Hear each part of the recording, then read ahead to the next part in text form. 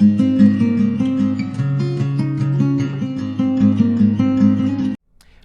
my name is Colton Ogden and I am the course instructor for GD50, which is CS50's Introduction to Game Development. GD50 is to game programming what CS50 is to general purpose programming and problem solving. Ultimately a jumping off point for students that might have a little bit of programming experience but haven't necessarily gotten their hands dirty with game programming yet. GD50 adopts a case study style approach whereby week by week we'll look at a specific game and we'll analyze it, figuring out what the parts do and how they form a playable whole. We'll look at games like Pong, Breakout, Super Mario Bros., Legend of Zelda, Portal, and many more. For the first 3 quarters of the course, students will use Lua and LÖVE 2D, a 2D game development framework, and then transition in the latter quarter to C# and Unity, a very popular modern game engine. Ultimately, lots of programming, lots of ideas, and lots of fun await students interested in the course. My name is Colton Ogden, and this is GD50.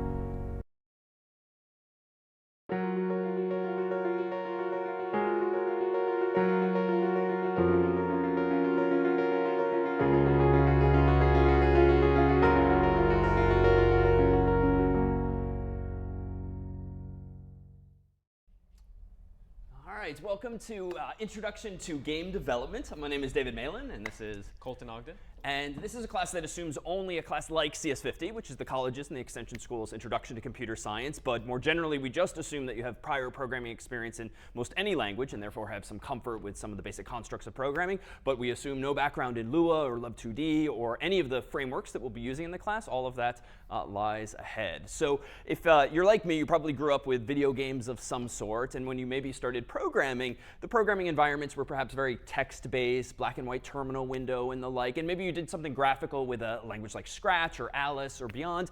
Or if you're in the world of the web, you've made more graphical applications of some sort, but still pretty static. The sort of content comes on the screen, then the content changes and so forth. And it's a little less obvious, if you're a little newer to programming, how you go about creating some of those games from yesteryear with which you all grew up, where there's a lot more animation, there's a lot more asynchronicity, lots of things happening at the same time, a lot of events happening, and you all not only want to capture this interactivity, but also want to respond to events that are happening, especially if you have players elsewhere next to you or online. And so the way the course will be structured is through a narrative of these various games, many of which you might have played yourself. But over the course of the semester, we dive into the context of each of these games and look at some of the underlying principles, the constructs via which they were built up, and really use them as a point of departure for talking about those various capabilities that you might integrate into your own games. And then punctuating the semester ultimately will be a number of milestones, some in the form of smaller assignments that are meant to reinforce just some of the more recent material and sort of set you up for success with the course's deeper and more hands-on projects, because indeed the projects is where you'll build or extend some of your own games. And then the class itself will culminate at the very end of the semester with your very own final project, an opportunity to propose, to design, and implement a game that somehow or other draws upon the course's lessons, so that when you walk out of here in just a few months' time, you've not only played your fair share of games, but have actually built several of your own. So without further ado, allow me to turn things over to Colton for a look and a stroll through yesteryear's Pong. Thanks, David. I'm very excited to begin teaching you guys this course because game development was actually what got me into programming in the first place. I remember back in 2006 or 2007 buying this book here, 3D Game Programming All-in-One, which was a look through 3D game programming, and it was a monolithic text in the context of a game engine that was popular in the late 2000s called Torque. It's not as in vogue these days, but it at the time was pretty popular, and it used a language called TorqueScript. And I remember reading through this book and seeing all this code, and I had never seen like source code at all before or had ever been introduced to programming. And frankly, I found it quite intimidating because I was looking at all this syntax that I didn't understand, and I didn't know anything about game development. I had always played games growing up and been fascinated by it. But as I started getting more comfortable with computers and I started to get more curious about it and realized that it was a major profession, I started to dive a little deeper. This was my first foray, and after spending a little bit of time away from it, after looking through the source code for TorqueScript, which was rather arcane, a lot of percent symbols and dollar signs and other weird things that I just hadn't gotten my mind around, I went back to it, started to really learn the basics of programming in other languages like Python and C and C++. And I grew to really like programming and computer science a lot. And here's just an image of what Torque looked like at the time, which is really the sort of predecessor to Unity nowadays, although in my opinion Unity does things a lot better. It was more accessible. It uses languages that are more in vogue and popular and used by other people already in other domains. And so we'll be covering Unity at the tail end of the course, and we'll be covering predominantly 2D game development. But the topics that we'll be covering today, as we get started in the context of Pong, are these bullet points here. Lua, which will be the language that we're using predominantly throughout the course, which is a dynamic scripting language, very similar to Python and JavaScript. We'll be covering LÖVE 2D as our primary game framework, which is a runtime and a framework which exposes all of its methods for drawing, audio, input, etc. via Lua, so that it's very easy to write code very quickly, but get very good results. And the documentation for their framework is superb, in my opinion. Today we'll be talking about a few just basic principles as we get our feet wet with game development. Things like drawing shapes, drawing text. These are both very big aspects of Pong, which is just a very simple game based on shapes and text moving around the screen.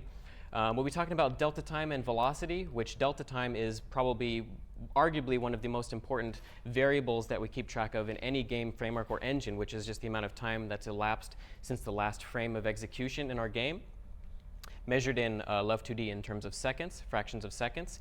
We'll be talking about game state, because you can have a state in your game. You can be at the title screen, you can be playing, you can be in a menu. This will obviously be very important because you want different update logic and rendering logic depending on what state you're in. We'll be talking about basic object-oriented programming for those who might be unfamiliar, coming from C. It's basically a way of encapsulating our data, any of our game objects, in such a way that the variables that are relevant to them are put together along with functions that will operate on that data. So instead of having like 20 different variables for all these different objects that you have to keep track of in your code, each individual object can keep track of all its own information, like its position or anything else that's relevant to it. We'll be talking about hitboxes today, predominantly in the context of box collision, because we'll be talking about Pong, which is just paddles and a ball. Those are all rectangles, and they'll be colliding with what's called axis-aligned bounding boxes, which makes calculating whether two boxes have collided very simple, as opposed to calculating rotated hitboxes, which is a bit more complicated. And then lastly, we'll polish off with sound effects, because adding that polish layer, in my opinion, is important, and it ties it all together. It makes it feel like a more cohesive whole. So two important things that we'll need to do when we're following along with the examples, which I'll show you a link to the repo in a moment, is getting LÖVE 2D installed. It's a very simple process. The first link here is just a download link, so it's available for all major operating systems, so Linux, Mac, and Windows. And then the Getting Started link down here below will give you some tips as to how to get started actually running it on your machine. On Mac, I alias the actual runtime executable within the app that it comes with. So in my bash profile, so that I can easily just type LÖVE space dot in any directory that has a main.lua file, and I can run it anywhere very simply. And there are similar instructions located on the page for other operating systems. And this is the repo here, which has all of the source code that we'll be using today. And I've structured it in a series of 13 different sub-repos so that you can follow along, and we can build upon Pong starting from scratch, going all the way to a fully implemented game. So the first thing we'll talk about is what Lua is. We'll be using Lua for about 75% of the course. It's a very popular dynamic scripting language, Portuguese for moon, and it was invented in the early 90s as primarily a config language and a runtime language for compiled code bases to save time on adding code to those code bases and recompiling them. A lot faster and a lot easier, especially in the context of the 90s when computers were much slower, to expose the core functionality of your application to Lua, so that you can just run it dynamically and then interact with your compiled code on the fly, rather than having to recompile and wait minutes, potentially hours, just to get some new behavior. It's a language that's focused around the concept of a table. Almost everything in Lua, aside from basic variables, are tables. A table is essentially a dictionary in Python or an object in JavaScript, very similar. intended for embedded use in larger applications, and the very nature of Lua intended to be used in the context of these large applications meant that it was perfect for interacting with game engines, because game engines are a perfect example of code bases that are traditionally compiled code for speed purposes, but it can be very cumbersome to have to add minor functionality and then recompile it and potentially have your whole studio take hours. So we'll be using Lua and a compiled game framework, LÖVE2D, to allow us to rapidly develop. It's similar to JavaScript and Python, a little bit more so to JavaScript, and it's very excellent because it was initially intended as a config language and just sort of a glue layer. It's very good for storing data and code together, almost one and the same. So LÖVE2D is a fast 2D game development framework. It's compiled in C++, and it runs very efficiently because it's so simple, despite the fact that we're running it in Lua. And has modules for basically anything you would need in the context of 2D game development. Only 2D game development officially, although some people I know are working on slight little 3D experiments, but nothing official yet. But it has graphics, keyboard input, math, basically anything you could want in the context of 2D game development. It's completely free, it's portable, you can even run it on mobile and also the web, and it's excellent for prototyping. Even if you don't necessarily want to publish a game in LÖVE2D, it's great and easy and fast just to whip something up in LÖVE2D and then port that over to whatever framework or engine you might be using in the real world. So before we get into looking at some actual concrete code, I think the most fundamental thing we should take a look at is what a game loop is. So a game, fundamentally, is just an infinite loop, like a while true or a while one. Only in this case, every iteration of that loop, we're doing a set of steps back to back over and over again. We're processing input, so we're seeing, has the user pressed a key on the keyboard? Have they touched their joystick? Have they moved the mouse, clicked the mouse? If they have, we need to feed that into our update. We need to keep track of that and then change anything in our game state that relies upon that input. So we should move our paddles, we should detect collision, we should register all of this, and then whatever has updated, we want to re-render that. We want to render it, render where it's changed so that we have we see on our screen visually that things have actually changed in our game world, and we interact with it, and we get a sense that we're using something, interacting with something dynamic. And in the context of 2D games, the most fundamental way of looking at the world is via the 2D coordinate system, which is just simply, as we learned in geometry in high school, x and y axis. In this case, it's slightly different than what we typically learn. In high school, we tend to learn that the x, y origin is sort of bottom left, y positive goes up, negative goes down, positive x goes right, and negative x goes left. But in this case, we're actually starting in the top left, and then it goes y positive down, y negative up, x positive right, x negative left. And everything that we want to draw in our game needs to have an x and y coordinate to draw in order for it to be visually seen on the screen.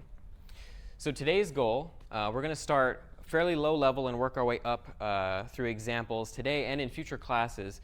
Our first game is arguably one of the simplest but also one of the most famous games of all time, Pong, which was released in 1972.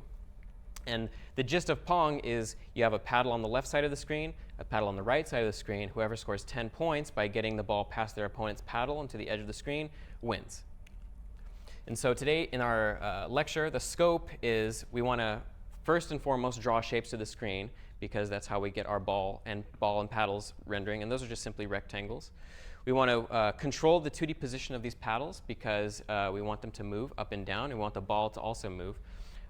We want to detect collision between the paddles and the ball, because that's how we get the ball to deflect off the paddles and to deflect off the ceiling and the floor, and also how we detect whether it's gone beyond the edges of the screen such that one player scores a point.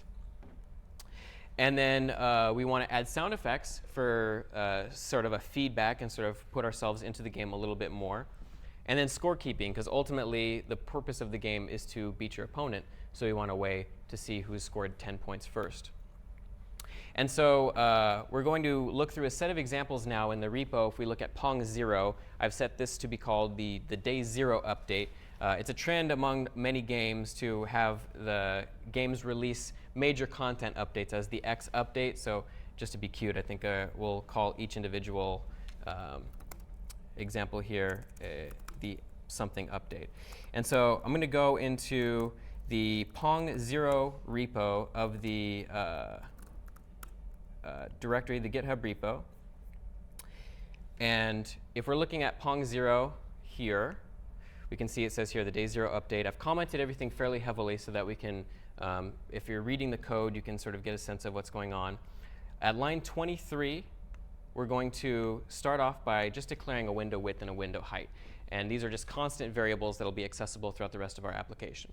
So I'm just setting 1280 by 720 as an arbitrary resolution. Doesn't matter too much. An important thing that we need to look at here is at line 29. We're using a function called love.load. And I'm actually going to go back to the slides here. We're going to look at a few functions, and I'm going to go over them and just sort of tell you what they do before we look at the code in too much detail. So love.load is just a function that given to us by love, love2d, and we override it. We give it behavior. We tell it what to do. And love2d is going to look at it in our main.lua file. If we're looking at Pong0, you'll see it just has a main.lua file. Love2d expects just a main.lua file and will run the main.lua file. And you can reference any other file within the directory from that main.lua file. It's our bootstrap, effectively. We are going to override love.load with whatever we want to execute at the very beginning of our application. It's just a startup function. We could also define all that behavior outside of the function above it, but it's good practice to define it within love.load so that someone reading your code will know, OK, this is where all the startup code takes place. Love.update dt is a very important function. This function takes in a variable called dt. Love passes it in a function. You're going to override it with your own behavior, and love is going to execute this every frame, passing it in delta time.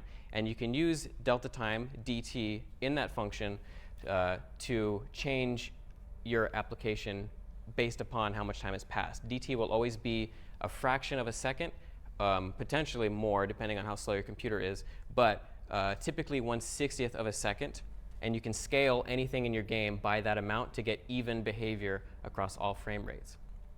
Love.draw is the other big function amongst between update and draw, the two arguably most important functions. Love.draw is the function that we're going to define that has all of our drawing behavior, our rendering behavior in it. And that's where we can draw our paddles, we can draw our ball, and then update is where we can change the paddle's position and so forth. Two more important functions we'll take a look at in the first example. Love.graphics.printf is the love2d analog of printf in C. The difference being that this printf lets us actually draw physically onto the screen versus a console. We give it a text as a string and an x and a y coordinate, and optionally a width and an align. And it'll draw the text at x, y, but it'll also take into consideration the width, and it'll also take into consideration the align. The width is how much to align it, and the align is the mode of alignment. So if we say x0 width, our window width, and then we say align center, it's going to go between 0 and our window width and center align it. So that'll have the effect of center aligning our text. But we can just as easily say right, and it'll right align it between those two and have the effect of rendering the text along the right edge of the screen. And then lastly, love.window.setMode takes a width and a height and some optional parameters, those parameters being things like vsync and full screen, and we'll actually set up our window and get it rendering onto the screen. And so if we go back to our source code here, at line 29, we're overriding love.load. We're passing in love.window.setMode, window width and window height, which recall we defined up above as 1280 by 720. We're passing in a table. This is the syntax for a table, these curly brackets. And the way that we define keys and values is just with an equal sign therein. So full screen gets false, resizable gets false, vsync gets true. So it's going to not be full screen. It's going to be not resizable, but it is going to be synced to our monitor's refresh rate. And that's what vsync is, short for vertical sync. And then on line 40, we're overriding love.draw. And this has the love.graphics.printf function therein. And we're passing in the string hello Pong. We're starting it at x0. We're setting it at y window height divided by 2 minus 6, because the default font size in love2d is 12 pixels tall. So we're shifting it up by 6, so it's perfectly centered vertically in the screen. And then we're setting the alignment amount, the width, to window width so that it's going to align it within the entire width of our window. And then we're setting it to center alignment. So it's going to be center aligned within our entire window starting at x0. And so if we go to Pong 0 and then we actually run it, it has the effect of doing this. We're just rendering in our default font, default size, hello Pong right in the middle of the screen. So not a terribly exciting example, but it is showcasing the most important functions of LÖVE 2D so that we can get started with slightly more interesting examples. So our first content update is the low res update. So we're developing Pong, and Pong is an old game. It doesn't look like the example that we just looked at where the font is fairly high res. We want something that looks a little more retro. So what we want to do is get our resolution looking like it's from a game released in 1972. So what we're going to do is look at a few more important functions here. So Pong 1 has these functions. So love.graphics.setDefaultFilter. This function, the purpose of that is every time we have a font or an image in our application, it's going to be applied a filter by default. So it's going to, by default, a bilinear filter. So what's going to happen, the effect of that is basically whenever we magnify or downscale a texture, it's going to assume that we want it to be slightly blurred so as to not look too pixelated, which is good in certain contexts. For higher res 2D game development, that's good, but as we're going to see, that's not particularly good in the context of retro games. Retro games have a very 2D, crisp, pixelated aesthetic, and we want to preserve that. And so this lets us set a default filter. We'll see that in use shortly. Another important, very important function, which is the input phase of our game loop that we saw earlier, love.keyPressedKey is what's going to allow us to start interacting with that aspect of our game. So love.keyPressedKey is a callback function that LÖVE expects in main.lua. We're going to override it. It gets passed in a key, and this function gets called every time by LÖVE 2D whenever we press a key. It'll detect a key pressed, and it'll call this function. Whatever we've defined in here, it'll call it, and we can set it to take in certain keys and perform certain operations on that input, and it'll get a string. So if we say, if we press the escape key, key is going to be equal to the string escape in that function, and we have access to that. And then another important function, love.event.quit. This has just the very simple effect of quitting the application, though we can call it in the code as opposed to doing it ourselves. And so here's an example of what texture filtering looks like. Point filtering is the same as nearest neighbor filtering, which is what we're going to be using. Bilinear filtering is shown on the right, where it looks pretty blurry. That's what LÖVE 2D applies by default to both fonts and to textures. And we'll see that in an example. I can actually run it in two different styles. So if we go to Pong 1 in the repo, and then we run it, we see here, hello Pong is now blown up. And we'll look at some more code actually to see as to why it's blown up. But if we go back to our code, let me pull up Pong 1. Go to main.lua. And then I'm going to explain this in just a second, but let me comment this out, and we'll see the difference here. You can see it looks a lot blurrier. And that's the default texture filtering taking place. It applies, like I said, not only to textures, but also to fonts. And that's not the aesthetic we want. So let's look at Pong 1 in detail, starting at the top. On line 28, we're requiring a library. This is how you get a library in your LÖVE 2D application or your LÖVE application. Just equals require and then the name of the library. Push is what we're going to be using to take our 1280 by 720 window and turn it into a virtual resolution window at 432 by 243. We can start to think of our game in terms of a more low-res feel and think about it in 432 by 243 pixels, but still render it in a window that's arbitrarily sized. In this case, we're preserving the 1280 by 720 window that we saw before. If we go to our love.load function, we see this being used on line 47. Instead of love.window.setMode, we're now using push setup screen, the push library's setup screen function, where it takes a virtual width, a virtual height, our regular window width and our window height, and then the same table as before. And this has the effect of setting up a window that's got our concrete dimensions of 1280 by 720, but a virtual resolution of 432 by 243. And so now when it renders, as we'll see shortly, it's, well, as we already did see, actually, it's magnified. It has the effect of giving us a lower resolution. On line 58, if we look at the love.keyPressed function, we've put in there if the key equals the string escape, then love.event.quit. So now we have input handling. We've overridden love.keyPressed key, which love2d is going to look for in our application and then call as needed. And then we're just looking in there. If the key is escape, then love.event.quit. And if I run the application, I can now press escape on my keyboard and just quit it and not have to command quit it or click the X on a Windows application. And we've changed one more thing also in the love.draw function on line 70. We're using the push library now. We need to, it functions sort of as a state machine in that we set it to start rendering at a virtual resolution with push apply start and then push apply end. And then anything in between, this is very similar actually to how OpenGL works. We won't go into too much detail, but this is very similar in spirit to how much of OpenGL programming works. Push apply start, push apply end. Between that, whatever we call is going to render at this virtual resolution.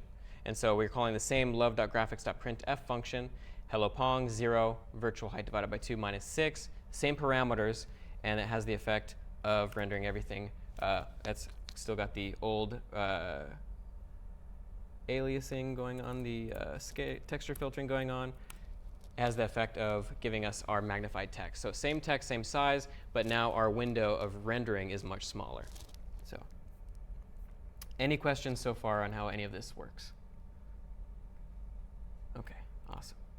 So we've gotten text running to the screen, but we're nowhere close to Pong yet. So the first big thing I think that's going to get us closer in that direction is what we're going to call the rectangle update.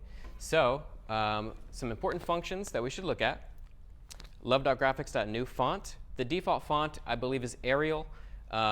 We don't want Arial in our application because we want something that looks a little more retro. We want something that looks more relevant. Love.graphics.new font will basically take a path to a font file that we have in our folder, which if you're in the Pong2 folder, you'll see a font.ttf file. And a size, because every font object that we instantiate needs to have a size, because the font objects are immutable. Once constructed, they cannot be changed, so they need to be allocated on a size-by-size basis. Love.graphics.setFont will take whatever font object we've acquired from this function call, and we can set it here, and it'll set the active font in Love2D to be that font. Love is a state machine in the same sense as before, in that it'll have an active font at any one time, and whatever print functions you call will use the currently active font. And that also applies to whatever color you might want to render to the screen. If you have a font and you want to maybe render it in red, you need to set Love2D's active color to red as well. Love.graphics.clear is a function that takes an RGBA quadruple and will flush the screen in that color. It just has a simple effect of wiping the screen in that color. Useful for drawing just flat colored backgrounds. And then the last function, probably the most important function, is love.graphics.rectangle. And this is the first function that we'll see that actually ends up drawing something beyond text to the screen. It takes a mode, which can be fill or line, an X and a Y, and a width and a height, and it'll draw a rectangle in that mode, so either filled, so a filled rectangle, or a line rectangle. It'll draw it at X, Y with the width and a height that we pass in. So let's go ahead and take a look at Pong2, where we can see this actually implemented. So Pong2, we have our font.ttf in there that I've included, and then a main.lua. And by the way, I forgot to mention the last example, push, the library that we required, is also just in the same directory. And you can just do require as long as the file is there within the directory. It'll just load it. You don't have to specify .lua. It assumes when you require some string that it follows with a .lua suffix. So we're here looking at main.lua in Pong2. The rectangle update. So on line 28 through 34, it's all the same stuff. We're requiring push. We have our width and height virtually and physically. In our love.load function, we are on line 43 declaring small font to be a love.graphics.new font, giving it the path font.ttf because it's right there in the same directory at size 8. And this is going to create a font object, small font, that we can then set as the active font as needed. So if we go down to line 78 in the same directory, we see we're calling love.graphics.clear. And so we're passing it in a color. I sampled some images of Pong on Google Images and saw background gray that I liked. So 40, 45, 52, RGB, and then 255 just means completely opaque, so no transparency, the alpha component. And then we're doing the same printf function as we did before on line 81. Below that, on line 89 down through 95, we're actually calling love.graphics.rectangle. And these are drawing the two paddles and then the ball. So note love.graphics.rectangle fill mode, because we want the paddles to be completely filled, as is the ball. We're giving it an XY of 1030 and a width height of 520. And on 992, and that'll have the effect of drawing it a little bit shifted from the top left corner, 5 pixels wide, 20 pixels tall. On line 92, we're doing the same thing, except we're going virtual width minus 10. So it's going to go to the right edge of our screen, virtual width minus 10. So 432 minus 10, so 422. And then virtual height minus 50. So it's going to be slightly up from the bottom of the screen. So we have our top left paddle and our bottom right paddle. And then the ball is dead center. So we're doing another graphics rectangle call, virtual width minus 2 divided by 2. So right in the middle, minus 2, because our ball is going to be 2 pixels wide by 2 pixels tall. And same thing with virtual height minus 2, or virtual height divided by 2 minus 2. So I'm going to go ahead and cd into the Pong2 directory and run it. And that has the effect of, we have our new font here in the middle. So it looks nice and retro, much more so than the Arial font as before. We have a rectangle here, 5 pixels wide by 20 pixels tall, a ball in the middle, which is 4 pixels wide by 4 pixels tall, and then a paddle in the bottom right, which is same dimensions as the paddle on the left. So it looks very similar to Pong. It's not interactive at all, but we're sort of getting the feel of what we want our application to look like. We have it mostly sketched out. So any questions so far on as to how this works? OK, awesome. So Pong3. So currently we have no interactivity with our application, and we want to be able to move the paddles around. We don't want to just be looking at an image the whole time. So the paddle update is going to solve this problem for us. We're going to actually get our first sort of, beyond pressing escape to quit the application, we're going to get a sense of interacting with it dynamically. So the important function that we're going to look at in this example is love.keyboard.isDown some key. And this is a Boolean function. It just returns true or false depending on whether the key that we pass in as a string is currently pressed down on this frame. So it just returns true or false. And so let's go ahead and take a look at the demo. We're going to go ahead and pull up Pong3, the main.lua therein. Notice at line 37, if you're looking in Pong3, we have a new constant we've defined called paddle speed, which gets the value 200. And this is just an arbitrary value that I found was a good speed, but this is how fast our paddle is going to move. We're going to scale it by delta time, so we're going to multiply it by how many seconds have passed, typically a fraction of a second, since the last frame. And this is going to therefore move the same distance over time, depending on whether your computer is running at 10 frames per second or 60 frames per second. So if we go down here to line 63, I've also set up two new variables, player1 score and player2 score. Those are both initialized at 0. We're going to add, in this example, also some rendering of the score. And notice here on line 49, I've also added a new font, which showcases how you need to separate fonts based on their size because they're immutable objects. Score font gets love.graphics.newFont, same exact font file, but it's 32 pixels large because the font, or the score, when rendered in Pong, is pretty large in the middle of the screen. And so we have two different fonts now, one for rendering our message, one for rendering our score. And it's just going to render these two variables, player1 score and player2 score. And then we've also initialized our y values for the rectangles, the paddles, on the left and the right. We need to keep track of their y position because paddles in Pong can only move up or down. So player1y gets the same value we did before when we initialized the rectangle, when we drew it onto the screen. It's going to start at y30, so pretty high up. And player2y is going to start pretty low, virtual height minus 50, which is 432 minus 50. And so in love.update, which is our first actual use of the update function on line 75, with the dt parameter that gets passed in. Note, remember that love2d will pass that in for us, but we need to define the behavior inside of it. We're using love.keyboard.isDown, and we're passing in the string w and s for this first block. This first block here is player 1's movement. So traditionally on computer, WASD is to move.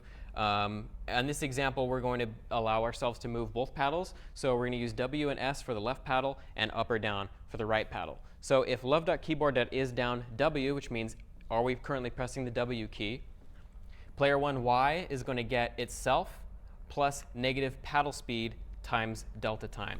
So it's going to move up. It's going to take negative paddle speed, multiply it by delta time, and add that onto our Y value, which will have the effect of shifting our paddle up. And it's the opposite for on line 82 for if we're pressing the S key. We need to increase the Y by positive paddle speed, because recall, Y-axis movement is up is negative, down is positive.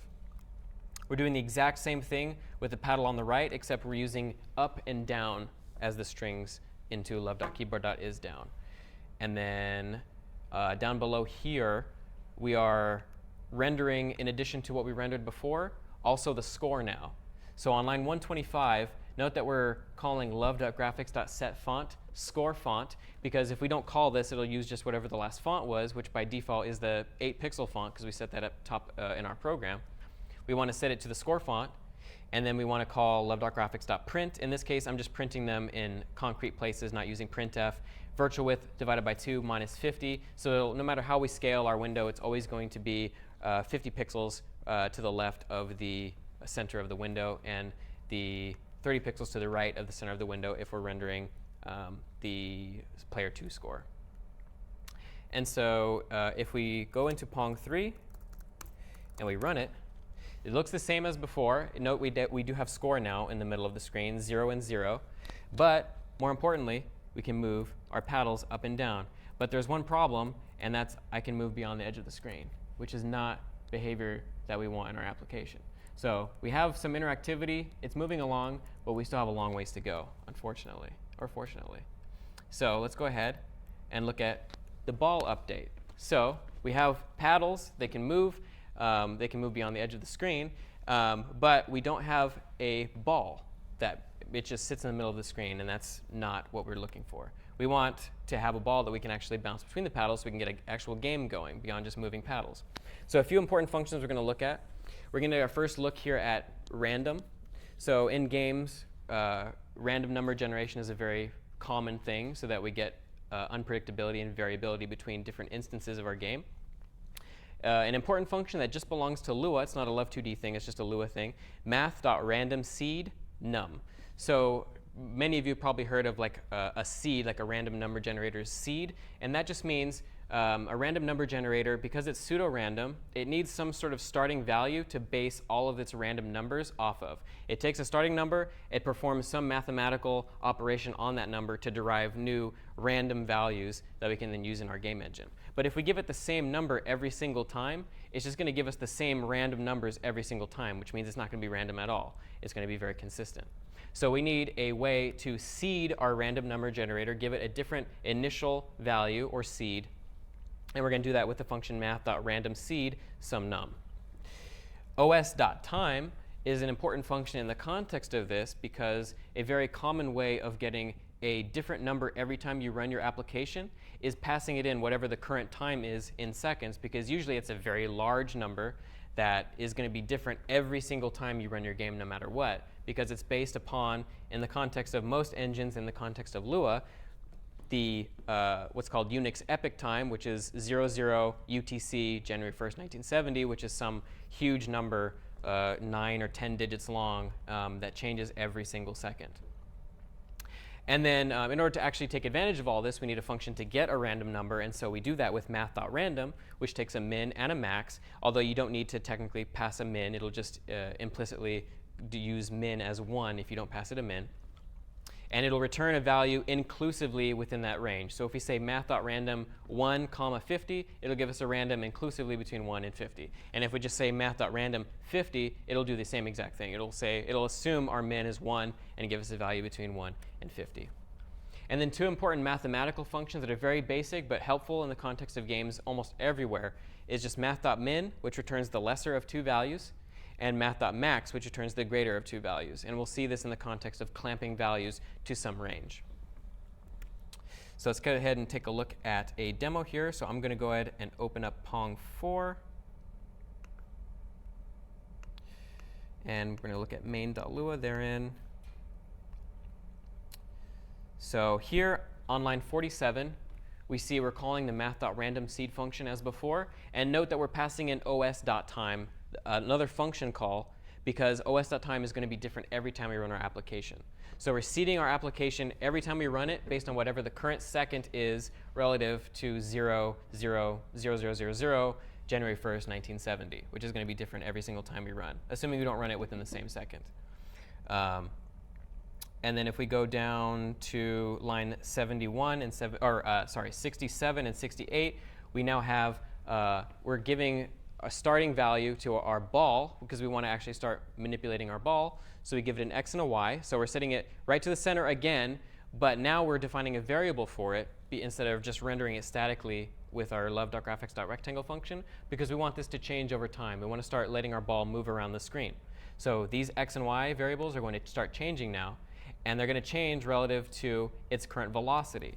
And its velocity is going to be stored in ball dx and ball dy. Dx and dy are common shorthands for delta x and delta y, which is how you represent velocity.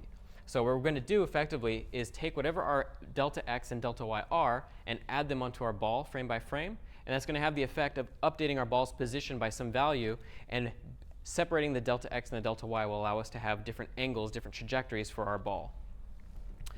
And then another thing that we're also doing in this application, we're starting the concept of a game state, because now we can have a starting state, and what we're going to have is a play state. And so all we're going to do here in this example and this application is store our state as a string. In future examples, we're going to use what's called a state machine and actually separate out different states into their own modules. But in the context of this game, we're just going to use a simple string just to illustrate how it works. And we're going to say our first state when we start the game should be the start string, the start state. And so here on line 86, what we're going to do is solve a problem that we had in the last example, which was the paddles could move beyond the edges of the screen, which is not behavior that we should permit. So we're going to call math.max on 0 and the same operation we were doing before, and that'll have the effect of returning whichever of those two values is greater.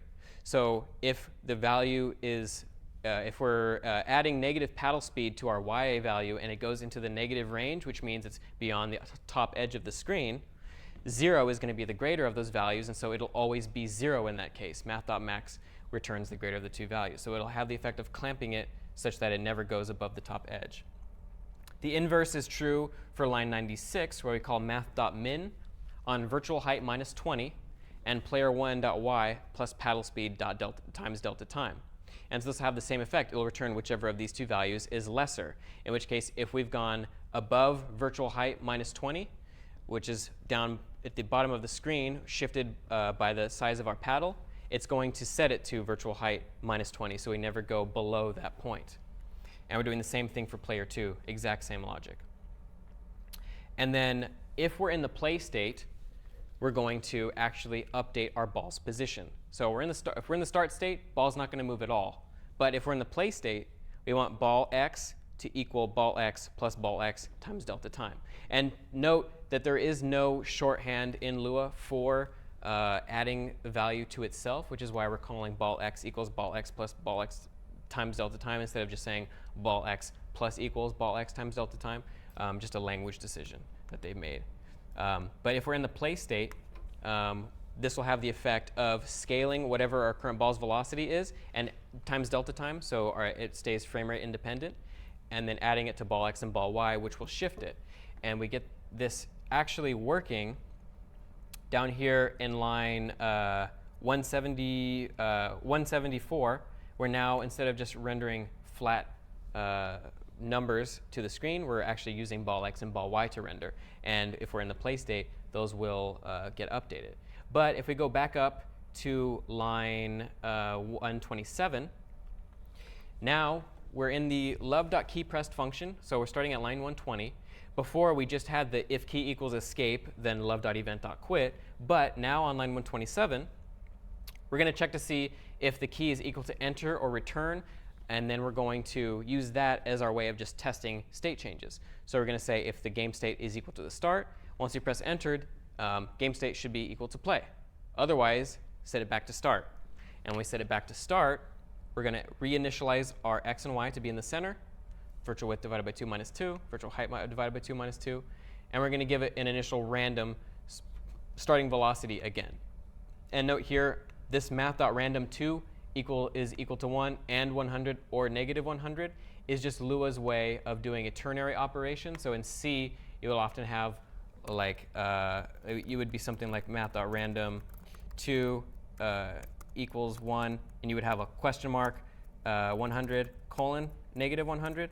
It's the same exact thing, but Lua doesn't have that sort of shorthand for a ternary operation, so we do it with and or. We use logical operations instead to do the same thing. And note here, we're also showcasing that math.random can take either one argument or two arguments. In this case, we're saying math.random2, which means it'll give us a value between 1 and 2, so a 50-50. And then if we do negative 50, 50, that means we'll get a value between negative 50 and 50, so a range of 100 effectively. And so what that has the effect of doing, if we run our application, we go into Pong 4. We're in the start state, so now we're rendering. If we're in the start state, it's set to render that message. If we press enter, the ball gets a random velocity. It's actually applying the velocity frame by frame. It's updating in the update method. And if we press enter again, it gets reset, and we're back in the start state. So we do it again, it's getting a random value. Do it again, random value, random value. So every time, we're getting a different random ball value. But what happens if we try to actually run it? Or try to interact with it? Nothing. Goes straight through. So we're missing a key piece. Even though we have the core components of our game engine implemented, we don't have any concrete gameplay. Nothing's interacting. And that's a major piece that we need to look at. And so the next, before we actually start doing that, though, we're going to take a look at the class update, Pong 5. And so in order to get into more of a, in order to scale our code more effectively, we need to start looking in terms of classes. And instead of having an x and a y for our ball, an x and a y for our paddle, a delta x, delta y for our ball, all these different variables that are sort of all over the place, starting to bloat our code. Before we get too crazy with it, we should think about how can we put this data all together so that we can just think in terms of our paddles or our ball object. And so we use what's called a class. If unfamiliar, a class is simply a way of taking all these variables that we've been using thus far, but putting them together in a container such that we can just say paddle.x or paddle, in this case, car. If we have a function called drive car, now we can just say car.drive instead. We don't have to have functions that are separate from our values. We can put them all together. We can ask what's our car's current mileage instead of having all these different variables all over the place. So classes are effectively blueprints. You define a class. You say, okay, my car class, it's going to have a mileage variable. It's going to have a paint variable. It's going to have a make and a model. It's going to have all these things, and it's going to maintain its own state. It's going to maintain all of that for us, as seen here. And typically, these are what are called fields. And then we'll have methods as well, functions that instead of being like completely separate from this data, a car now basically owns its own functions. It has its own method called drive or turn or honk, etc. And we don't need to have a function called like turn car or honk car, etc. And then this class is effectively a blueprint. We'll see shortly how to define a class. But in order to actually have like one paddle that has its own set of data and another paddle that has its own set of data, we need to instantiate, create objects from this class, basically use this class as a blueprint, but take it to a factory and create concrete cars from the blueprint. And those are objects. And so, as seen here, our paddles and ball are perfect, simple use cases for doing this. So let's go ahead and take a look at Pong 5. I'm going to go ahead. here. So in Pong 5, immediately, if you look at the directory structure, you can see that we've added a ball.lua and a paddle.lua. And it's tradition in most languages that have object-oriented programming, as it's called, to capitalize class names, just so you can differentiate classes, for example, from concrete objects or variables or functions. So if we go to our main.lua, on line 35, we're requiring a library called class, which is what's going to allow us to actually create these classes, because classes are not a native. They are, in a sense, a native Lua feature, but Lua's way of doing object-oriented programming is a little bit convoluted. Some folks have kindly put together a library that makes it a lot simpler and a lot more closely related to other languages that do object-oriented programming more predominantly, like Java or C# or even Python. Allow us to use the keyword class in a way that's very similar to those libraries. On line 39 and 43, we're requiring our own code, paddle, and ball, and we're going to take a look at those right now so we can see what a class looks like. So I'm going to go ahead and open up the ball file, ball.lua. And we can see here all we need to do just to create a ball class is using our class library, ball gets class, and then curly brackets like that. And so now we have a class object, a class table, effectively, because everything in Lua is a table. But we can think about it in terms of objects. We have a class object called ball, and then we can start to define functions that belong to this class. So we're going to define what's called a constructor, or an init function in this case, an initializer. It's going to allow us to initialize our ball with whatever we want. In this case, we want to start our ball off with an x and a y and a width and a height.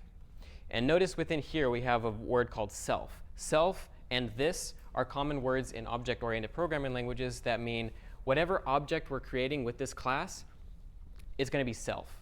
So we'll see that we'll see that shortly. Self.x gets x. So whatever concrete object we create using this call, this init call, set its x to this x, set its y to the y, set its width, set its height. That specific object, self. And then we're doing the same thing for delta y and delta x, only that we are setting those to random values just as we did before. Self.dy, self.dx, that belongs to whatever specific object gets instantiated using this init call, as we'll see in the code.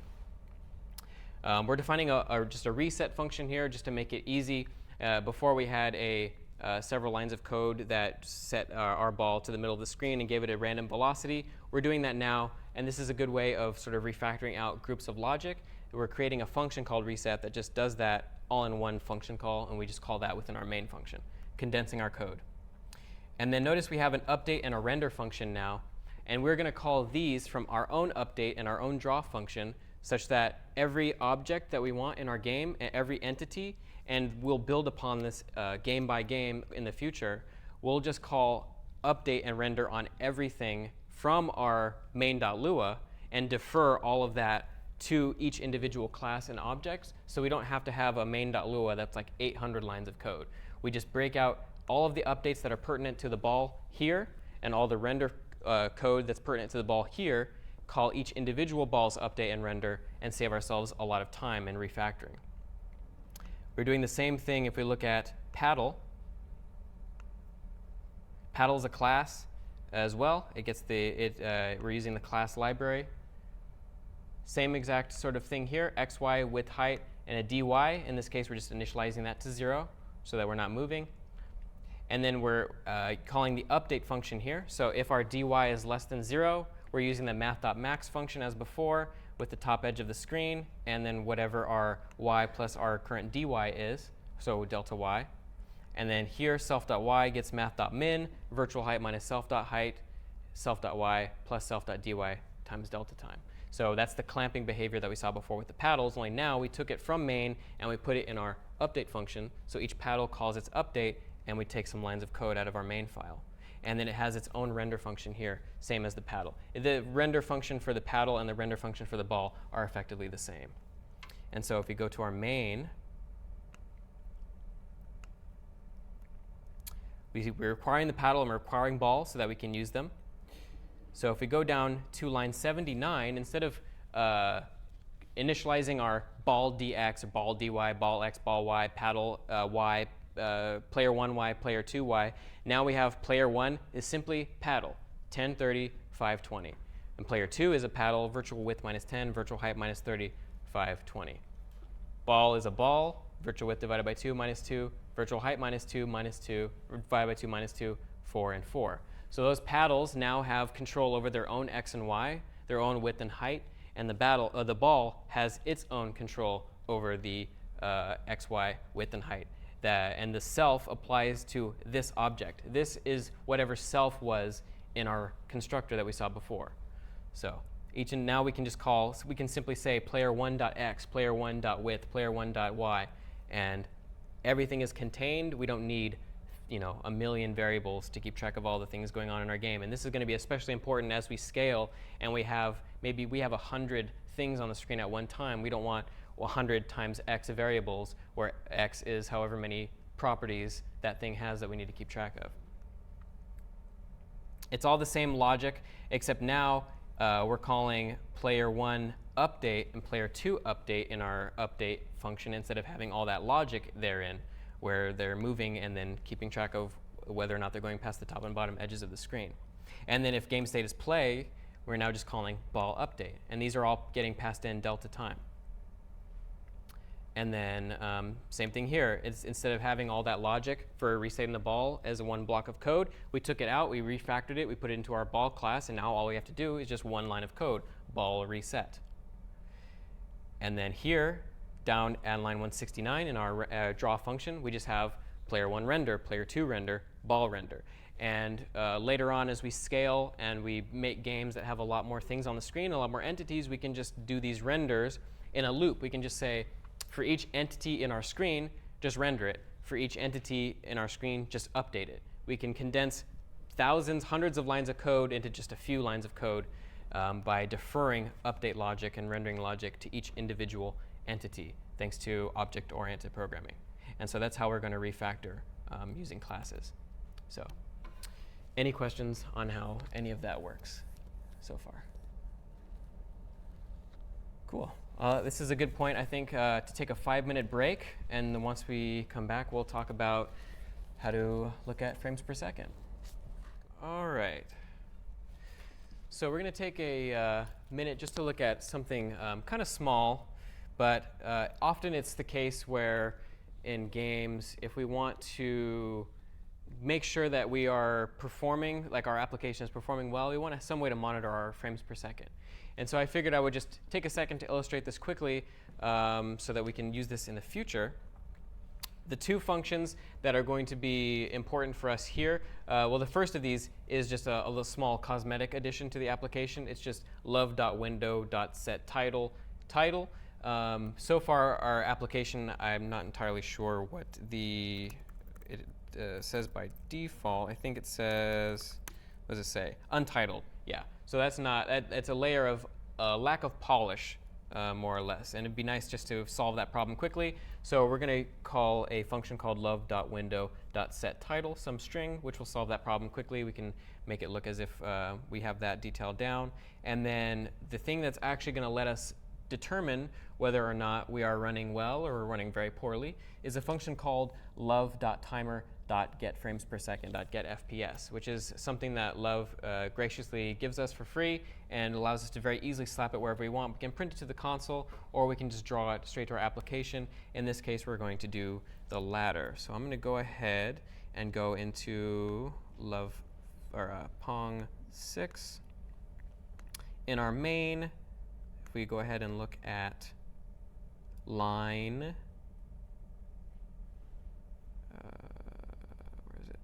line 64, love.window.setTitlePong, just quick and easy. Now our window header is set appropriately.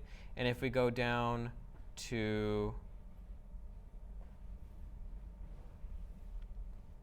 line 198, here I've decided to sort of split out this in a separate function called display FPS on line 198. And the function is defined on line 207, so function display FPS takes no parameters. Its only goal is to just draw our current FPS to the screen. So we're going to set our current font to small font.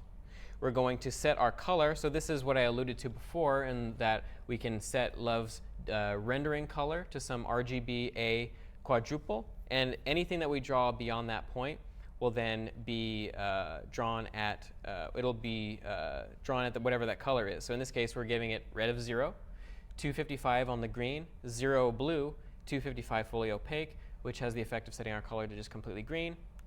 And then love.graphics.print, our current FPS, we're going to string, and then our current FPS here, which is love.timer.getFPS, but it's going to return that as a number, and by default, Lua does not allow you to concatenate strings and numbers. So we're going to concatenate here with this dot dot operator, which is the way of doing string concatenation in Lua. We're going to call the toString function. So we're going to take in love.timer.getFPS, we're going to make it a string, and then we're going to concatenate it here, and then we're going to call love.graphics.print on that value, and then we're going to put it at 1010, so shifted just a little bit from the top left edge of the screen. So that's going to have the effect of, if we go to Pong6 and we run it, we can see now it starts at 0 and 52 because it has to gather a few frames of data before it has a number we can actually use. But we see there FPS at 60, and so our game runs otherwise just the same. So completely random, a little bit broken, but that's OK. We'll fix it up. But currently we have a problem, and that's that our ball is just going straight through our paddles. So how can we fix this problem? We need some way of detecting collision. So in 2D games generally, there's a concept of AABB collision detection. And what this is axis-aligned bounding box collision detection, which means that we have bounding boxes, just rectangles, quads, which have an x and a y and a width and a height, which are non-rotated. So they're completely aligned with our axes. They're completely parallel, perpendicular.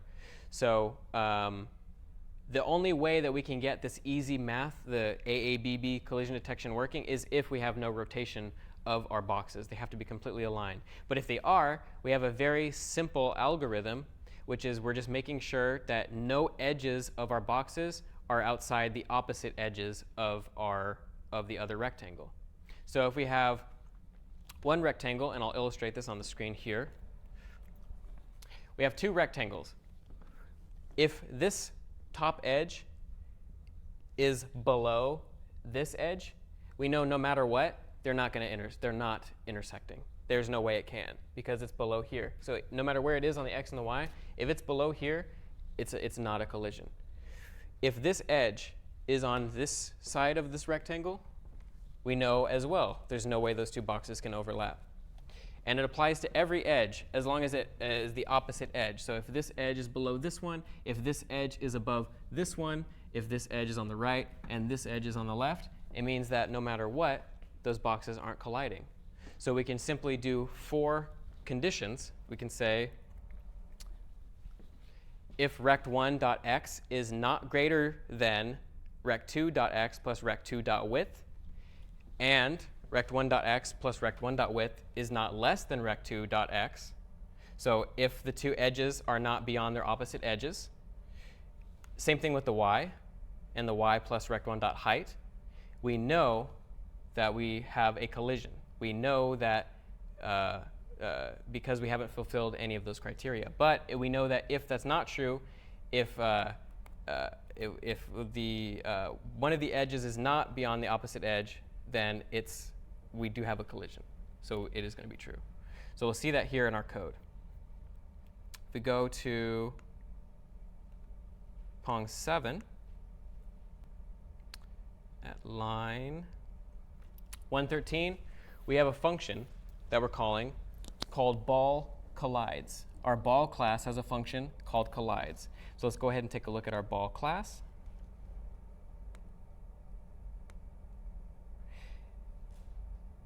And in this case, we've defined our function such that it takes in a paddle parameter. So it's going to compare against another rectangle that has an x, y, and a width and a height. And we're saying that if Rx is greater than the paddle x plus the paddle width, which means if Rx is greater than the right edge, so if our top left is greater than or just our left is greater than the right edge we know that we can't collide. Same thing if it's greater than the other rectangle's self.x plus self.width. In that case, if the paddle's x is basically the same operation, but from the paddle's perspective. If the paddle is greater than the rectangle on the right side, if it's farther along the right side, past the right edge, we know that there can be no collision. It's just impossible. Same thing with y. If the y, self.y, so this ball's y, is greater than the paddle's y plus the paddle height, so if it's below the edge of the paddle, because we're taking the height into consideration, or if the paddle's y is greater than this ball's y plus self.height, then we know that that also can't be a collision. But if that's not true, then we need to return true. And so if we go back to our main, oh, that's the wrong main. If we go back to main.lua here, we're calling ball.collide. So if we're in our game state, if we're in our play state, if game state is equal to play, if the ball collides with player 1, so player 1 is the left paddle, so if there's a collision detected, the ball.dx, and dx is our x velocity, so it's whatever direction it's moving on the x-axis. So it's going to be moving to the left if we detected a collision. And it doesn't matter whether it's moving left or right, but what we need to do is set it to its negative value. Because if it's moving left, and let's say it's moving left at it's negative 20 pixels, and we set it to 20, the dx is now 20, it's going to start moving to the right. It's going to have the effect of inverting its x velocity and therefore reversing its direction. But what we're also doing here with times 1.03 is we're multiplying a little bit just to speed up the game. Because we don't want the game to, into perpetuity, just have the same velocity. It's not gonna ramp up the excitement. We want to keep things going. We want to get some momentum going. So what we're going to do is call ball.dx equals its negative value times a scalar that we've determined arbitrarily. In this case, I've decided it should be 1.03. So it'll increase it by 3% every time. And then in the event that we have our ball, because it's getting added, its x velocity is getting added each frame to its position, we want to make sure that it's not like inside of our paddle, because it's possible that it could shift a certain number of pixels to the left or to the right, because the same operation applies, such that the two are sort of like on top of each other. We want to shift it. We want to reset it. So what we're going to do, because it'll detect another collision immediately if that's the case. If on the next frame it's within that paddle, it's going to say that it's still colliding with that paddle, so it's going to shift its velocity again. And that's going to have the effect of it infinitely sort of bouncing back and forth within the paddle. We don't want that to happen. So if we detect a collision, we want to shift it. We want to make sure it's completely outside of the paddle's collision box. So we're saying ball.x gets player1.x plus 5 because that's the width of the paddle. So that has the effect of just, once we detect a collision, set its x velocity to negative, and then instantly shift it right on the right edge of the left paddle. And we're doing the same thing here. If ball collides with player 2, we're negating or inverting its x velocity. And then this is the same exact operation, but since it's based on the top left corner, we can't minus it by 5. That wouldn't make sense. We're going to minus it by 4 because that's the width of the ball. So if we minused it by 5, we would have 1 pixel of space. We plussed it by 5 on this example because we're coming in from the right side. We want to just make sure that it's right on the right edge of the paddle, so we're setting it to player1.x. And in this case, we're using the -4 because that's the width of the ball. So we want to shift it to the left, the width of the ball, and that'll have the effect of the right paddle. If there's a collision, it'll just get shifted over, and the ball will be touching the paddle right on their 2 edges. Here on line 118, we're solving the problem we had before of what happens when the oh, sorry, that's actually not what I was thinking of. This is the if there's a collision, then we want the ball's y velocity to randomize every time. So this has the effect of when we're playing the game and we've detected a collision between the 2 paddles, we don't want the same angle back and forth every time, because then the game will just infinitely take place the exact same, the same angles will just keep happening over and over again. We don't want that to happen. We want some variability in terms of how the ball bounces off the paddle. So what this does is, still within the condition, if the ball collides with player 1, we're going to say if the y velocity of the ball is negative, then we want to keep it going negative. We still want the ball, like if the ball's coming at a sort of an upward angle and it bounces off the paddle, we want the x velocity to shift. We want it to go the opposite direction, but we want the ball to keep going up. We don't want the ball to like bounce back down, which wouldn't make any sense. We don't want to negate the y velocity. So we're going to keep the y velocity negative. We're going to set it to a negative value between 10 and 150. And it's just arbitrary. You can set that to whatever you want. And then we're going to do the same thing if the y velocity is positive. We want the ball to we want the ball to go in the positive direction if it's already coming down. So we're doing the exact same thing here. It's the same logic in the player 2 instance. And then this was what I thought I was looking at before for a second, but this is how we fix the issue of the upper and lower boundary of the screen, right? Because it's one thing to solve the fact that we have the paddles now deflecting the ball, but we don't want the ball to infinitely go above the top edge of the screen or the bottom edge of the screen.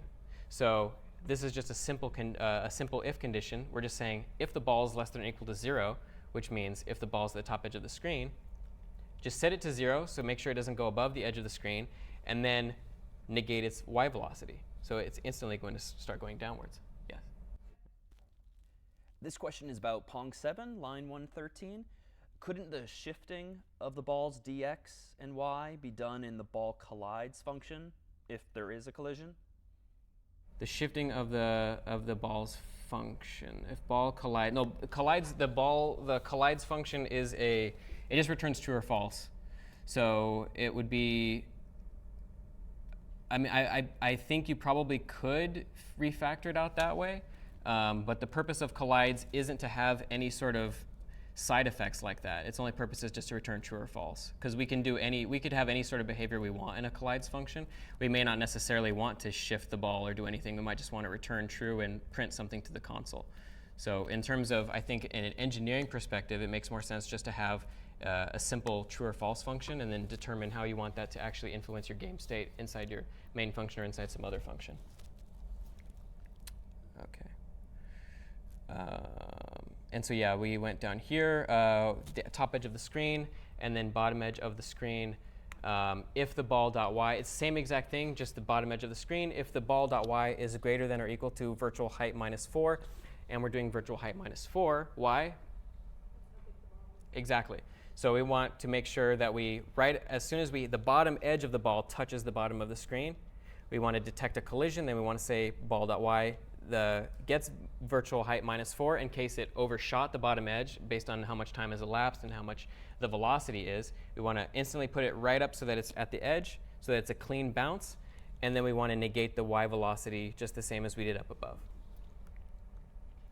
And so if we run our program here, Pong 7,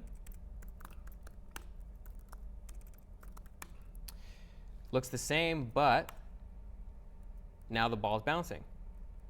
And note that it got a random, it looks like it's going below the bottom edge because my monitor is currently at 720 and that's the window resolution, but it is bouncing off the bottom edge as well. And the angle, if you note, is a little bit different every time because we are giving it a random y velocity, then that's influencing, I messed up.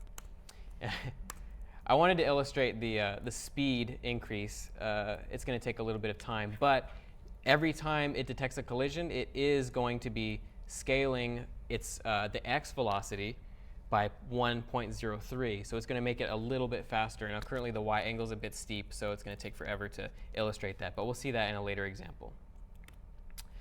So we have the basics of our game, but how are we keeping score? What's the determining factor for how we keep score in Pong? Left or right, as long as it goes past the left or right edge of the screen. So what do we need to thereby do? We do need a counter, and we need to also monitor whether the ball has collided with the left or the right boundary of the screen, and then have that increment that counter. So we're going to go ahead and take a look at Pong 8 to see how this is implemented. We have here on line 88 and 89 some counter variables, player 1 score, player 2 score. We've had those for a long time, but we haven't used them. We've only used them to draw to the screen. We're actually going to now increment them and show them as scorekeeping variables in our code here. I thought I had implemented it in Pong 8, but I think I might have left out the actual incrementing of the score. But this is the logic that's pertinent to that example. So if ball.x is less than 0, which just means if we've gone past the left edge of the screen, ignore serving player for now. The important thing is now we are doing player 2 score gets player 2 score plus 1, just a simple increment, and then we're resetting the ball. Same thing for here. If the ball.x is greater than virtual width, so past the right edge of the screen, and it actually could be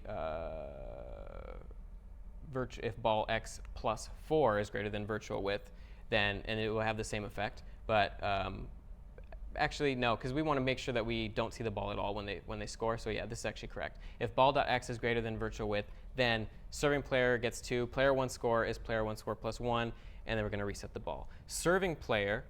So now what we need to talk about is the idea of serving.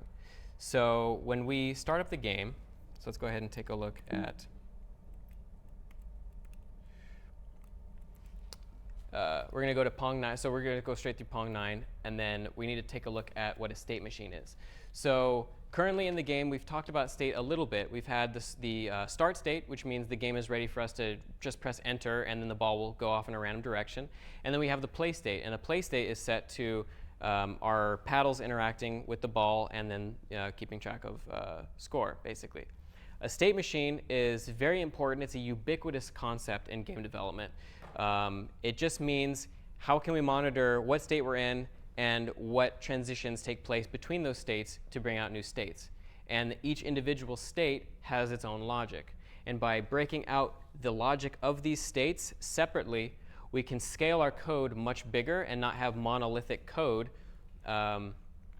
This particular diagram is an example of what you might have as a state machine for a character like Mario, where you have a ducking state, a release state, which takes the input of down. So if releasing down, he'll become standing. So ducking state, the transition is release the down key, he becomes standing. Standing key, press the down key, he becomes ducking. These are states and transitions. These individual states are the overall representation of his behavior at large, basically. And the same logic applies to our game. We have a play state, we have a serve state. We want to have maybe a game over state. If someone scores 10 points, then it should say, oh, the winner is X. And you can define any arbitrary number of states that which depends upon your model, whatever game you want to develop. For example, like Super Mario has a title screen. Maybe your game has like a high score state. You want to display all the high scores in your game, and we'll actually show that in a lecture next week. But this is what a state machine is. It's just it can be in any one particular state at one time, and the transitions are what allow you to go in between your states. And each state does have transitions in and out of other states. And we're going to use this in Pong 9. So beyond illustrating the score, we're going to start keeping track of more than just the start and the play state. We're actually going to start modeling the serve state. And so let me go ahead and illustrate what this looks like. So if we're here, I just pressed enter. We started at the start state as normal, but I pressed enter, and now it says player 1 serve. So we're actually serving. And so if I press enter again, as it instructs me, player 1's on the left, the ball should move to the right, which it does. So I'm going to go ahead and lose on purpose as player 2, and now it's player 2's serve. So whichever player loses should get to serve again. And so now if I press enter, note when we were player 1, the ball moved to the right. So if we're player 2, the ball moves to the left. So we have now a little bit more interaction. We have different states. We start off the game, and then we serve, and we play. So when the ball's live, when we're actually doing this, we're in the play state. Now we're in the serve state. So what's the transition between the play state and the serve state. What's the transition there? We score a point. So if we're looking at our state diagram and we're in the play state, the transition to the serve state is X player scores a point. And then if we're in the serve state, the transition is someone presses enter. Enter key gets pressed. And so that's how we want to think about our games.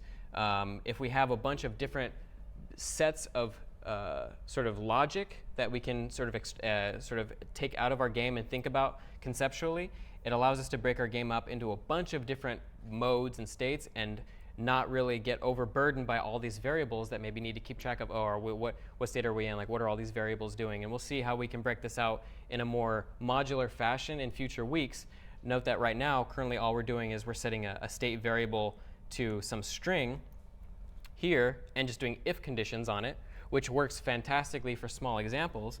So if, like, for example, if we're in the update function and game state, see here we're just saying if the game state is set to serve, then we're initializing all of the variables. If the game state is play, then we need to actually perform our logic here. So if we're in play, this is going to get called each frame, and we're going to say if ball collides with player 1, do all this stuff, and then this allows us to sort of think of our game. It's almost like having separate update functions within our update function. And we'll actually see how we can take these out of one update function in future weeks with an actual state machine class and implement things a little bit more abstractly.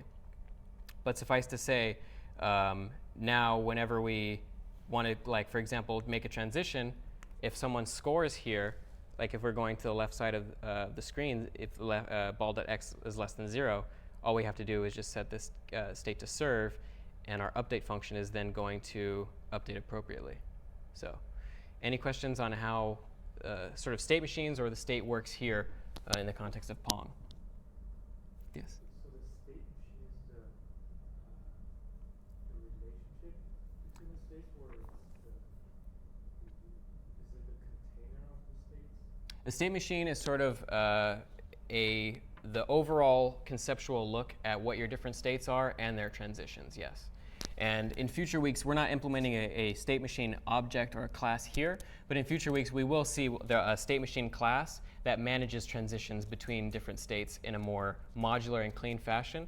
All we're doing here is our state machine is just if statements and saying if the state is equal to this, then do this, and then change the state to some value. So the state machine is like a concept? It is a concept, yeah. But we will see an implementation of a state machine as an object next week.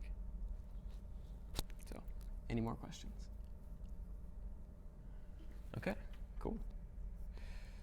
So, currently we have scoring. As we saw, the player 1 score and player 2 score are getting incremented now, and those therefore getting rendered to the screen whenever we go to the left or the right edge. So we're keeping track of score, but what do we need now in order for someone to win? Sorry? Yes, it does. Exactly. So it's actually quite simple. All we need to really do is just an if statement, right? If someone's score is equal to some value, 10, then some player has won. So if we look at Pong 10, we go to main, and go to here, line 174, and also line 160, we can see that all it literally is in our logic from before, where we're just testing to see whether the ball has gone beyond the left or the right edge, because this is effectively where you need to do your check anyway to see whether someone scored a point. So all we're doing is adding logic to that part of the program and saying, after we increment their score, if it's equal to 10, we're setting a value called winning player. We're going to set it to 2. So if the ball.x is less than 0, then that means that player 1 got scored on because it went past the left edge of the screen. Therefore, player 2 score should go up, and therefore the winning player should be 2 if the player 2 score is equal to 10. And in this case, see, we're setting a new state, done. And then if that's not the case, so if their score is still less than 10, we should set it back to serve and then reset the ball. And so if we go to our update function, here actually we're doing it in our update phase. So currently, if it's the done state, the ball gets reset, but no update is being applied to the ball in that case. We still have scores 10. It'll still render the scores, so score whoever's got 10, and it'll show the other player's score. And the actual logic that applies here, whenever we want to break out of that state, is in our love.keyPressed key function. We see here on line 227, if game state is equal to done, which we set it to before, and this will only execute if they've pressed enter or return, so it's effectively waiting for them to press enter or return. We want to set game state back to serve. We want to reset the ball. We want to initialize their scores back to 0, so we're setting up a brand new game effectively.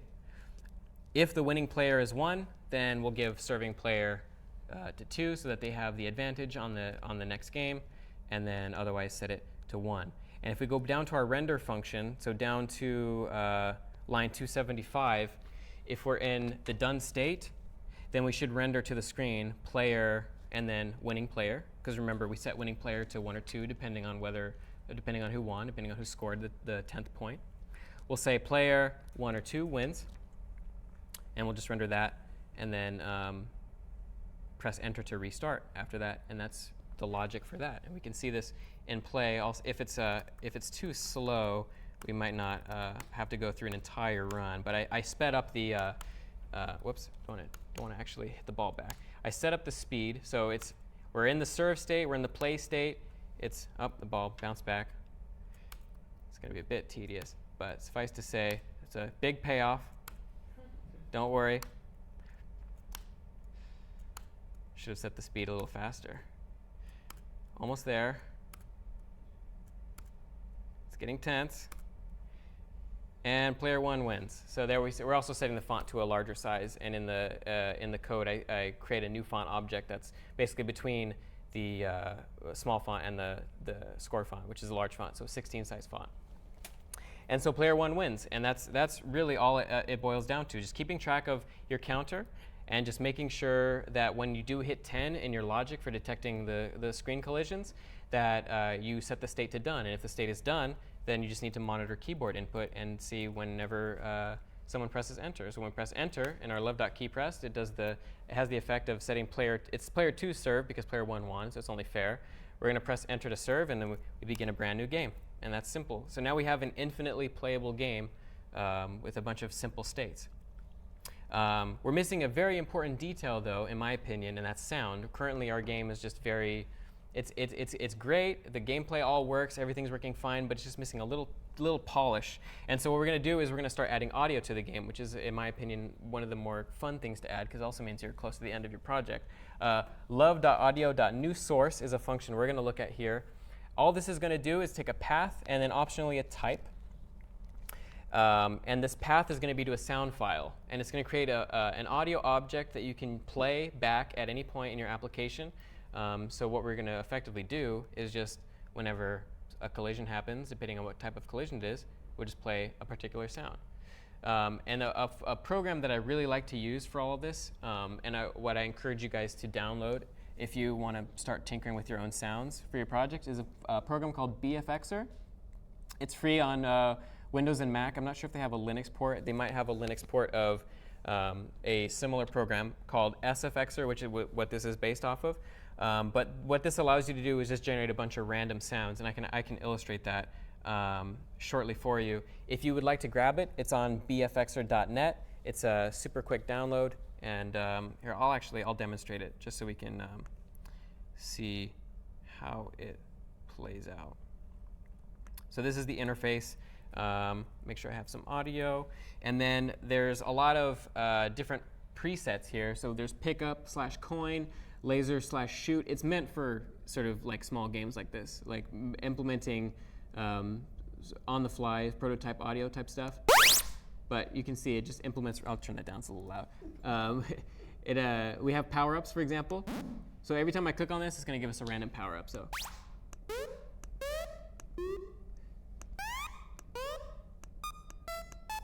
And then randomized, you get all sorts of weird, nasty stuff. The stuff that we'll use is blip/select. Most of the things in our in like interfaces and games like Pong, you just want simple sounds like this. So I've already done the work of generating a few sounds that I thought fit pretty well. I'll go ahead and show you the code first in Pong 11. If we go to, if you look in the directory structure, you'll see we have a sounds folder. In the sounds folder, I've created 3 sounds. Paddle hit, which is anytime the paddle hits the ball. Score, which is when anytime the ball goes past the left or the right boundary of the screen. And then wall hit, so anytime the ball touches the top or the bottom of the screen. And so the logic of this is extremely simple. All we need to do is whenever, we already have it implemented, so all we need to do is,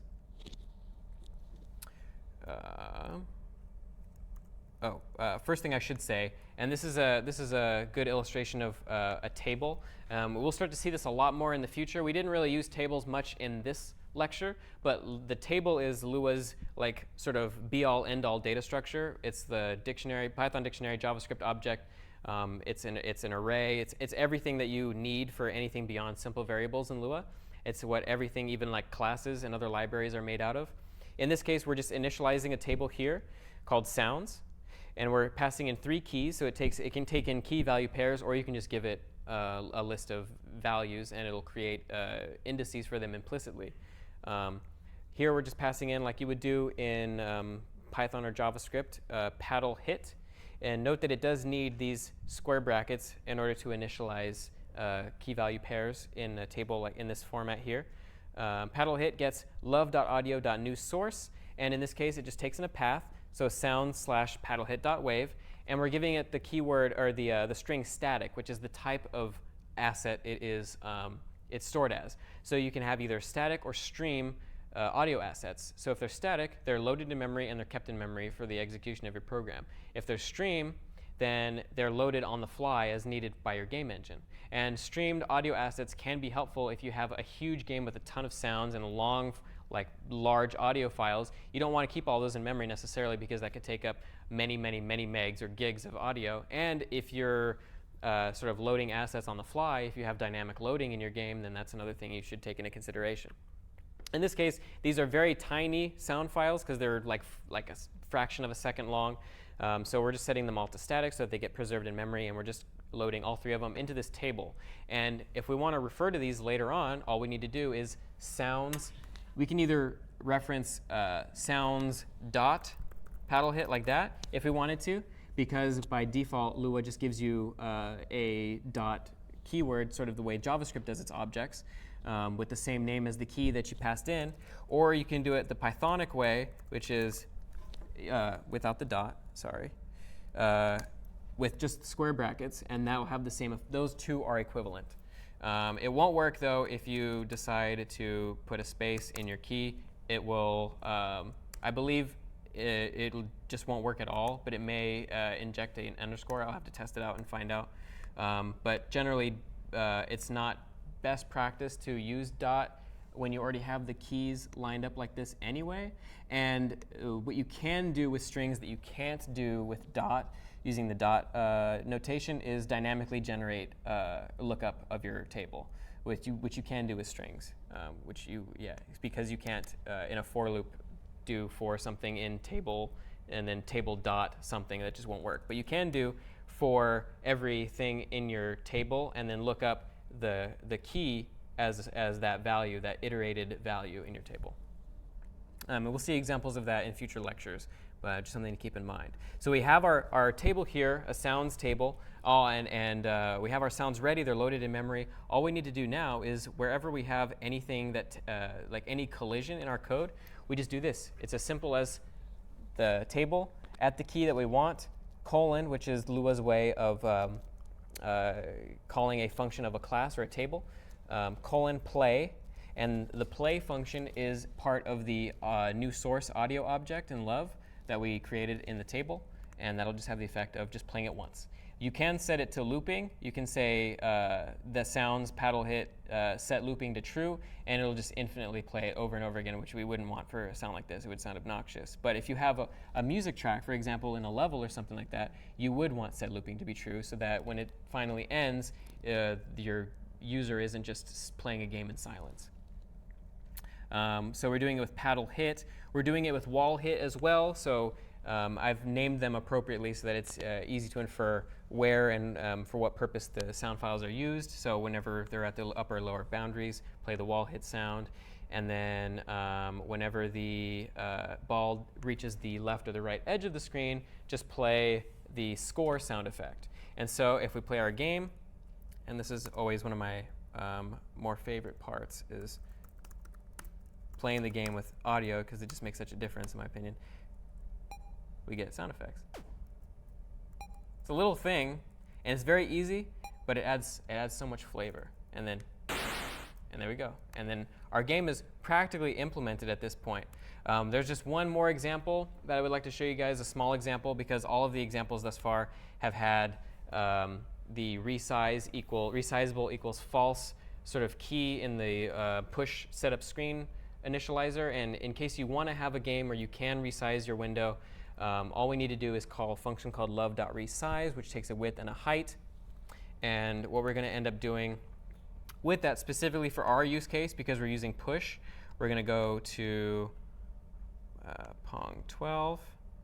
And then if we go to main.lua, we see here on line 85, I've changed resizable to equal true now, so that it'll actually allow us to resize the application. If that's false, you won't even be able to click and drag the bottom corner of the screen. It just won't let you do it. And then all you have to do is call love.resize with height, and then pass in push resize with height, because push underneath the hood takes a texture and renders to it and then upscales it to fill your window. And so it needs to know what your current window dimensions are so that it can upscale it to fit the right dimensions. And push also adds things like letterboxing, which is convenient if you want to maintain the exact same aspect ratio. And in a game where maybe you have a UI that's driven by the size of your application, this function will be important, because then you can resize and reposition your UI elements appropriately. Because if your game is small, maybe you want certain parts of your UI to be invisible or in a different location altogether, just so that you don't take up a ton of screen space, and just to accommodate all possible users of your application. But that has the effect now of, if we go into Pong12 and then run it, actually, I might even not even be able to use the bot. Yeah, I can just do this now. I can resize it, and it'll maintain the virtual width and height that we set it to before, because that's like first and foremost what push will do, and it'll letterbox no matter what size your application is, to make sure that it maintains that aspect ratio. So if you're beyond that aspect ratio vertically or horizontally, you'll get the appropriate letterboxing for it. So it's super convenient. You don't have to worry about your users getting super distorted aspect ratios because they're using some sort of unforeseen resolution. It'll always maintain it, even if it's super tiny because their monitor is super thin. It'll always maintain the aspect ratio. But that's pretty much it for Pong, actually. We have a complete game, start to finish. And if you have any questions, I'd be happy to answer them. No? Any questions? Cool. All right, well, I'm excited to teach the rest of this course with you guys. We've only scratched the surface. We have a lot more to cover. Next week, we'll actually be covering Flappy Bird. So we'll get some nice, colorful graphics, which is a stark difference to our black and white aesthetics today. But that's it for Pong. So thanks for coming.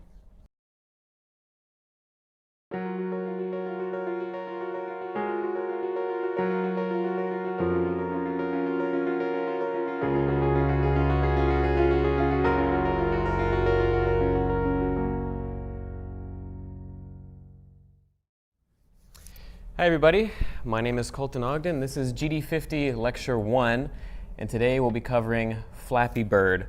So last week, we covered Pong, which was just basic shapes and colors. Today we'll actually be diving into sprites. As we can see here, we got some pipes and a bird, and we'll be covering a few other concepts such as gravity and more. Today, the topics that we'll be covering are, in a nutshell, images and sprites, as I just said. So loading images from memory, from our hard drive, and actually drawing them to the screen instead of just rectangles and whatnot. We'll be covering infinite scrolling, so seeing things like, if you've played the game, pipes are infinitely going from right to left, how to actually get that going infinitely so that we're not using up also infinite memory. We'll be discussing how games, and in the similar vein, are illusions, in the sense that a lot of the perceived vastness and perceived complexity of games is often just due to camera trickery and more because of limited hardware. We'll be covering procedural generation, which ties also into infinite scrolling. Procedural generation is a topic that I am actually very interested in, and we'll be touching on it throughout the course in several locations. But in the context of today's lecture, we'll be using it for the pipes, because the pipes, they spawn from right to left in Flappy Bird as you're infinitely going through the level, but they can spawn at various heights, and the gaps are shifting as a result of that, therefore creating this sort of infinite level. We'll be talking more in detail on state machines. So last week we covered state machines in a very abstract sense. We used just basically a string as a variable and then used if conditions. Today we'll be actually using a state machine class replete with various methods that allow us to transition in and out of these states very cleanly, and allow us to break out all of this logic that we previously had in our update and render functions, and then put them separately into their own state classes. And then lastly, we'll also be touching on mouse input. And a point that I forgot to mention here, is also we'll be talking about music, which is just basically sound, which we did last week, but we'll add that as a polishing touch. If you guys want to download the demo code, we have a repo up right now on GitHub/games50/50bird. That's our take on Flappy Bird. A couple of things. I've been asked a couple of times whether we have reading materials for the course. And there are no formal reading materials, but there are a couple of resources that I really enjoyed reading, especially as I was getting more into Lua and LÖVE 2D. They are two books. One is an online book. Actually, they're both online books, but the latter of which has a physical form as well. The first of these is How to Make an RPG by Dan Scholler, which is actually completely written in Lua. He uses a custom game engine very similar to LÖVE 2D, but it's handwritten by him. But a lot of the same ideas apply, and it's a great opportunity. It's how I cut my teeth on Lua, and I would encourage you to take a look at that if that's something you're interested in, or if you like RPGs. And then also Game Programming Patterns by Robert Nystrom is a very great general purpose game development book that talks about a lot of these sort of more abstract, high-level concepts with large-scale game development. But yeah, beyond that, no formal reading. Those aren't formal reading either. Those are just if you're curious and you want to read some resources that I found very interesting, feel free to do so. Today's goal is to implement what looks like this. This is our version of Flappy Bird. We didn't use the same exact sprites for copyright purposes, but we note that we have a bird in the middle of the screen. This bird on click or on spacebar will jump up and down, and your goal is to prevent the bird from touching either the pipes or the ground itself. Every time you make it past a pair of pipes, you will score a point. As soon as you touch a pipe or hit the ground, game is over, and that's that. So today we'll be covering, doing a little bit more live coding. So the very first example that I want to cover is the day 0 update for Flappy Bird, and an important function that is going to be probably the most noticeable, the most visibly obvious function we'll be using throughout this lecture is love.graphics.newImage, which takes a path. This function, all it does is load a image file from your disk. You specify it as a string, and you can then use it as an object and draw it anywhere you want at an XY coordinate. And we'll see this in practice here. So I'm going to go ahead. If you're looking in the repo, all of these examples are covered, 0 through 12. I'm going to start from scratch in a new folder that I've created. I'm going to create a brand new main.lua, completely fresh. And first thing I want to do is, because we are going to use a virtual resolution just like we did last week so that we have a more retro aesthetic, I'm going to go ahead and require the push library. So push equals require push, just like that. I've pre-put push.lua into this directory. It'll just load by default in the same directory, the current working directory of your script when you run LÖVE. The next thing I'm going to do, I'm going to define some constants. So window width should be 1280, and then window height is going to be 720. Those are our physical window dimensions, but then we also need a virtual width, And we're going to use 512 by 288. This is a resolution that I found worked pretty well for the assets we'll be using today. But you can make this most anything you want to, as long as it's somewhat in that range. It is a 16 by 9 resolution as well, so that it fits comfortably on modern widescreen 16 by 9 monitors. What we're going to do is, the first goal that we have today is to sort of draw two images to the screen. We want a foreground and a background, because notice if we go back to the slides, we can see in the very background we have a sort of hill landscape, and then on the bottom we have a ground. And the two of those are going to eventually scroll at different rates. It's going to be called parallax scrolling. But just for our very first example, we want something very basic. I just want to draw two images to the screen. So we're going to go ahead and do that here by setting a local variable. Remember, local means that it's just defined to the scope that it's in rather than being global, which means we cannot access this variable outside of this file.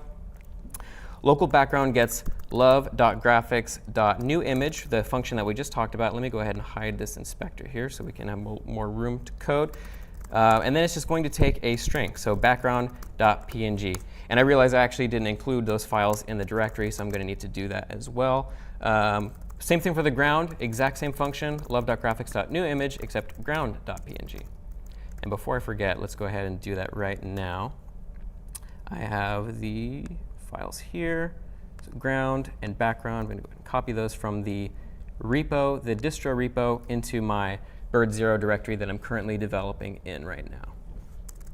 And so as soon as we're done with that, we're going to go ahead and we're going to define love.load, which is the function love2d calls at the beginning of your program execution. In there, because we don't want these images to look blurry when they get loaded and upscaled, we want to go ahead and set our default filter to nearest on min and mag, which means on upscale and downscale, apply nearest neighbor filtering, which means no blurriness, no interpolation of the pixels. And then one thing that is just a small little touch, love.window.setTitle 50bird, because it's GD50. And then we're going to go ahead and set up our screen here with our virtual width, virtual height, window width, window height. It's getting a bit long. And then it takes in a table. Recall tables just take in keys like so, unlike in Python where you might use a colon. We use an equal sign in Lua, I should say. Resizable to true. And that is the end of our load function. Now, does anybody recall how if we want to resize, so notice I set resizable to true. Do we know how we can send a message to push to resize our screen for us? So love2d defines a function called love.resize, which takes in a width and a height. And in there, all we're going to do is defer that call to push. Recall the exact same function on push. It takes a width and a height, and that will take care of dynamically rescaling the canvas it uses internally. It renders to a texture, and it's going to render to the texture that we set as the virtual width and virtual height, and it's going to scale it to fit our screen. And it needs to know our physical screen dimensions so that it can actually properly scale that internal canvas appropriately. Does anybody remember the function that we use to get input from the user? So function.love.keyPressed, recall, takes in a key. Love is going to call this automatically every time we press a key, and that's going to be, we're going to have access to that key, and we can do any sort of logic that we want on that key, or using that key, and we're just going to call love.event.quit because I don't like to press Command Q or click the red X. I just want to hit escape, be done with it. And then what's love's render function called? It's called love.draw. So call love.draw. And then because we're using push, does anybody remember what we need to actually do to get push to render our screen to a virtual resolution? So recall that there's actually two ways we can do it. We can call push start and push finish, which we didn't cover last week. Or we can call, and that's actually the new sort of de facto way to do it. Or we can do push apply start, which is the deprecated way to do it. But starting from here on out, we're just going to call push start and push finish. And then last, we have our images. We've allocated them as objects up here. We have a background and a ground. All we need to do now is just draw them to the screen. So this is a new function, or it's actually not a new function. It is a new function, actually. Love.graphics.rectangle is what we used last week for all of the draw calls. In this case, we want to draw a image object, a texture object that we have in memory. So we're going to call love.graphics.draw, and it takes a drawable, which means anything that Love has defined as something that can be drawn. In this case, images are drawables. They can be drawn, and they can be drawn at any given position that you specify. So if we wanted to draw it at the top left corner, we would just say love.graphics.draw background at 0, 0. And it has that effect. And we're going to do the exact same thing with our ground. The only difference being that obviously we don't want to draw at the top left corner. We want to draw at the bottom of the screen. So we just call virtual height minus 16, which happens to be the height of our image. So if you run this, I'm going to go ahead and make sure I'm in the right directory. Not in the right directory. So I'm going to go into a directory I wrote 50 bird scratch, go into bird 0. And if I run this, I should theoretically have just 2 images layered on top of each other, which I do not. So let me just make sure that it gets saved. Remember to always save your work. And there we go. So all we're doing now, it looks infinitely better than last week already, but it's very simple, very few lines of code. All the effort that we've put into it has been in our sprite editor of choice. And you could use most any application you want to do this sort of stuff. I use a program called Sprite I like a lot, but you could do this in GIMP, which is free. You could do it in Photoshop. You could do it in Microsoft Paint if you wanted to. Godspeed if you do. But yeah, so that's as simple as it is just to draw images to the screen. So we've already made quite a lot of progress in a very short period of time in terms of the visual aspect of our game. But it's not interesting to look at beyond the initial sort of honeymoon period of now we have colors on the screen. We want to actually get scrolling, because the game, recall, is a scrolling game. And actually, would anybody be willing to volunteer to come up and play Flappy Bird just so we can see it live on the stage? David, you want to come up and play? Oh, does someone volunteer? Steven, you want to come up and play? Sure. Thank you for volunteering.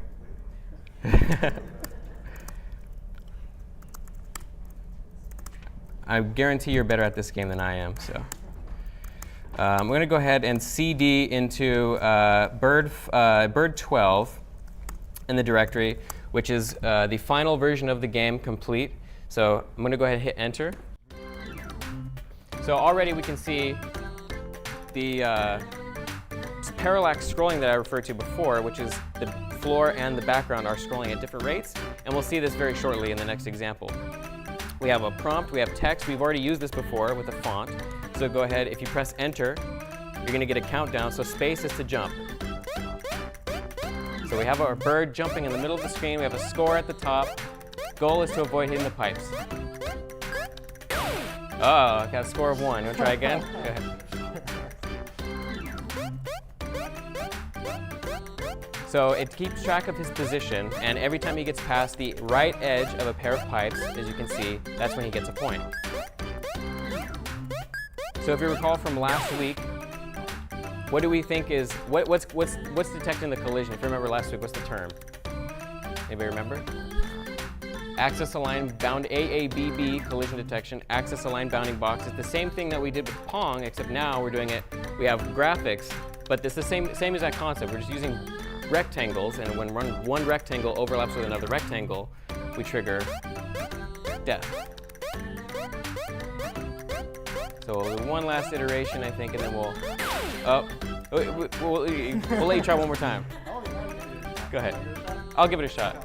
All right, I'm gonna lose on purpose. Yeah, okay, here we go. So to be unfair, I got plenty of practice while I was developing this, but we'll see if that actually holds true here. All right, So notice also the pipes. The procedure generation that I lost 3 points. Let me explain a little bit more, I guess we'll do one more iteration, but the pipes themselves, every time we start, they're spawning at a different location. This is procedural generation, pretty much the most simplest way possible. And notice that the pipes are shifting gradually. So this is sort of like the makeup of our level. And it's just generating bit by bit due to some simple algorithm that we have that just says, hey, spawn another pipe here, shift it by some amount. And this very simple approach allows us to have an infinite level over and over again. It's very efficient. We only ever have as many pipes on the screen, and as we'll see soon, we only have as many pipes in memory as we can see on the screen at one time, despite the fact that this level could theoretically go on infinitely. And so it's very cost efficient.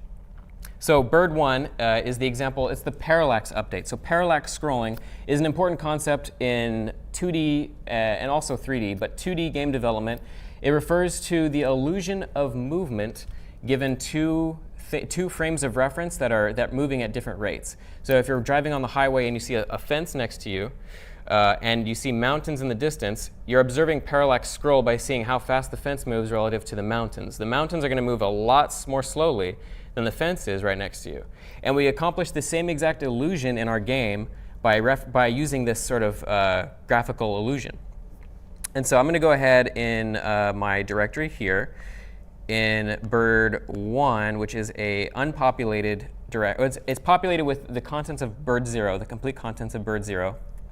The version that you'll see will have all of the code, but I'm going to go ahead and if we run bird 0 in that directory, so I think right now I'm still in the full distro, so let me go ahead, go into 50 bird scratch again. Whoops, where am I? And then I'm going to go into bird 1 and run it. And I get the exact same image that we had last time. So everything is there from before, just 2 images, nothing moving, no parallax that we can observe. I'm going to go ahead and start implementing the basics of this parallax. So if I go ahead in my main, so I'm going to go down here to where we have our background. So we need a couple of new things. So along with our background image, we need to keep track of how much it's scrolled, because we're going to need to start drawing this image to the screen. But if we're going to scroll it, that means that we need to shift its x offset. We need to, instead of drawing it at 0, 0, if we want it to scroll, we have to draw it at some negative value instead. Over time, this will have the effect of it moving right to left. So I'm going to go ahead and keep track of I'm going to use a variable to keep track of the scroll amount for both of these images. And we're just going to call them background scroll and ground scroll and set them to 0. So this is going to have the effect of no x offset. So I could use this variable right now in this draw call down here, which I'm actually going to do. I'm going to go ahead and go to, just verify that that is correct. I'm going to go ahead and set that to negative background scroll. Whoops. And here, I'm going to set this to negative ground scroll. So this is not going to change anything yet. It's going to be the exact same thing because they're both 0. They were 0 before. But we're going to change them over time. And in order to do this, I'm going to go ahead and go into our up here. One thing before we do that, actually, we need to set a speed for this. This is going to happen over time, but since they need to occur at different rates, the background needs to go at a slower rate than the foreground so that we do get this parallax effect. We need 2 separate speed variables. Generally, the norm for something that is not going to change is to write it in caps with underscores. This is constant notation. This is frequently seen in most programming languages. We'll use it here. I'm going to set a variable called background scroll speed, and I'm just going to set that to 30. I'm going to do the same thing, ground scroll speed. Does this need to be higher or lower than the background scroll speed? Slower, right? The ground is going to move, so the background needs to move slower than the ground does. So this is going to be higher. So we're just going to set it to 60. You can set it to whatever you want to get the effect that you want, but this will already be quite noticeable. The ground is going to move twice as fast as the background. And so what we're going to do also is if we just, so what's going to happen if we just let our image scroll infinitely? What's going to happen at a certain point? It's going to run out of image. So how do we fix this problem? Loop it, exactly. So we're going to go ahead and set a looping point. So another constant background looping point. And we're going to set this to 413, which you kind of have to look at your image and determine. You sort of have to set your images up if you want to achieve this effect by having them be a looping image. So have either two copies of the exact same thing, that's your screen width, or just copy the same chunk over and over again. There's many ways to do it. In this case, the looping point of the image of our background is 413 on the x-axis, so we're going to set that to 413. And then we're going to go ahead. The next step is we actually have to start changing the value. So in our update function, which is where this is going to happen, I'm going to go ahead and define love.update, which recall love2d will call for you, but you must define it yourself. I'm going to go ahead and set background scroll to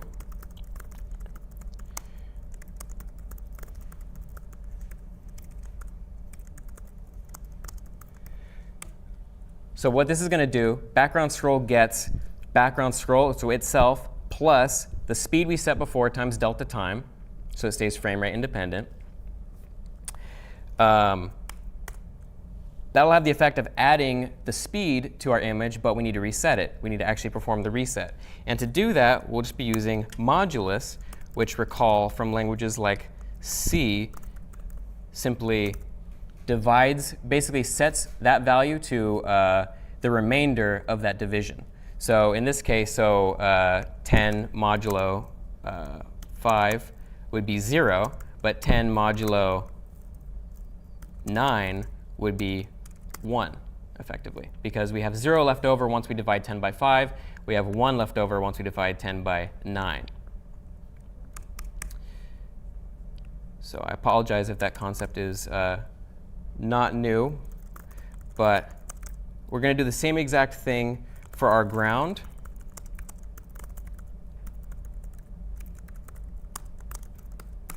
Only we're going to modulo by the ground, or our virtual width in this case. I did not set a looping point. I do in later examples, but our ground image is very, it's consistent enough such that you don't even notice it when it loops without using without just using the virtual width. So we're just going to use the virtual width in that case. It's very patterned and very small. And aside from that, yeah, we already have the background scrolls here in our render or draw functions. So when we run this code, we should theoretically have scrolling background. So does the images have to be twice the width or something so they don't run out? They do, at least twice the width, yes. There's ways you could effectively tile your image and do it that way to save memory on texture size. If you have like maybe something that's a quarter of the screen size that you want to loop over and over again, you don't want to have that as one big image, you'll just draw 4 copies of that image to fill your screen and then just shift all of them, maybe 5 actually, so you have a little bit beyond the edge of the screen, and then just put all of them back to 0. So the bottom one, the ground is, you wouldn't know if you just restarted showing the image, but the larger background, you would have to worry about the mountain getting cut in half when you replaced it, right? Exactly. So like we could actually, I could show you right now what that'll look like. So if we just take out the looping point here, or we set it to some like value that's completely inaccurate, like 270, and then we run it, after a while,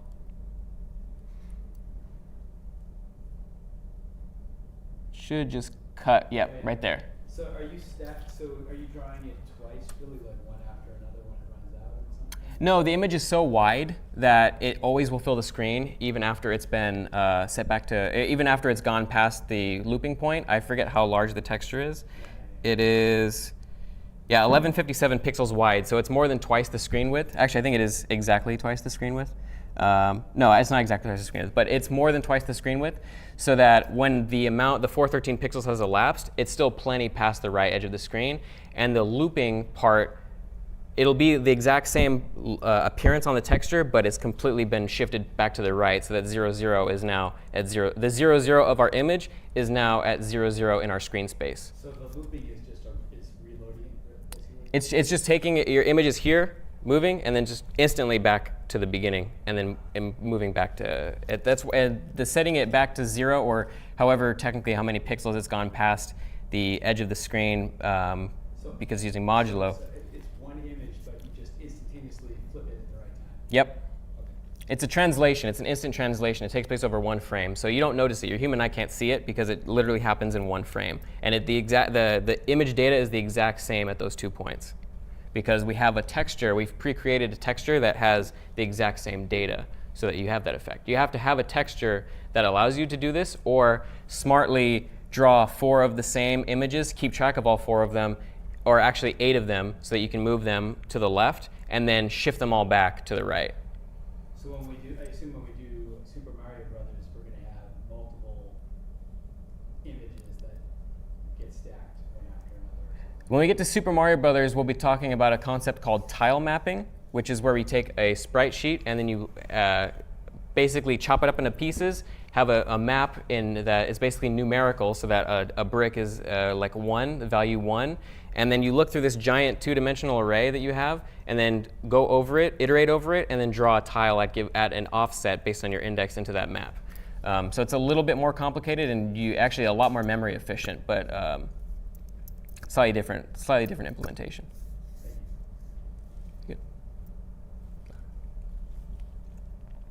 Okay, so we have parallax scrolling now.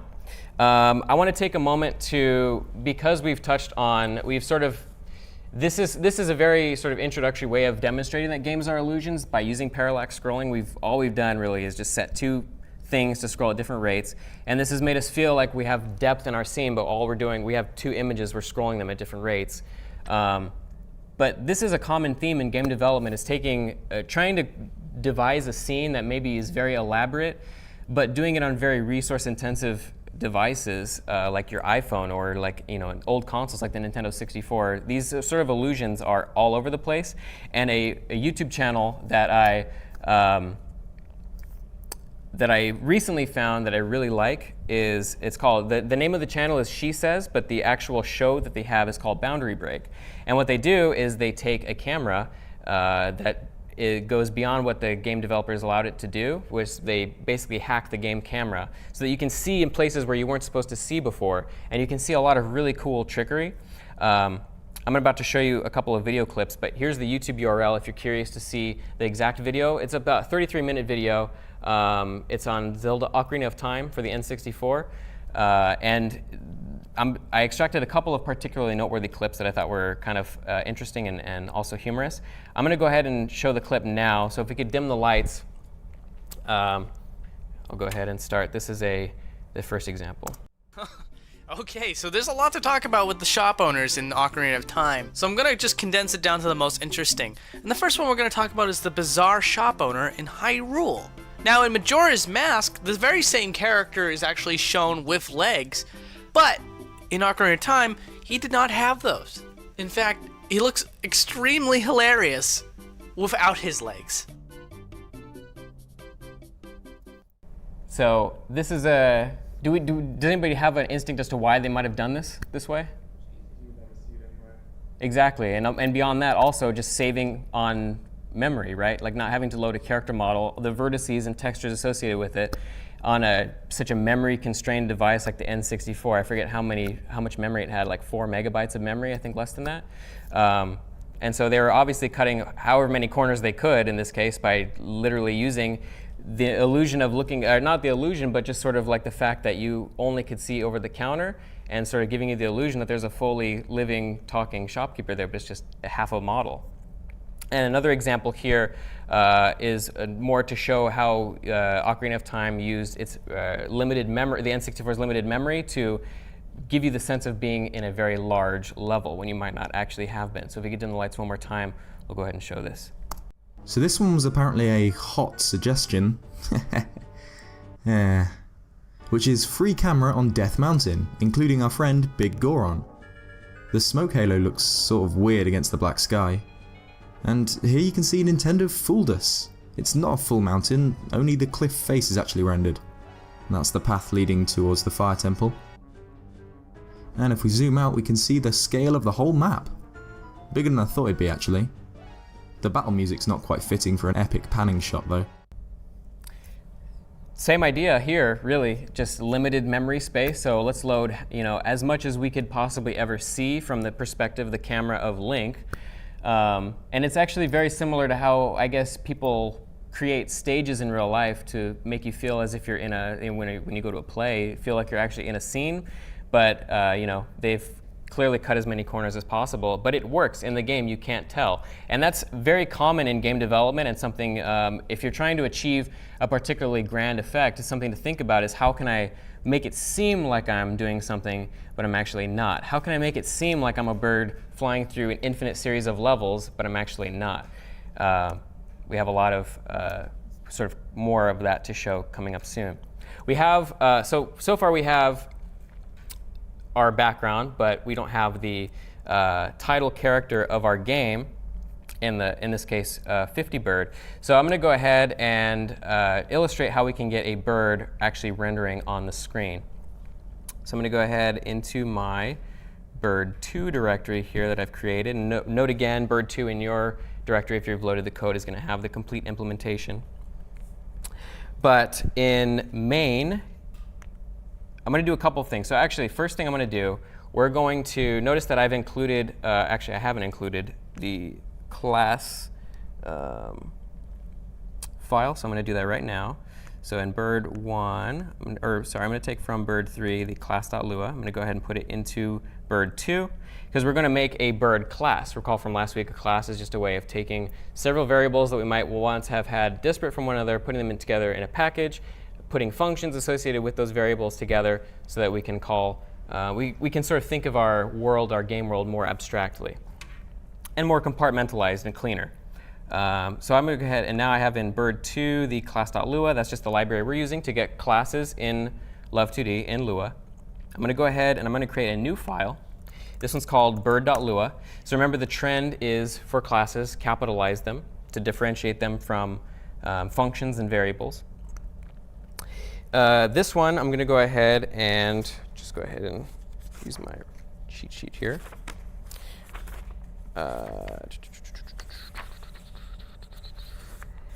Apologize. My sheets are sticking together. OK.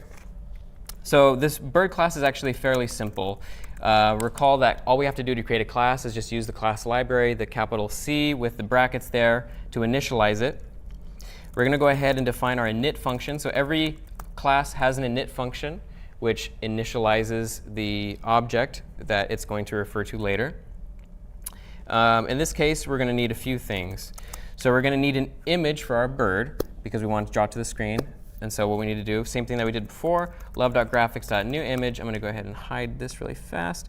And then bird.png. Simple, easy. We want the width and the height of our bird. So I'm going to go ahead and set that to. So every image has a set of functions associated with it that LÖVE implements for us. The image that we get back from love.graphics.newImage is itself sort of a class, which has a function called getWidth. So this will allow us to retrieve the width dynamically of whatever class whatever image file we happen to allocate and create an object from. And then we're going to go ahead and set our x and y, because recall we have to draw it somewhere. We want to draw our bird in the middle of the screen. So we're going to go ahead and just calculate this based on our virtual width. So we're going to do virtual width divided by 2. So it's halfway in the middle of the screen, but since it draws from the top left corner, we want to shift it to the left. So we're going to use our width that we just initialized from the image data. And then we're going to call it, do a self.width divided by 2. So we're going to divide the width by 2, shift that to the left on our x-axis. That's going to put us in the middle horizontally. Vertically, it's the exact same thing, except we're using height instead of width. And that's pretty much it, except for one last bit here. We want to be able to render our bird. Pretty important. So we're going to do love.graphics.draw our image, and then at self.x, self.y. And so this is all we really need just to get a very simple sprite onto the screen. Now, it's not going to do anything because this sort of lives in a vacuum at the moment. What we need to do is in our main file, we're going to require bird, which is going to actually put it into allow us to use it in our code. We're going to create a local bird variable. We're just going to call it bird. We're going to, after that, simply render to the screen like that. And if all is done and well, and if I'm in the right directory, that did not work. Make sure you save your work again. I did not require class.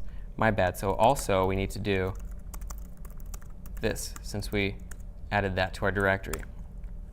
And I did not include the bird.png as well. So I'm going to go ahead and do that. I'm going to borrow that from the next directory. That should be all we need to do. And attempt to call method render a nil value. Interesting. Did I not save bird? I did not save bird.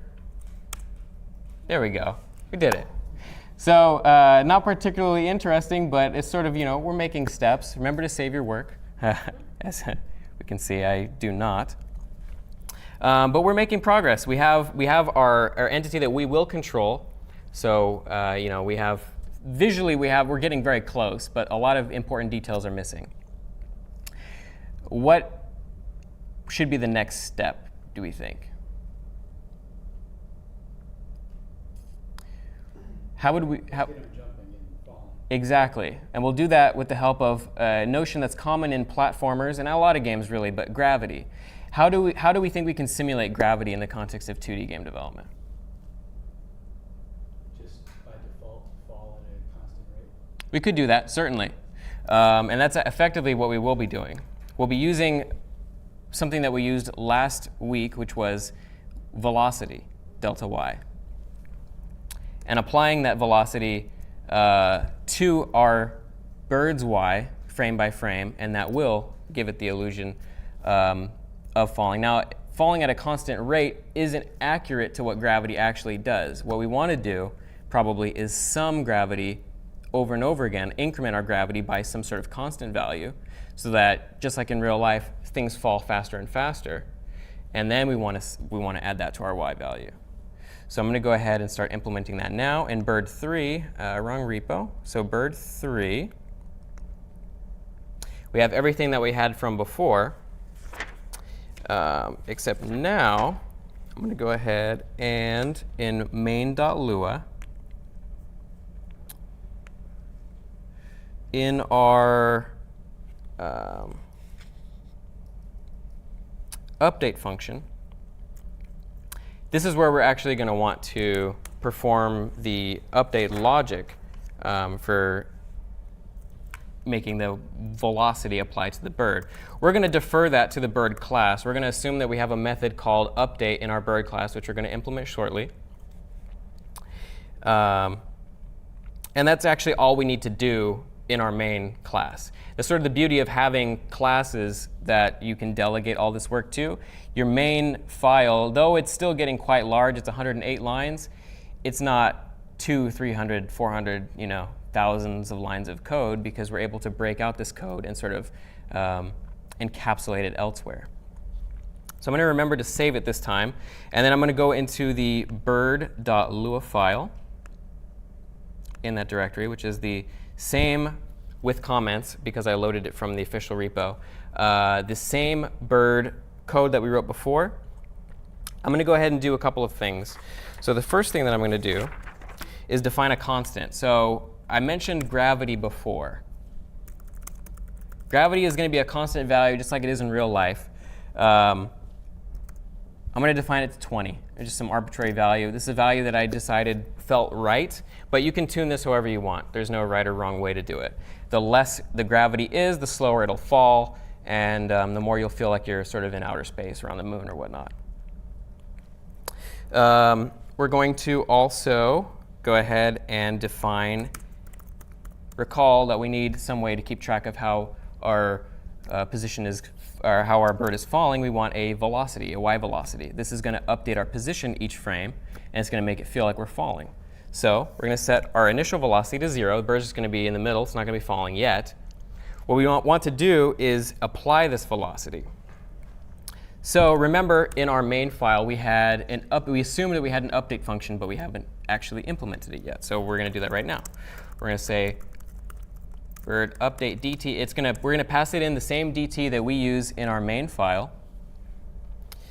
And we're going to go ahead and just say our velocity is equal to our current velocity plus gravity times delta time. We're just going to scale gravity by delta time, so it'll move the same amount no matter whether we're running at 10 frames per second or 60 frames per second. And then we're going to go ahead. We have a velocity, but it's not actually changing our y value. The y value is what ultimately moves us on the screen, so we need to apply that, our new delta y to our y. So we're going to go ahead and just do that. Self.y gets self.y plus self.delta y, dy. And so if I go back into bird 3, assuming I saved everything, we should just fall straight to the screen, which we do. Not terribly useful, but notice it's slightly hard to tell maybe, but it does move faster and faster frame by frame because that delta y is increasing as well as our y. And that delta y is getting applied to our y frame by frame. We'll do it one more time, just so it's fun to look at. All right, so we have basic gravity, super basic computation. Just keep track of some gravity constant, a delta y, increase that, and apply that to your y. And that gives you gravity. But Flappy Bird can jump, so we need to find a way to defy gravity.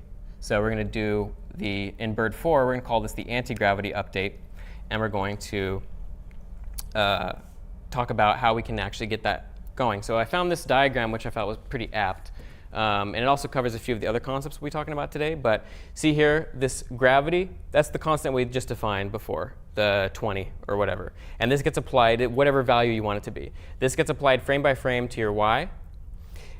What we want is this vector here, this jump velocity. We want some value to sort of counteract this gravity that we've been accumulating. So how do we think we can go about doing this? We can set gravity to some perhaps negative value, a high value. And that'll have the effect of frame by frame, if we go from some positive value, which is taking us down on the y-axis, and we go to a negative value, it's going to start frame by frame. It's going to say, let's say we start at -5, or we set its velocity to -5. It's going to set y to negative. It's going to set it to plus -5 pixels, plus -4.9 pixels, 4.8 pixels. It's going to shoot us up pretty fast in a series of pixels. But since we're applying gravity frame by frame, this value that we set before, 20, it's going to have the effect 20 times delta time, so it gets effectively divided by 60. It's going to counteract this again. So we're going to shoot up pretty fast, but gravity is going to start taking hold immediately after, and we're going to start getting the effect of our bird jumping and then falling down to the ground. A couple of other things that this diagram shows, which I thought were pretty cool. This pipe gap distance here, something that we'll be talking about pretty shortly, because this needs to be defined so that we can offset our pipes. Pipe separation, that's another thing we'll be talking about, and also pipe width, which is just an intrinsic value characteristic of the pipe sprite we'll be using. But I thought it was very apt. NYU did a nice little article, if you want to look at this, about exploring game space. They computationally determined what would make a Flappy Bird level difficult or not, and rated Flappy Bird levels that were dynamically generated based on some sort of scale. So if you're curious, it's in the slides, but I thought it was a cool find as I was putting together this lecture. So what we need to do is then simply add some negative value to gravity, negative, sort of anti-gravity. So we're going to go ahead and do that. So in bird 4 of the little mini repo that I have here, we're going to go ahead in main first.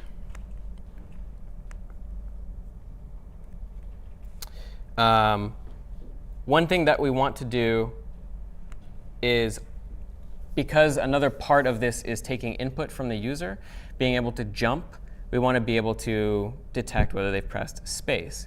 But if we want to detect input for every single entity that we ever, like in an instance like this, it's not terribly important. But let's say we have like 20 or 30 different kinds of entities and they all have their own input handling. We don't want to clobber main with that necessarily, so we can delegate that, I should say, to another section of the code. In this case, we can sort of put our bird's input handling together with our bird class, right? And sort of expound upon the model of the class, sort of taking control of the code and data for that particular object in our scene. So what we're going to do is, in our love.load, I'm going to go ahead and do something here. I'm going to go ahead and set love.keyboard.keysPressed equals a table. And what I'm doing is just adding on to a table that love defines called love.keyboard. I'm adding my own value into it called keysPressed, and I'm assigning it to an empty table. So what we're going to do, this is now part of what love gives us as part of its SDK, but it's something that we've created ourselves. And you can do this because in Lua, basically everything beyond basic variables are just tables. And you can manipulate tables however you want. In this case, love.keyboard is a table. I'm just adding a new key called keysPressed, and I'm assigning it to an empty table of my own. And we're going to see how this is actually used in just a moment.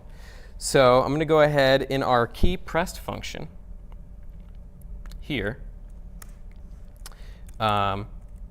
This function is called every time a user presses a key in the game, but I'm going to use it because it does that. I can go ahead and just do something like this: love.keyboard.keysPressed key gets true. And what that means is, in this table that we've just defined, we've created it ourselves, anytime the user presses any key because the love.keyPressed gets called for you, we can safely rest assured that this is going to get populated no matter what key they've pressed, because it's just something that love2d takes care of you. But it's not getting stored until now. Now we're actually going to keep track of it in our own table for reasons that will become apparent very shortly. The next part of this code is defining a custom function. So the impetus for this is love defines a couple of functions. It defines a function called love.keyboard.isDown, which takes in some key value. And you can use it to test for continuous input, which we did in the last lecture. We were saying, hey, if up is down right now, or down is down, then we need to update our y velocity accordingly. But it doesn't have a mechanism like this for, let's say, if we want in some file other than main to check for if a key was just pressed one time. It has this function, love.keyPressed, which takes a key, and that will trigger it. But we can't access this outside of this function, because if we define this function in bird.lua, it's going to overwrite this implementation. And we don't necessarily want to have to worry about other files overriding these functions, because who knows, if you're on a team especially, who knows who's overwritten love.keyPressed in what module, and what order does it get loaded in, and what function's actually valid. We're going to take care of this problem by giving ourselves the ability to test for whether a key has been pressed on the last frame by implementing a function that we are also adding to the keyboard namespace, the keyboard table ourselves, called wasPressed. And it's going to take a key, and all it's going to do is check that table that we created before. It's going to say if love.keyboard.keysPressed key, then return true, else return false. And you could actually just return love.keyboard.keysPressed key, and that'll be the exact same thing. And so what this has the effect of doing is saying, OK, because on the update, which we're about to see, actually, I should probably do that before so this all gets tied together. At the end of love.update, we're going to do one last thing, and that's reset that table, because we want to just check frame by frame. So we have a table, a global table that we've created to check for whether a key is pressed. We have a callback function that love2d gives us that allows us to do that. So every time a key gets pressed, we're going to just add that key to that table and set it to true. Now we can just simply query that table anytime we want to with this function that we've created called love.keyboard.wasPressedKey, which means on the last frame, was that key pressed? Basically return whether it's true or false. Now the only problem is we're not flushing it. We're not ever setting that to false. That has the effect of, if we just press all the keys in our keyboard, those will always be true until we reinitialize the table to some empty value, which is what we do here. On the update, which takes place after all inputs been detected, we're going to just set that table to an empty table again. And on the next frame, it's going to, whatever keys we pressed, those will get set to true, and then we can just query that table here as needed in any update henceforth.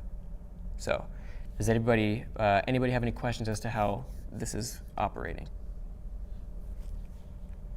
And so the ultimate driving factor for us as to why we want to do this, why we want to put in the work to sort of keep track of this global input table, is so that we can actually query input, single key input, based on or based in other files outside of main.lua. Because currently, all we can do to check for single key presses is look in main.lua, but that's not what we want to do. We're going to go ahead and go to our bird.lua. And in our update function, this is where we actually get to use our efforts and say if love.keyboard.wasPressed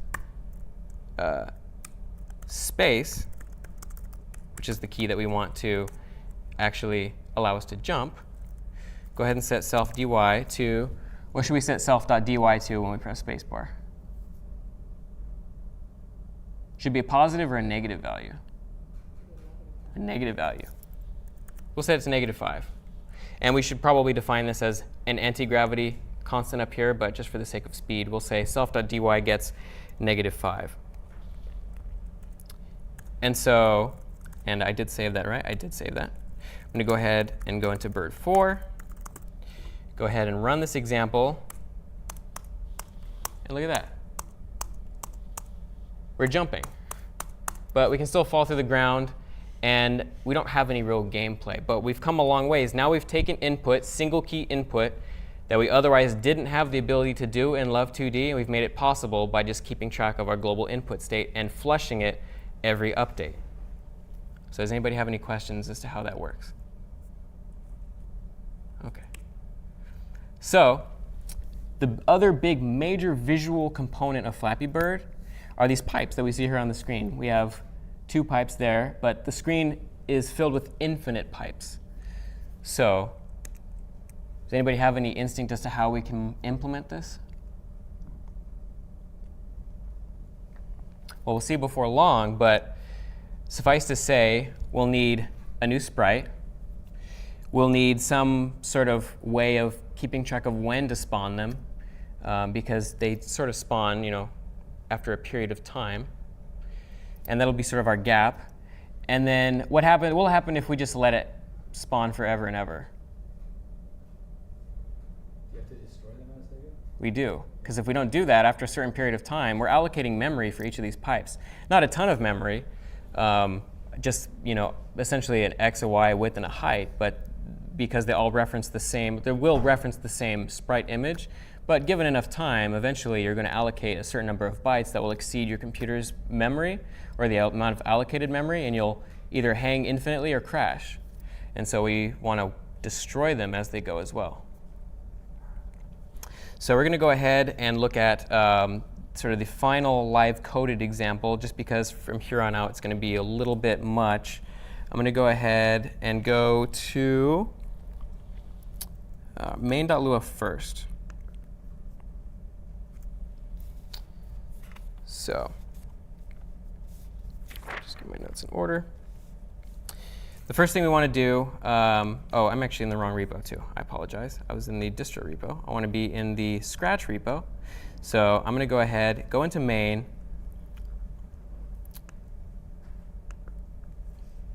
I'm going to require pipe. Now, we don't have a pipe yet, but this is a perfect example of how we can sort of keep abstracting our game. We have a bird class, but we should also probably have a pipe class, because a pipe is a distinct type of entity in our game world. We can sort of model it as a unit. We can give it functions. We can give it data, and think about it in terms of it being a pipe, not being a set of x, y, width, height, et cetera. Whatever data you want to ascribe to it, we can abstract that out and think in more abstract terms, which will allow us to scale a little bit better. So we're going to go ahead and assume that we have a pipe class. I'm going to go ahead and add it to our folder here right now. So do a new file, pipe.lua. And I'm going to go ahead and reference my notes here for just a second.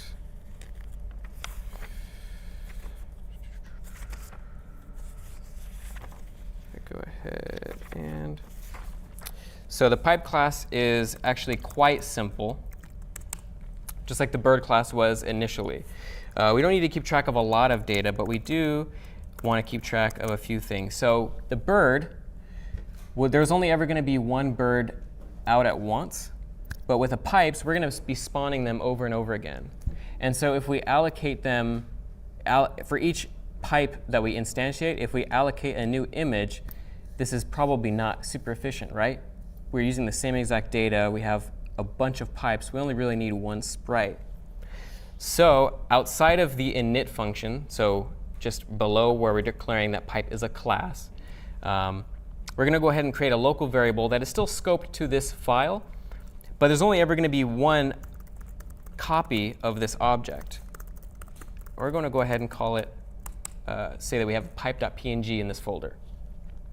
And this is sort of separated out from the functions that we're going to be defining in here, but this has the effect of sort of creating a semi-global graphics object, even though it's contained within this class file. It's not accessible outside of this class file because we don't need it to be, but it's also not being instantiated every single time. Because recall, if we look at bird.lua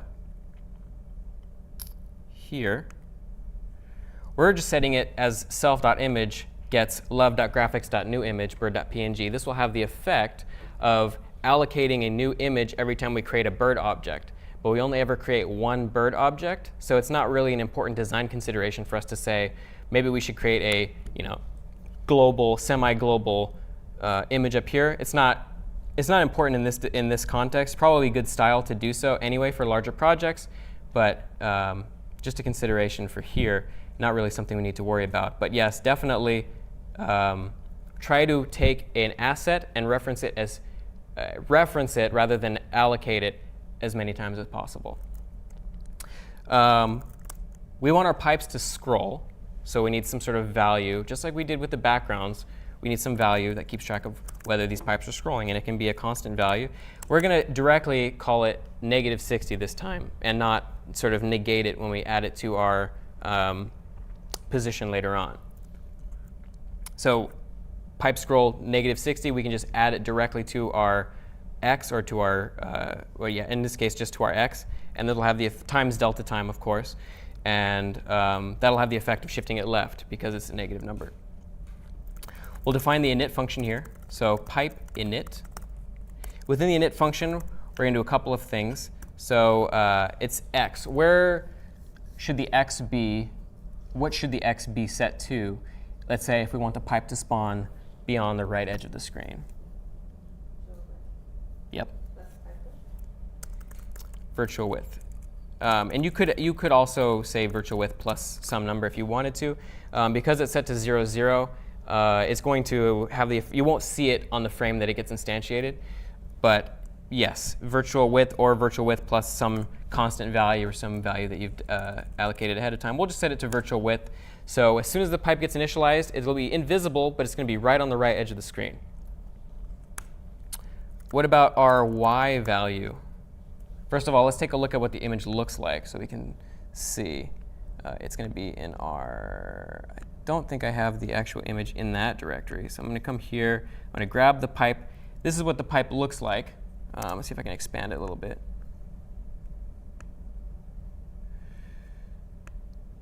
So it's kind of tall. Where should we probably place it if we want it to look sort of similar to Flappy Bird? Probably towards like the lower end of the screen. we can get fancy with it too, and we can even maybe make it randomized, just like Flappy Bird. So we'll go ahead and do that. I'm going to go ahead and copy this and put it into our Scratch folder here. Back in the init function, I'm going to go ahead and set self.y to, because we want to talk about procedural generation. This will be sort of our first foray into how we randomize this. We'll be using the function that we used last week, and this is a ubiquitous function. You'll see this everywhere in any framework or game engine you use. Math.random.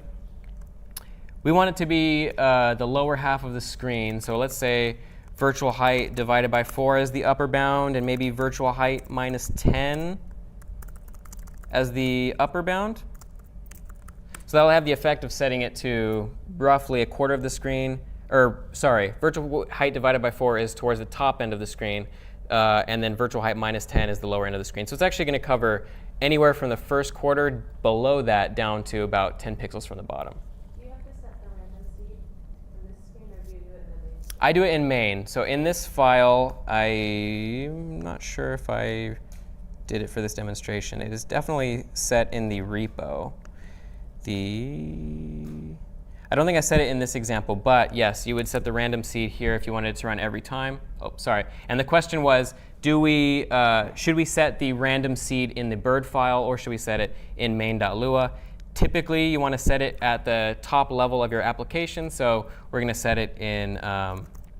We're going to go ahead and set it in the in main, and the function itself is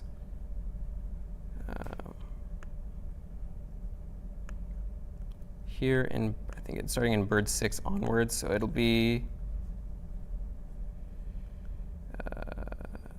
did I not set it? I may not have set the random seed until later in the repo. Let's check bird 12. So yes, math.randomSeed and then seed by os.time as we used last week in class. I'll set it here. Probably will only run it once, but it'll have the effect now. We can run it several times just to see the difference in the pipes.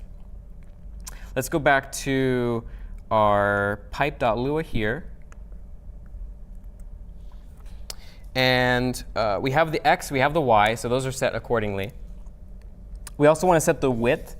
Does anybody recall what the function is to get the width of a graphics object? And the syntax for that? So we have our image up here, pipe image, love.graphics.newImage, pipe.png. Exactly. So we're going to go ahead and set this to pipe image colon get width. And that'll become our new, that'll allow us to store our width for when we will use it later. And then we need a few other functions. So the pipe will spawn, but it won't move because we haven't applied any sort of scrolling to it. We have the scrolling variable up on line 5, but we need to actually apply it to our pipe. So we're going to go ahead and create an update function. And then in that update function, very similar to what we've seen before already, pipe scroll times delta time. And then lastly, we want to render our pipe. So we're going to go ahead and call the function that we've seen already today, love.graphics.draw. We're going to use the pipe image up above. And then we're going to go ahead and use self.x and self.y, and that's all we need for our pipe. And let me make sure that that's all we really need. So in main.lua, we got to go back to main.lua too, because we actually have to start spawning pipes. So let's go ahead and go to, pull up my code here one more time. In main, so on line 59, or sorry, you won't see it. You'll see it at line 59 in the actual distro code, but for me, it's going to be different, slightly different.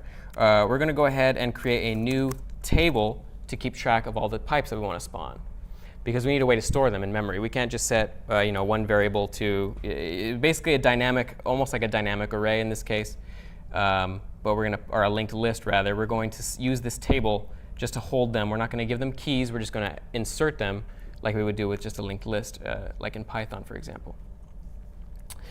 We're going to go ahead and what do we need to do if we want to sort of have them spawn after a certain period of time? Probably want to like have some sort of timer. We want to like keep track of how much time has passed, and maybe have some sort of amount of time that's our like trigger to spawn up a pipe. Let's say maybe like 2 seconds. So if we set a timer to 0, it's going to start just at 0, but we can add to this frame by frame. We can just increase this timer by delta time, whatever that is, frame by frame. It'll be about a 60th of a second. So after 60 frames have passed, we'll get 1 second. After 120 frames have passed, we'll have 2 seconds. At that point, we can then decide, OK, now it's time to spawn a new pipe. Let's go ahead and do that. So I'm going to go ahead and in our update function, we want to handle the actual increasing of this timer. So it's as simple as, make sure that I called it spawn timer. Nope, I just called it timer. Let's go ahead and call it spawn timer. Be a little more specific about what we want here. So our spawn timer. And then we're going to go ahead in our update and set spawn timer equal to spawn timer plus delta time. And then what we need to do is then check, is our spawn timer greater than, because it keeps track of time in seconds, delta time will give you a fractional amount in seconds, so it'll be at 0.013 or something like that. We want to keep track of whether spawn timer's gone past 2, right? So if spawn timer is greater than 2, we want to add a new pipe. Does anybody remember the function for how to add to a table in Lua? So it's table.insert. So table.insert will take in a table. So in this case, we want the pipes table that we allocated before. And then we're going to put in a new pipe object. We're going to call, this is how you instantiate an object or call, parentheses. That'll have the effect of now our pipes table is going to, every time we call this, it's going to get a new index. So it's going to start at 1. Lua tables are indexed at 1. First time it happens, index 1 is going to be equal to a new pipe object, which is going to start its xy at the edge of the screen. Then index 2 will be the exact same thing, a new pipe that's at the edge of the screen, and so on and so forth every time we call table.insert. Once our spawn timer has exceeded 2, if we want this to not spawn a pipe every frame hereafter, which would quickly clog up our world, we want to reset our spawn timer to 0. So this will have the effect of now it's going to wait another 2 seconds, and then this condition will be true again, and then we can add a new pipe to the scene. Let's go ahead and look at we're going to need to add a new set of logic here. Actually, I'm going to put all of this above the bird.update. And then below that, I'm going to go ahead and do, I'm not sure if we've covered this already, don't think we have, but if we want to iterate over a table, there's a function that Lua gives you called pairs. It will give you all the key value pairs of a table that you can then use while you're iterating over it. Similar to enumerate in Python, if familiar, except this will actually give you the keys rather than just the indices. So we can do for k pipe in pairs of pipes, do some body of code, and then we have access to the key and the pipe within this. We can just iterate over it and use it. So first thing we want to do is we want to update our pipe. So for each pipe, update it, give it the delta time of the current frame. And then what was the other important feature? So this will have the effect of scrolling it now. It's going to get its x shifted. But what was the other important thing we need to do with every pipe in our scene? When x is less than 0, you have to take it out of the list. Yes, that is exactly true. So what we're going to do is if pipe.x is less than, so if we did less than 0, what do we think would happen? we would see it instantly disappear because they're based on the top left coordinate. So what we need to do is keep track of its width. So what we'll do is we'll just say if pipe.x is less than negative pipe.width, which will allow the pipe to go all the way past the edge of the screen. We'll call a function called table.remove, which takes a table, in this case pipes, and then it takes a key. And the key we have access to up above on line 124, we can just say k, and that'll have the effect of removing that pipe from the scene.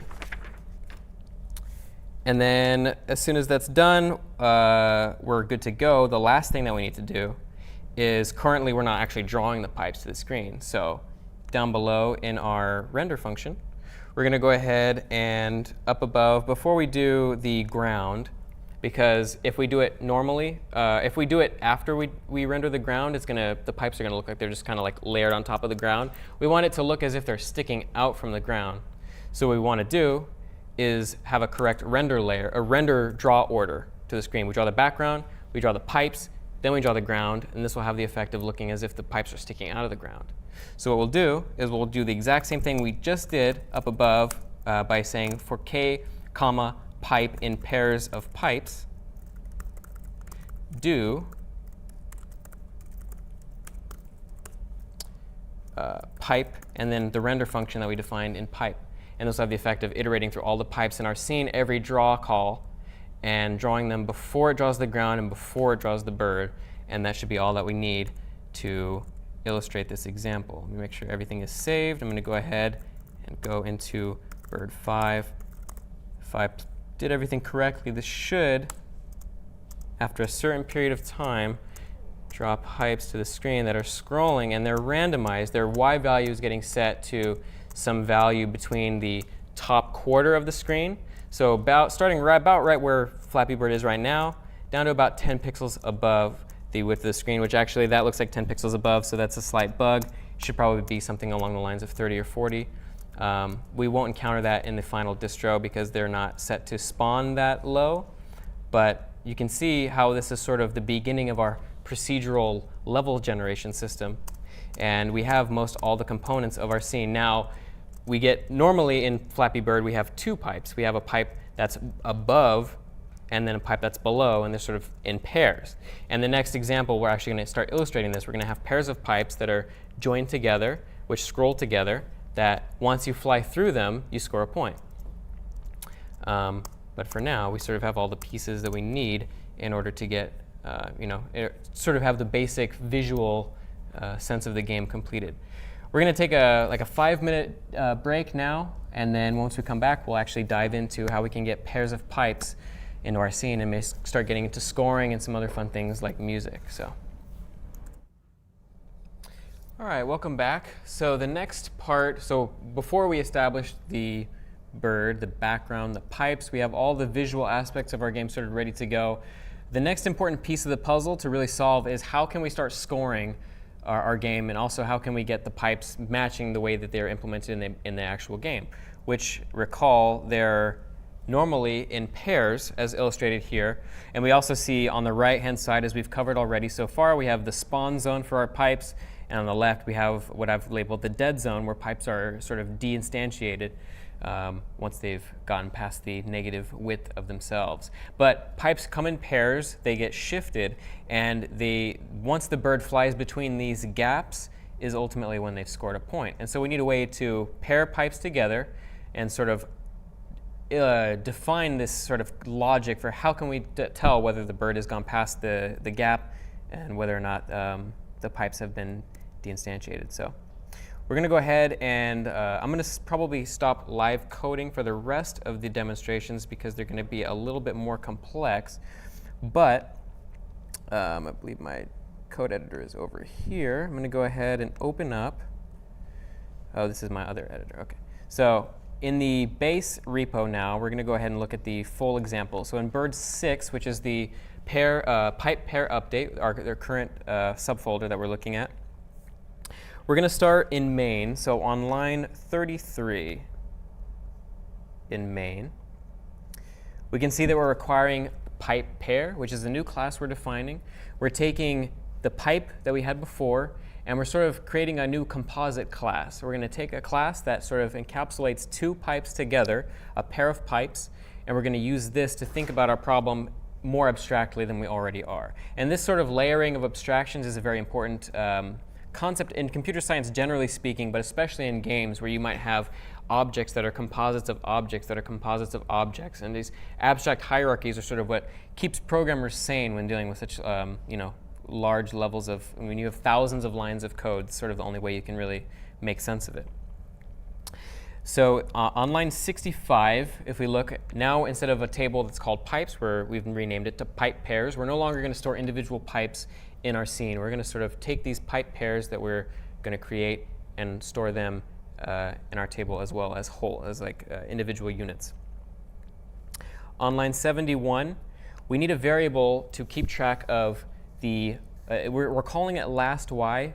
The purpose of this variable is so that we can keep track of where the last set of pipes sort of spawn their gap, right? Because if we made our gaps completely random, it will have the sort of effect of not looking continuous for one, and also potentially being impossible to beat. We want some sort of smooth contour to our gaps so that we can fly through them reasonably and that it looks as if it was almost pre-made and smooth. So we're going to keep track of a variable called last y. We're going to start it off at negative pipe height, so up past the top of the screen, plus some sort of value between 1 and 80 and 20. So it's going to be roughly towards the top of the screen. And this is important because last y is going to be, we're going to end up flipping our sprite, and a flip on the y-axis has the result of the sprite sort of looking as if it's gone its whole height above where its actual y is. And we'll see in more detail shortly why this ends up working the way it does. We're going to go down to line 132.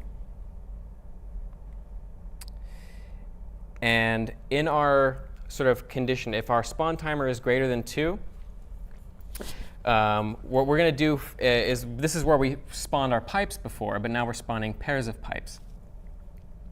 So we're going to set a local variable y. It's going to be, this is the clamp operation that we talked about sort of last week, using math.max and math.min to sort of apply some sort of operation. In this case, we're going to add a random value between -20 and 20 to whatever our last y value was, which is going to shift the gap effectively by -20 or 20 pixels. We're going to clamp it between negative pipe height plus 10, so about 10 pixels from the top of the screen. And then we're going to set the upper bound to virtual height -90 minus pipe height. And this minus pipe height is only because we're doing a flip operation on our y-axis for our sprite. I'll go into it in a little bit more detail, sort of try to make it clear as to why we're doing it, and maybe I'll take out some code just to illustrate what it looks like without that operation applied. But basically, it has the effect of 90 pixels from the bottom is where the pipe could, the gap could spawn. So basically, the pipe at the very bottom. Recall that this gap is where this value is where the gap itself begins, not necessarily where the pipe starts. It'll be between negative pipe height plus 10, between negative, basically, effectively, between 10 pixels from the top of the screen, between 90 pixels from the bottom of the screen, and then we're going to apply a random permutation of this value. We're going to add some value between -20 and 20, and that will sort of give us a contour, and it'll be sort of a randomized contour. Line 136, we have pipe pairs, table insert into that instead of pipes, and we're just adding a new pipe pair, and we're setting it to the value y. And then the pipe pair takes in a y value, and that'll be where the start of the gap is. And what this will have the effect of doing is it's going to flip a sprite above the gap so that we have a pipe right above where the gap starts, and then it's going to draw another pipe unflipped about 90 pixels below that. And that will be how it sort of puts the two together. Line 144 is a loop that just updates our pairs instead of our pipes. So all we've done here is just renamed it from pipe to pair, and we've instead of pipes, we're using pipe pairs. We're doing the same exact thing here on line 153. We've done 4K pair in pairs of pipe pairs. And then line 175 is where we are, or sorry, 170 is where we are rendering each pair instead of each pipe. And so if we open up pipe pair here, we can take a look at this class from scratch. So it's a new class. We're going to set our gap height to 90 pixels. And so this is just some arbitrary value that I felt was like a pretty fair value in terms of size. But you could tune this to whatever you want. You could set this to, if you wanted to be really cruel, you could set it to something like 50. Or if you wanted to be really generous to the player, you could set it to something like 150 and make it fairly easy for them to get through. Or as part of the assignment, you could randomize it so that it varies, pair by pair, and you get more of an organic-looking obstacle course. Still shifted by -20 to 20 pixels, but now your gap varies. And you can also randomize the shift amount if you wanted to as well. Let's say you wanted maybe you want the gaps to be up to 40 pixels difference instead of 20 pixels difference on negative and positive value. You could easily do that as well. On line 18, we're just setting our x to, just like we did before, virtual width plus 32. So we're setting it to the, actually, before we just set it to virtual width. Now we're setting it to virtual width plus 32. Both are pretty much equal. This will just give it a little bit of a delay before it ends up going onto the screen. But you could effectively just do this, virtual width. On the next line, 24, this is where we sort of bundle together the pipes that we're going to end up actually rendering and updating to the screen. Instead of having just one pipe, a pipe pair is two pipes, we can easily put this together in a table. So we'll just create self.pipes. We'll set it to a table that has two keys, upper and lower. And the upper pipe is just a pipe. And notice one thing is different about pipe now. Before, it took no arguments. It was just a regular pipe. Pipes had their own logic. They set their own x and y. They didn't need any sort of parameterization beyond that. It was all taken care of for them randomly. Now they take a string. So this top string means that this would be a top pipe. So that means that if this pipe is a top pipe, there's probably going to be logic in pipe that now checks to see whether it's top or bottom. If it's top, then we need to render it upside down. We need to flip it along the y-axis. And then we're going to set it to self.y. And recall that we set self.y, we passed in self.y in main. Actually, I'm not sure if I touched on that. Let's go back to main here. So if we go to, let's figure out where I actually instantiate the pipes. Here on line 136, after we've calculated where we want the gap to be for this pipe pair, we're going to go ahead and insert into pipe pairs a pipe pair at y. Y was the calculation we basically took the last y value, the last gap that we instantiated, and then shifted it by some -20 to 20 pixels randomly and made sure it didn't go above or below the edges of the screen. Back in pipe pair, we're going to go ahead and look at line 30, or sorry, actually, let's take a look a little bit more closely here at line 26. So upper gets top and self.y, that's where the gap is, and that's the sprite's going to be flipped upon that value. The lower value is going to be a shift of that. So the lower sprite needs to spawn below the top pipe by the gap amount, so that the two are sort of top to bottom, but there needs to be that space between the two of them. So we need to take that pipe, shift it down, and then draw the next pipe. So we're going to take self.y plus pipe height plus gap height. And that'll have the effect. Remember, gap height was 90 pixels. The pipe height is a result of sort of flipping the y-axis and having to shift it down, the actual position. So if we go back to line 30, so this is this is an interesting sort of illustration of what happens when you edit a table while you're iterating over a table. And I'll show you this in detail shortly. But basically, on line 30, we're setting a flag called remove to false. And what this is going to do is, before we were just destroying the objects. Whenever it got past the edge of the screen, we just destroyed it. But if we're iterating over a table of values, let's say a table of pipe pairs, when you do a removal in most programming languages, but in Lua, when you do a removal of a table value and it's non-indexed, or it's non-keyed, which means that it's indexed by numerical indices, this will shift every other value down. And so when you're iterating it and you shift everything down, the value you are currently manipulating, let's say it's equal to 1, if you remove that value, you shift everything beyond it down by 1.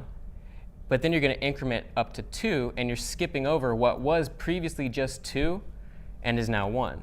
So you're effectively skipping over one of your entries, and that has buggy behavior in a lot of scenarios. In this case, it causes the graphics to sort of glitch a little bit because it doesn't apply a pixel shift on one frame. And so whenever a pipe gets removed, and I can actually show this visually, the first pipe left after that pipe gets removed ends up moving a little bit to the right. And so you get weird pipes shifting to the left of the bird on each frame. So whenever you edit a table in place, make sure not to delete while you're iterating over it. It's going to cause buggy behavior. And like I said, I'll illustrate this for you very shortly. On line 36, we are performing the update logic. Now, a pipe pair has 2 pipes, each with their own render components and their own positions. We're using the code that we wrote before for pipe, and we're going to try to expand upon it a little bit. So we still want to defer a lot of that code to the pipe class, and we want to update the pipes based on whether we want to still keep track of their own x and their render functions. And so we're going to see if basically if our pipe pair x is greater than negative pipe width, which was the same exact logic that we were using before, set our own x to that minus pipe speed times delta time, which is the same operation we were doing before. But we are also editing the x of our self.pipes lower and upper. And this will allow us to, on line 46, render the pipes just as we were doing before, because they're getting their x values updated just as they were before. So we're effectively deferring the render phase to our pipes and not really needing to add any additional logic for that in our code. If we've made changes to pipe.lua as well, so I'm going to go ahead and open up pipe here. Whoops. And we've set the height and width of it as constants here. So pipe height gets 288, and that happens to be about the size of the screen. Pipe width gets 70. On 31, we're setting self.orientation gets orientation. Notice our init function, which was previously just empty. It took no parameters, now takes an orientation, and it takes a y value.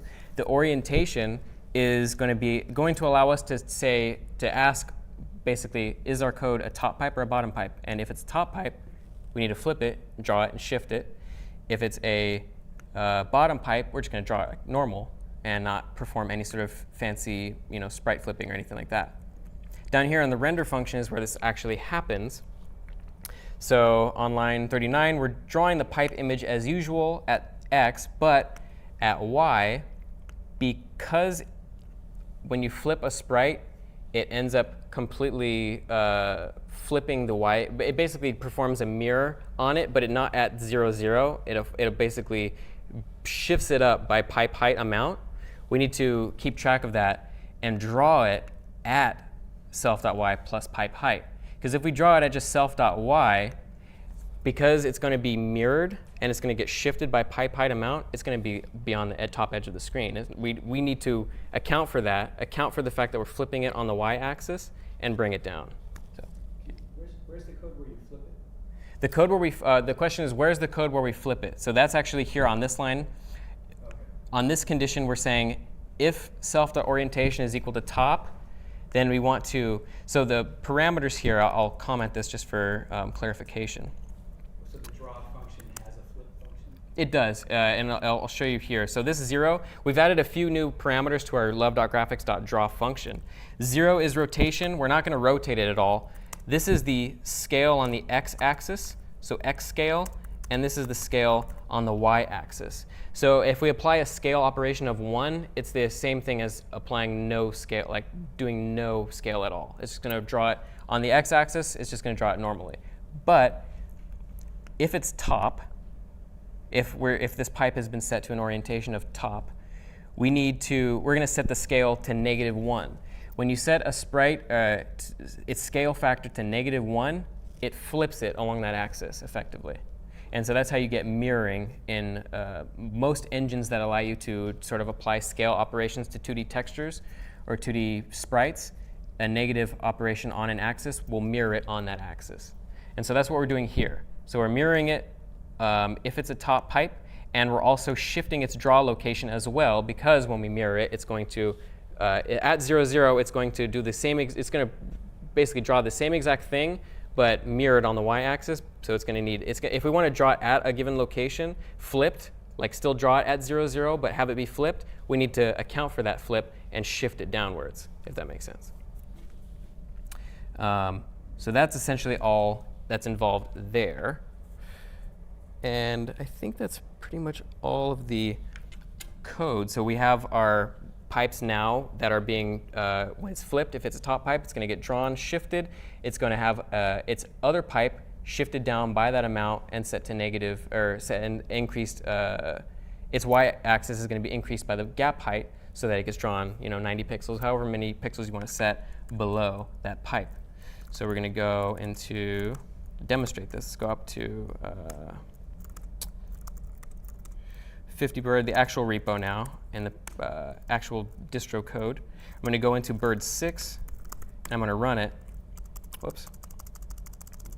And now we have pipes that are actually rendering, but we're missing a couple of important things. Foremost among them being that now we don't have collision detection yet, so we can just fly through this course, infinitely. But notice that they're being shifted by, a random value between -20 and 20 pixels. It looks more or less like it's being generated with some sort of goal in mind. It's not haphazard, it's not all over the place, but you could easily find ways to tweak this such that maybe the gap height is some value between 60 and 120, and so you have easy and difficult pipes, or maybe you have I think I'm so far below the screen that I can't even get back up anymore. But oh, okay. That's physics error, and when your value gets to a certain point, I think that's actually what it's doing is it's actually overflowing the value and setting it to a negative, or underflowing it and setting it to a negative value, and then incrementing it because it's gotten so large. But you could easily modulate parameters such as the width between the pipes, as we saw in the diagram before, or the height, or even the speed at which they move, and find ways to tune it to make gameplay that actually works for whatever goal you have in mind, making it easier or more difficult. And that's actually a topic that they talked about in that article that I linked to before, where they generated levels programmatically and then tested them programmatically to determine what makes a level in Flappy Bird difficult or easy. And so basically those are the parameters you need to sort of weigh as you're thinking of procedural generation. And procedural generation ultimately is just taking values that you construct your scene with and just finding ways to just manipulate them randomly. Math.random some value, and that's how you make random levels in a nutshell. Making good random levels is another question, but This guy made a lot of money doing very little. he did. There was a big controversy around this game back in 2013, but I don't know if I read too much into that, but I was doing a little bit of research and was reading about some of that stuff. But I mean, got to give him props for banking on that. But yeah, that's now we have pipe pairs. That's arguably the most complex part of the program, because going forward now, as we get into collision and some more concepts. Collision is actually something that we touched on last week, and it's all basically the same stuff. So if we go into bird 7, the next iteration of our application, I'm going to go ahead and open up main.lua. And then we're going to go to line 74. And in order to test collision, we don't have scoring in place yet, but we need some way to determine, oh, we collided with the pipe. We need some sort of feedback. So what we're going to do is, I've just decided we should just pause the game. So once we collide with the pipe, let's just pause instantly so we know immediately, oh, we collided with a pipe. So I'm going to set some variable called scrolling at the top of the program in main to true. We're scrolling. We're going to start scrolling, but when I don't want to scroll anymore, when I want to pause the game, this should get set to false. So on line 120, if scrolling, then do all of this update logic that we did before. And then at the very end of that, we're resetting our input table, so we can still take input. But no updates will take place if scrolling is set to false. All of this stuff is within this if scrolling then. So very simple, just encapsulate it all within some variable that we can turn on and off. And then on 152, within that chunk of code that is being sort of contained within that if condition, we're just doing a very simple iteration for each pipe. This should be for L pair in pairs of, for every pipe in the pairs of, it's a nested for loop in this case. So basically within the loop that looks over every single pair to update it, we're doing another loop that's looping through with the pipes in that pair. So it's only a loop of 2 iterations with the upper and the lower pipe. We could just also say if bird collides with upper, basically if pair.upper, pair.lower, or pair.pipes.upper, pair.pipes.lower. But this is a little cleaner. It's more scalable. We can add more pipes if we want to, even though that wouldn't happen. But for every pipe in pair.pipes, we have a function here that we haven't defined yet called bird collides. So if bird collides pipe, so it takes in a pipe. So this is going to return a true or false value. We know that. Set scrolling to false. So we collide, scrolling set to false. Update logic is going to get shut off completely. So we're going to have the effect of pausing the game. We're going to go into bird.lua right now. We're going to actually see how we implement this. And it's going to look very familiar to what we did last week. So in bird.lua, this function here, from 29 down to 45, it's just an AABB collision detection test that we did last week.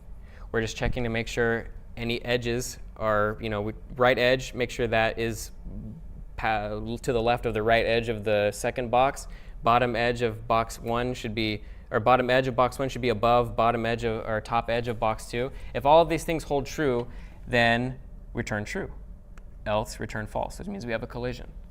And notice that I've shifted everything here by a couple of constant values. Does anybody have any instinct as to why I'm saying self.x plus 2 instead of just self.x or self.width minus 4? Why we're checking for that offset for the bird in this case when it is compared with the pipe. It's not quite half. It's a few pixels smaller. Do we know why we want to do this? Why we want to, we're basically shrinking the box. Why would we want to shrink the box?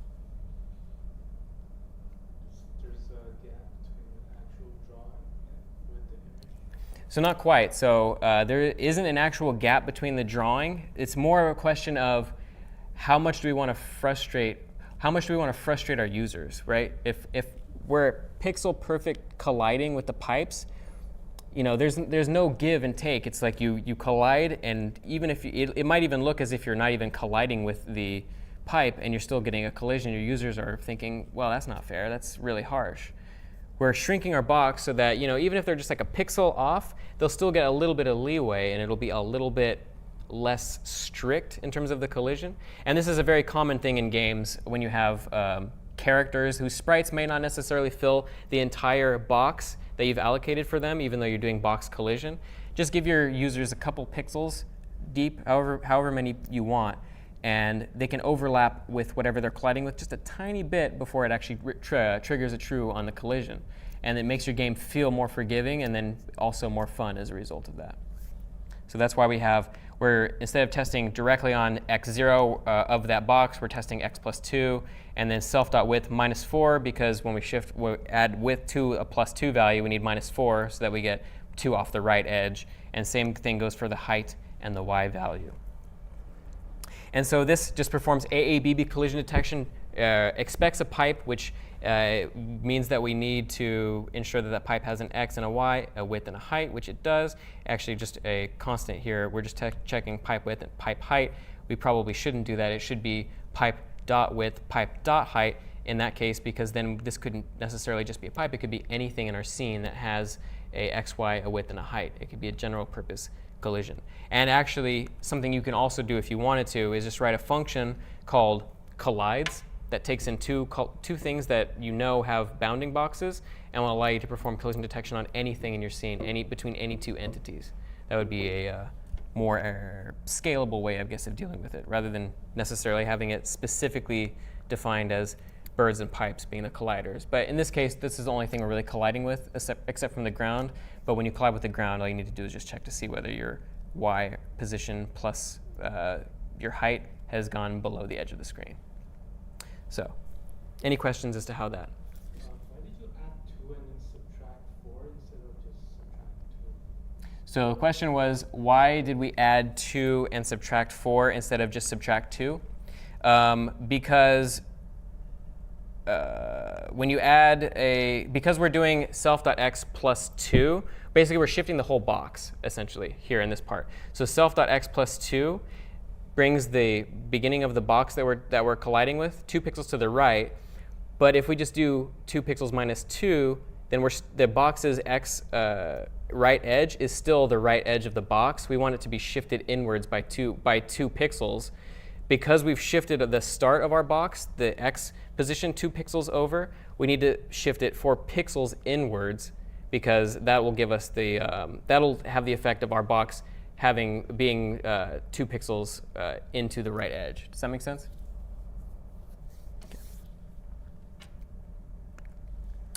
Okay, so I think that's everything for bird 7. We're going to go ahead and run bird 7 now. And recall, if we hit a pipe, we should instantly pause. So bouncing, bouncing, bouncing. I'm going to go through one pair of pipes here, and then I'm going to hit this one on purpose. Oh, we paused, and notice that we have a little bit of leeway. We got a couple pixels there, just to give us, in case we accidentally.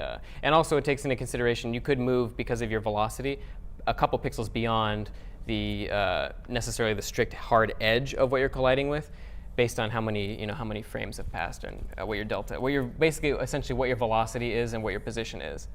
In this case, I think it looks like we're actually like 3 or 4 pixels above the edge because our velocity was so high because we jumped.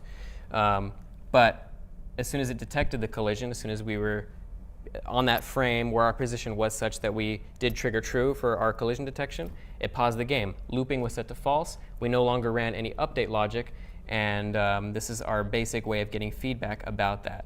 However, it's not particularly compelling gameplay-wise, and so we want to get into scoring.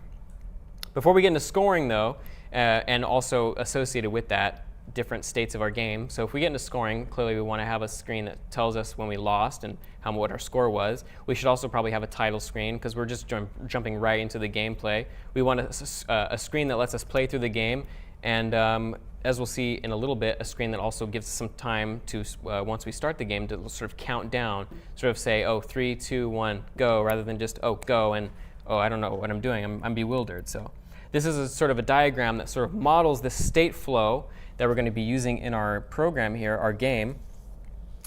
We're going to assume that we start on some sort of title screen state, so going left to right. A title screen state will transition to the countdown state, and then we can define however we want those transitions to be. In this case, let's just say we press enter. Title screen state goes to countdown state. Once countdown state once the transition has triggered for that, we should go to the play state. And then once the transition triggers for play state, we're going to go down to the score state, and then score state should go back into countdown state. And this models our entire application's flow, sort of top to bottom, left to right, chronologically. So let's go ahead and take a look at some code as to how we're going to accomplish this. Last week I alluded to taking us, and actually earlier in lecture, us going from sort of this string-based approach to keeping track of our state with if conditions to a class-based approach, and that's what we're going to illustrate today. So I'm going to go ahead and open up Bird 8. And in Bird 8, I'm going to go ahead and start with main. So in main, on line 36, we're requiring a new class called state machine and a few other classes that we're defining called base state, play state, and title screen state. And these are the components of our state machine. And they've now, instead of being just blocks of code in our update function, they're separate blocks, separate modules that have their own logic, their own update and render logic. And we'll see that very shortly. On line 78, if we go down here, separate from that, I'm also instantiating a bunch of fonts. We did this last week. So love.graphics.new font takes in a font file and then a size. I've created a few different fonts here because we have a few different ways of giving feedback to the user. We want a small font for displaying, press enter to start or something like that.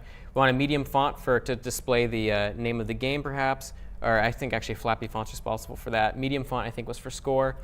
Huge font for our countdown. We want a big font right in the middle of the screen that says 3, 2, 1, and then we start. And then we're just going to start off by setting it to Flappy font, which is going to be our title font. So nothing really new, but the beginning of our UI, so to speak. On line 92, this is new. And actually, this is a demonstration of a type of naming convention you'll see often in game code bases. We haven't used it yet, but we will start using it in the future. We prefix a global variable with a lowercase g. This lets you know when you're digging through a bunch of files that, oh, this is a global variable. OK, so I should probably know it's probably not defined in this module. Maybe it is, but I know it's global. Other things you might see are a lowercase m for member, which means that this is a sort of a member function or a field of a class. And you can instantly see it at a glance and know, OK, if I want to find the definition for this, it looks like it's a member function. So it's probably in this class here at some line. You can easily find it. And so in future lectures, we'll be using more of this sort of g, lowercase g for global variables that we use module to module. In this case, we're instantiating a state machine. So we're using the class that we will take a look at in a second. The state machine takes in a table with keys that map to functions that will return our states. So we can just call change some value, and it'll have in our state machine, it'll basically reference that key in this table here, and it'll call that function based on, it'll basically set the current state of that state machine to whatever state gets returned by the function at that key. So in this case, change is going to trigger return new title screen state, and we're going to get the state machine is going to be set to the title screen effectively. And we'll take a look at what the title screen looks like momentarily. On line 96, yep, we're changing to title screen. On line 134, notice that we don't really have much update logic in this application anymore. We're still updating the scrolls because this is behavior we want across all our states. No matter what state we're in, we want to make sure that our background and our ground scroll so that we have movement. We don't need to duplicate this behavior state to state. This is a global feature of our game. So we're just keeping track of it here just as we would before. But anything else in our game that needs to be updated can now be deferred to our state machine class. And when we call gStateMachine update delta time, it's going to look and see what's our current state, and it's going to update that state. And that's going to basically be that chunk, that if chunk, do this logic that we were doing from before last week when we had a sort of more primitive state machine. Line 46, same exact thing. Between the background and the ground, because those will always render scene to scene, we want to render our current active state using our state machine render function. And so let's go ahead and just look briefly at our state machine library. It's a very simple code. It's actually taken from the book I alluded to earlier in the lecture, How to Make an RPG. They give you this state machine, which sort of really cleanly, I think, handles state transition. basically takes an init and then a series of states, has an empty class or empty table. So all of these are just empty.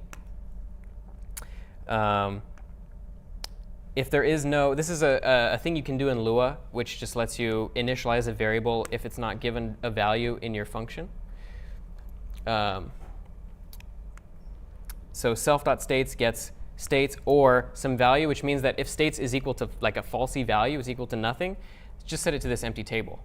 So it's just a shorthand for instead of saying if states equals nothing, then set states to empty table.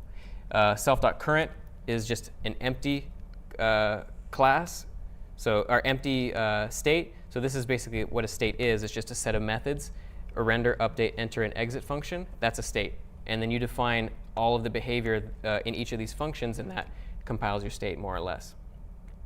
Our change function takes in a name and then also some optional parameters that we can use to enter that state. When we change the state, set whatever or call the exit function of whatever state we're in. So exit that state. Maybe your function needs you to deallocate some memory. Set the current equal to taking that name and then call whatever function's there. So it's going to return, in that case we saw earlier, it's going to return a new title screen state. So that's going to be what current is. With self.current, we're going to then enter that state machine. So we're going to call the enter function that we defined there with whatever enter parameters we pass into change, which are optional. And then here, state machine update just updates whatever the current state is, and render updates whatever the current state is as well. And so I'm going to start going a little bit quickly just because we're running short on time. Base state is all it does is just implements empty methods so that you can just inherit this state, and you can choose which methods you want to define without throwing any errors, because it blindly will call all these functions, not checking to see whether they're actually implemented. And so this is a way for you to just quickly avoid a lot of boilerplate code, essentially. The title screen state here,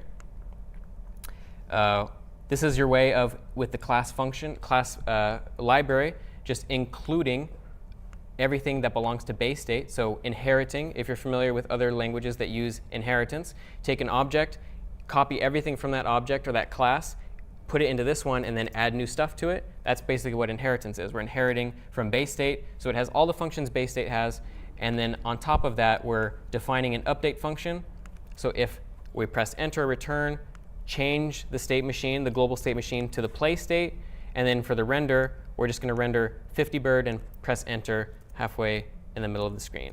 And then the play state, essentially, basically what the play state is all of the code that we ran before, only now we're just putting it in the update function here and the render function here, and making bird, pipe pairs, timer, and last y member fields of this sort of state object. So we'll go ahead and run this really fast. And then we have, this is our title screen state. So at the very beginning, we change to title screen state. All it does is render, and then the scrolling behavior is throughout all classes, all states. So we'll see that no matter what. Once you press enter, it'll trigger change to play, which will return a play state. And then now we're back where we were before, and we're seeing the difference now in having a couple of different states. So quickly, I'll go through the score update. So this is a little bit more complicated than the last example, but to summarize, in we're in bird 9.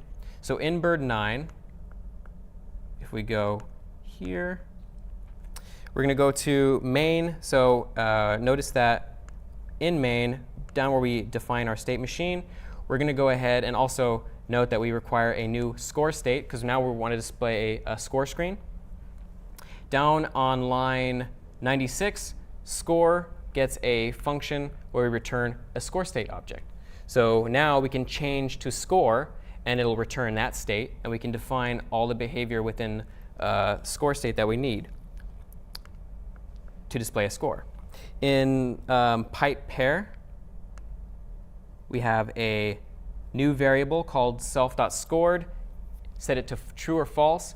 We're going to set it to true if the bird has gone past the right edge of the pair of pipes.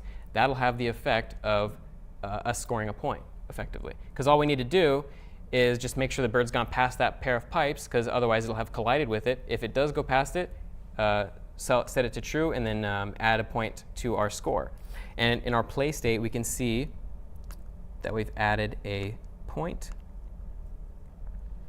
So if we go to our play state, 26 is where we actually keep track of our score. Self.score gets 0 in our play state. We're going to go ahead, go down to line 56.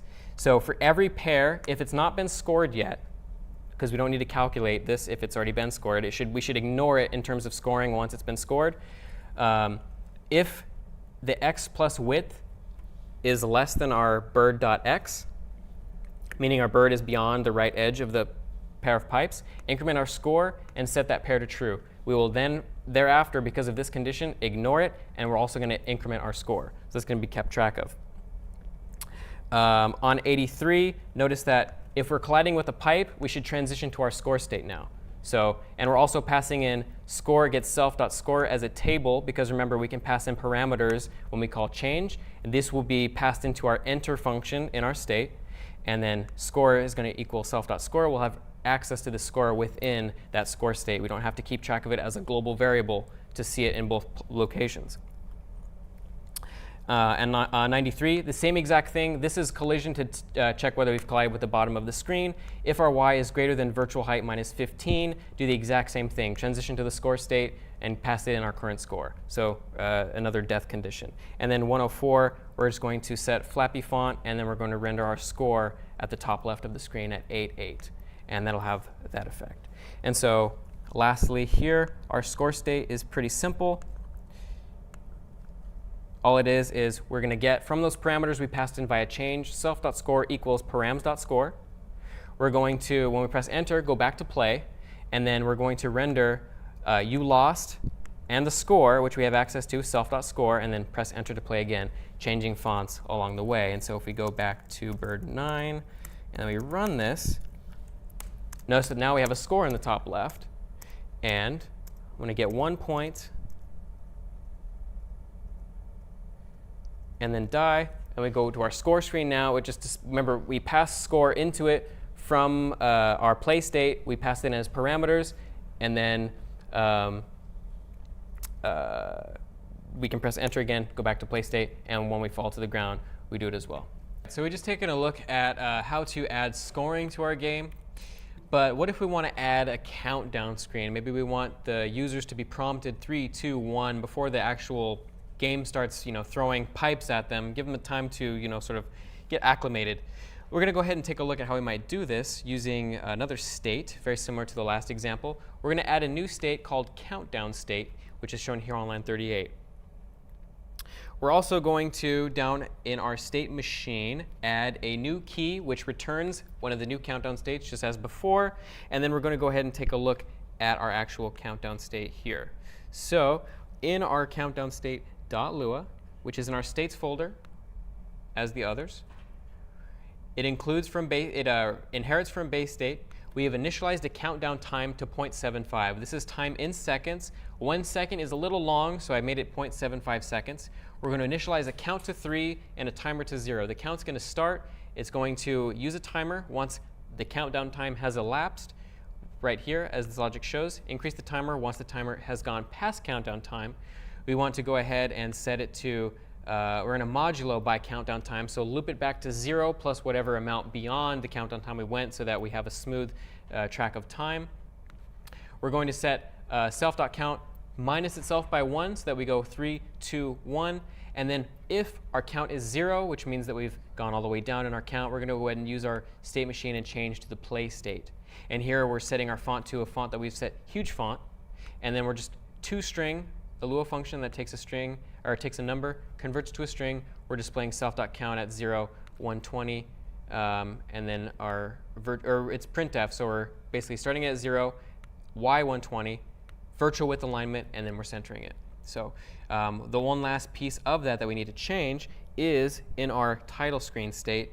Instead of going straight to a play state here on line 15, we're going to a countdown state. And what this has the effect of doing, if we go into bird 10, is when we press enter, notice that we're going 3, 2, 1, then going into our play state. not just going straight into the play state as before, giving our user a little bit of time to sort of catch their breath. And then if we die, we go to our score state, but once we press enter, notice we're doing that as well. So in our score state, we also are changing to the countdown state. So that was how to make a countdown state. Probably my favorite part of many of these examples and of this example as well is adding audio to our application, music and sound effects, which really sort of tie everything together. So we're going to go ahead and take a look at this. It's very simple, very similar to what we learned last week when we just did Pong. So in main.lua of bird 11, which is what we're going to look at now, we're going to take a look at a table of sounds that we've initialized on line 88. We've given them all keys: jump, explosion, hurt, score. These are all sound effects that I've generated with the BFXer program that we used last week, if you recall. And then a music track that I found online on Freesound, which is free to use. The link is here if curious. Just a nice sort of happy soundtrack that I found for this game. On line 99 to 100, we're going to do one additional step before we start the music. We're going to set looping on that to true, because in games that are sort of infinite like this, we don't want our music to just go and then stop abruptly. We want to, have it loop. So play it or set looping to true. Actually begin the play of that music outside of any of our states, because it's going to be a global music track. And then that's the music. We also need sound effects. So if we do if we look in our bird file here on line 45, which is where we have the logic for jumping, we're also playing a sound, the jump sound effect that we've generated. Additionally, in our play state, if we take a look there, we can go ahead and see in our states folder here, go to play state and take a look at line 58. This is where we score a point, so we should play our score sound effect here, simply put. And then the same thing on line 80 to 81, collide the sound effect here, which is we're actually layering two sounds on top of each other, which is a common thing to do in sound design and game design. One sound often isn't all you need to accomplish a particular effect. So I have an explosion sound, which is kind of a white noise effect, and then a hurt sound effect, which is kind of like a sort of like a downward like sine wave type of sound. We're doing the exact same here on 95 to 96. Once we put all these pieces together, we're going to run bird 11. We get music. We get a jump sound effect. And then when we score a point,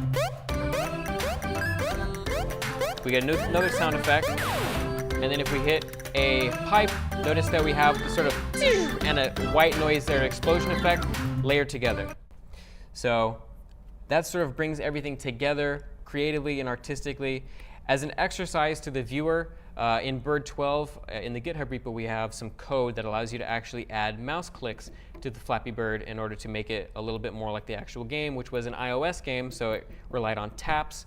The function that you might want to use is love.mousepressed XY button, and I would encourage you to think about how we took input and made it global in the context of the keyboard in one of our earlier examples, so that we can call this sort of was the mouse just pressed in our bird.lua file as opposed to the main file. And so next time we're going to be covering a few new concepts. So sprite sheets, so taking a large file of images and sort of taking out chunks of that so that we don't have to have a million graphic files. Procedural layouts, this will be in the context of the game Breakout, so we want to lay out all the bricks in our game sort of procedurally, the way that, in sort of the same way that we've procedurally created a sort of pipe level in this game. We'll be talking about separate levels and having them stored in memory as opposed to just one continuous level. We'll be talking about health.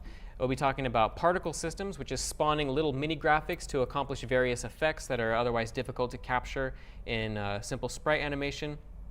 A little bit fancier collision detection based on input so that we can sort of drive ball behavior the way we want to. And then also persistent save data. How can we take a high score and not have it refresh to 0 every time we run the application, but rather save it to disk so that every time we run the program thereafter, we can see what we've gotten scored in days past.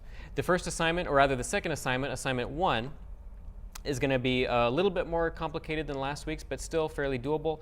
Make pipe gaps slightly random being the first component of this. So before pipe gap was set to a constant value, maybe make it some sort of random value. Pipe intervals as well, so we were spawning every 2 seconds. Maybe we want to change that up, make pipe spawn a little differently, a little more sporadically. The more complicated aspect of this assignment is going to be awarding players a medal based on their performance. So have like maybe a bronze, a silver, and a gold medal, an image that you display in the score screen in addition to just their score, just to give them a little bit of personal feedback and sort of make them feel rewarded for their effort and make them strive to sort of get that last medal. And then lastly, you'll implement a pause feature, which we talked about in class, so that when you press, for example, the key P, the game will stop. But unlike that example, when we press P again, the game should resume just as it was in its prior state. So that'll be it for Flappy Bird. I'll see you guys next time. Thanks a lot.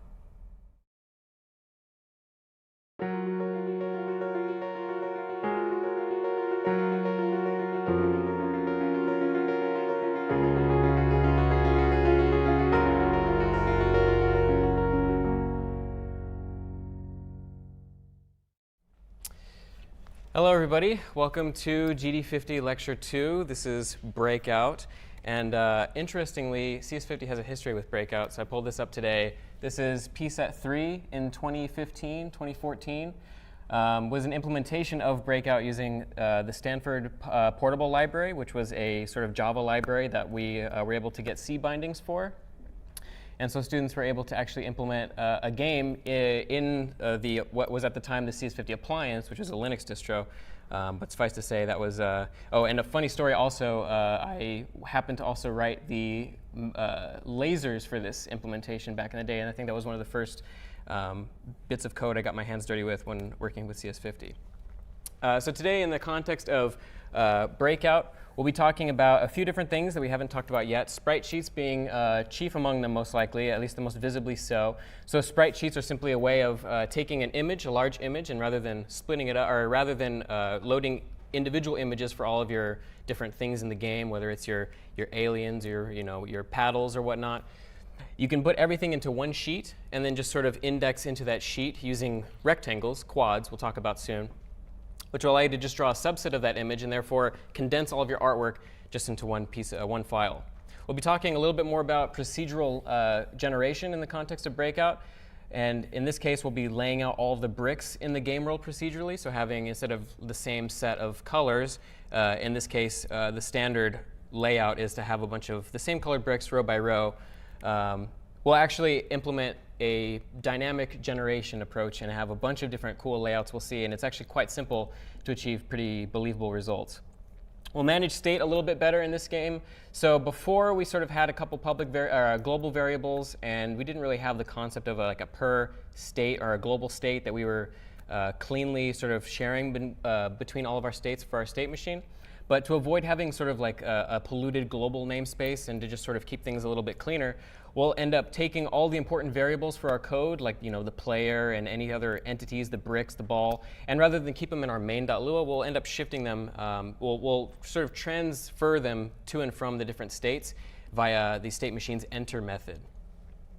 We'll actually have levels, so a progression system. So start at level 1, go up, and then with each level, we'll implement a scale in terms of the generation of the bricks. So we'll get higher tiered bricks and more points as a result. We'll have a health system, so hearts in a similar fashion to Legend of Zelda. Particle systems, which are a very important aesthetic component to 2D games and 3D games. Particle systems basically being a bunch of spawned images that you sort of cluster. You put into a little spawner, emit them in a certain way, and color them, perform math on them, and get sort of believable effects like fire and smoke and all these other things that would otherwise be sort of not easy to do using simple animation, but trivial with a particle system. We'll do a little bit more complicated collision detection with our paddle and with our bricks than we did with Pong. And then we'll also talk lastly about how we can save data locally to our computer so that when we close the application and run it again, we end up having a persistent high score rather than just something that's volatile. So first, though, I would like to demo today's finished game. So if anybody would like to demo from the audience, that would be nice. Go ahead and come up. Go ahead and cue it up for you. What's your name? Jared.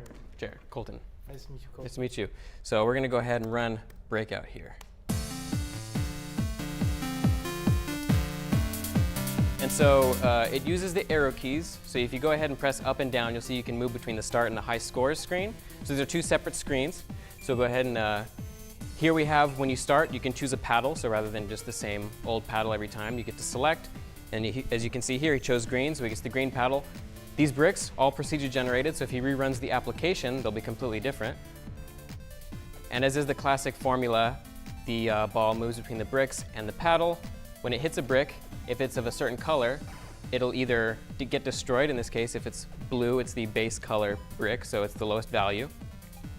And if it's higher than blue, it'll end up going down a color, depending on which color it is. I believe it goes blue, green, red, purple, yellow. So anything higher will get shifted down. And then the player amasses points, as you can see top right, score. And notice also the 3 hearts, that'll be the player's health. So if he were to lose on purpose, possibly, we can see he gets another message saying press enter to serve. His hearts have gone down by 1, so now he's got 2 out of 3 health. And so eventually, if he were to, by chance, lose completely, oh. That's honestly the most fun part about Breakout, is just getting it caught in a bunch of stuff. But you can see we go to a game over screen, it shows your final score, and then you can press enter, and it'll, oh, I must have had a bug. But that should take you back to the, in the event that you have a high score, it'll take you to enter a high score, and if you if you don't have a high score, it'll take you back to the start menu. So made a couple of last-minute changes. Unfortunately, I must have left something in there. But that's Breakout in a nutshell. Our goal today will be to implement basically all the functionality we saw. Oh, we didn't take a look at the high score screen, so let's take a look at that really quick as well. So here at the title, you can see we have start and high scores. You click, oh man, okay, I must have screwed something up. So I'm gonna go to Breakout 12. Okay, sorry, I apologize. I'm going to fix that, but it should show this menu here, where you will have a list of all your names that get loaded from a file and will output your score accordingly. And in the event that you get a new high score, you'll get to enter your name after that, and then it will end up saving it to another file. And when we get to that point, I'll try and fix it so that we can actually see what it looks like. So let's go back to these slides here. So this is the overall state flow of our game. So as you can see by me marking it out in a highlighted color, we start off in the start state, and this is all stuff we've covered before, just a state machine. It's a little bit more complicated than Flappy Bird, though. We have 1, 2, 3, 4, 5, 6, 7, 8 states, as opposed to, I think it was 4 or 5 in the last lecture. And the arrows illustrate which states can move in between other states. So as we saw, the start state can move via the up and down arrows in the high score state. It can move between the high score state and back. So when you go into the high score state, press escape, go back to the start state. The start state also has an arrow branching off to the left, going down to the paddle select state, where we saw the user is able to select a paddle to use. Once they've selected a paddle, we'll go to the serve state. They'll be able to serve the ball at their leisure, and then it'll go back and forth between the play state. So if they end up taking damage, the ball goes below the surface of the screen, they'll go back to the serve state again so they can reorient themselves. If they're in the play state and they end up clearing the whole entire set of bricks, they'll actually get taken to the victory state. And the victory state's where we increment the level, and we also regenerate the level. And then the victory state goes back to the serve state, and then we repeat that whole loop again. In the play state, if they are to get a game over, they'll go to the game over state, it'll tell them their score, and then they'll go to the enter high score state, depending on whether they have a high score. And if not, as seen by the arrow that goes up and to the left, they'll actually go back to the start state. And then the enter high score state will also go back to the high score state so that they can see, once they've entered their high score, their score relative to the other scores in the list. So in Breakout 0, which we're going to look at now, we're going to do some very basic stuff. So this is the day 0 update, as always. I'm in Breakout 0 right now. Yes, I am. So what we're going to do is I'm going to look at, first thing here, line 27. So before, what we were doing in our application is having basically a lot of files at the top level and sort of losing track of what we were doing potentially, especially as you start adding more and more files and you've got like 50, 100 more files. It's something that's obviously not maintainable. So the solution there, just put them in folders and then keep track of everything, keep them organized. And that's a major thing that we're going to start doing. And on top of that, we're also going to, in our code, keep things a little bit more modular. And that's why we have this file source/dependencies, which we'll take a look at in a second. We've allocated a bunch of global tables here. So we're taking the design decision of, even though I mentioned that we will be sort of taking a lot of the global variables out of our application assets, we're going to keep all of those in some global variables. And we'll see in the future how we can maybe implement a resource manager class that takes care of this for us.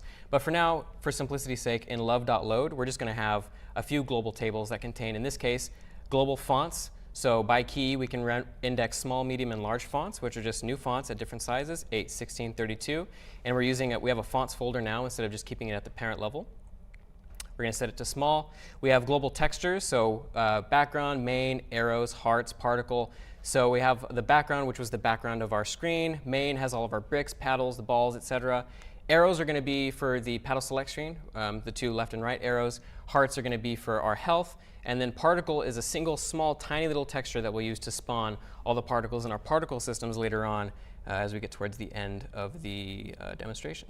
So this is push. We're setting it up just like normal. Nothing new there, except the virtual width, virtual height, and all that stuff. Those have been moved out, if we look into source, in a constants file. So this file here, instead of having all of the constants in main, it kind of makes sense just to like take them out, put them in a file called constants.lua, and we can sort of manage all that. We can know immediately when we're looking at capital window width, window height, etc. These are all constants. If we have a constants file, we just can more easily track it rather than having to grep through all of our files to try and figure out what we were looking at. And the constants are used here in our setup screen as before. And then another sounds global table, just as before. We have a bunch of different sound effects. I've separated the music from the sound effects just so that we can see at a glance, oh, this is the music. These are the sound effects. Pretty straightforward. We have a state machine as always, and we're just going to use a start state for this demonstration. Setting it to start. Love.resize, love.update. These are all functions we've seen before, nothing too new. Love.keypress. We have a global input table. So as in the case of Flappy Bird, we can index into that input table anywhere in our application and call love.keyboard.wasPressed key, which allows us to take input exclusively from main and use it in other modules. Here we're drawing so this is the actual rendering code. And we're doing this in our love.draw as opposed to a specific state, because this is actually going to apply to all states. We're always going to have this background. So rather than duplicate it over and over again, in this instance, this minor bit of code, we're going to display the background behind all the states. So all the states are going to render over this background and make it seem a little more cohesive. We're going to draw it at 0, 0 without rotation. And then this bit of math here, the virtual width divided by, and then background width minus 1, will end up being a scale factor so that we can always scale it to be our virtual width. Because the texture by default is some amount smaller than our actual window or our actual virtual width and height. But by dividing virtual width by whatever the background width of that image is by 1, we'll get a scale factor. Because virtual width is larger than the image, we'll get a scale factor on x and y that equates to it completely stretching to fill our virtual width and height. And recall that these two parameters are the scale on the x and the y. So it's going to be some like 1 point something or 2 point something, whatever it takes to end up filling the screen. And then lastly here, the new bit I implemented is just a display frames per second function, which I think is kind of important generally. And it's very easy to do. I don't think we talked about it yet, but just love.timer.getFPS. And then I just draw it in the top left in green so that we can see it throughout all of our iterations of the game, what our frames per second are. If you want to monitor without having to look through your terminal or anything like that, just displaying it at the top. It's standard practice in a lot of games. If you've gone to the debug console or whatnot, or sort of looked into some of the hacks, you'll see that in a lot of places. So I talked earlier about dependencies.lua. So this ties in as well to our effort to sort of modularize everything, keep everything organized. Instead of requiring everything at the top of main, let's just put it all in a file, and then we'll know at a glance what we're requiring, and we don't have to look through main and make main 100 lines, potentially a lot more than it needs to be. So requiring push, requiring class, same as we've done before. Require source.constants, we have access to those. Require state machine, and then base state and start state. So let's go ahead and take a look at our start state. So I put states in a subfolder of source. This is another effort to sort of keep things modular. In this particular project, we won't have a lot of nested folders of code, but I decided to put the states in their own folder just so easily you can get access to all your states. So we'll look at start state here. On line 21, so recall in the start state, we just had breakout in the center of the screen, and then we had start game and high scores. So the user was able to highlight which state he wanted to look at. So we need to keep track of which one's highlighted. So all this variable's purpose is just to keep track. So 1 or 2, 1 being play game and 2 being high scores. And then here, if we press up and down, then because there's only 2 options, effectively, you can just flip whatever highlighted is with 1 or 2. If you have a list of options that's more than 2, then you'll need to increment 1 until it gets to whatever x is, your number of list options. And then if you press down at that point, you should flip back up to the top. And the same holds true for whether you're at option 1. You should go flip, rotate to the bottom of your list so that it looks as if you've gone all the way around. And then we're just playing a sound here when we do that. We have a love.keyboard.waspressed escape call here. It's not global anymore because there are some states in our application where we might want to press escape to actually go backwards, and we'll see that.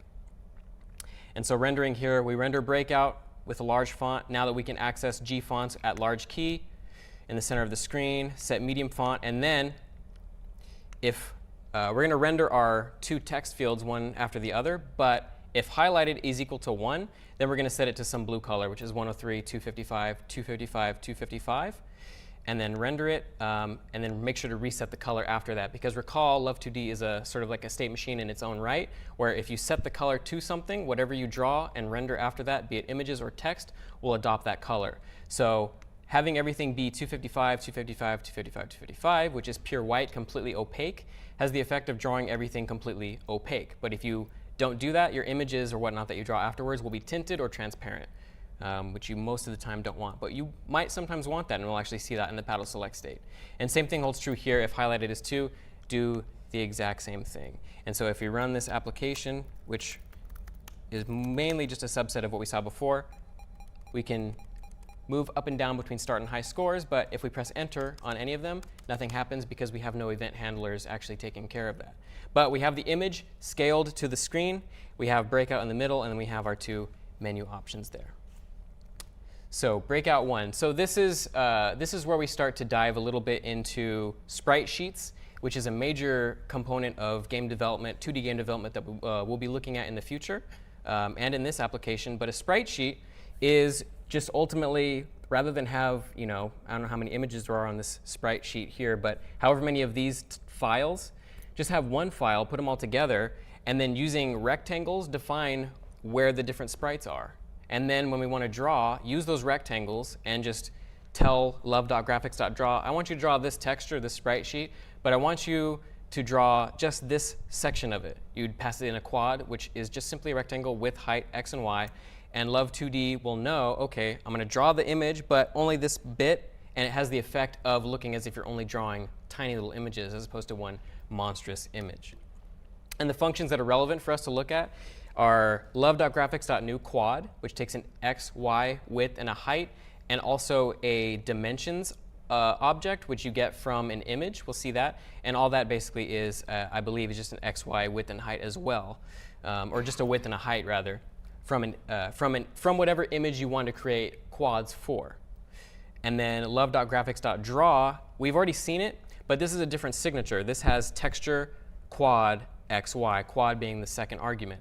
And when it takes in this quad, it knows to only draw that defined rectangle of image to the screen. And so we'll go ahead and take a look now at breakout 1. Are there any tools so you don't have to guess when you're doing the quad what the dimensions, like where it is on the sheet? The question was, are there any tools so that we don't have to guess where the quad is when we're doing the sheet? Yes, there are, a lot of the time. I looked and saw a couple, but I haven't tested them thoroughly myself. For simpler examples like this, it's usually easy enough to programmatically do it. But yeah, when you get into having giant sprite atlases where you have, especially things that are not necessarily symmetrical or rectangular looking, even though they still need to be defined rectangularly, it's often best to use a tool like that. There are, I do believe, I just haven't used them. I can bring it up in a future lecture, and so we can discuss. Any other questions before we carry into breakout 1? All right. So I'm going to go ahead and open up the very first thing we should look at in breakout 1. In the source directory, we have a new file, and from here on out, we're going to always assume that when we introduce a new file, we're going to include it in dependencies.lua. And so in this case, all we need to do is just say require source/util, and as you can see, we're also adding a play state to this demonstration. But from here on out, I won't make mention of us actually adding it to our project. So util.lua is the module that contains the code that we're going to use to actually generate quads for a given sprite sheet. And this function, all it does is it takes what's an atlas or sprite sheet. The names are synonymous. You'll hear them both. Or we pass it an atlas. We pass it the width of the tile that we want and the height of the tile that we want. It's going to get the width and the height of the sheet here. So every image has a function called getWidth and getHeight. So we're just going to do that. And specifically, the sheet width and sheet height are the width of the image divided by tile width and tile height, so we know how many times we need to iterate over the sprite sheet to generate a rectangle. We're dividing it up based on the size of our tiles. And then we just basically do a simple nested for loop here. We start a counter and a sprite sheet. The sprite sheet is going to be a table that holds all of our quads. We just say for y get 0, sheet height -1, so starting at the top left going down, and starting at the top going down, and then x equals 0 starting at the left going right. At sprite sheet counter, which is 1 here, because in Lua tables are 1 indexed. We're going to create a new quad at x times tile width, y times tile width, give it the width and the height of our tile, so just whatever we passed into our function signature. Here it'll often be, in this case, be 16 by 32 because that's the size of the bricks. And then we pass in the last parameter that we saw in the slide, which is atlas::getDimensions. And then we just increment our sheet counter here. And then at the end of this, when we're all done, we'll return this. We'll have a table of quads that we can then use that are sort of 1, 2, 3, 4, 5, 6, 7, 8. Well, I should say 1, 2, 3, 4, 5, 6, 7, 8, top left to bottom right of all the sprites in our sheet to make it super easy to look at. We have another function here. Lua doesn't by default have a slice function, but we are just adding to it table.slice. It takes a table, the first entry in the table that we want, the last entry, and then the step between them. Just like Python's slice function, it just iterates over the for loop, which is first till 1, so 1 by default, until the last, or until the whatever this sort of number sign is the size of a table, which I don't think we've introduced yet. But basically, this is if we pass in last, it'll stop there. Otherwise, just assume we want the whole entire table. And then this comma here at the end, which has step or 1, you can pass in a step at the end of a for loop as a third argument, and that'll be however much it increments or decrements the loop that you're in. So by default, it's just 1. We go 1, then we go to 2, then we go to 3. But you can set it to -1. And so if you say for I gets 3 to 1 minus 1, you'll go 3 to 1. And you can't do a normally a step, which is what we do here. Or no, you can do a step, but you can't slice, which is why we have here sliced at number of slice plus 1 gets table I, and then eventually we return slice. So it just returns just a segment of whatever table we're in. And then the important function here that we're actually going to use in our application, we're going to generate quads paddles. And so this takes x and y, 0 and 64. And if we look back at our paddles here, we can see that we have various different sizes. So we have a small one, a medium one, a large one, and then a really large one. So if we want to get every single paddle in our sprite sheet, small, medium, large, giant, notice that we have 4 blocks. And within each of those blocks, we have 4 different sizes. So we can just iterate over this 4 times and then just define whatever the size of this rect is, that rect, and that rect. And we'll see the math for it here. If I go 0 to 3, for I gets 0 till 3, we're going to go ahead, because that'll give us 4. So that's how many times we want to iterate over the sprite sheet to get the separate quads. We'll get the smallest one. So quads counter, we initialize counter to 1. Gets love.graphics.newQuad at x, y, width of 32 and 16. Oh, and x and y default at 0 and 64 here, because recall that these are all 16 tall here. So we're starting y at 64 so that we start right here. And we're starting at x 0 because it's on the left side. So we'll do that. We'll increment counter. Get it at 32 wide by 16 tall. Those are the actual dimensions of the smallest one. The same exact logic applies for medium and for large, only that we're adding 32, and then we're making it size 64. And then we're adding 96 to x at size 96 because they're getting wider, but they're also offsetting more to the right. And then the last bit is pretty much the same thing as before, except now we're going y plus 16 back to x because we've gone down a row in our sprite sheet. The paddle width at that point is 128, but still 16 pixels. And then here at the bottom, because we want to do this 4 times and we want to go through, the chunks are effectively 32 pixels because we're going 16, 16, 16, 16. We're just going to add 32 to y and then go to the next set of 4 paddles. So this is how we're effectively getting all of the paddle sprites, and they're going to be stored 1 through x, where I believe x is 16. So we'll have 16 quads defined in our sprite sheet thereafter that we can then return. So I'm going to go back to main.lua now. On line 64, here we have a new global table called gframes. We'll be able to access this anywhere we want to draw stuff. And it's just the same thing that we just saw, generate quads paddles, and we just pass it in our main texture. And our main texture is this. This is what our main texture looks like. And then we're going to index it. We're going to say it gets the key paddles, because in that particular table was just the quads for our paddles. So in the future, we just need to call love.graphics.draw texture and then index into gframes paddles at whatever paddle we want, and that's how we can keep track of what we want to draw paddle-wise. And in this particular demo, we have a new paddle class, because paddle is a thing in our game. We can represent it as sort of a class or an object. So we'll define a class for it. Everything's pretty simple thus far. It gets an x and a y. dx, 0, width, height, skin. The skin is going to be what color it is. We need to keep track of that. And then the size, because the size will be how we sort of offset into our paddles, our quads, because the sizes are small, medium, large, giant. 1, 2, 3, 4 times 4. So 1, 2, 3, 4 for the first set, and then 5, 6, 7, 8 for the second set. Those are all sorted by color.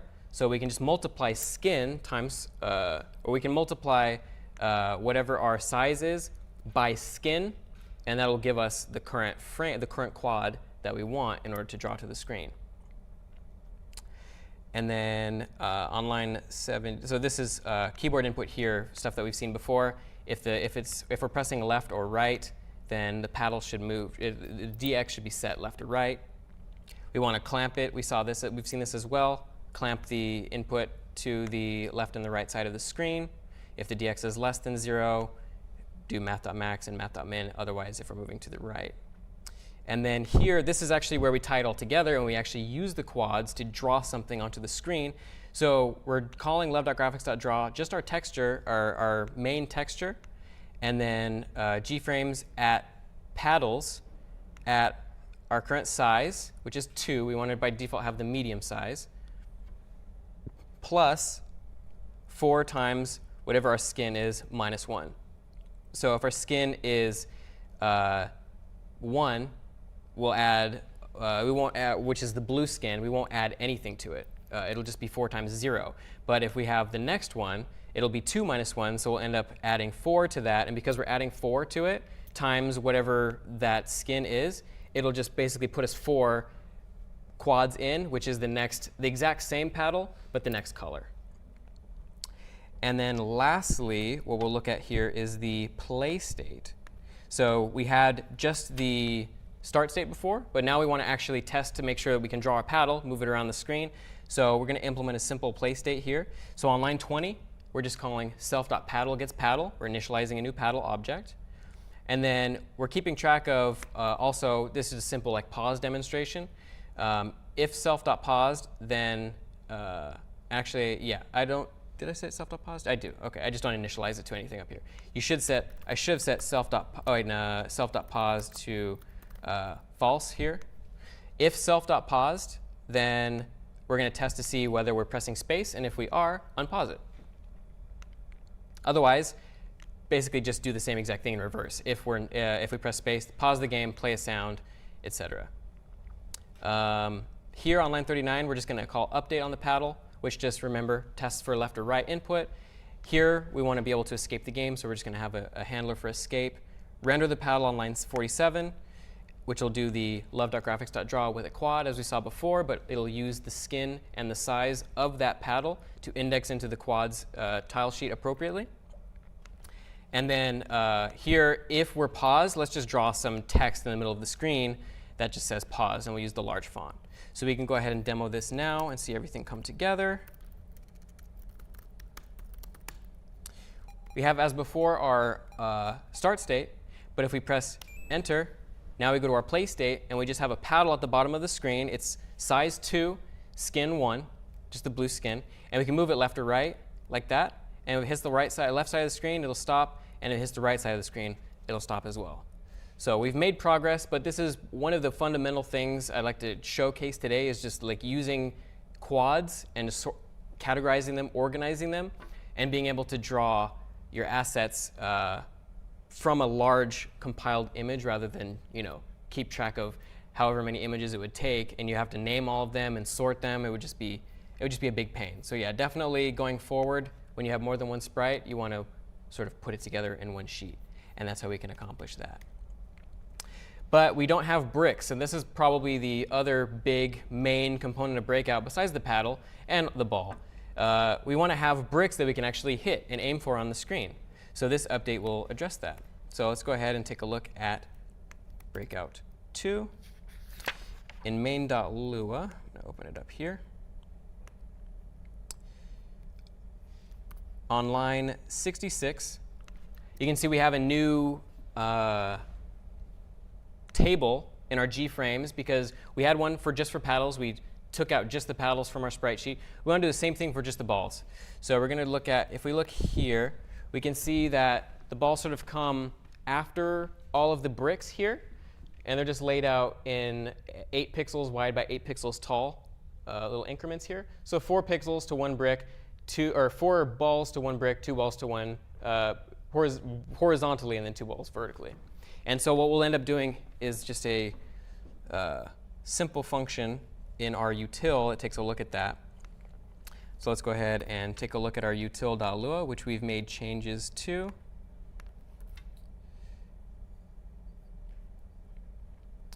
And so what this is going to do is sort of do the same thing that we did before. It has to iterate. So we have notice we have 2 rows of balls. We have these 4, and then we have these 3. So we want to iterate 4 times. We want to find whatever the offset is here, the x and the y. So it looks like 3 times 32, and then 3 times 16. So 96 by, I can't do math, whatever 16 times 3 is. And then we'll end up 48. And then we'll have, which is what we do here. So we have 2 iterations, so a for loop that goes from 0 to 3. So the top row, the 4. We'll set a counter to 1 here. Notice also 96 and 48. That's the x and the y that we're setting. That's where the offset is for the individual ball sprites. Quads at counter gets, and notice also quads is a table. We're going to return this. Quads at counter gets love.graphics.new quad at x, y, 8 pixels wide, 8 pixels tall. That's how large the balls are. And then we're going to add 8 to it because we're going to the right. So this iteration just goes left to right.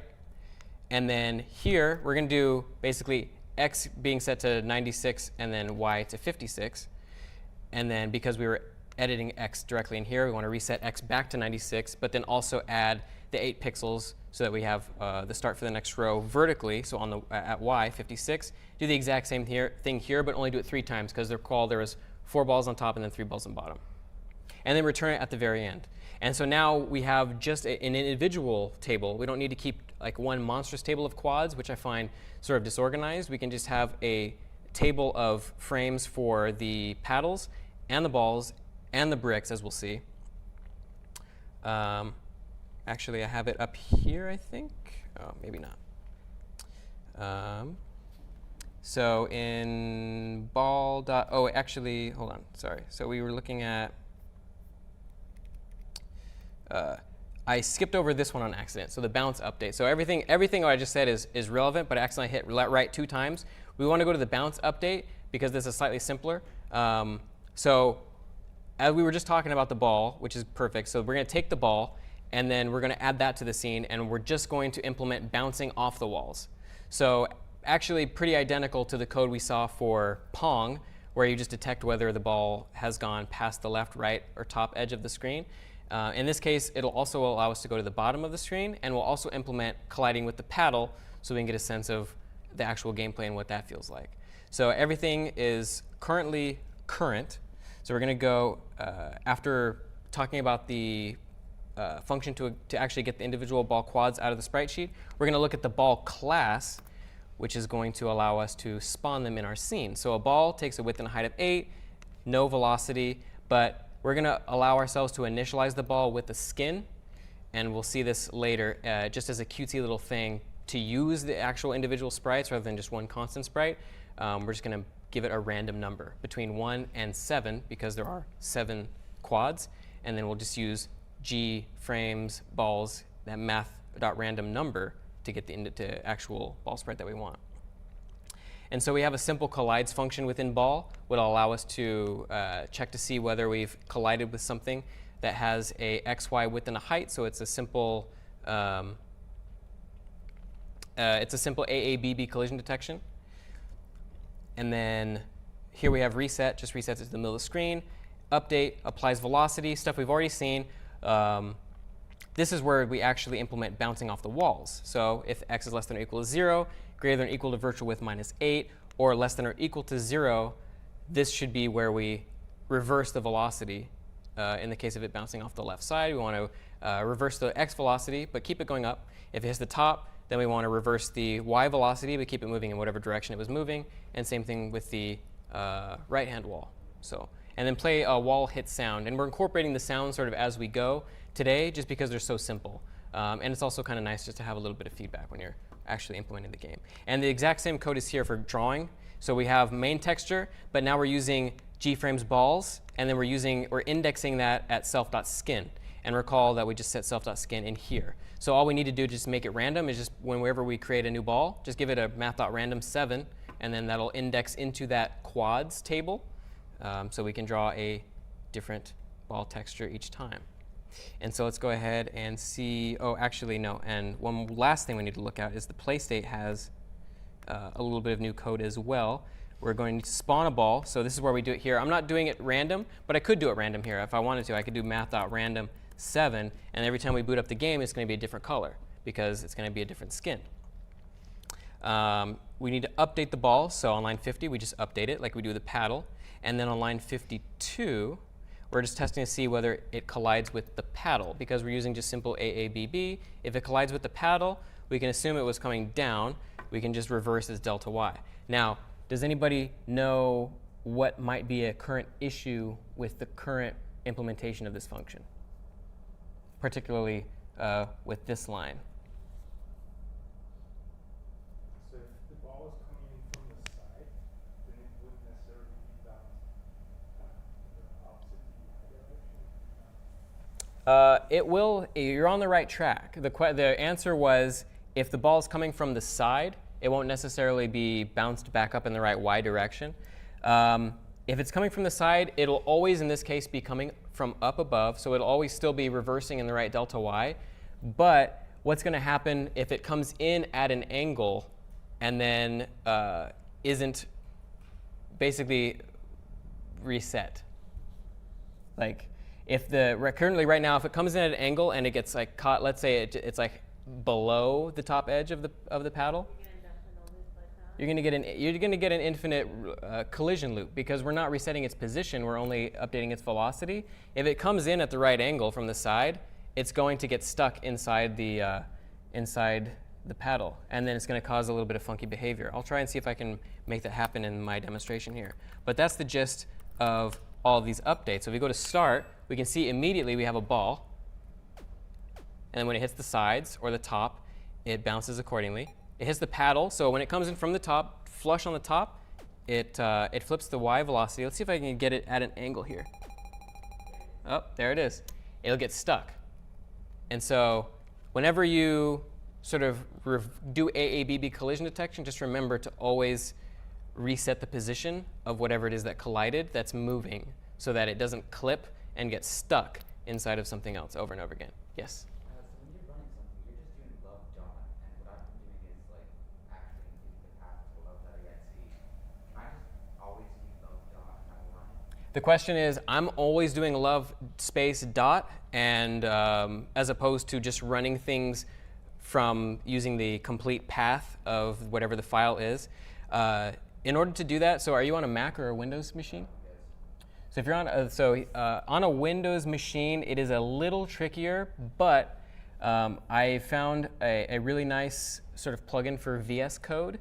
So if you're using VS Code, which is the editor that I use, it has plugins, and one of the plugins that you can download is for Love 2D, and it has a config where if you just press Alt-L, it will run your whatever directory you're currently in, whatever project you're currently in. It'll call Love. It adds it to your path for you. So download the Love 2D plugin on VS Code if you want that to work. I'm on a Mac, so I can edit what's called my bash profile and alias Love to its complete path in my file system. And you could do the same thing with, I don't know how it would work with Windows in terms of aliasing, but it's essentially the same thing as typing out the entire path to love, but only I'm changing it to another word. I'm changing it to love. So I'm setting love equals to application/love.app/content/resources, etc. So good question. I would download on Windows. I'm a big fan of VS Code and the Love 2D plugin. I would recommend looking into that. And I'm sure there are other plugins, and there's a page also on the website. I don't have a browser open at the moment, but on the wiki, you can look at the Getting Started page. I believe it's like love2d.com/wiki/getting started. They have a bunch of instructions for different operating systems and different text editors that allow you to get sort of a more efficient workflow going. So, any other questions? All right. So we did the bounce update. Now we can finally edit the bricks. Add in the bricks, I should say. So these are pretty simple. So we're going to take a look at it. And right now, we're not going to do any sort of fancy procedural generation. We're just going to get some bricks on the screen, just some easy bricks. Or rather, we will get some very basic procedural generation, but not to the level that we'll see soon. We'll see that very soon. OK, so I'm going to go into my main.lua here. I'm going to go into the breakout 3. And same thing that we did before on line 67, we just have a new bricks table in our G frames, and it just generate quads bricks we call from util.lua, so we can look at that really quick as well. This one's actually really easy. Source util.lua. Because they start at the very top of the screen, we can assume that we could effectively treat this whole thing as if it were just these and just do generate quads at a constant width and height, because effectively, we only need a subset of the frames it's generating. Because it's generating them this way, top to bottom, left to right, we can just grab all the way up to here using table.slice, which we saw before, and not worry about indexing into any weird, like having any constants x and y that we need to index with in order to get an offset. We can just do a very simple, if we go down to line 57, generate quads bricks, it just does a table.slice. And so within that, we're going to generate quads Atlas 3216. So this is going to have the effect of dividing up our sprite sheet by 32 by 16 pieces. It's going to generate all of these just fine, but then it's going to have quads here, here, here, here, here that don't line up with the quads that you see here, because it's just blindly assuming that all of the sprites in that sheet are the same size because that's all we're doing. We're just calling generate quads, which if you recall, just generates a fixed size, width, and height throughout our entire atlas, which is great for a lot of sheets that are symmetrical, but there are cases where we have, like for example here, where our sprite sheet is asymmetrical. We have paddles of differing sizes, we have the balls which are 8 by 8, we have the bricks, we have the other power-ups at the bottom. But the generate quads bricks takes in the table that we're generating, which is going to be a bunch of frames that we don't want, many of them clipped, half clipped, and then we're just going to take it from 1 to 21. And when we do that, 1 to 21 is effectively, that's how many of these there are. So 18, and then 1, 2, 3. So from 1 to 21, all of those, that'll be all the bricks. We can throw away all the rest of the quads and just blindly assume that they're all the same size. So any questions on how quads or how any of these tables are working? OK, cool. So we're going to go ahead. We have a new class now, brick.lua. So simple building blocks. In brick.lua on line 30, we have a flag called inPlay. Self.inPlay gets true. And so we're just going to use this to render it. We're just going to say, if it's in play, render it. If it's not, don't render it. That's simple. That way we don't have to worry about object deallocation or anything fancy. We have all of our bricks, and whether it's in play or not, render it or perform update logic. And if it's not in play, just pretend it doesn't exist. Just ignore it. We're only going to have like 30, or I don't know how many, 13 max by 4 bricks in our scene at once. So worrying about freeing memory isn't really an issue. But if you have a million different things getting generated all the time, having simple in play is false might not always be viable because you need to store all that memory for all those objects. So just a shortcut here, but not necessarily best practice for very large games, but certainly great and simple for small games. On line 37, we define a function called brickHit. And all this does is just play a sound effect and set in play to false. And so all we're going to do is just check to see whether there's a collision, and then just call this hit function, play a sound, and then just pretend it doesn't exist anymore. And then all render does is, if it's in play, checking the in play flag, draw main at bricks, or using our bricks table here that we created. And then we're going to start at 1, and then we're going to index it based on our color, -1 times 4, and then we're going to add its tier. So there are, if you recall, 1, 2, 3, 4, 5 colors and 4 tiers. And so what we're going to do is we're going to jump between the colors. So we'll go value 1, value 2, value 3, value 4, value 5. That'll be our first 5, or I guess 6. That'll be our first 6 bricks. And then we're going to go 1, 2, 3, or we're going to have a tier basically. It'll be 1, 2, 3, or 4.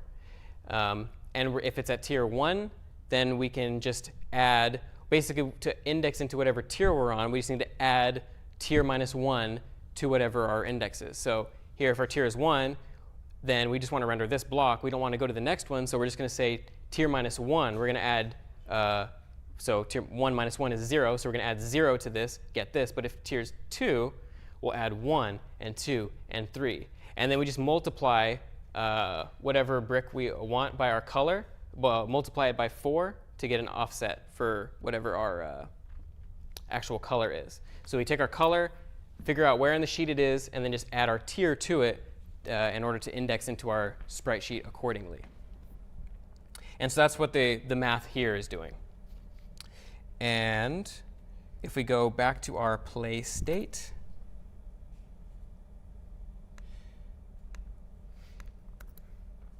and I'm going to start moving a little bit faster just so we can keep caught up. But in our play state, one thing that we notice here, we have a new class called level maker that we're seeing, which has a function called create map. We're going to take out all the logic for generating our levels, and we're just going to put it in one place. We're going to call that level maker, rather than in our different states that maybe generate the bricks, like the play state or this. I guess it would be the serve state, victory state, I guess. Rather than generating all the bricks in that state, within its, its init code. Let's just make a level maker, and we can just say, okay, set bricks to levelmaker.createMap, which will return a table of bricks. Same, logic as we saw before. In this case, we're just going to iterate for k brick in pairs of self.bricks. If the brick's in play and it collides, if the ball collides with it, then hit it, which will set it not into play. So simple AABB. And then lastly, we have our render logic here. We're just going to take that bricks table and just iterate over it. And the last thing we should probably look at is the actual level maker itself, which in this case is very simple, but we'll see it gets a little bit more complicated later when we do it, when we have a very sort of a more elaborate procedural generation approach to our levels. But right now we're just going to say set 2 random variables here, number of rows and columns, and then for every row, or for basically every row and then every column, create a new brick. And then there's some math here. I'm going to kind of skim over it, but basically it calculates where the brick is and then gives us 8 pixels of padding on either side. And then based on how many it is, it needs to center all the bricks and shift them by a certain amount to the left and then start drawing all of them. And that's essentially what this code does here. So calculate the center. I wrote it out in comments here, but I'm going to kind of glaze over it for now. But effectively, center all the bricks. Basically calculate what offset on the x-axis you need to put all of them so that they appear centered. And then you're just going to draw them all out. And then that's it for the level maker class. So simply number of rows and columns, and then fill a table with bricks, but set their x equal to however much we need to center all of them when they're all drawn out. So we need to basically take in our number of columns into account when we do that. And then if we go into breakout 3 and run that, we have bricks they're getting collided with, and as soon as they get hit, collided gets set, or in play on each of those bricks gets set to false, and they no longer get rendered. And they no longer get updated in terms of collision. Now we still have the issue with the ball not getting reset. We'll fix that. That's an easy fix. But we're coming a long way. We have things moving at quite a pace. I'm going to go ahead and move to the next bit of code here. So this is another bit of code. I'm going to sort of glaze over a little bit of the details here. But at a high level, what we need to do is, it's one thing to detect that we've collided with a brick, but in breakout, the ball bounces off of the brick depending on which side it hits. And we don't know this necessarily just based off of the collision. We just know whether the collision is true or not. We don't know where it came from and how much it collided with. And then we're also going to fix our paddle so that rather than, because currently all it does is just negate whatever the y velocity is, but we want to add a little bit more variety to how we end up sort of ricocheting the ball off the paddle when we play, so that we can sort of strategize a little bit, give ourselves a little bit of gameplay. So if we are moving to the right and we hit the right edge of the paddle with the ball, it should probably go in a sharper direction. Same thing with the left side. And we can effectively do that by taking the middle, figuring out how far away from the center it is, and then just amplifying our delta x in the negative or positive direction based off of that. And that has the effect of causing that to happen. So here we can see we have the ball sort of coming at the paddle, and let's pretend that the paddle is moving to the left. In this case, however far away the ball is from the center, we want to scale that by some amount and then end up making that our negative delta x, because that's effectively how the game normally works. If you move the paddle to the left or the right, hit it on a corner or something, it gives it that sharp angle, and that's effectively what the sharp angle is. It's just a strong delta x. And it gets amplified the larger this is. So just basically take this, multiply it by some amount, and then make it negative or positive on your dx. That's your sort of paddle collision v2. Brick collision is a little bit, it's pretty simple, but it's a little bit more complicated. Basically what we need to do is just check and see which edge of the ball isn't inside the brick.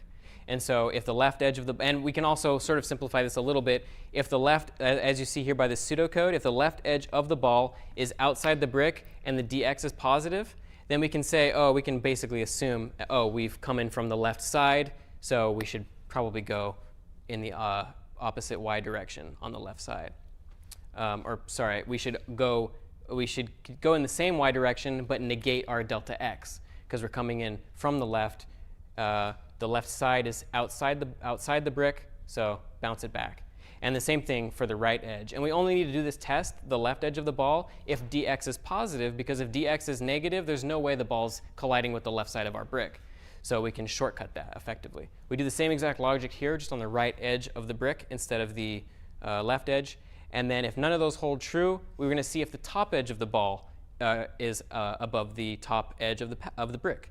And if that's the case, we know that we've hit from the top. We can trigger a top collision. And if none of those have held true, we know that we have had a collision of some kind. We can just register a bottom collision.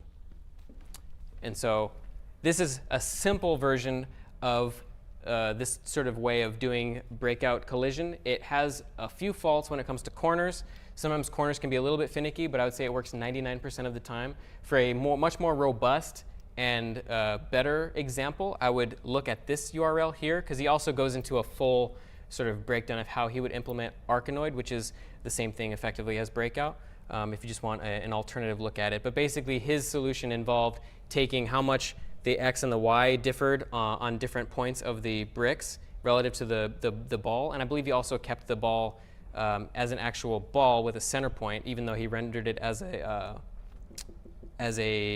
rectangle.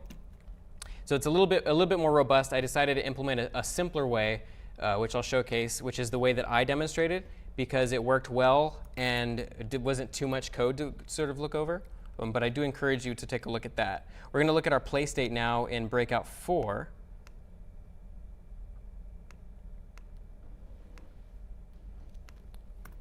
And in our play state, we're going to see, line 65. So this is the actual paddle code for influencing the ball's delta x. So basically, if the ball dot x is less than the paddle dot x plus its width divided by 2, so basically on the left side of the paddle, and the paddle's delta x is less than 0, which means it's moving left, because we don't really want to necessarily influence it if we're just standing still.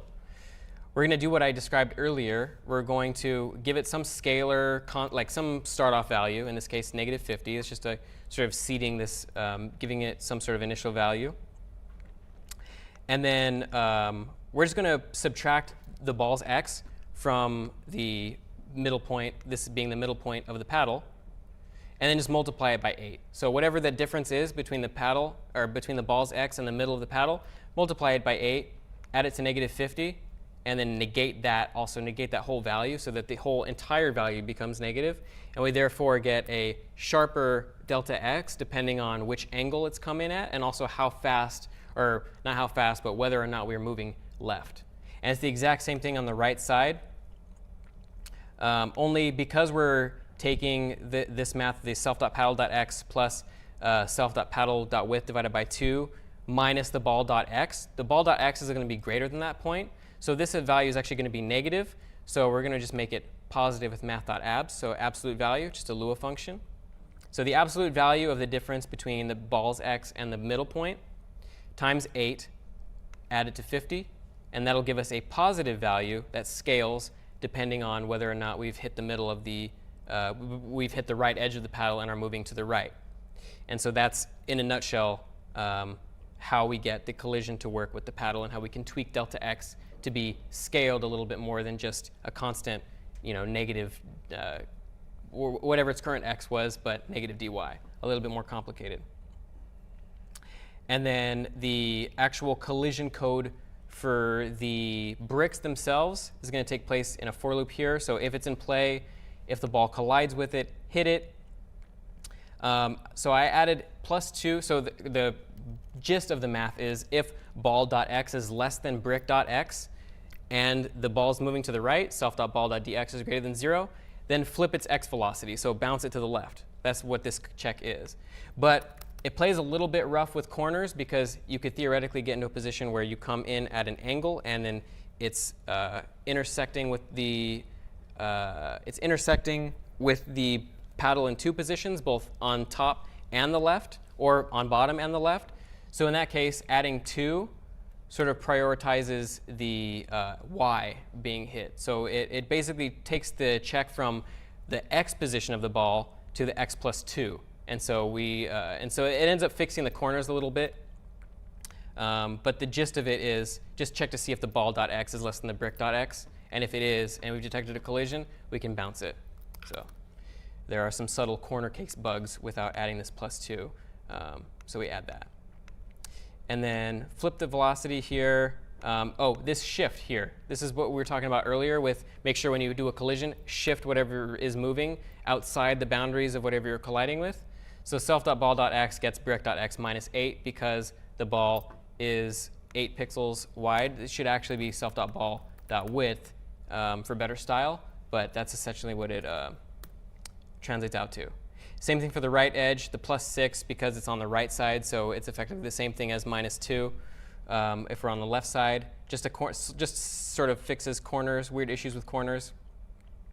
But checking to see if basically the ball plus its height minus 2 is greater than the brick plus x plus brick.width, which it means, we've collided with the right edge of the screen, of the brick. And then if the y is less than the brick.y, then we've collided with the top of the brick, and otherwise we've collided with the bottom. And with the top and the bottom, just do the same thing we did with delta x, but do it with delta y, but you're still resetting it. So ball.y gets brick.y minus 8, ball.y gets brick.y plus 16 because the paddle, or the individual bricks are 16 pixels tall. That's the gist of the collision detection. And then if we actually, and one other thing that I ended up putting here just to make it a little bit more interesting, and this also ties into more complicated collision detection. If your velocity is too fast, a lot of the time it'll skip through objects. And then that causes a lot of problems with these collision detection functions that normally are very sort of mathematically correct and they work well. They don't work well when it skips over what you're trying to actually collide with.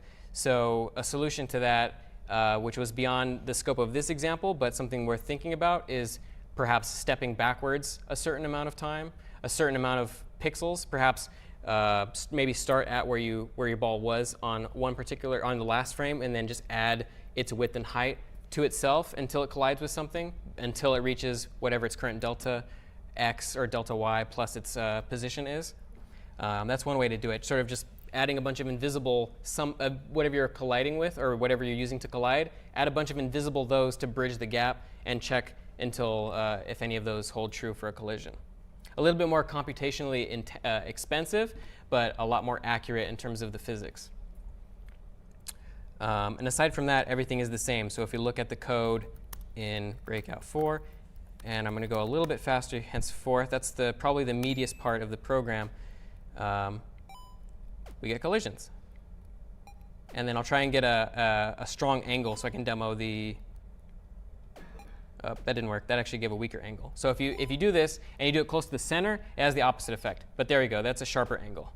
So now you can actually influence the ball in a little bit more of a personable way, and not just have it be a flat delta y gets negative delta y effectively. So any questions on sort of how the gist of all of that works?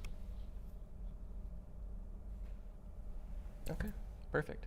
So now we're going to get into a little bit more of some fun stuff. We'll do a couple more examples, then we'll take a break. So this is the hearts update. So notice that at the very top of the screen, as I've demonstrated in these slides, we have just a few hearts. One of them is empty. We showed this earlier. And then we have a game over screen, which shows us our final score. So I'm going to go ahead, and we're just going to look at the code a little bit faster now, since a lot of this stuff's fairly straightforward. I'm going to go ahead and open up I'm going to make sure I'm in the right folder. First of all, Breakout 5. And then so one other thing we're going to start doing is, I mentioned this earlier, and it's going to hold true for any of the sort of state transformations that take place going forward. Rather than keep global variables, we're going to sort of do away with that idea outside of the asset tables that we have, just because those are kind of an exception and they could reasonably be put into a separate class called a resource manager. we're going to have we're going to start passing in what is basically our current app state, or at least the variables that make sense. And this is a common paradigm in web development with React as well. But basically, everything that we need to preserve state to state, rather than just keeping global variables, let's pass them between the states, because the state machine allows us to do that in the change function. And then whatever that state is, in its enter function, it'll have access to that. And it can just set those values to self.whatever and use them. But we no longer have global variables. We're just saying, here's the values that are important for you to continue on. And then that state will take its values and go to the next state and say, oh, OK, here are the values that you need to function. Like the serve, play, and all those states that have the core gameplay involved, we'll probably need to maintain a reference to like the paddle and to the score, or the amount of health we have. But when we get to the end, for example, and then we no longer really need a paddle, we no longer really need bricks or anything like that. We just need to know what our high score is so that we can enter it into our high score list. All we really need to do is just pass in the high score state entry, or just our high score, and that's it. So it encapsulates all of our data, and at a glance we can sort of see what we need to pass between the states, and like what's going to be relevant at a glance as well. It just cleans things up quite a bit. So that's what we're doing now on line 35, and henceforth we will do this in every state as we see, but I'm going to sort of glaze over it in the future. We have a serve state now. So a serve state, this is very identical to what we did in Pong. So we just wait for the user to press space. They can move around. And then when they do press enter, basically the ball starts moving. And then we change the play state here using the current values that are necessary. Paddle, bricks, health, score, and ball. Those are basically the fundamental variables that we need in order to keep track of our game state. So we have a serve state. It'll wait for us to press enter. And then our main.lua, we have a new hearts table. And then on line 208, because we're going to need the ability to render health and render our score across several states: play, serve, victory, game over. Actually, not game over, but the three before that. We don't want to duplicate this behavior, so I'm just calling a function called render health, which just takes in whatever our health is, and then we just set an x to virtual with minus 100. And then for however many health we have, draw a heart from the hearts sprite sheet, which I separated the hearts out into a smaller image, so you can just split them on like 8 by 8 or whatever it is. But just draw those and then add 11 to x, and just keep going until we've drawn out however many hearts we have. That'll draw full hearts. And then 3 minus health will give us however many health we're missing. So if we took a point of damage, this is going to be equal to 1. So then it'll draw 1 empty heart after that, or it'll draw 2 empty hearts. So draw however many full hearts we have, then draw the empty hearts. And those are 2 separate sprites that we get from the image. And that'll have the effect of drawing our health. And then our score is simply, it takes a score variable that we pass into it here. And also note that the render health takes in a health variable that we pass into it here. And so in our play state, we are calling both of these functions on line 135. On line 135, we are calculating whether we go below the edge of the screen, which is another important part of the game. Obviously, we need to detect when we've lost health.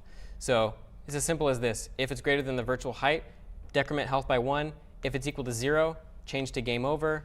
Else change to the serve state. And note that we're passing in all these variables to and from our states, the ones that are important. Game over just needs score, but serve needs whatever variables we were already using. And then down here, we're calling render score and render health. And then the game over state is simply, because it takes in score from the parameters list, just wait for keyboard input to go back to the start, and then render game over. Here's your score. It's self.score, and then that's it. Very simple state. Just a quick question. Sure. So any of these states have access to its parent file? The question was, do any of these states have access to their parent So file? that you're calling something from main.lua, so it has access to everything in main.lua, and this is essentially global? Is everything in main.lua global? Functions, yes. Okay. Functions that you declare. Anything that's basically not specified as local that you define in main.lua will be accessible anywhere in your application, including functions. You don't have to declare it as public or anything? Or? You don't have to, the question was, do you have to declare it as public? No, there is no notion of public. Lua, in Lua, anything that does not have a local specifier is assumed global, even if it's in a nested scope. So you could have a for loop, you could have several nested for loops and declare some variable without local. That variable can be accessed anywhere above it or outside of it. So it's pretty important to use local variables when you're not explicitly allocating something as global, just to avoid the bug of for nested loops in, you have some variable named like hello, and you use it somewhere else. Good questions, though. So yeah, we have a bunch of states now. We have a game over state, a play state. We're rendering our score, rendering our health. If we go and take a look at breakout 5,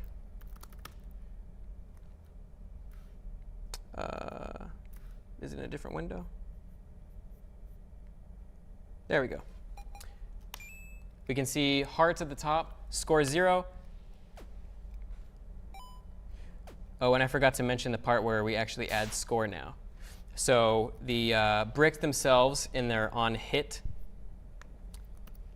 or I should say in the play state, on line 81, when we detect a hit, we're just adding 10 to the score for now. But later on, we'll do a calculation where we take tier and color into consideration and then perform arithmetic on that to get our total score for each ball hit.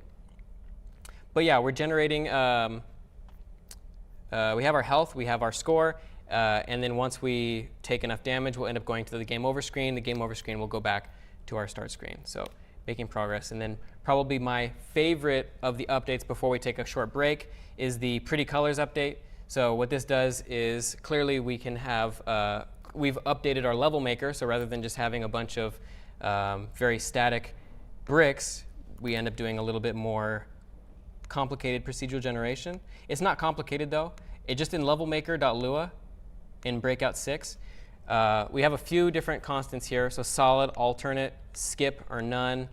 I actually don't think I use skip or none, just solid or alternate. Basically, we have flags now. So number of columns, and we ensure that it's odd because even columns with generating patterns leads to asymmetry. So make sure the number of columns is odd. Generate a highest tier and a highest color based on our level. So in this case, we'll go no higher of a tier than 3 because we have no higher tiers than 3. We go 0, 1, 2, 3. And then whatever our level divided by 5 is, and then we just take math.floor. Math.floor takes in basically performing division and then truncating the decimal point. Well, not division. It just literally truncates the decimal point off of a number. So level divided by 5, whatever that is before the decimal point. Level modulo 5 plus 3 for the highest color. So we'll cycle. We'll go over and over again, go highest color, 1, 2, 3, 4, 5, and then we'll go to a new tier with level divided by 5. So basically every 5 levels we'll increment in tier, and then we'll start back at blue, and then go on and on and on like that. For every number of rows. So basically I have a few. I'm going to sort of glaze over this a little bit just because we're probably going to run short on time. But we have basically 2 flags, whether we're skipping bricks in this row or alternating bricks color-wise. And if we do, we need to set a color for it and a tier. And then we basically just say, you know, the same sort of logic that we had before where we generated random rows and columns. But if we have the alternate flag on, then as we can see in some of these photos here, here we have skip is true.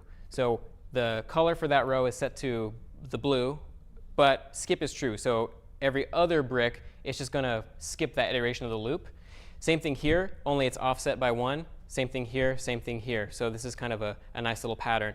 And in each of these cases, or actually not each of these cases, notice this third one, it also set alternate to true. So it goes green, purple, green, purple, green, purple. And so the logic there is if alternate's true, then just flip the color every iteration. If skip is true, don't generate a brick every other iteration, and so on and so forth. And then if you have solid, then, or if you don't have alternate equals true, then you have a solid brick like these blue ones.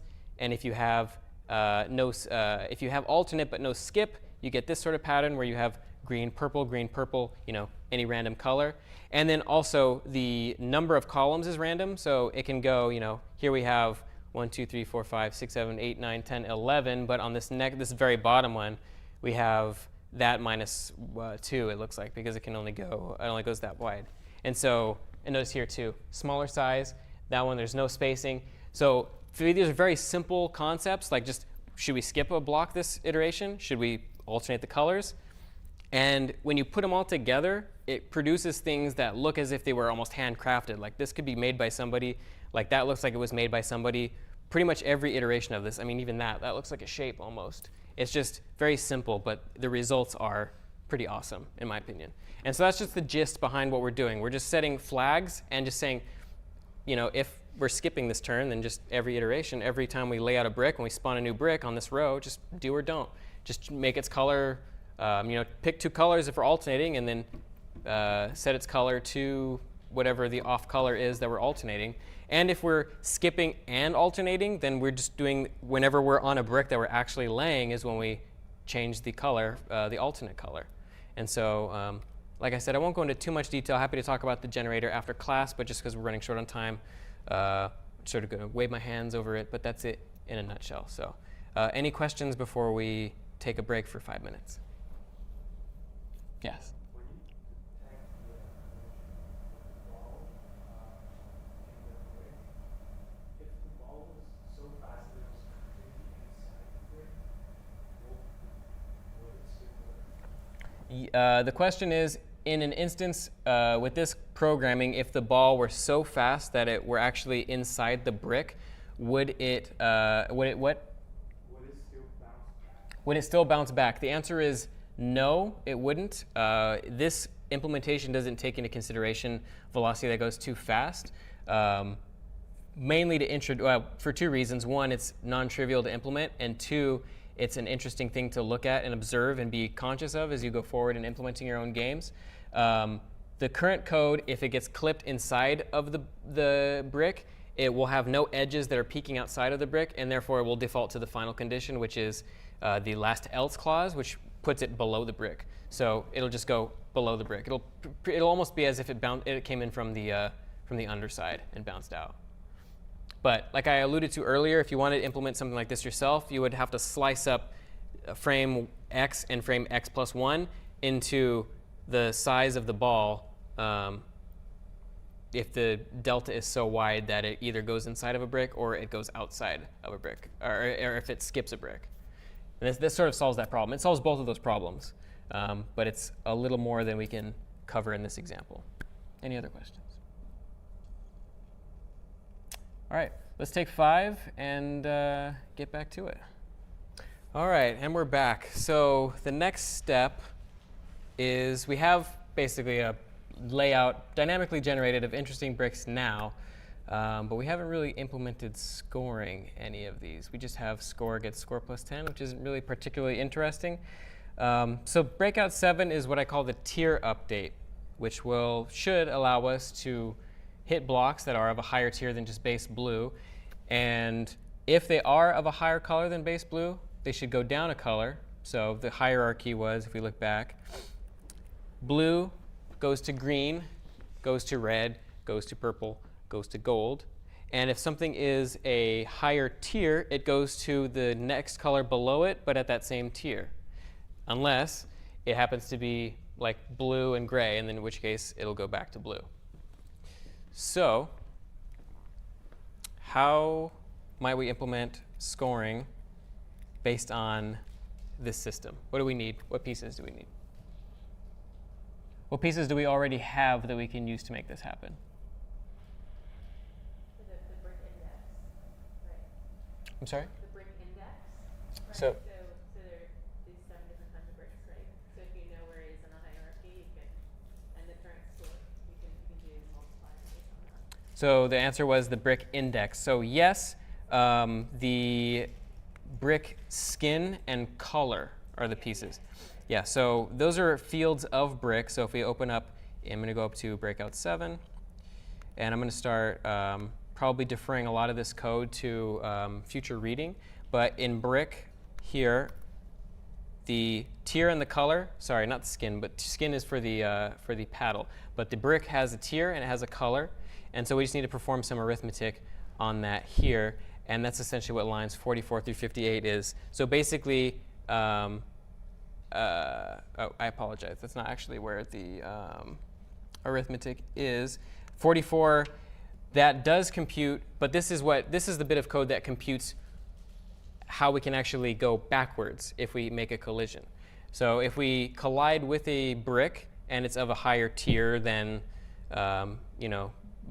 1, and it's a higher color than blue, it should be brought back 1 step. But if it happens to be blue, in which case self.color gets 1 because blue is 1, then it should just be removed from play, just like we've done before. Only now we're also taking in tier and color. So we're decrementing tier based on what index we're at, and we're decrementing color. And then this actually gets used in our play state. If we go to line 81, which previously just had self.score, gets self.score plus 1. There's a little bit of math here. It's very simple, though. Just brick.tier times 200. So it'll make the tiers worth 100, plus brick.color times 25. And so if tier is 0, if it's a base, then we're just not going to get that 200 bonus. But the first tier, everything's going to be worth 25 times whatever its color is. So 1, 2, 3, 4, 5. And then add 200 plus the brick.color for when we get to the next set of bricks. And so the result of this is, I believe this is, go to breakout 7. And then if we hit a brick, since this one's blue, it should disappear. And we're playing a new sound as well, a new like death sound, just to make it clear. But notice they changed colors. So that's all we're doing. We're just taking their tier or their color and just performing a simple decrement on it, looping back. In the event that we go down a tier, we should loop back up to the highest color of the lower tier. So I'll let you look at the code for that if you want to sort of get a more low-level understanding of it, but that's sort of the high-level understanding. And the next big concept that I'd like to introduce you guys to is a particle system. And so particle systems are fairly omnipresent in video games, I would say, because they make effects that are otherwise difficult to do with simple sprite editing achievable very easily and realistically. Just like fire, for example. Things that are very organic and flowy and have a lot going on are often better represented with particle systems than they are with a simple sprite animation. So does anybody know how we might be able to, how a particle system might work underneath the hood? I think I alluded to it previously. Yes? For example, you have a fire, maybe draw particles in the center, and as you get away from the center, draw a nice. Yeah, so what he said was, in order to make fire, for example, just spawn a bunch of particles close to the center of wherever your fire is spawning, and then outside of it, spawn fewer. That is absolutely a way to get fire to work, and also taking into consideration the travel of your particles. For example, you might spawn a ton of fire particles really densely, but then maybe they have some logic that makes them go upwards. Maybe they have a negative delta y, and then some sort of acceleration, so they sort of trail off. And then maybe sort of how to get a more realistic fire look. They travel sort of upwards and then fade away. So the way fire works, sort of thinking of things in terms of particles like that, you can achieve a lot of effects. How might we implement like smoke, for example? Same system. So we could have maybe like a timer, in our particle effect, or even a transition, because in particle systems, often you have the ability to transition colors between particles. Let's say you start off red, go to yellow, and then maybe your particle system transitions to gray or brown. And then over time, your particles are going up, they're dissipating, and they're also turning dark, they're turning brown. It sort of gives you the illusion of fire. And we won't be doing anything necessarily as complex as this in our code here, but in Breakout 8, we will be using Love's sort of integrated particle system, which is just love.graphics.newParticleSystem. And it takes in a texture, because all particle systems need some sort of texture as their foundation. And then it needs the number of particles that it could maximally emit.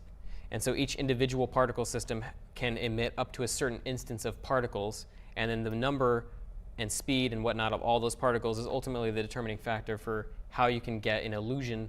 Back to last week's lecture, illusions, like it's not fire, it's not smoke, it's just a bunch of particles responding with colors and acceleration and stuff. But there's a lot of functions that particle system gives you in LÖVE2D, so I'd encourage you to look at that link just to explore some of them. LÖVE2D.org/wiki/particle system. We'll be using a few of them here. I'm going to just briefly show you. So each individual brick, when it gets hit, it's going to need a particle system of its own. Because our goal is, I'll run the code for you so you can see it. So if you go to breakout 8, and then we run it, we have the little bit of particles you saw there at the very end. The blue ones you were probably able to see a little bit better. And then one last time. So it spawns a bunch of little particles. So can anyone tell me how they think the particles are behaving, sort of in a nutshell? What the logic is for the particles? Just moving outward and slightly random direction. Yeah, slightly random. And if you look at it, you'll also notice that they tend to go downwards. So knowing that, we can probably just assume that they have an acceleration that tends towards positive y. And that's essentially all we really need to do. We spawn a bunch of particles outwards and then just set them. They have a lifetime. They last for a certain amount of time. And then they fade between two colors. In this case, we fade from red to transparent, or whatever color it is. And then after the lifetime's elapsed, it has the overall effect of sort of this glimmering gravity-based effect, but it's really just a bunch of particles that are set to spawn in different directions. Apologize for that. So we'll take a look. It's going to be in our brick class here in breakout 8. So we're going to go to brick. We have a bunch of colors that we're storing here. So if you notice, the particle systems adopt the color of whatever brick they're hitting, just so that it stays sort of congruent with what we're looking at.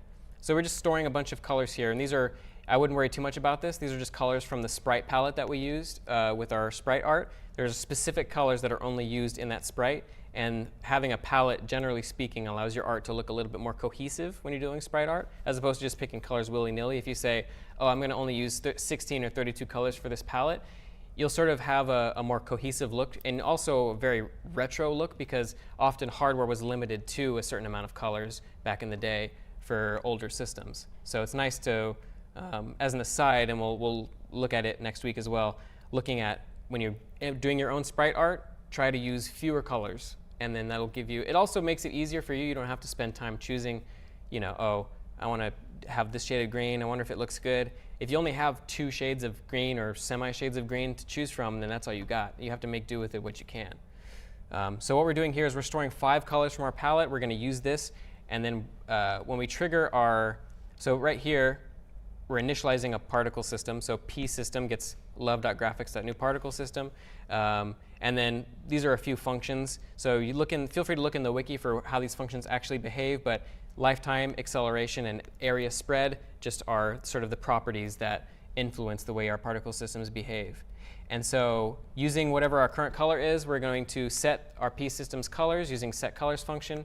We're going to set it between 2 colors, color with 55 times tier alpha and color with 0 alpha. So the higher the tier, the brighter the particles, but they'll always fade to 0 alpha, if that makes sense.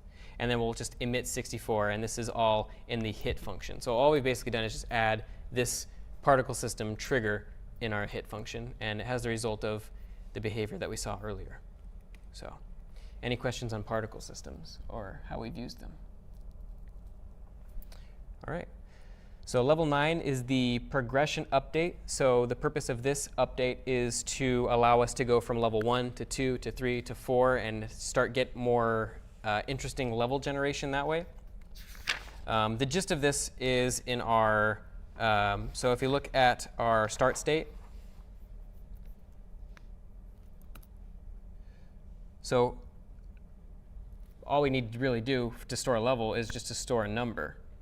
And then where do we increment the number? Or when do we increment the number, I should say? When the table is empty, not empty when it's all false or in place, not true. Exactly. So we set the,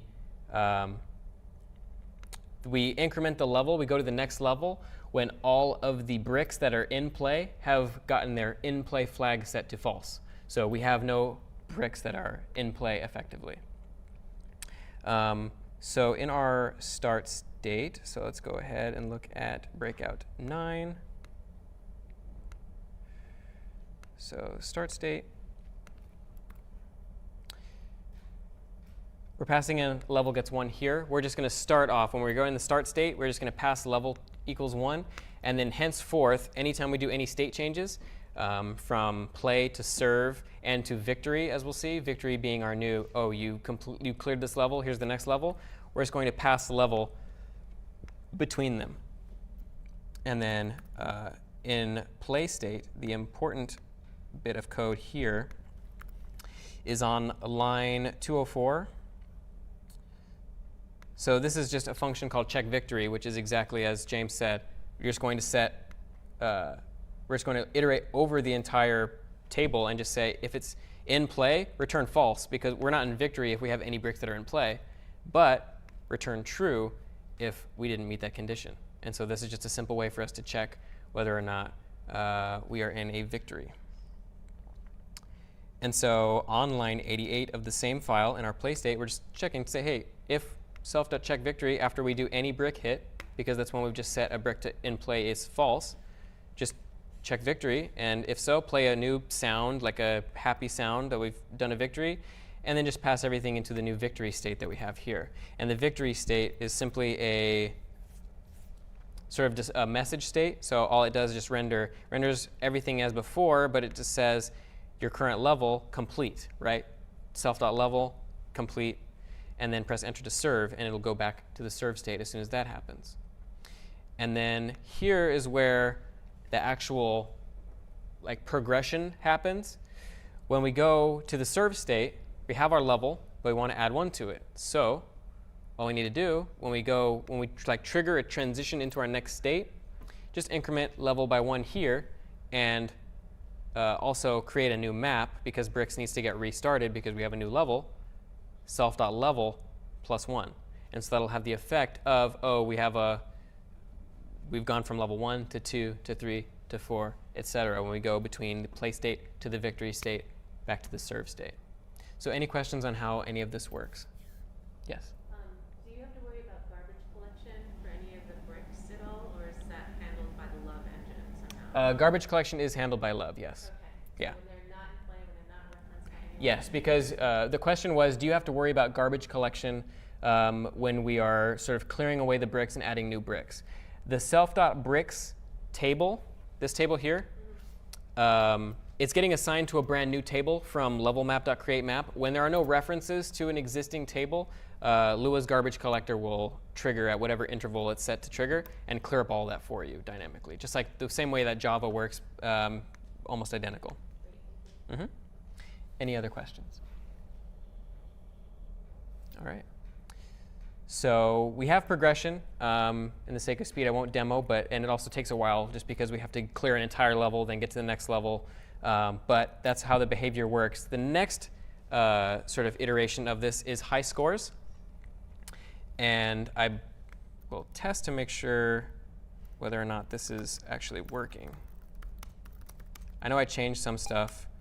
Yeah, so OK, high score. Let's debug for a second. So high score state, line 38. In breakout 10. So high score state. And then the issue was attempt to index field high scores, a nil value. OK, so that means that, OK, I think I might know the issue, but it's because I transitioned to a new user that doesn't have a save file active on this. The way that we'll transition, therefore, into love.filesystem, which is breakout 10's main new things that it introduces. So writing files to your file system is done through you with love.filesystem. And there's a few things. So love automatically gives you a directory, a save directory that's pretty much hard coded. There are a few exceptions as to how to not use that directory, but it assumes that you're always using that directory. And for very few exceptions, will you always use that folder? It's like app data local on Windows and application support and the name of your application on Mac. But it's a subfolder that Love has read and write access to for files on your file system. You can check whether it exists with love.filesystem.exists at some path. You can write to that path with some data, that data being a string value. And then love.filesystem.lines is an iterator, which will allow you to look over any of the data that's in a file at a given location. Yes? I played around with pushing it to an iPhone. Yep. Does this work if you end up porting it to a device? It should. We can pull that up now, actually, and see, because I know on their Love 2D, so file system. So the question was, he ported his, when you port your Love app to the iPhone, will it have the same sort of behavior if you're, on an iPhone, will it have the same sort of save directory behavior? And it looks like it's not officially on here. I know that there is a iOS port for Love 2D, or the ability to send it to Love 2D. Yeah, there are directions they work. It's pretty cool. I have to imagine, yes. It probably has some sort of, I'm not entirely familiar with how iOS handles sort of local storage, but I'm assuming that just in the way that it's been abstracted for desktops and for Android, it's also abstracted for iOS. Haven't tested it myself. I would experiment and see, actually, maybe with this code, see if you can maybe get it working with persistent high scores. I know that iOS does typically let you store a small amount of data per app in some location, a fixed location, but I'm not entirely sure what that is offhand. I can look into it more and come up with a... But you know it works for Android. Yeah, I mean, not from firsthand because I don't have an Android, but it has official Android support. So I'm guessing it does, but I haven't tested it. I have not tested it manually on Android to verify that.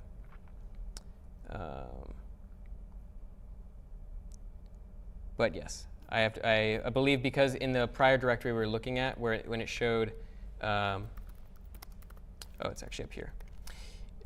This path here, this data/user/0.org.love2d.android file save, that looks to me like it's the official sort of path that data is stored on an Android device for your application. So I haven't tested it myself, but if you have an Android and you're curious, or maybe an emulator, maybe give it a shot and see if it works. Oh, and it even says here, there are various save locations, and if they don't work, you can see what the actual location is with this function here, the love.filesystem.getSave directory. That may work on iOS as well, so I'd be curious to hear about whether that actually works on that.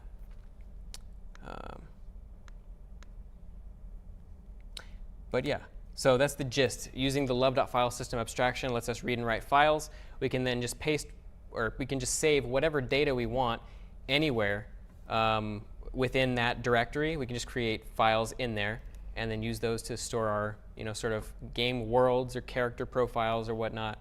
How would we maybe go about implementing sort of like high score list?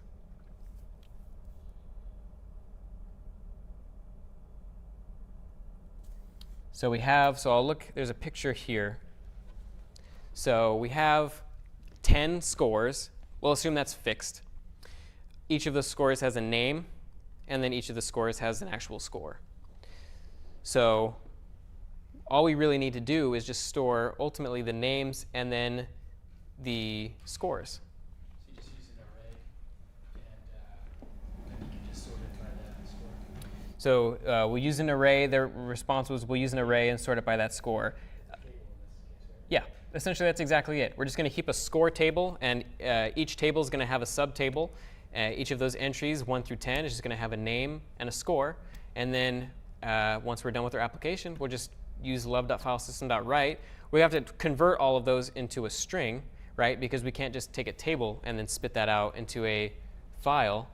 we have to actually make it into some form that we can save and then reload back in somehow. What would be the most efficient way, do you think, or a way we could do this? Probably just a new line separated list.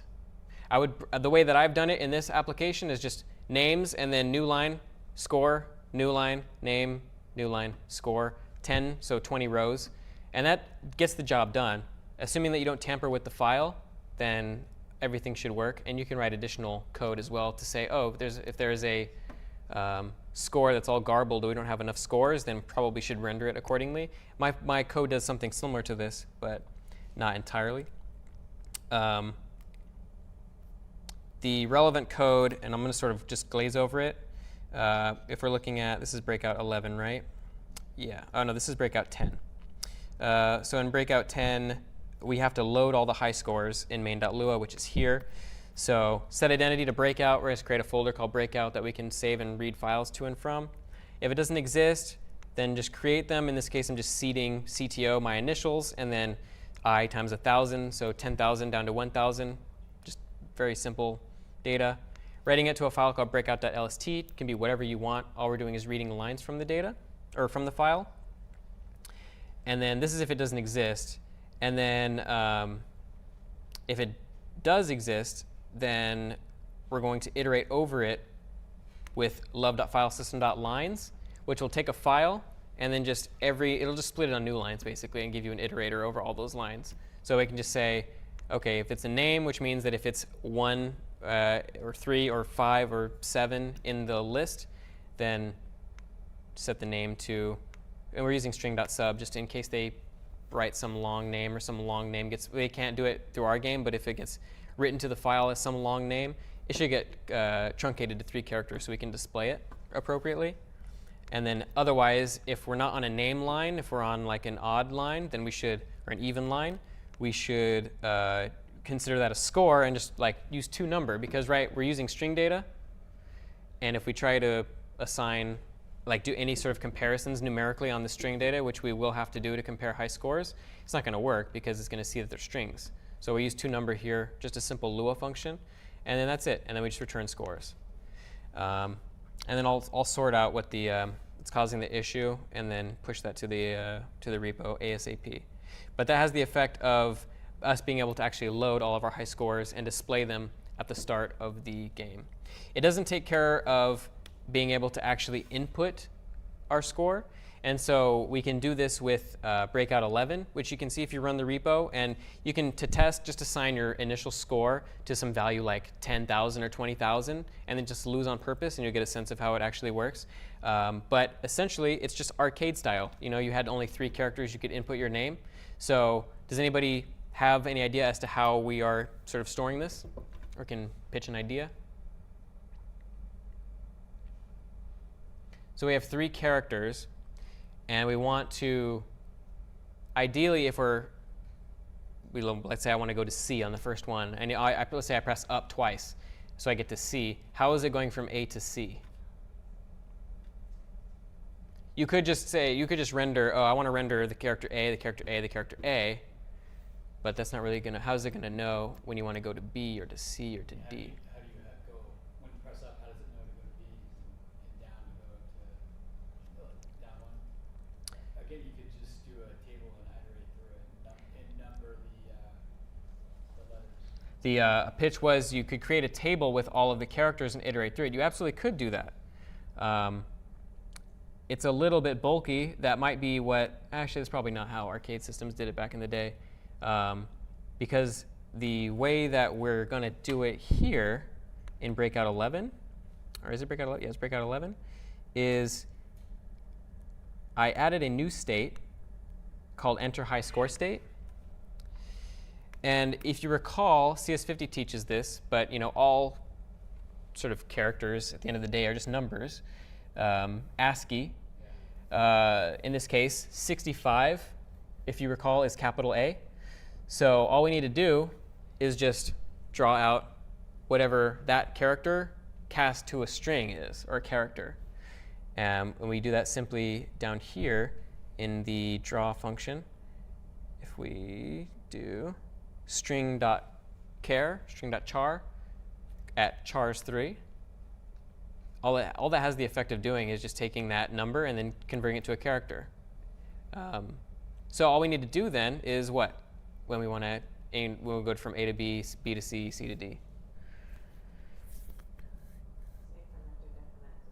Exactly. But then what happens if we're at A and we want to go down?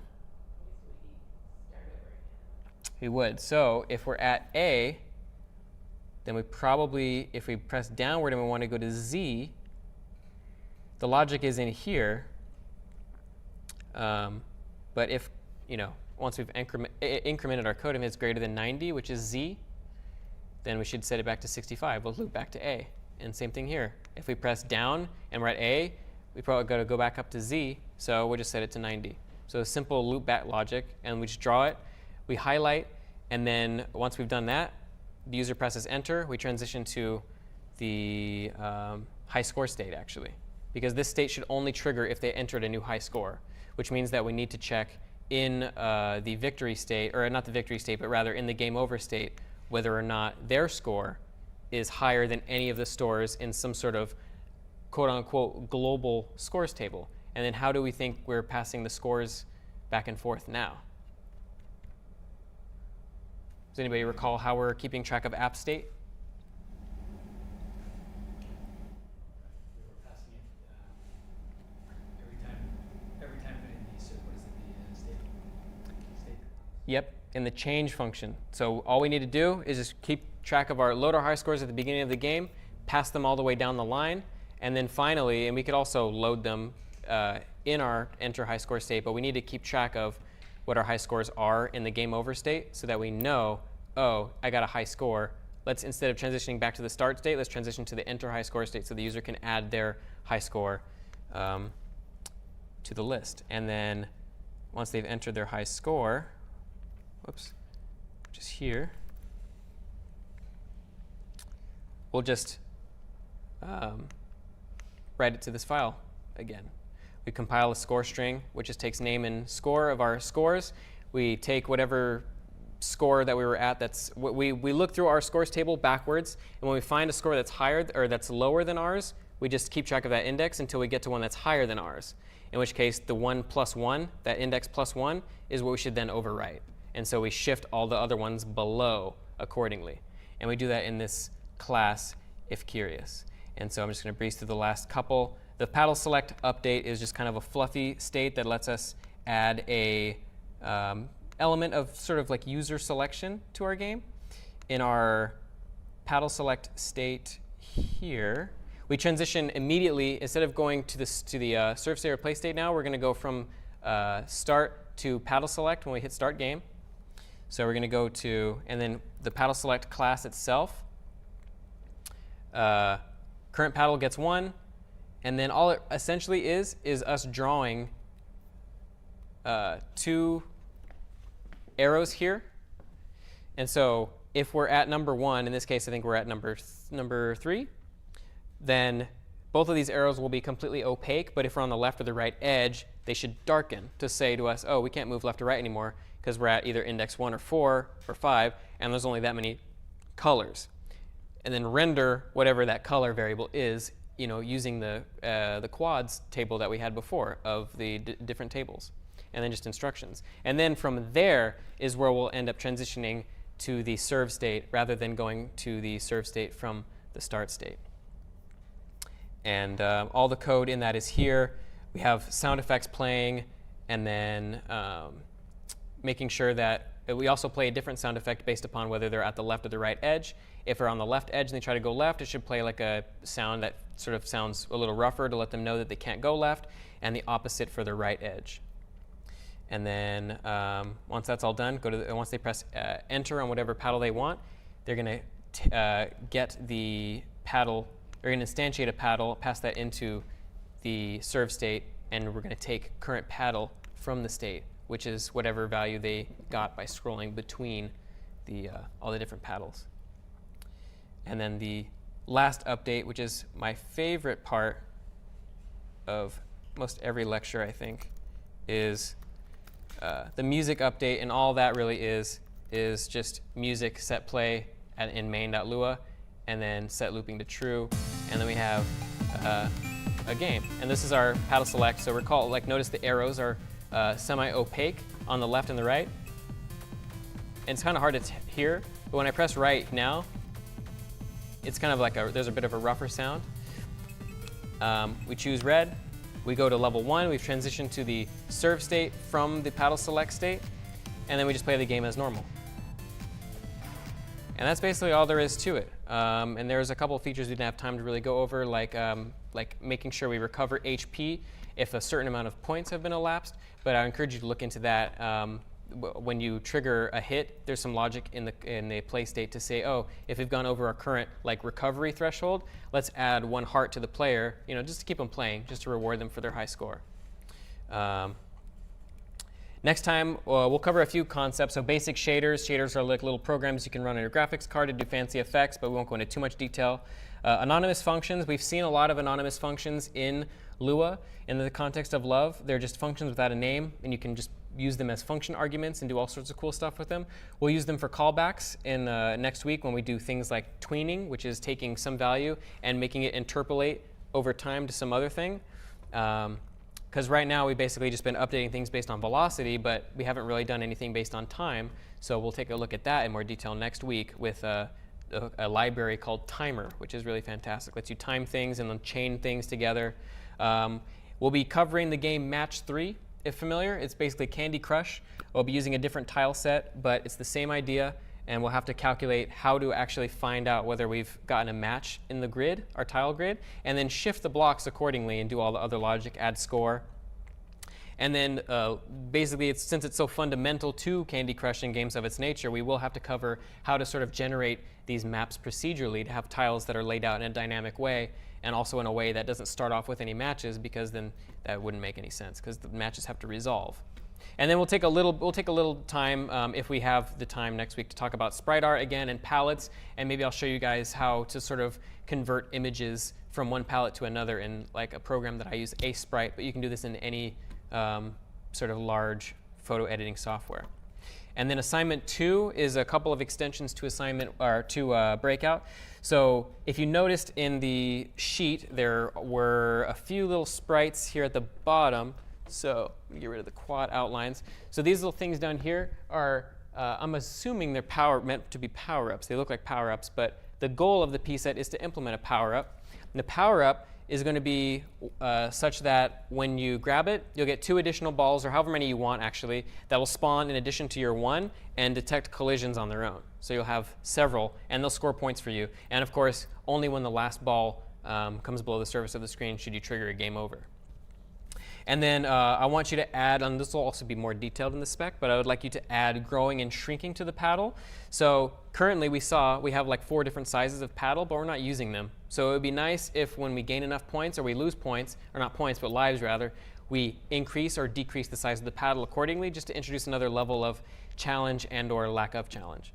And then finally, one last part, which is in the sprite sheet as well. There's a key block here and a key power-up here. So sort of let the power-up come, pick the power-up up with your paddle, and then only when you have that power-up should you be able to break the block with the key. And you should take this into consideration when generating your levels as well, so you'll have to also get your hands dirty with the level maker. But all in all, that was Breakout. So I'll see you guys next time. Thank you.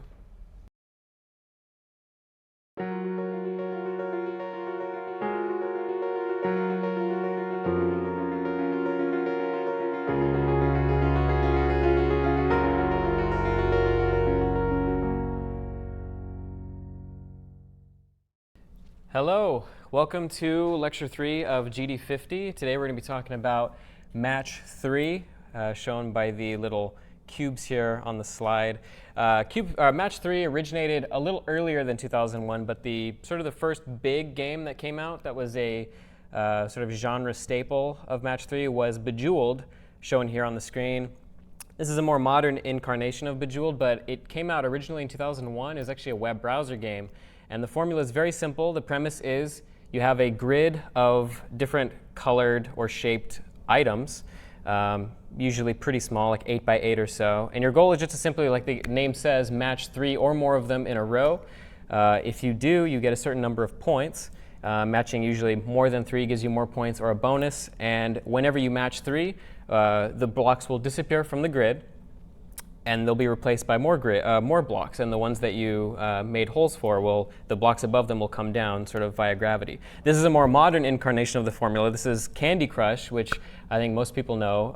Was a very big hit on mobile devices and otherwise around 2013, 2012. And that's probably the most recent big match 3 style game that's come out, but there are a lot of other takes on it, different versions that try to add new features and stuff. This is the sort of game that we'll be putting together today, and I'll show you how, and we'll be covering a few other things as well. So the topics today, we'll be covering, first of all, a sort of fundamental concept in dynamic languages, a lot of dynamic languages, and also Lua. It's called anonymous functions, which are functions that are first class, meaning that they operate as data types. And so we can do some fancy stuff with those. Tweening, which means just taking one thing and sort of interpolating its value between two values from one to a destination value over time, which is a very important thing in games. You can do things like move objects. We can also tween their opacity, just sort of asynchronous behavior and asynchronous sort of variable manipulation. Timers, very important. We can time something to happen at certain intervals or after a certain length of time has passed to sort of get us past the idea of storing different timed variables or different counters and sort of break away and keep timer objects that will take care of this for us. We'll see how we do that with a specific library. And then we'll get into the actual details of match 3 and how to solve matches and how to sort of account for that, fill in the grid, account for when we actually solve a match, and repopulate it once we've done so. We'll talk about how to do this procedurally. It's very simple compared to, I think, Breakout's sort of more procedural layout system, but it's still randomization, and we'll talk about that. And then last, if we have time, we'll talk about sprite art and palettes, which is a big sort of fundamental thing when you're doing 2D game development, and something that this and Breakout's sprite sheet took advantage of was the idea of using on purpose a restricted set of colors, a palette, for creating your 2D art, and there are a lot of really cool and impressive things we can do with that. But first, I'd like to actually show what we'll be running today in class. So I'm going to come here into my directory, make sure I'm in the right place, which I am. So this is part of the distribution code, which is online. So there's a match 3 directory. And would anybody like to come demo it in class? All right, Tani, come on up. All right, so whenever you're ready, go ahead and just hit return here. All right, and so this is my implementation of match 3. It uses a sort of different set of tiles. We have things that are moving over time. It's a arrow key based. So if you, yeah. So if you press enter on any tile, you can flip it with another tile. It doesn't have to be a match in this case. So you can, yeah. Yeah, you kind of got an unlucky board. They're at the very bottom. I see there's a few, some brown ones you can match together. So once you match them together, the tiles come down to repopulate. You get new tiles up top. So notice we have a timer on the left as well. It's something that's counting down. We'll see how this is actually done with the library we'll be using, as opposed to sort of managing a counter variable, keeping track of it over time. It's okay. Yeah, it's a lot of games will actually implement it so you can only, and this will be part of the assignment actually, where you can only move a tile if it creates a match. In this case, and we can see the timer sort of counting down. And then once if you don't get past the goal, there's a game over. But thanks, Tony, appreciate it. So that's sort of the game in a nutshell. Another thing I want to point out too is this sort of like the transition, the sort of the white transitions, and then the level text. Those are all done with timers that we'll be using, and tweens, which we'll be covering in class here as some of our early examples. But there's a lot of stuff that we sort of haven't touched on, but also a lot that we have. It uses sprites and a sprite sheet that, and we've done sort of that sort of thing before. We chop up a sprite sheet and then take out the whatever individual quads you need and sort of draw them to the screen. Here's what our goal is, which is we have a title screen with match 3, start and quit game in this case. A little bit simpler, no high scores this time, just because we've already covered that. But we also have a level screen, tells us what level we're on before we can actually play. And there will be sort of a transition box with text in it. It'll come down, stop, and then come down again. So sort of almost like chain behavior, which we'll see how we implement that too. And then lastly, on the bottom there is our sort of main game screen where we have a level, a score, and then a goal. If you get the goal amount of points before the timer runs out, then you go to level 2 and level 3 and level 4, and the score increases by a multiplied factor each time. So the first thing I'd like to start talking about today is how we actually get timer behavior using something a little bit more than just keeping track of some variable that we set to 0 and then adding dt to it every update. There's a better way to do that, but first, why don't we go ahead and look at timer 0. And so what I'm going to do is go into the timer 0 directory. I'm going to run it. And we can see here in the middle of the screen just a very simple, just a label that just says timer and then x seconds, where obviously the x is incrementing over time every second. So sort of like a crude way, what would be an easy way to implement this? Do you like we had for the random in Flappy Bird when you have the randomizer part, you just keep track of your delta time and add it to some variable outside the function, and if it equals something, you get or not, you do something else. But you could even just display the variable. That would probably be a little more sense. Yeah, so the response was keep some variable that you modify with dt in update, or display the variable. Yeah, that's definitely a way. Did you have something? Yeah, I was just going to say, keep like a float variable and constantly add dt to it and display it, but display the truncated version. Yeah, so keep a float variable, but just truncate the delta time off of it. You could do that, definitely. We'll take a look here as to actually how I did do it. It's very similar to that. This is the wrong directory, though. So it's in timer 0 in main. So we do have a variable, so the current second here, which we are going to keep track of 0, 1, 2.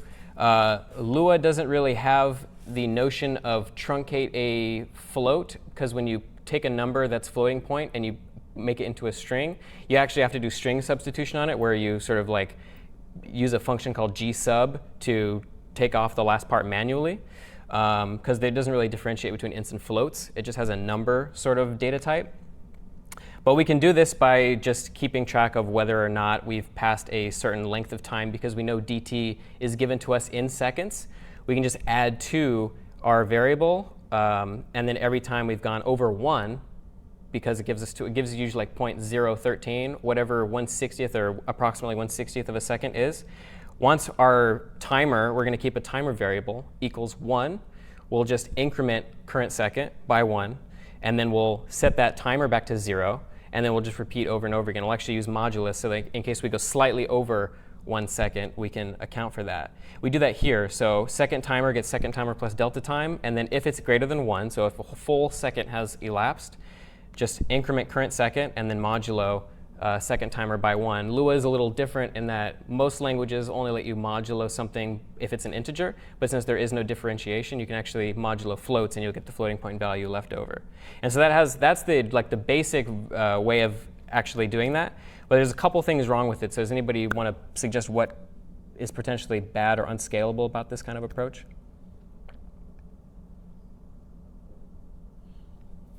Well, I'll show you timer 1 so we can maybe get a sense of how this could kind of get out of hand pretty quickly. So let's say, first I'll run timer 1. So let's go into timer 1 here. And notice, so now we have 5 labels.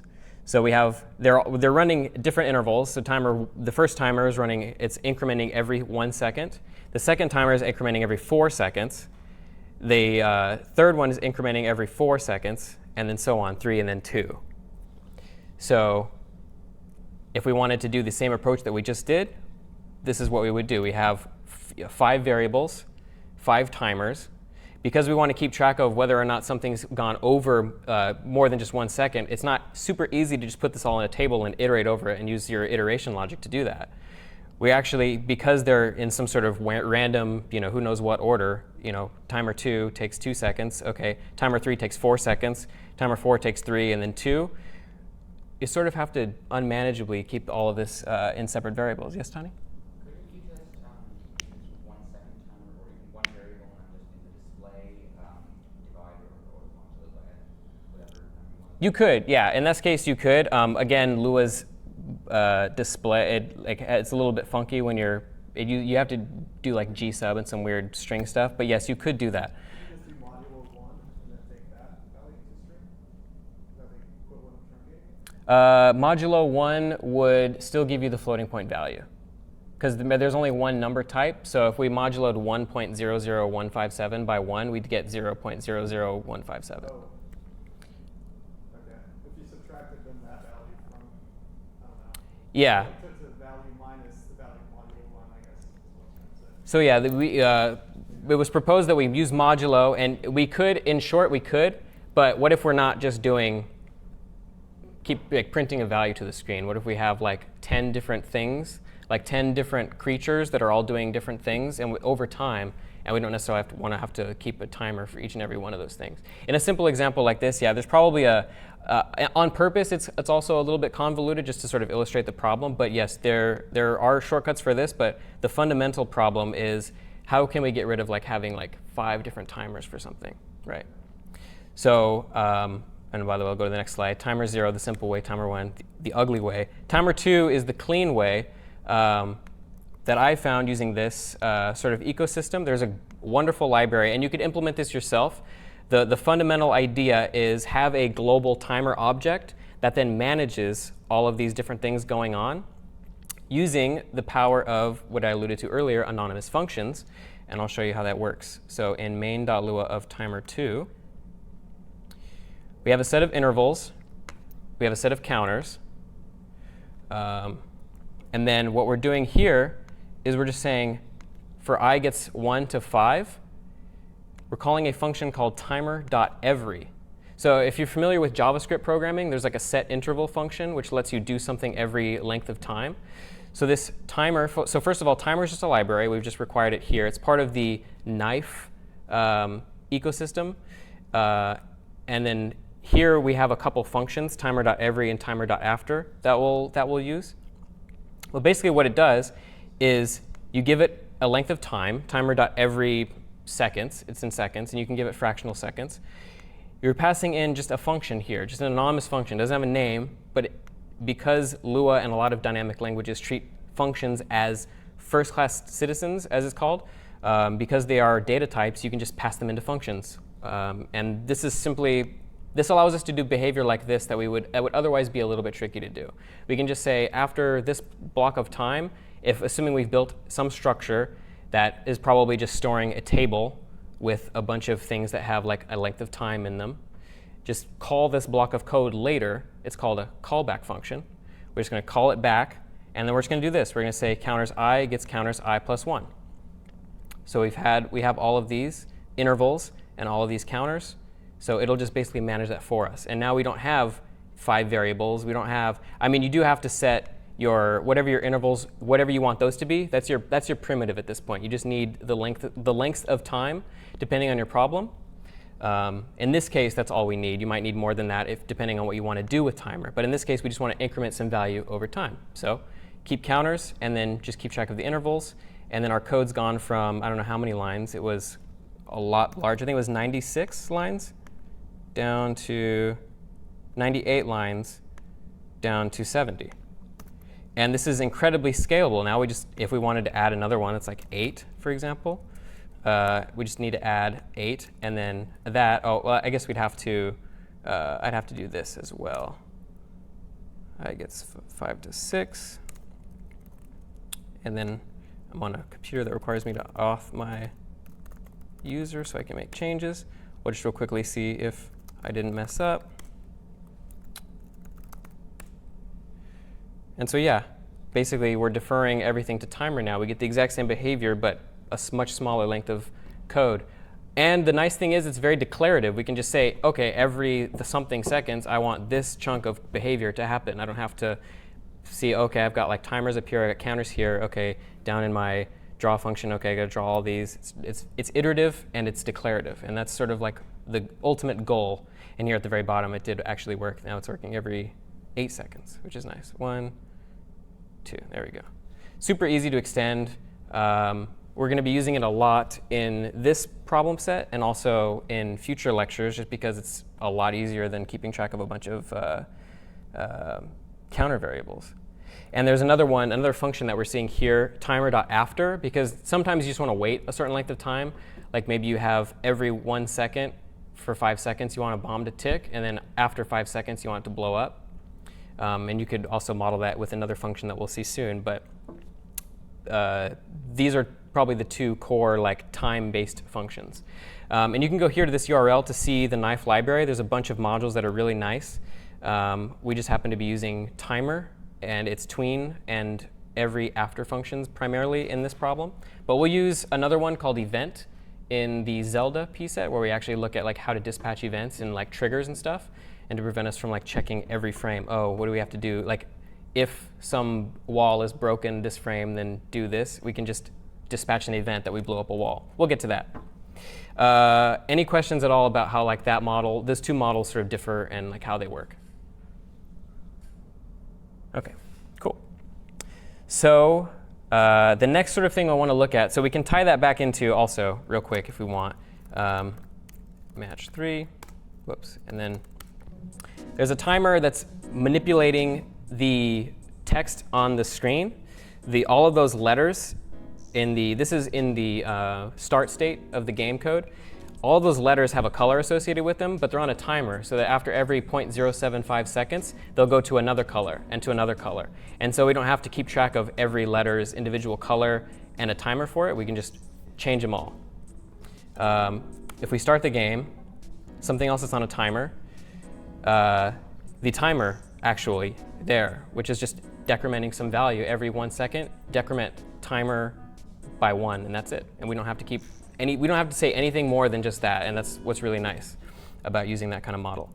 So another thing that you probably also noticed, and I'll run it again, is this fade out and fade in, and also that animation. Those are things that are happening over time. We don't actually, we can just sort of manipulate them. We can keep track of some sort of counter for it. We can also just say, over this length of time, change this value to this value. And that's a much easier way to model the problem mentally. And so we'll illustrate that. First, I'm going to go to tween 0. So tween 0 is the simple way to do something. So I'm going to illustrate tweening here with Flappy Bird just going left to right. So up there, that's what happens when you print out the timer, the number, by the way, just by default. And so if you wanted to, let's sort of truncate it, yeah, you could just g-sub the first 2, I guess, depending on how large it is. And that would have the effect of displaying it as just an integer. But we can see that over 2 seconds, we've had, and there's a little bit of overlap just because delta time can go a little bit over 2 seconds when you're adding to it, because it just adds whatever length of time as a float has elapsed since the last frame. In this case, we're just adding it until it's greater than or equal to 2. So in this case, we went 0.01 over 2 by the time that actually ended. Some iterations will be less than that. So this one will be, yeah, see, that one was less than 2.01. It just depends on your computer and your specs. But Flappy Bird starts on the very left. So he's got an x coordinate. And then at the very end, he's got another x coordinate. So the simple solution is what?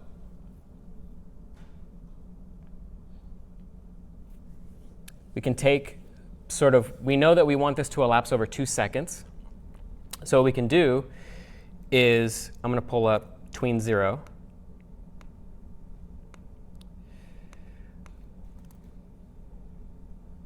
We have a move duration here. It's a constant, 2 seconds, just for the sake of this example.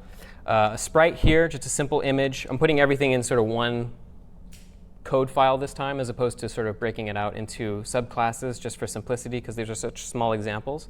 But we're setting its x and y. Oh, and this is another Lua trick, by the way. You can assign two variables to two values using a comma here. So flappy x, comma flappy y gets 0, and then virtual height divided by 2 minus 8.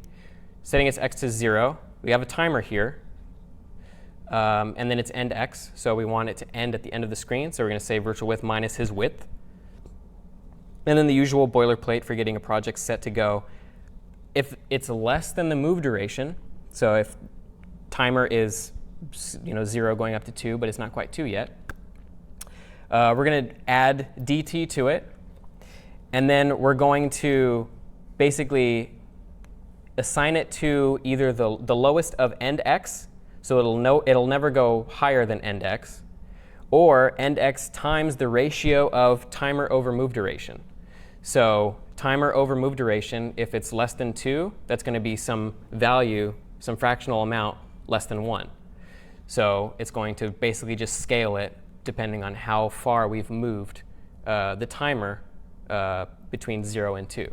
So it's just a scaling operation. This happens to only work in the context of moving something from left to right or from 0 to something else, but it's a crude basic way of illustrating like a very basic tween operation. That's what it essentially is. It's a multiplier of some ratio of how much time has passed versus how much time we're actually looking to elapse. And that has the effect, once again, of just, it's scaling. The ratio, because it's timer over move duration, it's something over 2, but it's not quite 2 over 2. Until it gets 2 over 2 and it's 1, then endx times 1 is going to be endx. But before that, it's going to be some fraction of endx between 0 and endx. So it has the effect of giving us a very basic tween. But it's a little bit, we have a little bit to manage here. It doesn't really feel super clean. Do you guys have any questions about how this works? OK. So we're going to go here. So first of all, any thoughts about how that might not be super scalable? Looking back at the last example. I guess like the situation before, if you have a lot of objects moving on the screen. Yeah, and what if your endx is different for every single one? Then you have a kind of a mess, right? Like what if we had something like this? It's not, you don't want to keep track of an endx. I mean, they all happen to have the same endx, but notice they're moving at different rates. They're all moving at some sort of random amount. There's 1,000. We could go crazier if we wanted. We could. This is a fun thing to do, is stress testing. So if I go to tween 1 and I go to main, timer max is 10. So we're saying the longest possible time any bird can take to get from left to right is going to be 10 seconds. So right here, we're using a table-based approach here. We're actually keeping track of 1,000 birds, and we're saying, OK, here's an empty table. From 1 to 1,000, add a new bird. And in this case, we're not adding a bird object or anything. It's just a table. They'll start x equals 0, left side. Their y is random, so they can be anywhere between the top and the bottom of the screen. So virtual height minus 24. 24 happens to be the height of the sprite. And I should have probably put Flappy Sprite get height right there. And then rate, they're all going to have their own rate. So rate gets math.random. Math.random without a value passed into it gives you a fractional value between 0 and 0.99, 0.999999. What this has the effect of doing is math.random with just 2 values. If you pass in 10 and 50, it's going to give you 10 to 50, but they're always going to be integer values. You can't say 10.0 and 50.0 and assume that it'll know what you're talking about. It's just going to be integers. So if you give it 1 value, it'll know, OK, you're asking me for a float between 0 and 0.999999. That's going to act as the fractional part of whatever value we might want to generate using a math.random with a value passed in. So here we're saying, OK, math.random timer max minus 1. So timer max is 9. So our timer max is 10, sorry. So if we subtract 1 from that, this is math.random 10. So we're going to get a value between 1 and 9. So timer max minus 1 is 9. Sorry if I said 10. Timer max is 10. Timer max minus 1 is 9. But we're adding math.random some fractional amount. So whatever value we choose between 1, actually between 1 and 9, it's going to be that value point something. So this is how you get random. Basically, at the end of the day, this is how you get random floating point numbers in Lua and LÖVE 2D. Does that make sense? Do you guys have questions about that?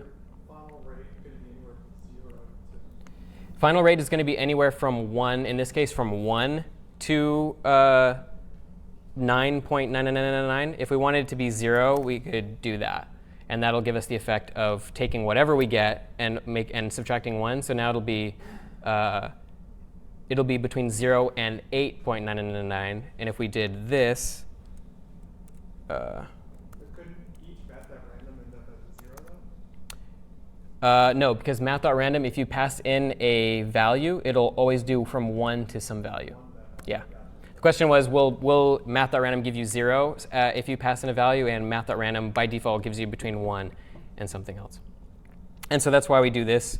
Also, that's not why we do this. We do this to add the fractional part so that we can get fractional floats between some value. But yeah, if you wanted it to be between 0 and something else, you just subtract 1 from the final result, because we know that we're always going to get from 1 to some value. If you minus from 1, you will never go below 0. It'll always be 0 to something else. And then in that case, we probably would just take off the -1 from timer max, so that it'll be between 0 and 9.9999 in this case. But as a design decision, I made it so that we'd always have at least a rate of 1, because then it could get really, really slow. If it's like 0.005 or something like that, we wouldn't want that. It would take ages. And then, OK, so here we have a timer. We're not using knife.timer in this case yet. But as long, basically in update, we're just saying as long as timer max is less than, or timer is less than timer max. So this update logic will only run as long as we haven't like gone over timer max. Increment it, and then for each bird, basically we're doing the same thing that we did before, except we're using that bird's rate as the scale factor, or sort of the denominator of that ratio. And that'll have the effect of multiplying all of those birds individually based on their own rate rather than some like global rate, if that makes sense. And then here we're just drawing all of them at their own x and y. And it's just, again, we're just storing birds are just a table with a few variables in this case, just a very simple shell. And that has the effect of, oh, and one thing I wanted to do is just add a 0 there. I gotta do this every time because I didn't set my permissions appropriately. But now there's going to be 10,000 birds, so let's see how this looks. So it looks pretty similar, actually, but it's a little more condensed now. I don't notice a frame rate drop. If we wanted, we could go down to love.draw and like love.graphics.printf, FPS, and then toString, love.timer.getFPS, and then let's set it to 4, and then virtual height minus 16. And then got to do this again. This should have the effect of giving us our frame rate, so we can really stress test this and see what the... oh, I made a mistake. OK, let's see. What did I do? Push.start. I missed a... I'm guessing I missed a... Yeah, I missed a... Oh, no. Do that, and then that, and then save it again. Sorry about that. There won't be too many of these edits, but I figured this would be fun to illustrate. So now this should work, right? Printf. So we have that. Oh, right. And then it just needs to be print. It doesn't need to be printf. Gotta save it again. God, sorry. This will be worth it, I hope. There we go. 5160. OK, yeah, it takes a couple seconds. It has to interpolate between the last couple times that it's pulled for frames. And when you start up, it doesn't have the data it needs. So 10,000, easy. Let's do like a million. So we have 10,000, 100,000, million. I really got to change those permissions. Getting good at practicing my password, though. I'm going to go ahead and do that. Ooh. Oh, my laptop is suffering. Oh, man. But they're all moving independent of frame rate. This is just a testament to how powerful delta time is. They all moved there after 10 seconds. I mean, we got to like 10.6 seconds, which is not good. That means that's how long passed between the last frame. But my laptop clearly cannot handle a million birds on the screen. But it can handle like 10,000 or maybe even 100,000.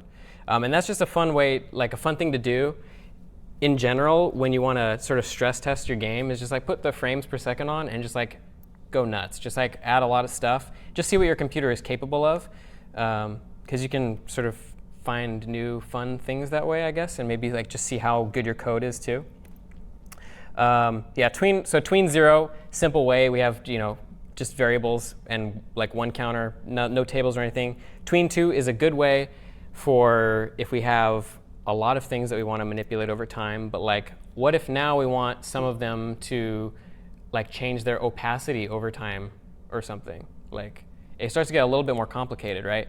And this is, by the way, I should have put this earlier in the code, but this is the sort of like the knife library is responsible for timer and a lot of other things that we'll be looking at.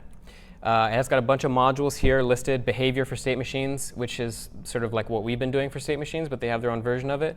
Knife.bind, so you can pre-bind arguments to functions and create like functions, like subfunctions. It's called currying, but create subfunctions of other functions that have predetermined variables. Knife.chain, we'll see actually how that can be used coming up later. Convoke is for coroutines. We'll see coroutines in the context of Unity, but basically they're functions that can pause their state for later. Knife.event we'll use in 2 weeks for Zelda. Maybe even next week if I can fit it in for Mario. Memoize is for memoization, which is like it's like a dynamic programming related thing. Serialize system is going to be useful to know about in the context of Unity as well. Unity uses an entity component system for much of its structure. Knife.test, and then lastly, knife.timer, which is what we'll end up using. And this is probably my favorite sort of library that exists in the LÖVE 2D ecosystem. And so with that said, we'll look at tween2 now. I'm going to go here into tween2. And so now we have not just movement, but also their opacity. Like they all start at different opacity levels, and we want to not only change their movement over time, but also the opacity, right? So it would get a little bit trickier if we decided to do that with our current situation. Totally doable, but like how would we go about changing just right now their opacity, just as is? How do you change a sprite's opacity? The variable with the graphics, like red, green, blue, SD. Is it a variable? Can you say it one more time? I forget the exact function name, but it's like love.graphics to put an image on the screen. Love.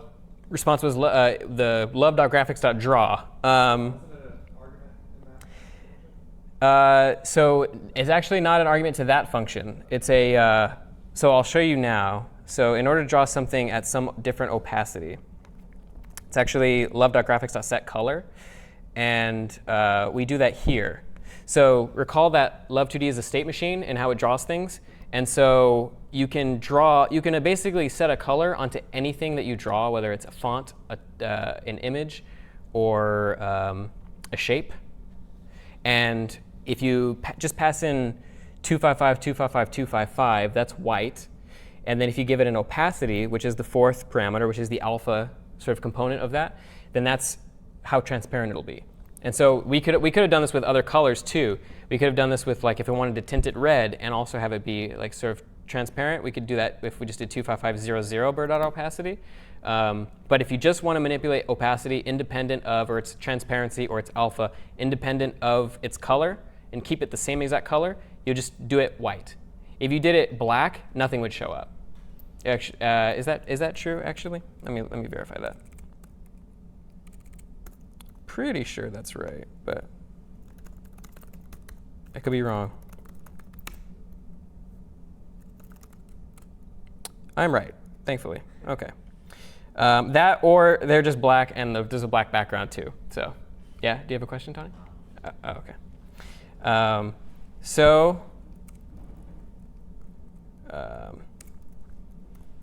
We'll take it on faith that that is correct. And back to the sort of the gist of this example. We have timer max again. Actually, we really haven't changed much. What we have changed is we still have our birds, right? We need to keep track of their x, of their y, of their rate. Well, not necessarily their rate. Oh, well, their rate, yeah, because we're actually going to loop over each of these and then create a timer tween operation for them, and their opacity. Oh, right. They start with an opacity of 0 and fade to 255, regardless of their like they do it over they basically, their opacity changes at the same rate as their X does. So the farther away, the longer they take, the slower they fade to fully opaque. And we see this here. So for K bird and pairs of birds, so for every bird, we're just going to set a tween. And then this is tween. So timer.tween is, I think I have a slide on it here, right? A super cool, useful function, super easy to use too. It takes a duration, just like timer.every, timer.after, and it takes a definition. So in this case, it doesn't take an anonymous function like the other ones did, because we're not really saying, I want to do some sort of like undefined behavior over the course of this operation. What I want to do is just change some values. I want to interpolate them.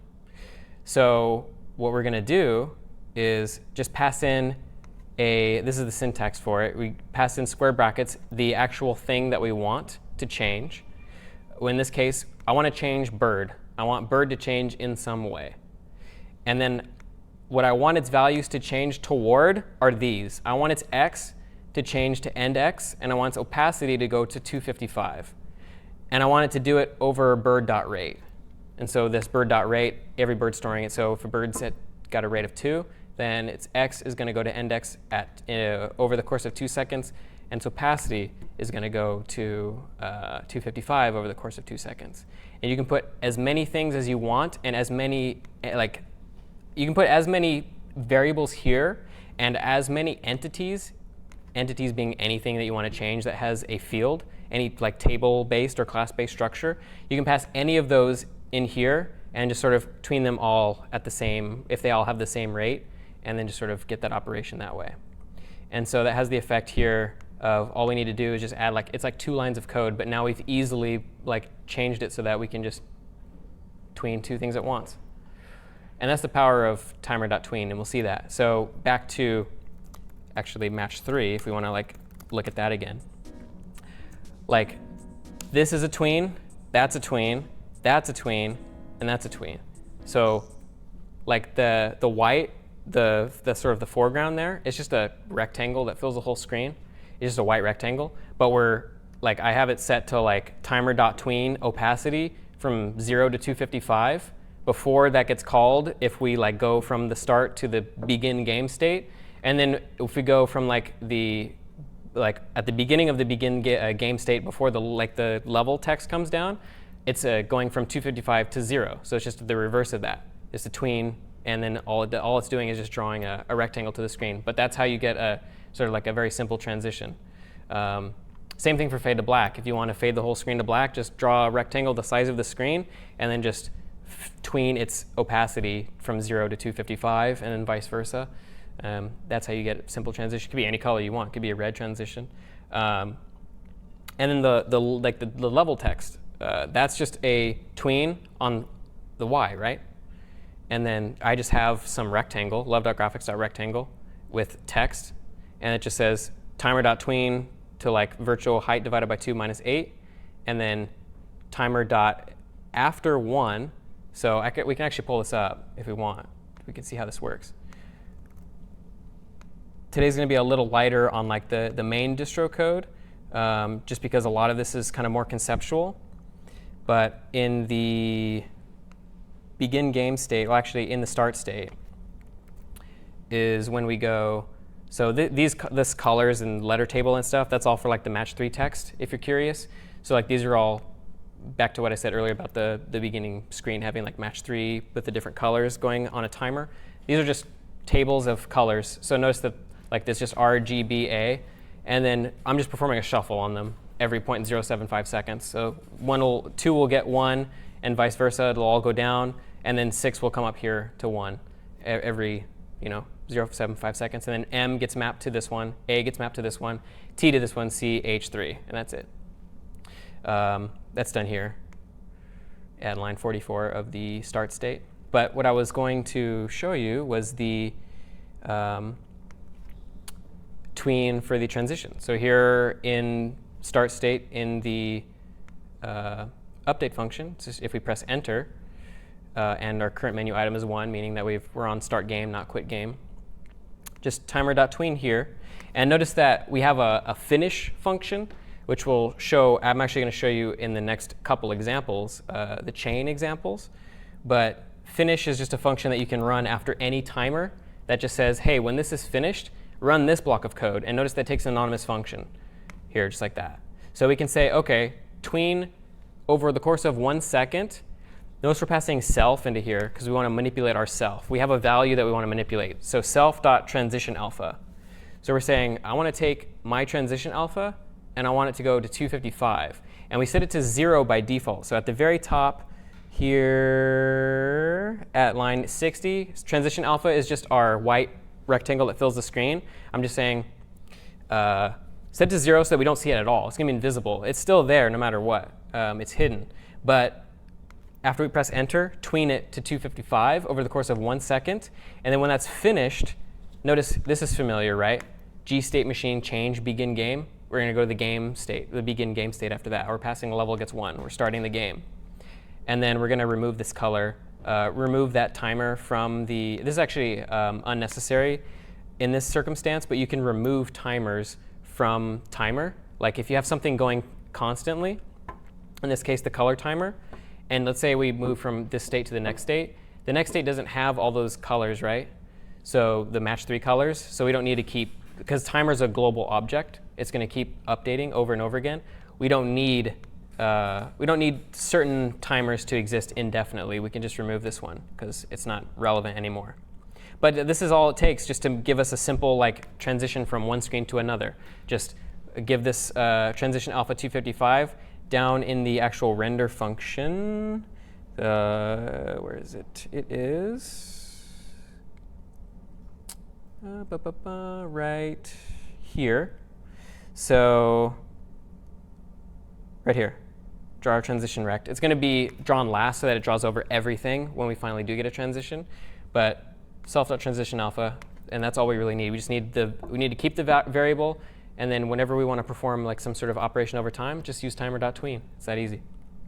But that was a little bit of a, I mean, it was a relevant tangent. We would have talked about it anyway. But that's the first sort of use case that I think of in this project. And then also the label. I'll show you the label in a little bit. But I think before we do that, let's talk about chaining. So you guys have probably played a lot of games where like maybe there's a cutscene and you're looking at a character and they walk, and then maybe they turn and they walk another direction, and they walk up and then they like speak to you. There's like a dialogue box. And then maybe they do like an animation or something, and then maybe some other things happen that are like on some sort of predestined path. It's a very like discrete path. It's not random. It's laid out in advance. It's a series of steps, one consecutive. That's the concept of chaining things together is relevant when we get to sort of timing things, because when we finish timing something, because usually a lot of those things happen like over the course of time, right? Like over the course of like 5 seconds, NPC 1 will walk up north, and then they'll turn left, and then they'll say something. We want to model that. We don't want to basically have variables that say if NPC 1 is at this tile, then do this. If NPC.dialog open, then do this. Then wait for key. We basically want to say walk here, do this, do this, do this in like a flat sort of like easy or at least semi-flat. Easy sequence of steps. And I have a few examples to illustrate how we can do that using timer for some semi-basic use cases. So chain 0 is the first one. So this one is just Flappy Bird. He's going left to right, then he goes down, then he goes back left again, and then he goes up. So like what's the basic way that we model this, that we implement this? Just off the cuff. We use that finish to do that. We would, and we would. If we didn't know about finish, how would we probably do it? I shouldn't have given away finish before I got to that example. I kind of got ahead of myself. But like we can imagine somebody maybe saying, okay, I want Flappy to move left to right, right to bottom, bottom to left, down, bottom to up. Maybe they're going to say if Flappy is like less than, or like has reached first point, move left, and else if he's reached bottom or point 2, move down, and then move left, move up, and in both of those cases, they're sort of changing the x and y value of Flappy, and it's basically just a lot of like ifs and like state variables. That's like I see it in a surprising amount of code, just like state being kept all over the place. The first implementation of that we'll look at uses something similar. So in chain 0, and there's only 2 examples here actually for chain, but chain 0, there's a movement time and then a timer. We're gonna like be semi-clean about it. We have some destinations. So we have like destination 1. Like I know that I don't necessarily want to like keep track of maybe a bunch of if statements, but I'm going for like assuming that I don't know what timer can do for us here. I'm just saying, okay, I want his first destination to be virtual width minus his width, and then keep him at y0, so right edge of the screen, assuming that he starts at 0, 0.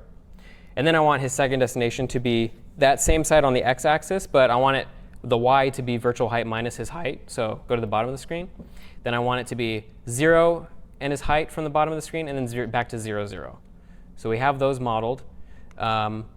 And then I want to keep a flag in each of those. I want to know whether he's reached that state yet. So I'm going to iterate over that table I just created and just add a new key to each of these called reached, and just set to false. Just by default, he hasn't reached all of them yet. And then in the update, basically I'm going to set timer to the min of movement time. So it'll never go higher than movement time. And then timer plus delta time.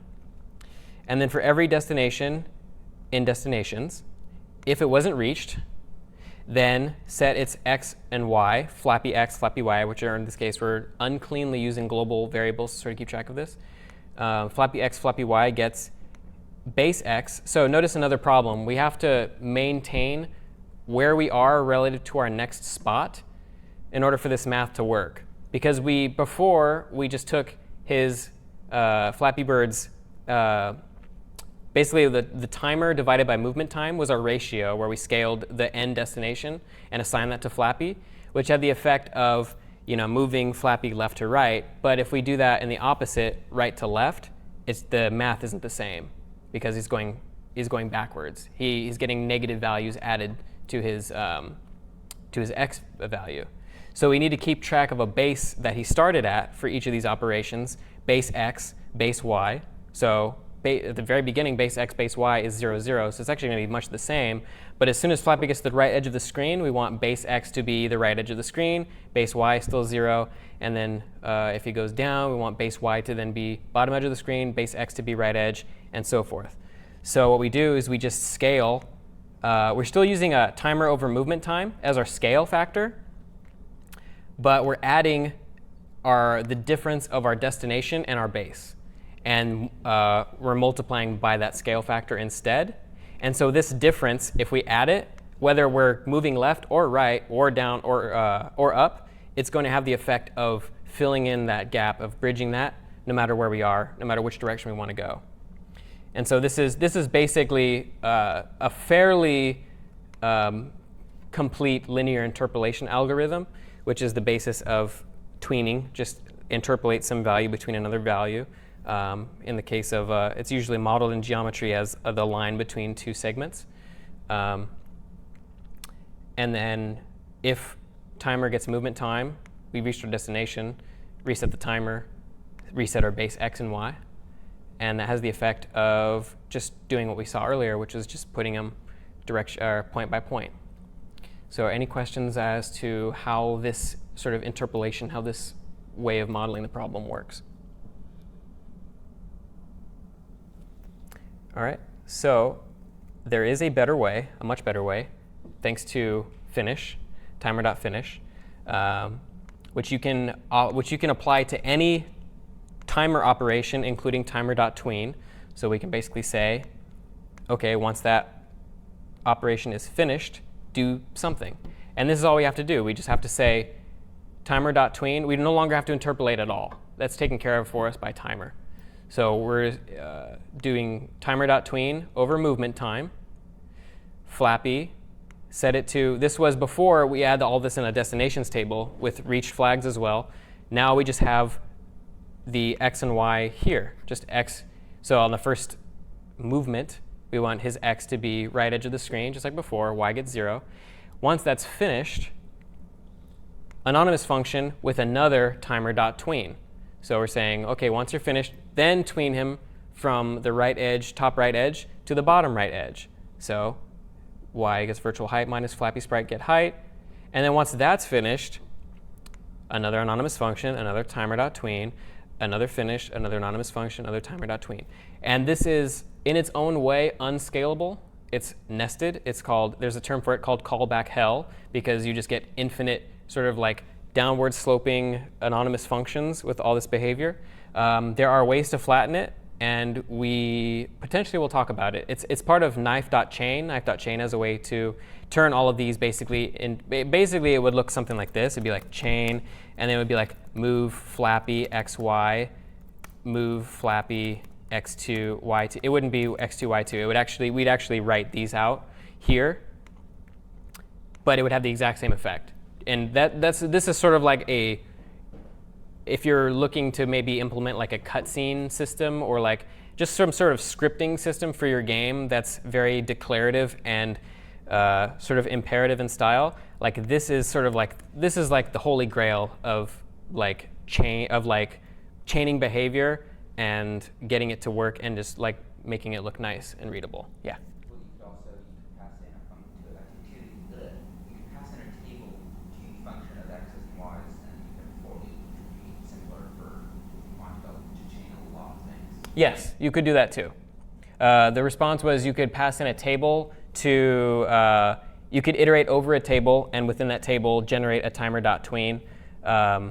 The only sort of issue comes about with finish.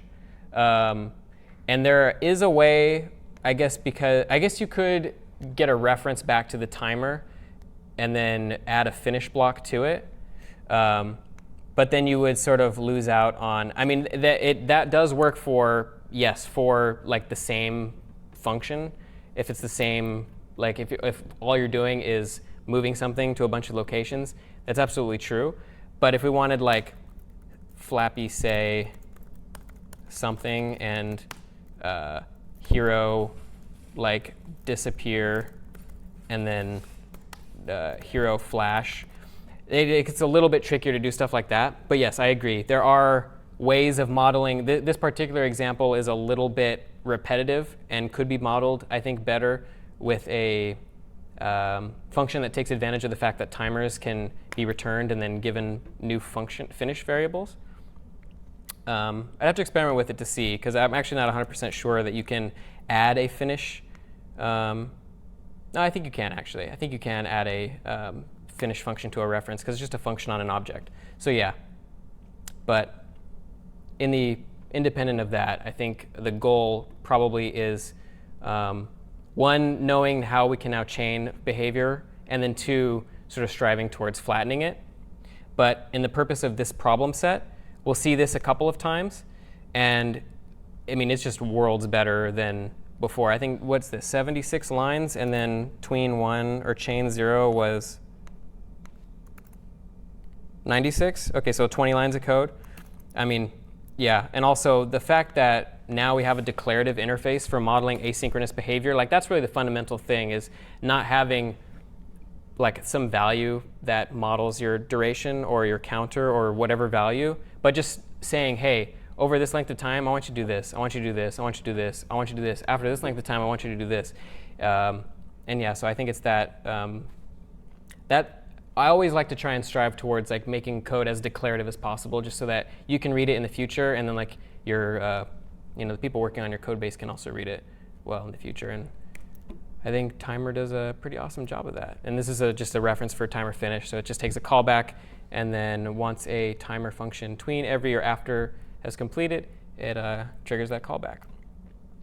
So we're going to take a break for like 5 minutes now, and then once we get back, we'll talk about swapping and some of the algorithms we use in Match 3, starting with just rendering a board, getting tiles to swap, tweening them, and then we'll actually look at how we take falling tiles and account for them and then repopulate them. But yeah. All right, we're back. So recall before break, we were looking at timer and sort of how to take code that was previously managed by timers and kind of asynchronous, but also very stateful and sort of messy and all over the place, and putting it into a more declarative, clean, easy to express format via timer.tween, timer.every, timer.after, timer.finish, timer::finish for any timer objects. So with all that out of the way, now we'll start talking about the actual match 3 mechanics. And the very first thing that we'll look at is swap 0. And this is the sprite sheet for match 3 that's included in the distro. So as we can see, it's something that we can easily chop up with generate quads, as we saw before, just a function provided in util.lua. These are all 32 by 32 pixels, so it'd be very easy just to go through all of them and just, basically just generate quads with the sprite sheet 32, 32. And just get a table with all of these individual things. But notice that they're sort of blocked up into patterns of colors, right? And this has actual meaning and value for our game, because when something is the same color, and only when something is the same color, a tile is the same color, are we allowed to trigger a match with it. If we get any 3 or 4, anything higher than 3 together in a line, vertically or horizontally, that's a match, and we need to remove it from the table. So we need some sort of way of identifying these tiles as being of some color. And then they also happen to have a different pattern on them.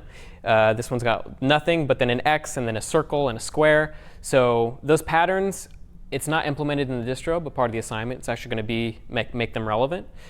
But the part that is implemented is the actual matching of the colors.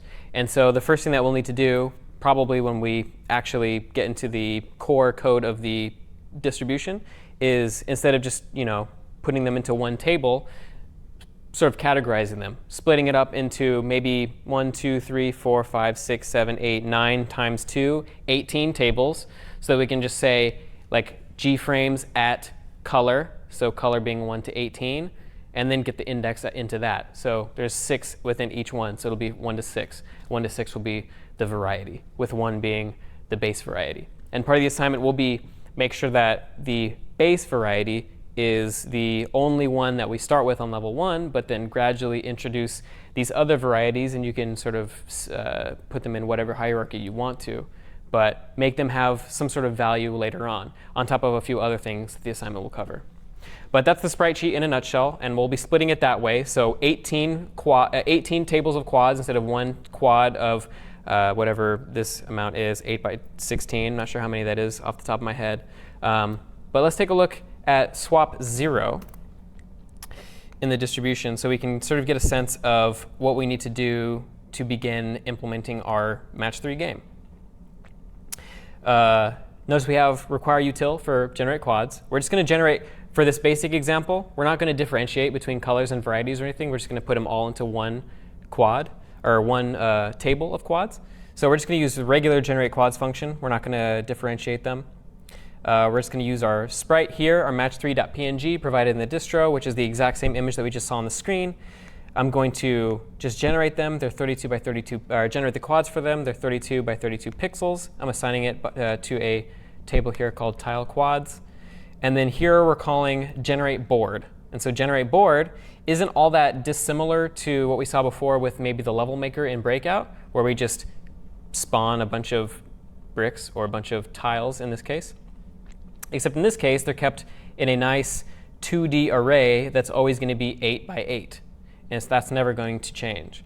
Just by the sort of like one of the constraints of the game. Mesh 3 traditionally is an 8 by 8 grid that's always full of tiles of some variety.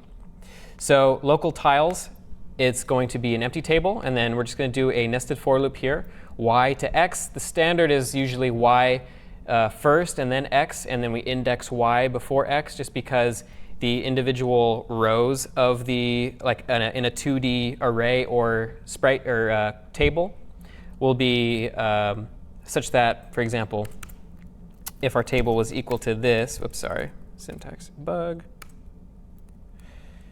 If we did this, and then we have a table here, and a table here, and a table here, and we had like 0, 1, 1, 1, 1, 1, 1, 1, and then 1, 1, 1, 1.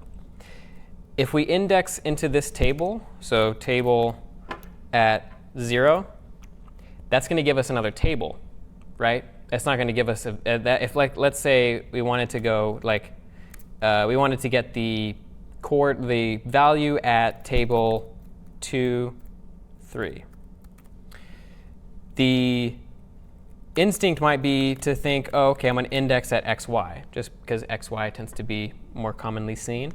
But if we did that and assumed that x was horizontal and y is vertical in this arrangement, which is how we have it, then table 2 wouldn't be this value here. Table 2 would be this table here. The first value you pass into indexing some table is, when it's a nested table, is just in fact the table itself, which is why we actually need to do, when we want to get some value, we have to index at table yx.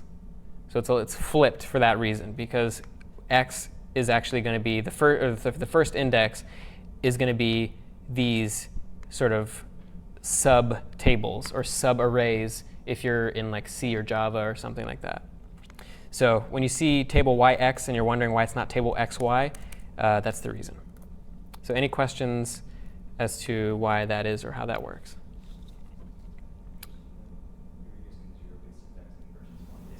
Yeah, in this case, yeah, I was using zero-based indexing, but Lua is one index. That was just habit. But yeah, Lua, it was pointed out that I was using zero-based indexing in my example. You want to use one-based indexing when you're actually programming, and not zero-based. But same principle applies. It'd be 0 would be 1 in that case. In a general purpose language, in most languages, if we were to abstract the problem out, 0, like in C, in a C 2D array or C++ or Java, 0 would be appropriate there. But anyways, we have a nested for loop. So y, we're starting at y, and then we're going to x, and then basically this has the effect of y, and then x, x, x, x, x, y, x, x, x, x, x. Just insert a blank table, fill it with, we're just using tables here. So we're not using any sort of tile class or board class or anything fancy. We're just using raw data types here. So we're just saying insert into tiles y, which, by the way, if we're at x equals 1, 8 here, and we're in any given iteration of our outer y loop, tiles y will be the last table that we just inserted, the last blank table on the first iteration of this x loop. But so basically it's saying in the inner table that I just put into the board, this sort of table that's going to represent our board, the tiles table, insert a new table. So we have a table of tables of tables. The third table are the actual tiles themselves. You can sort of think of this table as being a tile data type, more or less, just implemented using a table. That has an x-coordinate, a y-coordinate, and then a tile. And the tile is going to be a random number that's going to be the index into our quads. So each tile holds its x and y. And then notice that we're multiplying by 32 because we're going to use this to draw the tile. And the tiles are 32 pixels tall by high, or sorry, wide by tall. We are going to multiply x minus 1, recall, because even though tables are 1 indexed, coordinates are 0 indexed. So x gets that times 32, y gets that times 32, and then get a random number between 1 and the number of quads in our tile quads table. So recall this number sign here is just a shorthand for length of the table.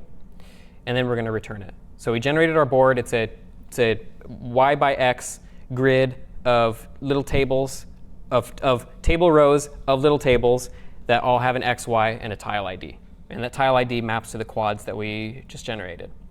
If we go up to, OK, that's it for the init function, the load, sorry, love.load in this example. The love.draw uses a function called drawBoard, and we pass in 128 by 16. The 128 by 16 is just x, y offsets. we're going to draw our board at 128.16. And this is going to center our board. And then if we go down to draw board at line 89, gets an offset x, offset y. Nested for loop again, we're just iterating back over the tiles that we got. And recall, actually, generate board returns tiles.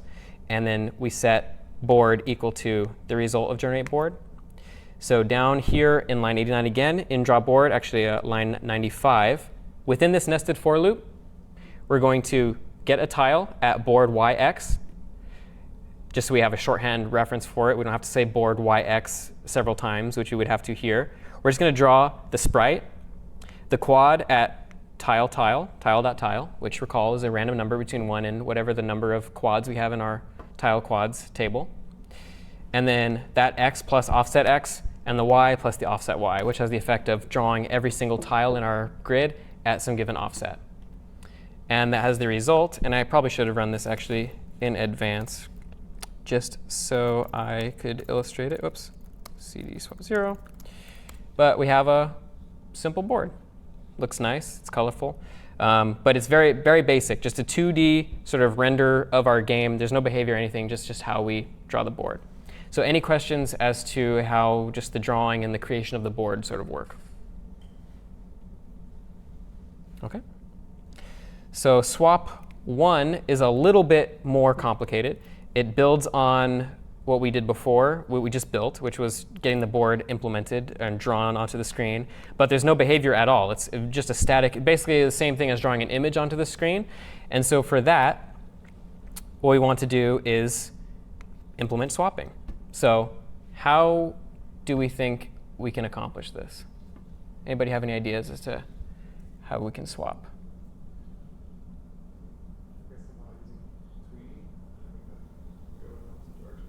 Well, we could. Yeah, we could for, I mean, that'll have the effect of, I mean, I'm assuming the response was we could use tweening. We could, and we actually will for swap 2. But it's going to be a little bit more complicated than that because they're in a 2D array. So if we just tween their x, y, they will be in the same place in the array. But yes, ultimate.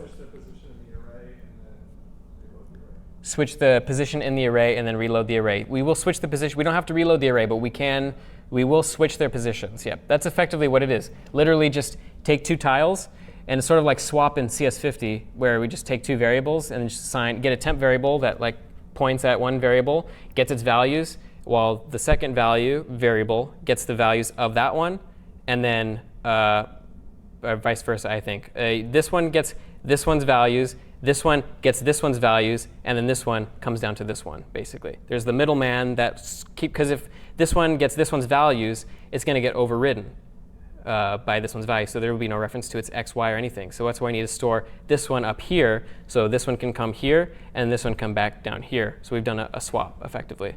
And there's ways in Lua to do swaps, as we saw before, without even needing a temporary variable. You can just do x, y gets some other x, y, which sort of bypasses that. But when you start to do like 4 things getting swapped at once, and you have like 4 commas, it can get a little tricky, a little bit unwieldy. I'm actually not 100% sure you can unpack more than 2 things in Lua. I'll have to double check on that. But I mean, right off the gate, we're seeing that double assignment here on line 32, highlighted x, highlighted y, gets 1, 1. And let me actually run, just so we can see there's actually a couple of pieces here besides just that. Oops. Swap 1. So we have the board as before. We also have something to like show us where to swap, right? Because we have to know where we're swapping the tiles.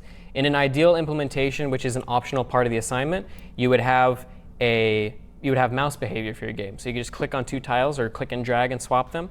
In this case, we're not doing that. We're just implementing key-based behavior. So when I press left, right, up, or down, I can move. If I press enter on a tile, and I move around, it's an indicator to me that I've selected that tile to swap with something else, because it needs to keep track of, OK, you want to swap this tile. What do you want to swap it with? I want to swap it with this tile. So they get swapped. I want to swap it with this tile. So they get swapped. Or this tile. So you can swap it with whatever tile you want to. There's no constraints. The actual distro code implements a constraint. And so offhand, what do you think a constraint would be for making sure that we can't, yeah. Yep, they have to be adjacent. So what would that entail?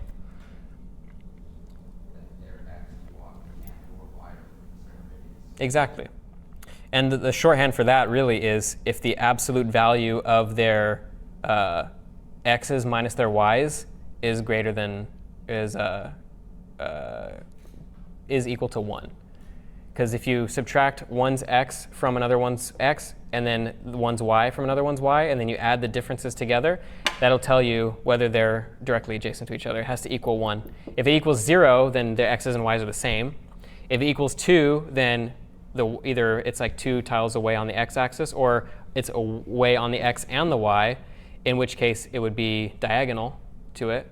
So the only way is, it's x's minus its x's, tile1.x minus tile2.x, and tile1.y minus tile2.y. If their absolute value of their difference is 1, then they're adjacent. That's in the implementation. So yeah. So this is why we have these variables here, highlighted tile.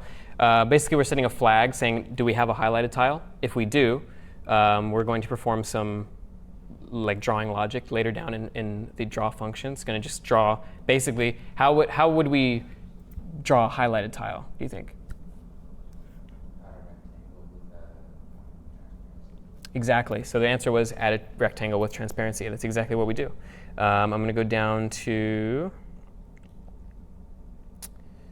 this part here. So on line 173, if we have a highlighted tile, and basically this is in the middle of a loop, our yx before. We've put it into a drawboard. We have the drawboard function, but xy, or yx, tile is going to be whatever tile we're currently on. And if we do have a highlighted tile, and that tile's grid x, notice we now have a new variable called grid x as opposed to its regular x, so that we can check for these sorts of things to see where it is in the array.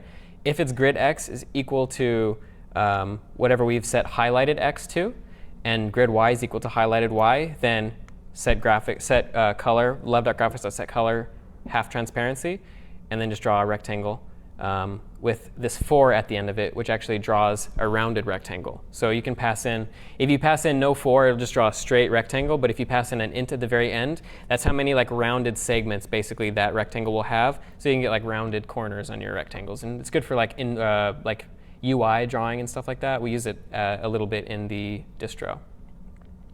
So that's how you get a highlighted tile. There was also a selected tile, and a selected tile is just draw a rectangle. Same thing, but it's a line this time. And there's always going to be a selected tile no matter what. So we're always going to draw it here at the end of our render function. It's just 255, 234 for the opacity, so that it's just kind of transparent, but not like super transparent. Set line width to 4.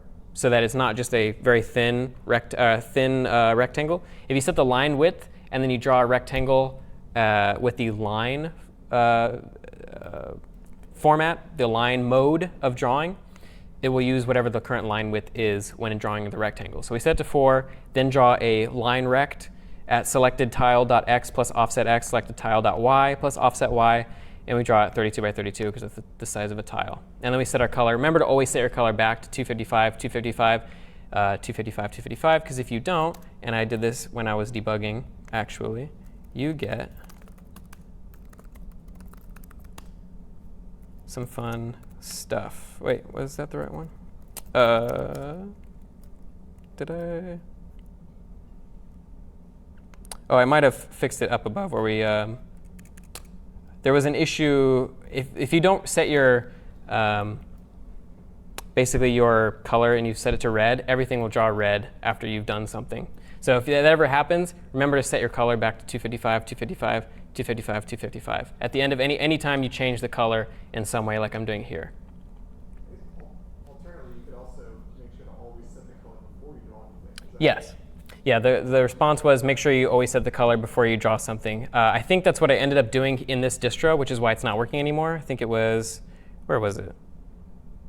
It was here, but I must have fixed it because I accidentally left that out when I was debugging and then ended up drawing everything was red. So just as an aside, just because Love2D is a state machine. But yeah, drawing it beforehand is definitely the safer way to go too. Back up to, so like the core of this, because we're running a little low on time, the core of this overall block of code is just the swap here. So if there's no highlighted tile, so basically if we pressed enter or return, now we have all input handling in love.keyPressedKey. And by the way, this is input handling to like change the X and Y of our selected tile. If we press enter and we don't have a highlighted tile, then we need to have a highlighted tile. Otherwise, we should swap them. So we get a reference to tile 1 and 2. We swap, we create temp variables. Recall, we need to have that middleman up here that keeps track of this tile's information. So it's going to keep track of all tile 2's information with temp x, temp y, temp grid x, and temp grid y, because we need to not only change their x coordinates, but also their grid positions. And then we need to create a temp tile here. And basically, here's where we actually swap their places in the board. So tile 1.gridY, tile 1.gridX gets tile 2. And then we're getting a reference to temp tile so that we can, because if we set board at wherever tile 1 is to tile 2, we won't have anything where tile 2 is. We need to have like a temp tile to keep track of tile 1. Or sorry, we won't have anything at tile 1 if we override it with tile 2. So we need a reference to tile 1 here so that we can put it into where tile 2's spot is right here. And then we need to do that before we actually, all that before we end up swapping their coordinates and tile grid positions. Otherwise, you get weird buggy behavior when you're like moving the selected tile around. And then we can unhighlight and then reset our selection, because our selection is also going to get changed after we do the swap. So we need to put it to the second tile, because it gets swapped with whatever tile we're highlighted.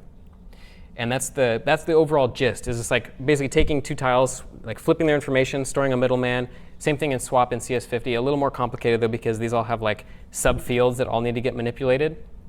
And a lot of this can actually be done mathematically. You can actually have its grid, or its x and y mathematically derived from its grid x and grid y, just multiply by 32. In this case, I just kept them as variables and separate. But yeah, you could just do that too. And that has the effect of swapping the variables whenever we move them. And then that's the fundamental like first step in like match 3, is just like swapping any two tiles in a given position. So does that like make sense altogether? OK. So the last thing, so this example is actually very, not that much different at all from swap 2. I'm going to show you swap 2 right now. So if we go to swap 2, the only change we really have made is that now tiles like flip instead of like instantly changing, they tween, right? And this is a piece of cake at this point. We already know like what's the function we need to do. Just timer.tween.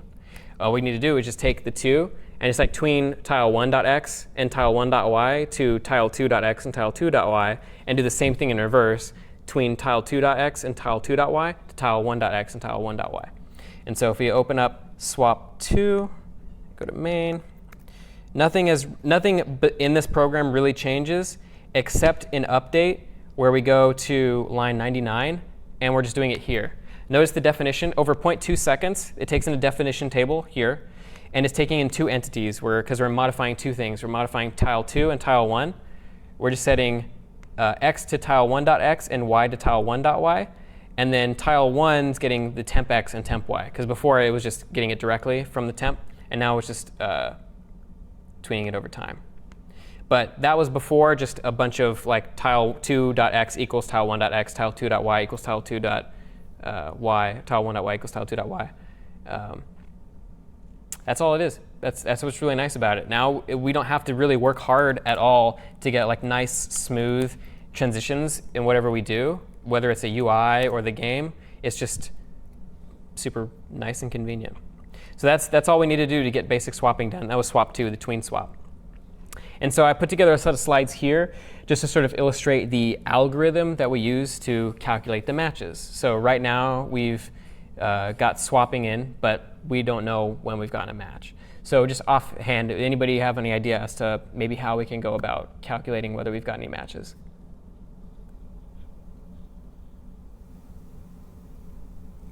Well, we already figured out how to check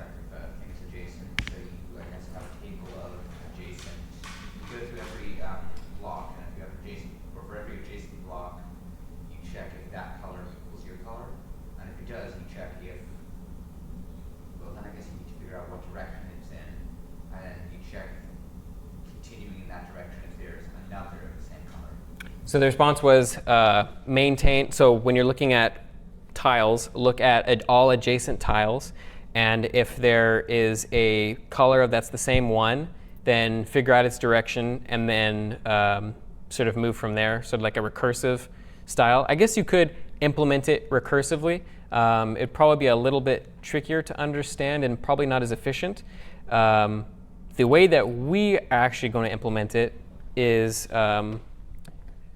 going to be a little bit more like iterative. So all we really need to do is check every row and every column one time, and then go basically left to right. So in this case, we have to check every row and column one time in this direction and then one time in this direction, because we can get vertical and horizontal matches. So we start off, let's just arbitrarily decide we want to start going left to right down the data structure. So we'll go, what color is this? It's brown. OK, check the next one. Is it the same color? If it is, then sort of say, OK, the number of matching tiles that we've found so far is 2. If it's greater than 3, then later on we'll need to like add that group as a match to our list of matches, basically.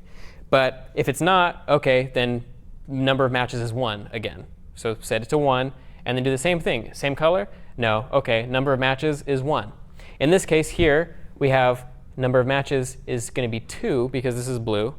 And then we're going to go ahead and then same color again, number of matches is 3. And then we've gotten to the end of the row, so we can say, oh, OK, what was our last number of matches? Was it greater than or equal to 3? If it was, add that group of tiles to our table of matches. We've gotten a match, and then move on. And we do that over and over again. And if it's in the middle of a group like it is here, so this isn't at the end of the row, this is just in the middle of the row, what we do is number of matches 1, 2, 3, and then we go here and it's set to 1, or well, first of all, we check number of matches when we get to a different color.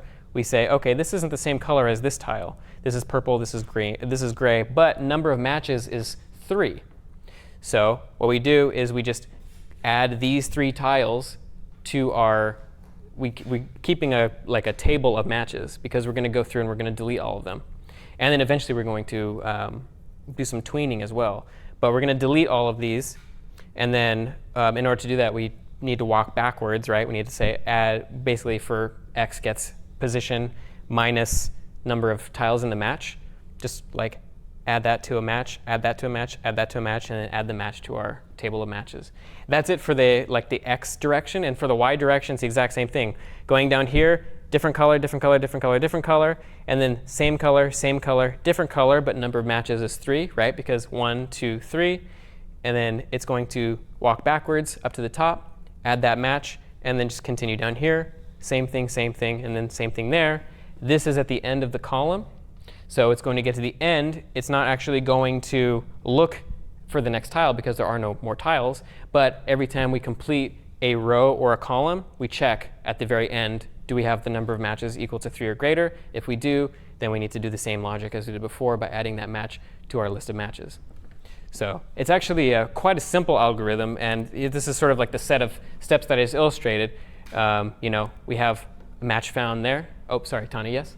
Well, if you complete 2 matches at once, would it see both? It would. If you complete, the question was, if you complete 2 matches at once, will it see both? Yes. If you complete, and it wouldn't if you deleted them as you went, because if you, let's say you had like 1, 2, 3 here. I'm assuming that's what you mean. Yeah. Like 1, 2, 3, 1, 2, 3. If you just deleted them as you went, then no, I wouldn't see them. It would go here, it would get these 3, delete them, and then it would just see these 2. But because we walk over the entire thing and then we only delete matches after all of the matches have processed, we're going to add this one first. And then when we do our vertical one, we're also going to see this one. And so it's going to count as 2 matches. And you could make your code a little bit more complicated if you wanted to, and say if there's an intersection between 2 matches, I want to give the player more points, or I want to give him some sort of effect. Like in Candy Crush, I think you get like explosions, or Bejeweled, you get explosions if you get like a T pattern. And if you get 4 in a row, you get like a laser or something going across the screen. Like that's, and actually part of the assignment is like clear a row. If you get 4 in a row, you should clear that row or column. If you do that, then yeah, you can have logic. But currently all the distro does is just the simple iteration horizontally, then vertically, and adding matches as you go. And actually, there's an optimization that you can make. If you go here, like for example, let's say we're going here, here, and then we're here, and we're at a different color than the last one, we can just like go to the next one. We can just skip, because we know we only have 2 left, right? There's no point in looking for a match if you're at the end -2, because there's no possible way to get a match. So that's just a shortcut, a little optimization you can make, and that's actually in the code. Just break off if you're at, in the code it's x or y equals 7. Just go to the next, just break out of that for loop basically, and go to the next row or column. Yeah, any more questions as to sort of how that works? That's in the, if you're actually looking in the code, we won't go over it in too much detail in class. It's fairly straightforward, I think, once I walk you through the algorithm a little bit. But I'll point you to the lines, the relevant lines. It's in the play state. No, I'm sorry. It's in the board, in the calculate matches function. Here on line 50, calculate matches. So horizontal matches, y gets 1 to 8. It's looking, you keep a color to match, and basically you just keep track of how many you've matched. Match num is 1 always when you're doing a brand new color. And then starting at x2 to 8, because we already got the first tile. Basically, if the color is the same, increment match num. Otherwise, set our current color to that color, the next tile. If we've done this and our match is greater than or equal to 3, then we found a match. We can add a match. We create a new table. We go backwards from where we are with x2 gets x minus 1, and then x minus match num. So it works for no matter how long the match is, whether it's 3, 4, 5. And then we're subtracting 1, and then you just insert a into that match the tile at that x2 position, because the matches are made up tiles. So a match is just like a group of tiles put together. And so you can intersect to any given match just by comparing the tiles and just seeing if they have the same tiles. Basically, that's how you'd get like a 5, like a cross match. And then after that's all done, just insert into matches that match.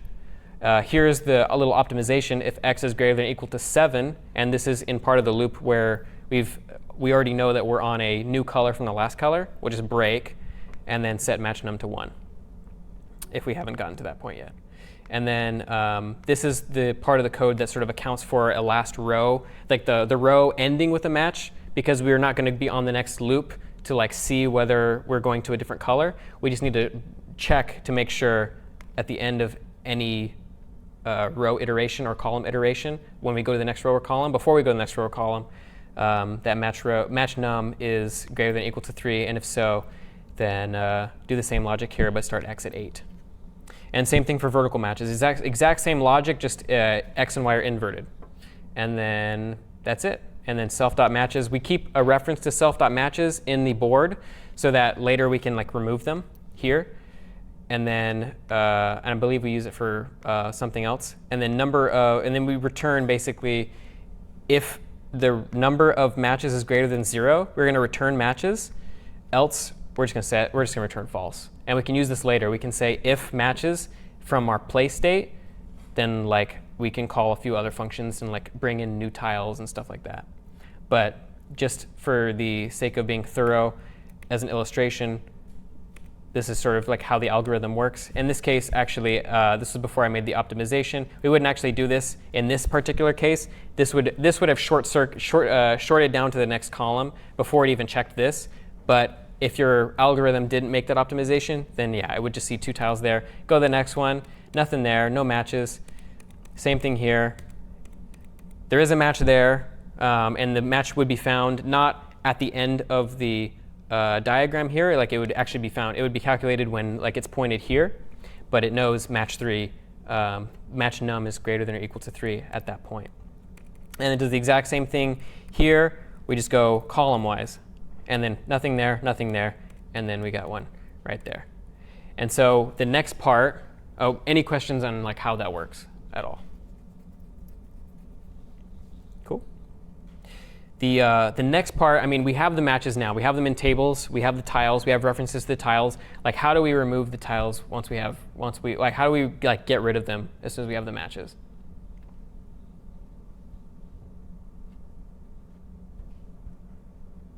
Assuming that our board is a table, a 2D table, and each array within there just has a tile object, how would we sort of clear the board of our tiles?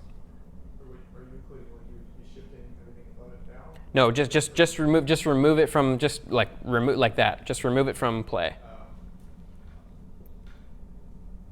guess you could either have it not draw or. Yeah, you could. Yeah, with a little bit of finagling, you could get it to where you could like set a tile to be like invisible, and then you could just like give it a new tile ID, I guess, and then like shift it up above, and then like sort of make it come. Well, it sort of gets I don't know if that approach necessarily works super well for this because of like gravity, because the tiles have to come down. So then you'd have to like sort of like bring the lower ones if they were like at the bottom here, like those would have to like come down. It's a little bit that kind of approach might be a little tricky. You could make it work, I think. But the simple approach, which we used in this distro, is actually just setting them to nil. Because if you set something to nil, it's just not going to render in this case. So we're just setting all these tiles that were previously there to nil. They're nothing at this point. They effectively would render like this if you tried to render them, assuming that your code accounted for it or it didn't break. And then the next stage would be like the actual like getting the board fixed, right? Because we have the tiles removed. Like, so now we have this thing here, but there's a step that has to happen before we get new tiles, and that's gravity, right? Like, we have to actually shift everything down. So how do we go about shifting like tiles down? So like this first column, we don't really have to do anything, right? Like this column's all set. But like, what about this column? How would we get that tile to like go down? Sorry? Tweens? Yes, we could do it with tweens, but from a like data structure standpoint, like how would we, because that'll just tween the x, y, but that won't necessarily fix, like the underlying data structure still has to represent because we're going to do iterations over it, we still have to have references to the tiles in the right spots. So just shifting it within the table. Yeah. From the fourth row to the fifth row. So like, how would you like start by getting this tile down to like this position? Like switching it from the fourth row to the fifth row? You would. But how would your algorithm work step by step to like making sure that would happen?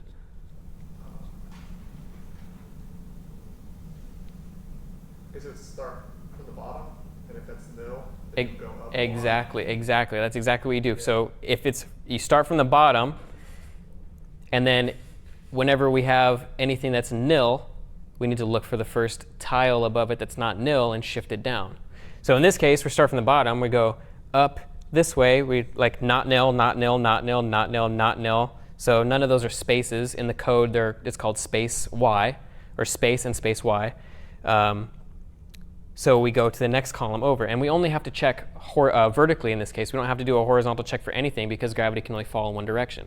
So we just go over here. So we're only looping through this code effectively, in this case 5 times, but in our code 8 times. But it needs to be a while loop rather than a for loop, and we'll see why in a second. But start here. We see, we have a space there. So what we need to do is like say, OK, the lowest space is here.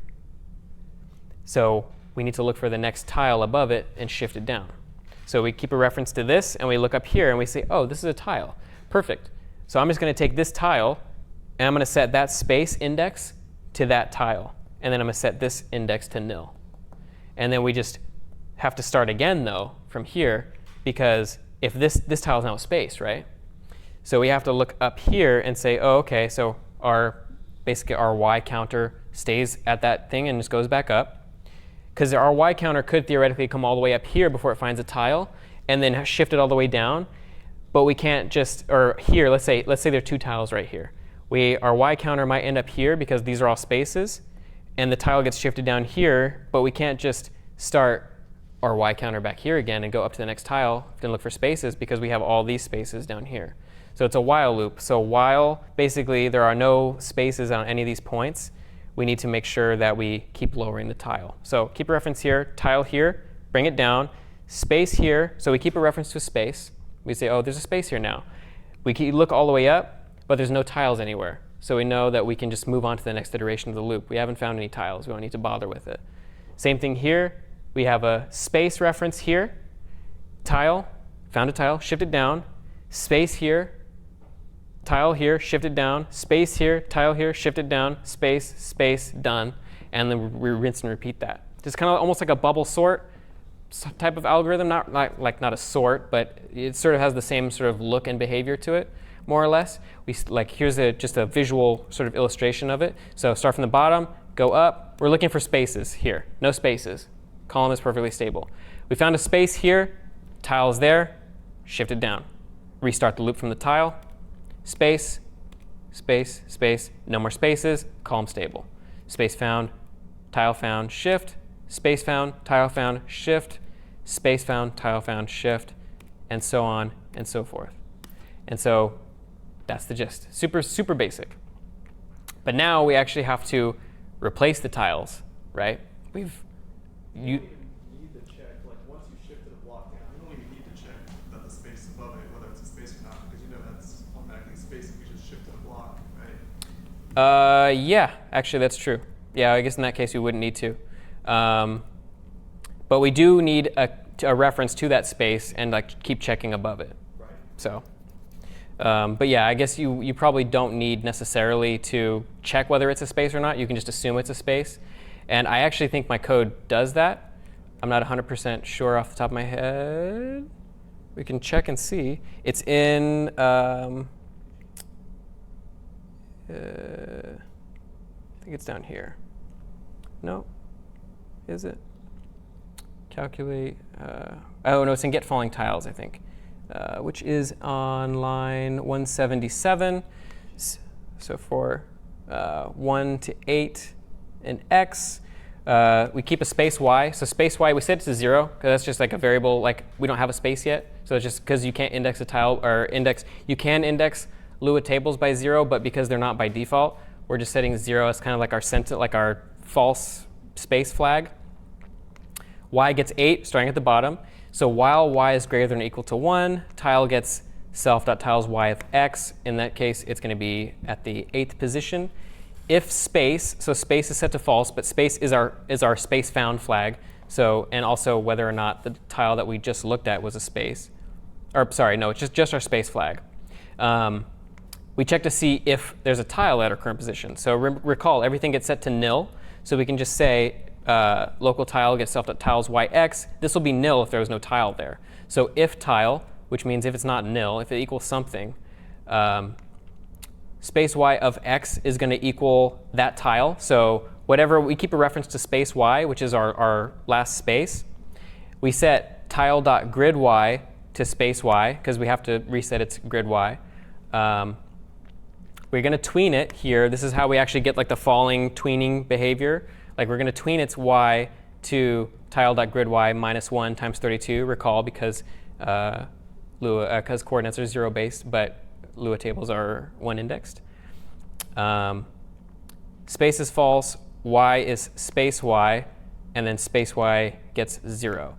So yeah, so we're going to start, basically we're going to start at the, we're going to put space y to that tile, and then we're going to set space y to 0. I think it actually does, in this case, it is actually checking that tile to make sure that it's, yeah, because it's just getting set to the tile, the space y being the tile that we just replaced and just put into an actual spot. So it does actually make the check up above to see whether that's a space or not.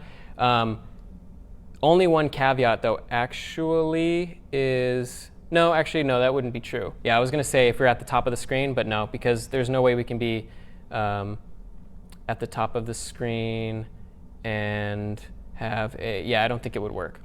So yeah, optimization, small optimization you could make is, yeah, just assume always a space, yeah. But yeah, that's the falling like get falling tiles in a nutshell, or at least the ones that are falling from gravity. And then we also have tiles that we want to add to replace them. And so we'll see that here.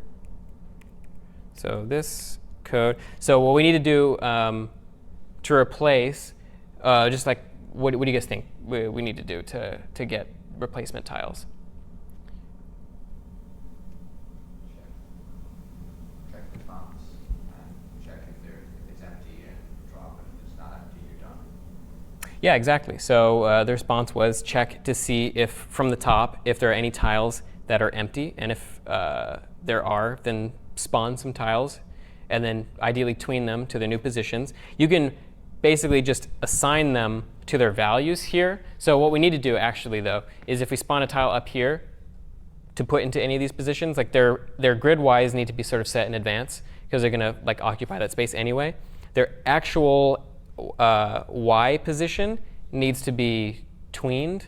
So because the X and the Y are separate from the grid Y and the grid X, those are just like table indices, but not their coordinates.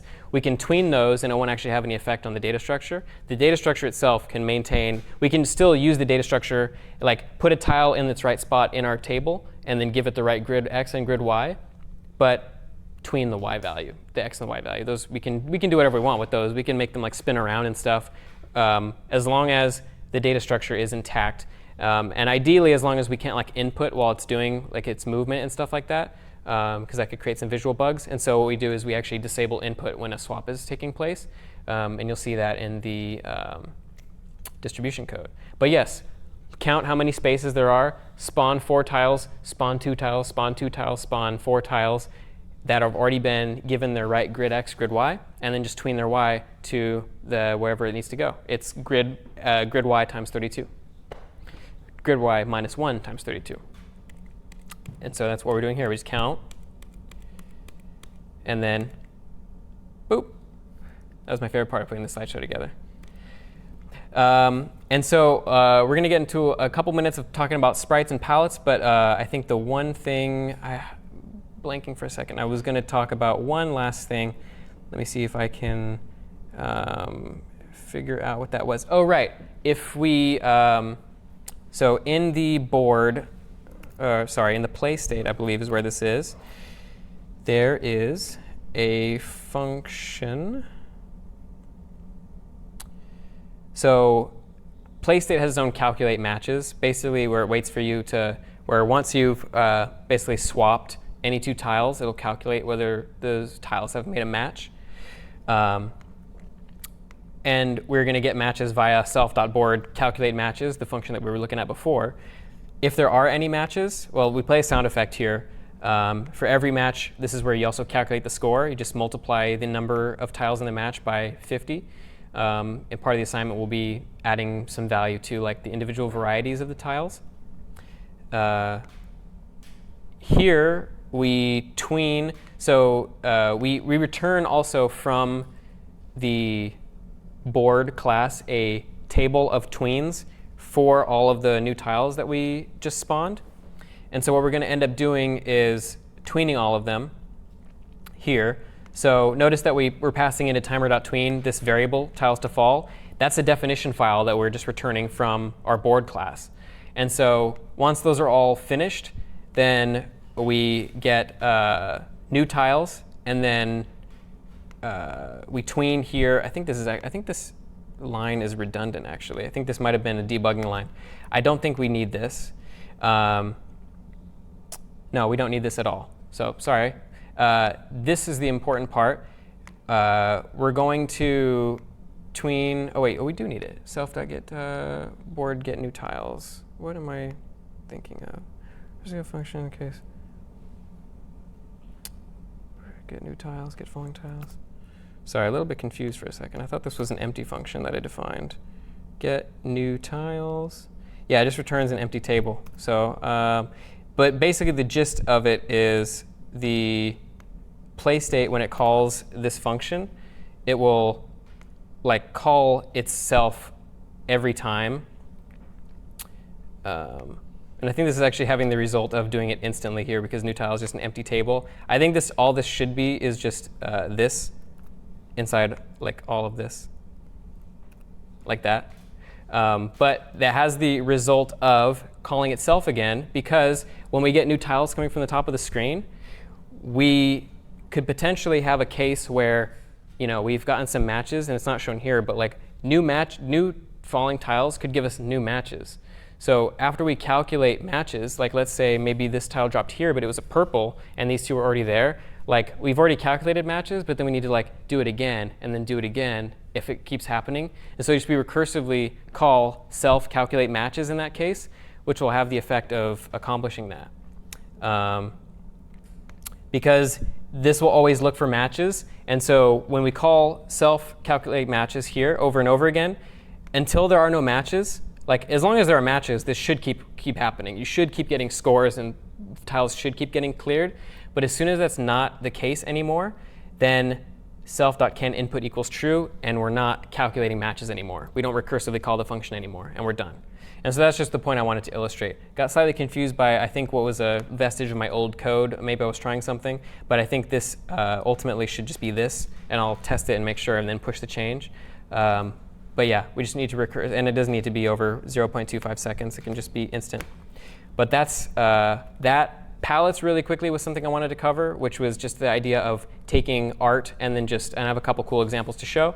Just taking some sort of picture and then giving it only using, or some sort of image, and only using 32 in this case, or some arbitrary number of colors. This is some like fancy stuff that some person named Dawnbringer online did. He generated a very famous 32 color palette called Dawnbringer's 32 color palette. But basically, it allows, this is done with just 32 colors, what you see on the screen. Those are all dithered. Dithering is a term which means to just draw two colors, pixel by pixel, interleaved, so that from far away, it looks like a brand new color. And this is a dithering chart. This just shows you every color here at the very top. These are all 32 colors. These 32, and those are 32, intersected with each other. So such that they're just like dot, dot, dot, dot, dot, like every other dot is every other color. And so you can do some pretty amazing things with just a few colors. This is actually done with 16 colors. All 4 of those are only 16 colors. This is just to show you what it looks like when you do it to an actual image. This is an example of what using a color palette on an image that doesn't work well with it looks like. So this is a regular image with I don't know how many colors, thousands, millions of colors. And this is using Dawnbringer's 32 color palette. So still looks very similar to what it should. It's a cat. But there's a lot of weird things going on in the background, because taking an image with a lot of blur and a lot of distorted color sort of has the effect of giving you blotchy patterns when you go down to a few colors. But this is an example of an image that has a lot of flatter colors. There's still a lot of colors in this image. There's some shades and stuff like that. But this is thousands of colors, and this is 32 colors. So clearly, if you do it on the right thing, you can actually get really good effects with it. And so, again, not a whole lot of difference. But this one's got, I don't know how many hundreds or thousands of colors. This only got 32. And so how it ties back into what we're doing is this is using a 32-bit color or 32 color palette on purpose.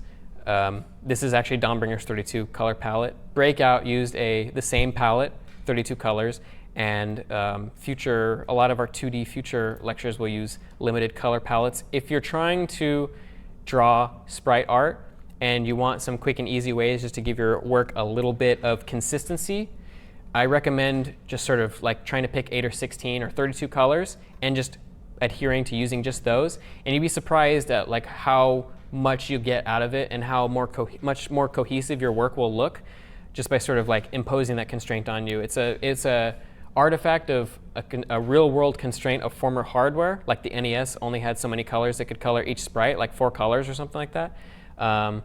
And so you'll also get if you're going for a authentic retro look, it'll help you in that sense. And then different from palettes but related is palette swapping, which is another term you've probably heard, which is basically all of these Mario sprites, assume they start, they'll probably start with a grayscale Mario, some gray version where each of these separate colors are mapped out to some table where 1 equals red, 2 equals blue, or whatever. And then you can just shift all of them, and then you get all of these different nice effects, assuming that you've created a palette, a good palette. You can get a lot of reuse, and this is actually how Super Mario Brothers used to do some of its programming. The clouds and the bushes were the same sprite. One was just colored green. It was palette swapped green from the white that the cloud was colored.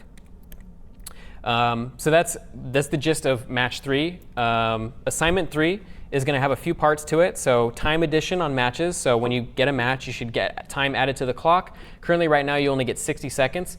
It's a little bit hard to actually get past level 2 at this point. So getting points for every tile in a match. Make it so that level 1 starts with simple flat blocks. So earlier we saw the array of tiles, and it was flat tiles on the first index of every color row. But there are several other patterns like X's and circles and triangles and stuff. Make those worth some higher amount of value, each one. Create random shiny variants of blocks that will destroy an entire row when you get a match. So have a block, should have some field, shiny or something. If it's shiny, render it with something to make it look shiny. You can use particle effect if you want. You can use you can put just like a very opaque or a very transparent, maybe yellowish or whitish rectangle on it to give it a sort of a brighter look. And then just if it's in a match, that entire row should get cleared instead of just that match. Only allow swapping when it results in a match. So this is an important thing because right now, mathematically, it's actually very unlikely that you'll get a board that has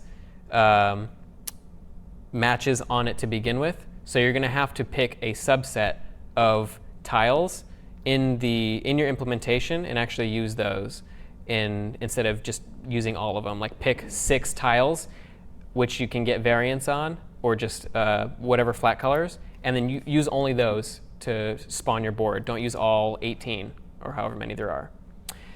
And then optional, if you're curious, if you want probably a arguably better gaming experience with this, just implement actually playing with the mouse, like being able to click and drag or just click individual tiles. And to do that, you will need to convert, because we use the push library for virtual resolution, you'll need to convert the window mouse coordinates to push coordinates so that they'll map into the game space appropriately. And so you'll use a function called push to game, or it takes an X and Y, where the X and the Y will be your mouse coordinates. Next time, we're actually going to get into a little bit more robust of a game, arguably, like a Mario clone. This is actually sort of where this course started. Was I taught a seminar on Super Mario Brothers. We won't be using Super Mario Brothers assets because of copyright, but we'll be using this tile sheet here, which is very similar. It's got a nice aesthetic. We'll cover tile maps, so how to generate levels using individual tiles. 2D animation, so rather than just like static things that we've had going on so far, you'll have characters that actually walk and jump and do different things. We'll talk about how to actually procedure generate platformer levels, which isn't terribly difficult. It sounds kind of difficult, but it's actually pretty, for like very simple stuff, it's not too bad. Basic platformer physics, so hitting blocks and then like jumping and stuff like that. We've covered a lot of that with Flappy Bird actually. So that'll be, and actually the bricks from Breakout kind of tie into it a little bit. Hurt boxes, so we can have enemies that hurt you and vice versa. And power-ups, so that you can change your state in some way to make you larger or invincible or whatnot. Well, that was match 3. Thanks a lot, and see you next time.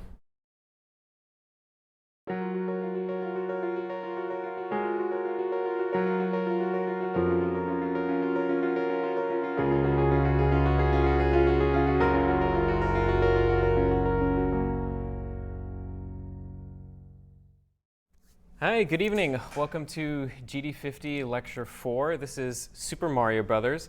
As seen on the slides here, though, we're not using the actual Super Mario Brothers sprite sheet. This is sort of like a ripoff, but I found a really awesome sprite sheet that has all the basic tiles that we need to get this thing working. There's a link in the distro as to where you can find it online. I had a lot of fun playing with it, so hopefully maybe if you're curious, you can use some of the sprites in there to go off and do your own thing. But Super Mario Brothers, the actual game, which this lecture and assignment are based off of, is the game shown here. I think everybody knows what it is. It's probably the most famous game of all time. But this game came out in 1985, sort of revolutionized the gaming industry. It was the game that brought sort of the gaming industry from a crash in the 70s, thanks to a lot of sort of poor game-making policies and companies and low QA standards. It basically took the gaming crash of the late 70s, early 80s, and brought games really back to the forefront of people's consciousness. This and games like Legend of Zelda and a lot of other NES titles made Nintendo basically the dominator of the video games industry in the 80s and 90s. And even today with games like Breath of the Wild, they're still doing their thing. But this is Super Mario Brothers. It's a 2D platformer, and what this basically means is you control Mario, who's a plumber.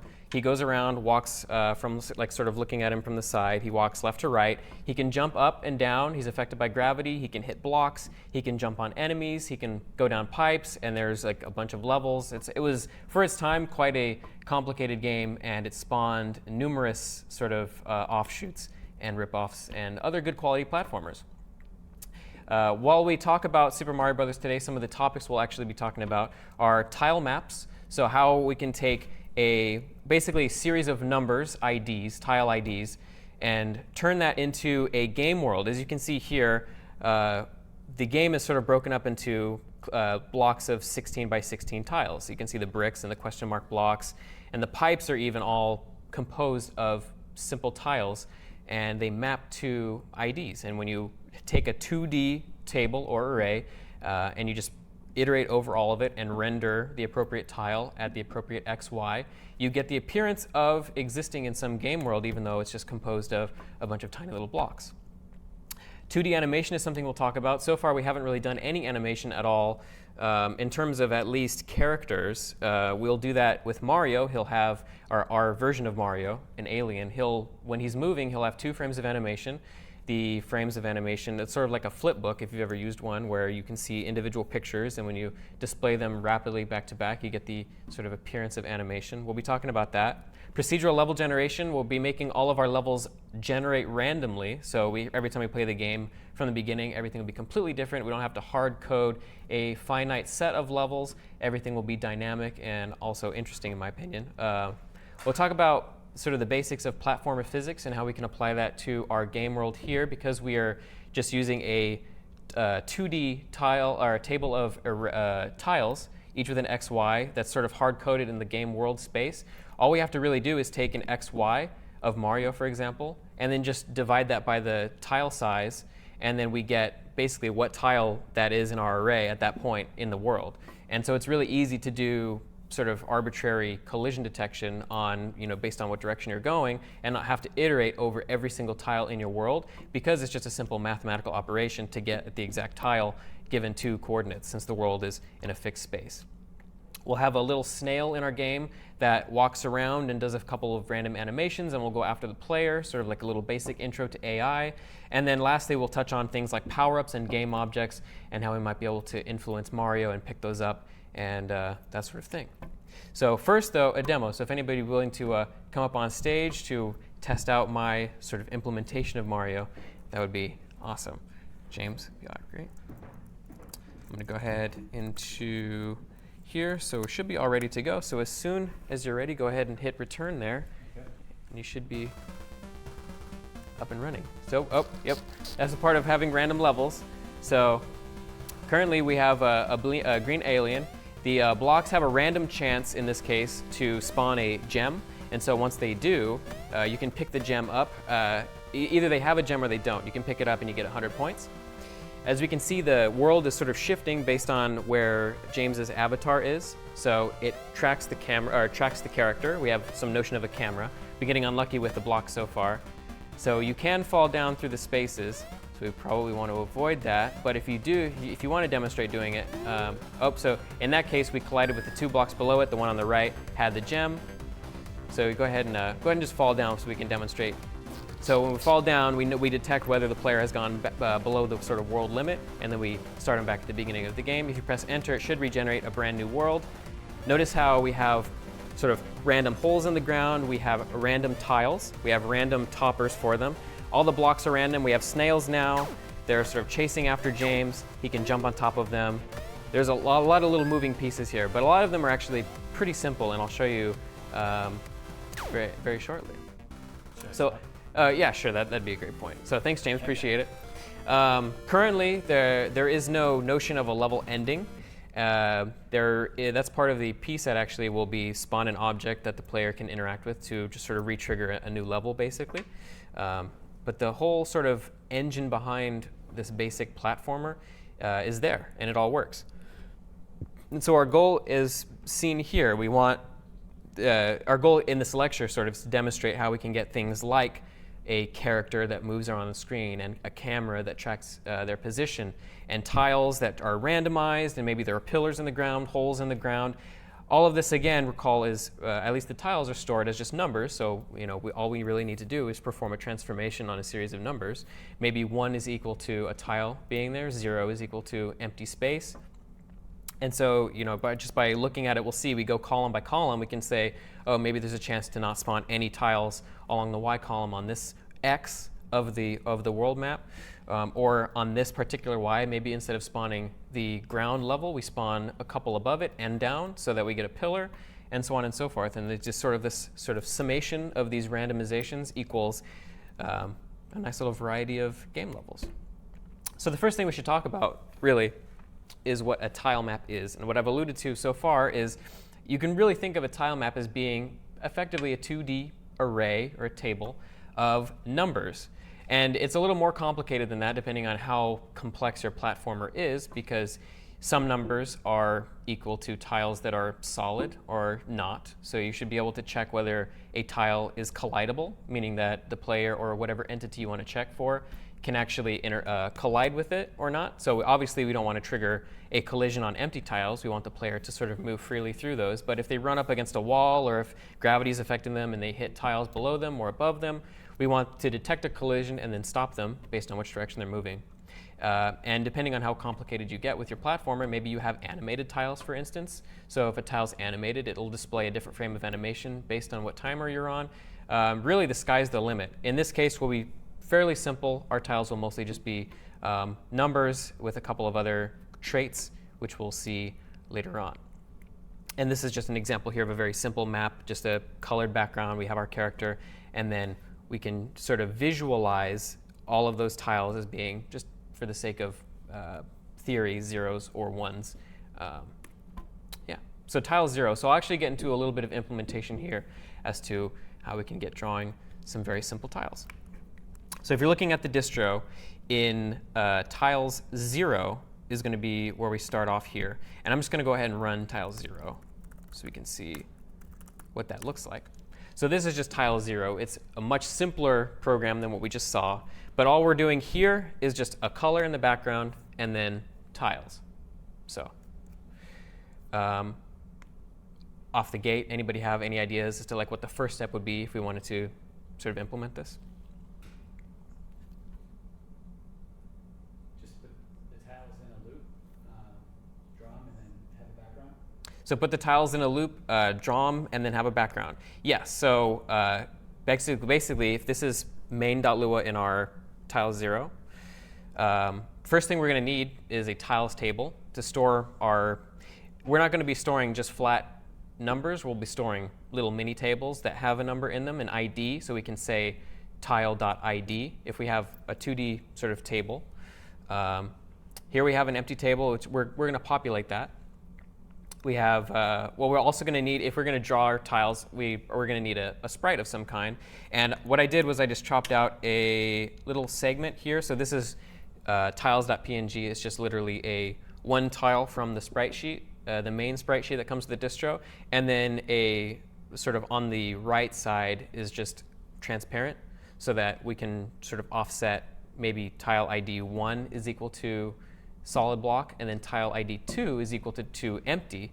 And so if we recall generate quads, we can split up a sprite sheet into however many quads we want to. Let's say this is 16 tiles tall, each tile, and then the whole thing is 2 pixels wide, or 2 tiles wide, so it needs to be split into 2 separate tiles. We'll just generate quads, and then we'll have, recall, a table. Each of the indexes of that table will be a quad that maps to one of these tiles. So number 1 will be this tile here. Number 2 will be the transparent bit over here. And then that's how effectively our IDs are going to map into what gets drawn onto the screen. The ID is the index into our quad table. So going back into tile 0, we have here just a map width and height. We're just going to say generate a map 20 by 20. RGB, we're just going to make it random. So we're going to clear the screen with a random color. And then this is the sort of the quads equals generate quads. And notice that we're passing in tile size here. It's good practice just to make your tile size a constant. So our tile size in this entire lecture, they're all going to be 16 by 16. And so since they're symmetrical, we just pass in tile size. And then here is where we actually end up spawning the map. So nested for loop, y gets 1 to map height, x gets 1 to map width. Just insert, remember we have to insert a blank table into the base table that's going to act as our current row. And then in that row, we're just going to add a small at tiles y, because y is going to be up here, our current row, an ID. And so what we're doing here is if y is less than 5, meaning we're just set an arbitrary point for the ground basically. If it's less than 5 tiles from the top, then just make it the sky. And so sky, we've just up here on line 24, 25, we just set 2 tile IDs, as I said before. Sky is 2, so it's going to be on the right side of the sheet, and then ground is 1. It's going to be the very first quad generated in the sheet. So if y is less than 5, that ID should be equal to sky, else it should be equal to ground. And so down here is where that comes into play. We're going to clear the screen with our color, our random color. We're going to iterate over the loop, as James said. We're going to get the tile at yx, tiles yx, and then we're just going to draw the sheet and the quads at that tile's ID. And then recall, since tables are 1 indexed but coordinates are 0 indexed, we take the x and the y, we subtract 1 from them, and then we just multiply them by tile size. And that has the effect of drawing each of those tiles at their respective point in the world and making it seem as if we have sort of this world, this bunch of bricks with a random background every time, which isn't all that interesting, but just a little bit more variety. And so that's the very basic gist behind. I mean, it's essentially almost the same thing as what we did in match 3, where we just mapped the individual tiles that were in the grid to indexes in the tile sheet based on the color and variety. Only this time, they're always going to be in the exact same place, so we don't have to worry about whether their x and y are different from their grid y and grid x. We're not maintaining a reference to those. And so that's static tiles. So does anybody have any questions about how we just draw static tiles to the screen? Pretty basic stuff. The sort of the namesake, or the sort of the whole name behind side-scrolling game is that the tiles sort of scroll based on what we're doing in the game.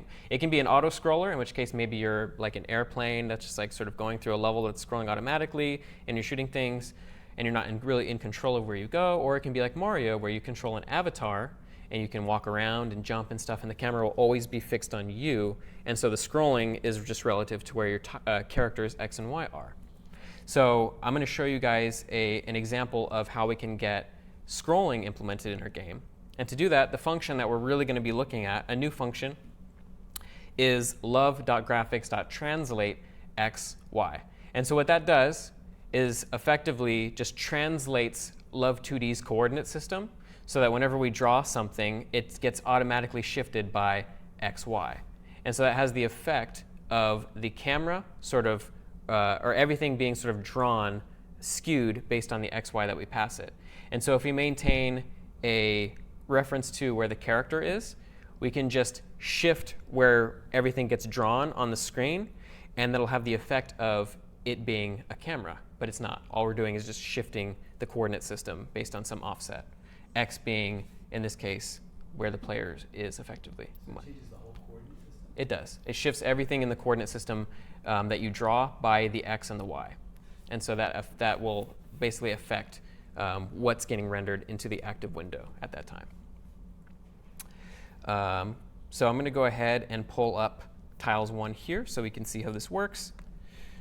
Go ahead and first run the program. So if we're going into tiles 1 in the distro, currently it looks almost identical, but I can move it if I just press left or right.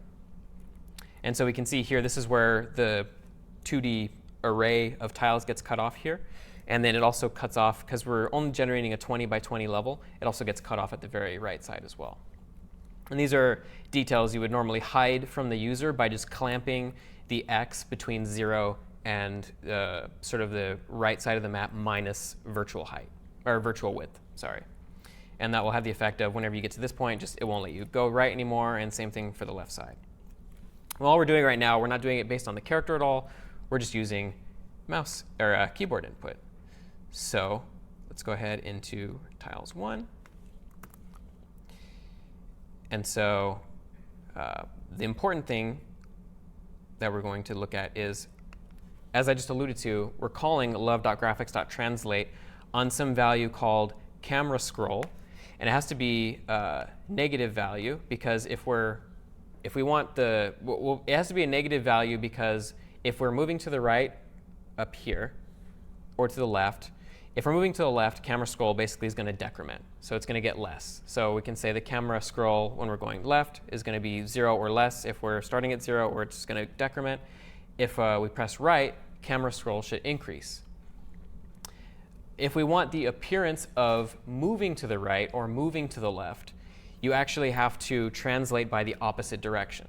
Because if everything's getting translated, if we look at this, and if we call love.graphics.translate positive, all of this is going to get moved to the right, so it's going to have the appearance of us moving left. And if we translate it to the left by a negative amount, it's going to have the appearance of us moving right. So we have to, if our scroll is positive and we want to move to the right, we actually have to translate by a negative amount. And so that's why I'm calling negative math.floor camera scroll. Does anybody know why we're calling math.floor on camera scroll instead of just calling math.scroll or camera scroll negative camera scroll? Does anybody remember what math.floor does? So math.floor will return the, it'll basically truncate the number down to the lowest number integer. It'll basically take off the floating point value. Because we're rendering to a virtual resolution with push, and we have fractional, if we basically offset the translation by a fractional amount, you'll get artifacting, because it's taking your window and just condensing your image onto a virtual canvas. You'll get like weird blur and stuff like that. So whenever you draw something, basically, and you have a fractional number for something, and you're drawing it to a virtual canvas that's been magnified or it's being condensed, just make sure to math.floor it so you don't get any weird blur artifacting. You can, if you take this out and experiment around, or even if in the distro you take it out of the player's position, you'll see the player will get like weird blurry artifacty and stuff like that. So that's why that's there, in case you're curious. And so yeah, all we're doing here, we're just saying if it's equal to left, scroll the camera left, scroll it right, or basically give us the decrement our camera scroll and then increment our camera scroll, and then just use the negative version of that here. You could also just assign camera scroll equal to positive when you move left and negative when you move right, and then you could give it the regular camera scroll here, but it's sort of like mentally flipped in terms of this part, so I just made the decision to decrement it here when we're pressing left, because we're going left, and or going less on the X and then more on the X when we press right. Does this make sense? Anybody have questions? I have a question. Is there like a corresponding function in JavaScript and in other languages like this where you can shift the whole coordinate? Is there an equivalent function in JavaScript where you can shift the whole coordinate system? Not in base JavaScript, probably. I mean, I'm not too familiar with CSS. There might be a CSS function that does it. In a lot of engines, 2D game engines, yes, I would say. And a lot of actual 2D game engines will have a camera object, which sort of encapsulates this behavior. Love2D doesn't have a camera. So this is sort of why we're doing this, is because it's kind of a lower level game framework, Love2D. It doesn't really give you as many things right out the gate, which makes it great for teaching these concepts. But like a more robust solution, like Unity or Phaser or a lot of other game frameworks, is that they'll just have a camera object, and you just basically give that your X, and then you just move that with you basically tell that to track the player, like camera.track track player or track entity player, and that'll have the same effect. It's a little bit more abstract. It's a higher level than what we're doing, but it's the same exact sort of principle underlying. So any other questions as to how this works? All right, cool. So that's all we're effectively doing. We're just getting a camera scroll, decrementing it, incrementing it, and then just every frame, we're translating everything before we draw everything. You have to do the translation before you draw, because everything that you draw after the translation gets affected by the new coordinate system change. So that's scrolling. Let's get to actually talking about drawing a person, an avatar, more than just a set of tiles, since that's what the game sort of revolves around. If we look at character 0, this would be our first example here. This is just going to be a very simple example, character 0. You guys probably know how this works already. All we're doing is just drawing a sprite to the screen. So just love.graphics.draw. We're getting quads from a tile sheet. So the actual, I believe it's in the slides, the actual sheet is here. So we have this little guy, several frames of animation. It's 16 wide, 20 tall, and we just take a quad. We split it up into quads first, so we know that it's 16 wide by 20 tall, so we just generate quads on this image by 16 and 20. And then in this example, all we're doing is taking the first frame, which is quads 1, and just drawing that. As you can see here, we have a bunch of different things. We have like a crouching state, and we'll get to more about animations in a little bit. But here we have like him climbing up a ladder. But you can see all these different frames. We'll end up showing how you can like sort of play them back to back and get different animations. But for the sake of this basic example, all we're doing is just rendering the very first frame. And we can see that, make sure I'm in the right file, which I am. We are getting the character sheet here on line 43 and 44. And then we have to give him an X, so character X, character Y. In this case, we're just setting him above tile 7, so we do 7 minus 1 times tile size, because tiles are 1 indexed, but coordinates are 0 indexed. And then we just subtract the height so that he's right above the tile instead of right at the tile. And then down here, we do a love.graphics.draw on, as I said before, just character quads 1, just a very basic, hard-coded example. Any questions at all as to how this works? All right. So now, let's say we want him to move. What do we need? What's the next step if we just wanted him to move?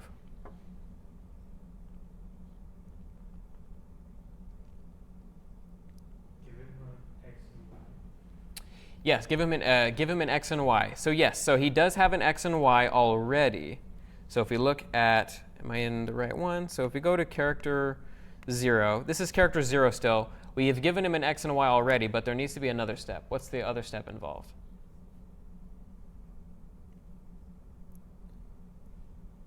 So if we want him to move, we need to check for keyboard input, and then we need to sort of take his X. We're just going to move him on the X-axis for now. But we basically need to take his X, his character X variable up here, and we just need to modify that. We can basically do the same thing that we did down here in love.update on the, previously it was on the coordinate system, love.graphics.translate. We modified the camera scroll. We set that equal to like scroll speed times delta time. We subtracted or added it. In this case, what we're doing is we have a new constant called character move speed, and we're just doing that exact same operation, but on character X instead of camera scroll. So the end result of that is that we have the character here, and then we can move him left to right. And he can go off screen. Now there's a couple things wrong. What's wrong? What are some of the things that are wrong with this scene right now? The camera should move with it. Camera should move with him. Does not have animation. Those are probably the two real things that are wrong. So doesn't move. Camera does not track him, which is an important thing. Obviously, we want to be able to maintain a reference to our character unless we're at the left edge of the screen. If we're at the left edge of the screen, this is actually okay. and that's part of the distro, is we clamp the X so that it doesn't go past the left edge. But if we're beyond the middle, and not to the right edge of the screen, it should be moving along with him, and vice versa. And then he needs to animate. So his sprite needs to change every sort of number of seconds, whether he's moving. And it has to be only when he's moving, right? Like if he's standing still, I mean, you can have an idle animation. Like some characters will kind of tap their foot and do stuff like that. But let's say for the sake of this sort of example, we want him just to stand still when he's idle, and we want him to have an actual animation when he's moving. We need to take care of these two pieces. 3 pieces if you count the idle animation part. So let's go into character 2 and take care of the first part, which is tracking him. So I'm going to go into character 2. Let's run it first so you can see what it looks like. So now the camera is basically affixed to the player. In this example, we don't take care of the left edge issue. In the distro, that's fixed. But we have the basic, side-scrolling mechanic. Take a character, follow him. And how do you think that we're accomplishing this? Yes? Translate the drawing against the character X? Yes, exactly. And it can't be exactly the character X, though, because if it is, then the character is going to be on the left edge, right? So we need to offset our X that we translate by. We need to basically translate by his X minus half the screen space plus half the character width. And that'll have the effect of translating it, but always keeping that offset half a screen width away from the player, if that makes sense. And so what we're doing is in character, I believe this is character 2, right? Character 2. We're still doing the same thing we did, but actually that's the wrong file. We are modifying character X here. So, same thing we did before. Multiply the move speed by delta time and either add or subtract it if we're pressing left or right. But also here, we're reintroducing camera scroll. And we're setting it to, like I said, character X minus virtual width divided by 2, half the screen, and then positive offset of his width divided by 2. And so that he's perfectly right in the center. Because remember, their coordinates are set by their left, not their center. And then we just do what we did before. We translate the scene based on camera scroll, and then we render him at character X, character Y, using math.floor to prevent him from being at a fractional point in our world space and then being blurry and artifacted. And that's sort of it in terms of how we can get, tracking of our character. And if you wanted to track along the y-axis, you could do the exact same thing. Maintain a camera scroll X and a camera scroll Y, so keep them separated. And then you would just translate here. You would just pass in, so we're passing in 0 because we don't want to track along the y-axis necessarily, but all you would need to do is then pass in your Y camera scroll, and then you could do it based on character Y and whether or not they're above the ground or past a certain point in the sky. So any questions at all as to how the camera tracking is sort of working here? All right. So we took care of one issue, which was the sort of lack of tracking. But there was one other issue, which was he's not animated. All he's doing is just sort of walking on the, he's just moving, sort of doing like the MC Hammer, or is it MC Usher? MC Hammer? I forget. He's doing that. He's not doing anything. We need to actually animate him so that he looks like he has some life to him, and that you can also differentiate, importantly, between 2 separate states. He can be idle, he's not moving, and he can be moving. So he should be, we should have some sort of visual feedback as to what's currently going on. So anybody know how we can go about implementing sort of an animation for our character? What are the pieces that we'll need? I guess if he's moving right, then call a function in render that kind of loops through some images. Yeah, so if he's moving right, then loop through, or have a function that sort of loops through some images. That is effectively what we will be doing. We have a class called animation, which I've introduced here. And all it basically does is keep track of, you pass it in a table, which has the frames of the sheet that you want to animate over. So we can just pass in, let's go ahead and take a look here. We could pass in, and I referenced this slide earlier, but all of these are 1, 2, 3, 4, 5, 6, 7, 8, 9, 10, however many there are. You could have, you just pass into the animation, maybe you want, let's say he's on a ladder. So let's say this is, what is this, 1, 2, 3, 4, 5, 6, and 7. You say the frames are going to be 6 and 7. So those will just loop sort of left to right, starting back at the beginning when it's finished. And then you give it an interval. So say I want the animation to happen this fast in terms of seconds. So I want it to maybe happen every 0.2 seconds. And so that'll have the effect of every 0.2 seconds. It'll keep track of a timer. So have we gone over 0.2 seconds? Start at 0 and then add delta time to it every time. If we have, increment sort of like what our current frame of animation is. So our current frame is this one, and then 0.2 seconds elapses, it's going to be this one. And then 0.2 seconds elapses, then we need to loop back to the beginning. So we'll end up using modulus to take care of that, as we can see in the animation class. Basically, that's all done here. So if we have more than one frame of animation, so recall, it gets a def here, so we get frames, we get an interval, get a timer that's initialized as 0, and then get a current frame. We'll say the current frame is 1. And then as long as we have more than one frame, there's no point in looping over, trying to animate any animation that only has one frame. And we can of course have animations that only have one frame. Idle is only one frame of animation, as we saw here. Like that's only one frame. We don't need to do any sort of logic to say, oh, what's the next frame? Because there's only one frame.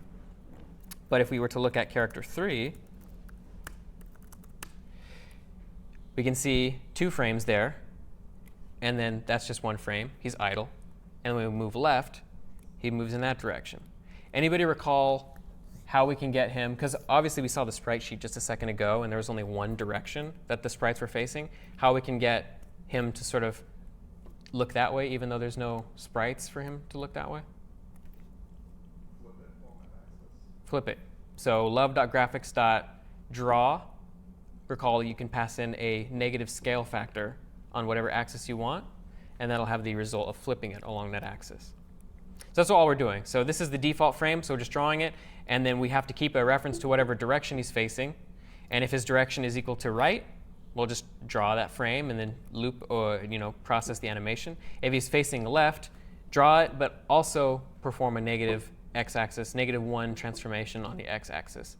And just like that, we sort of have that working. So all we're doing, just keep a timer, and then when the timer goes over our interval, sort of just increment the frame, and then use modulus to loop back over it, back to starting at 1.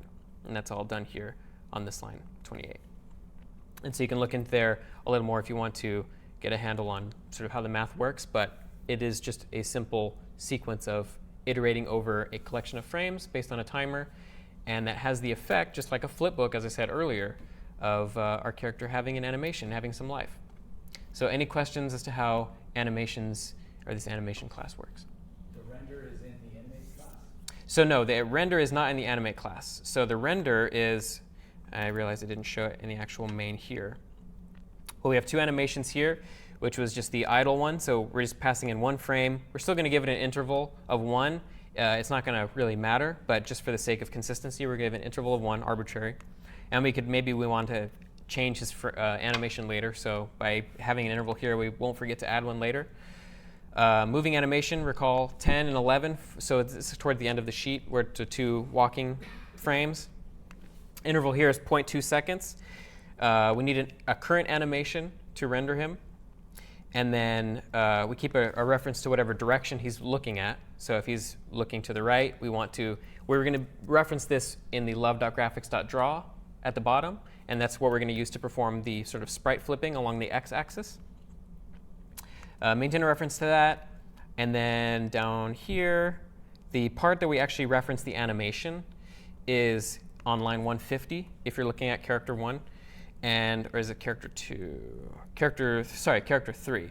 If you're looking at line 150 in character 3, we're using current animation get current frame. So the class will actually just tell you whatever the current frame of animation is, because it keeps a reference to what frame it is, and, based on the timer and like how much has elapsed. So the class is generating a different frame real time. Yep. Plugging it in. Yeah, it's maintaining a reference to whatever the current frame is, and it's in the table of frames that it got when you gave it the definition up at the top here, lines 51 to 58, where we create the two animations. Basically, it maintains a reference to which index in this frame table we're at. So if 0.2 seconds has elapsed, we start at 1, and then we go to 2, and then we'll go back to 1, and so it'll just basically return frames index, and frames index 1 is 10, frames index 2 is 11. And so the function is get current frame, so character quads, current animation, get current frame.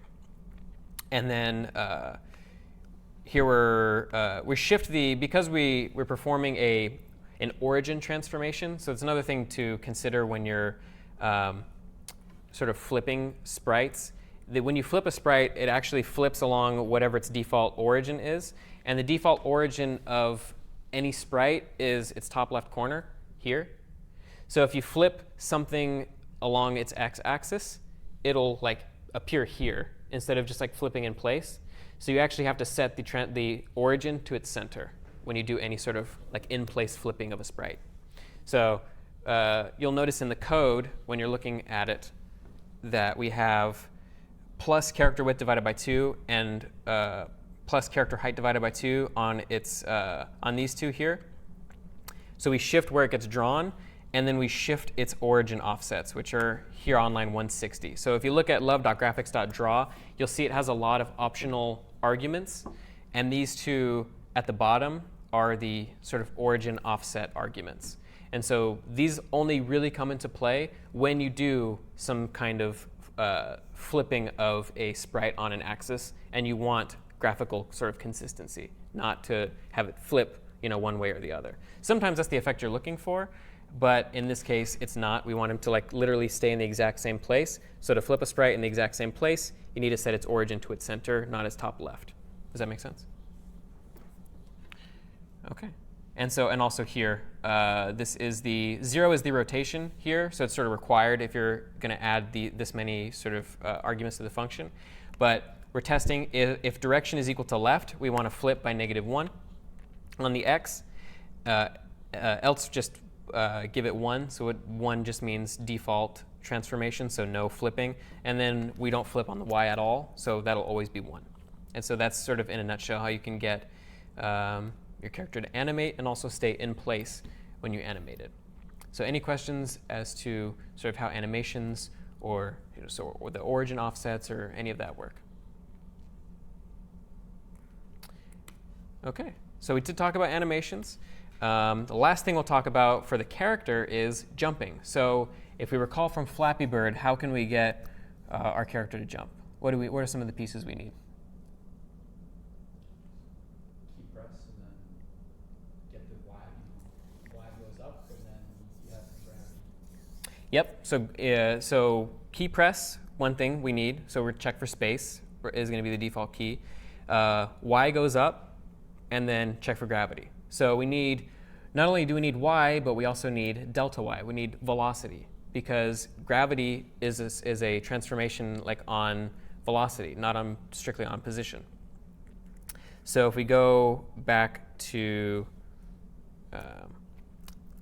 character 4, this is sort of a hackish way of implementing gravity because we haven't actually incorporated tile collisions, and I'll defer most of the sort of implementation for that is to the distro, and I'll sort of go over it with you guys.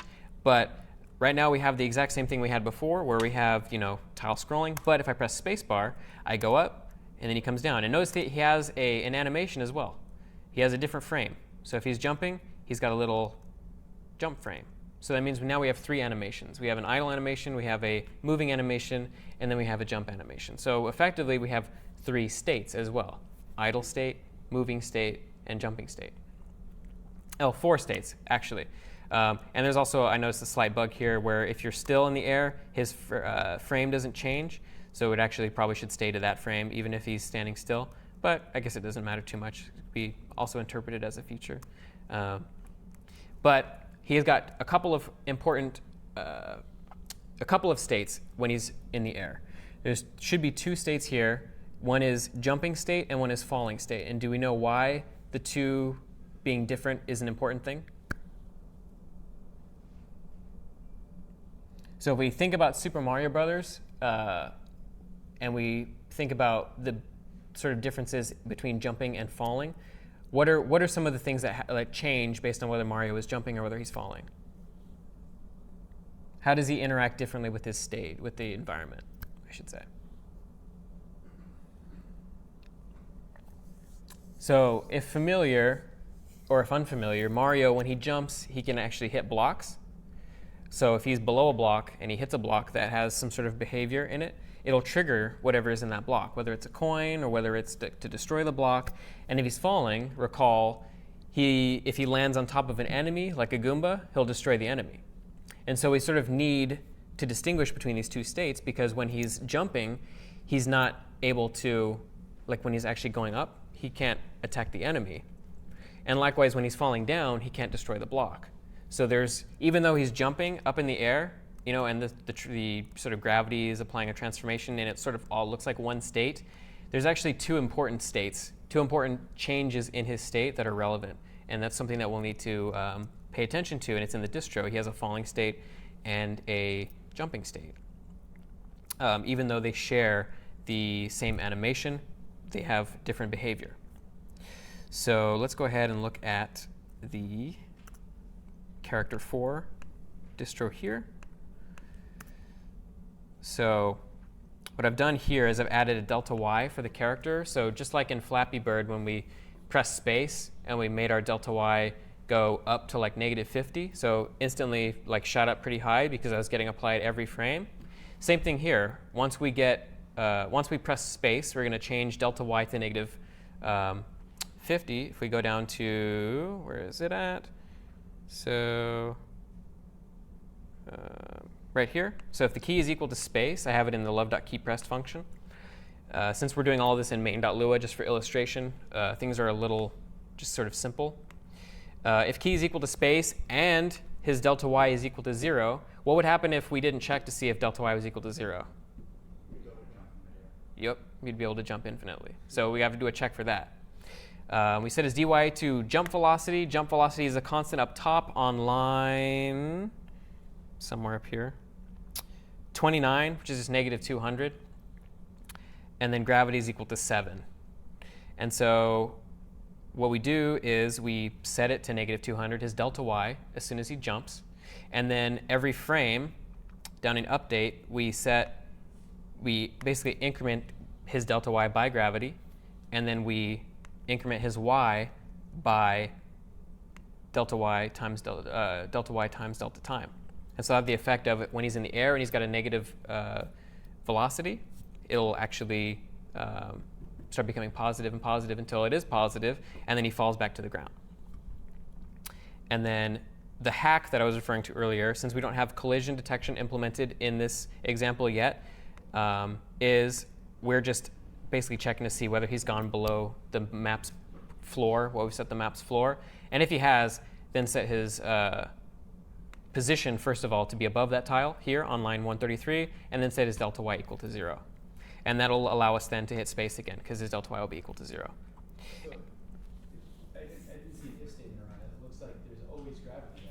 There is always gravity. Something I realized like shortly before lecture, but all you would really have to do is, I think, if character dy,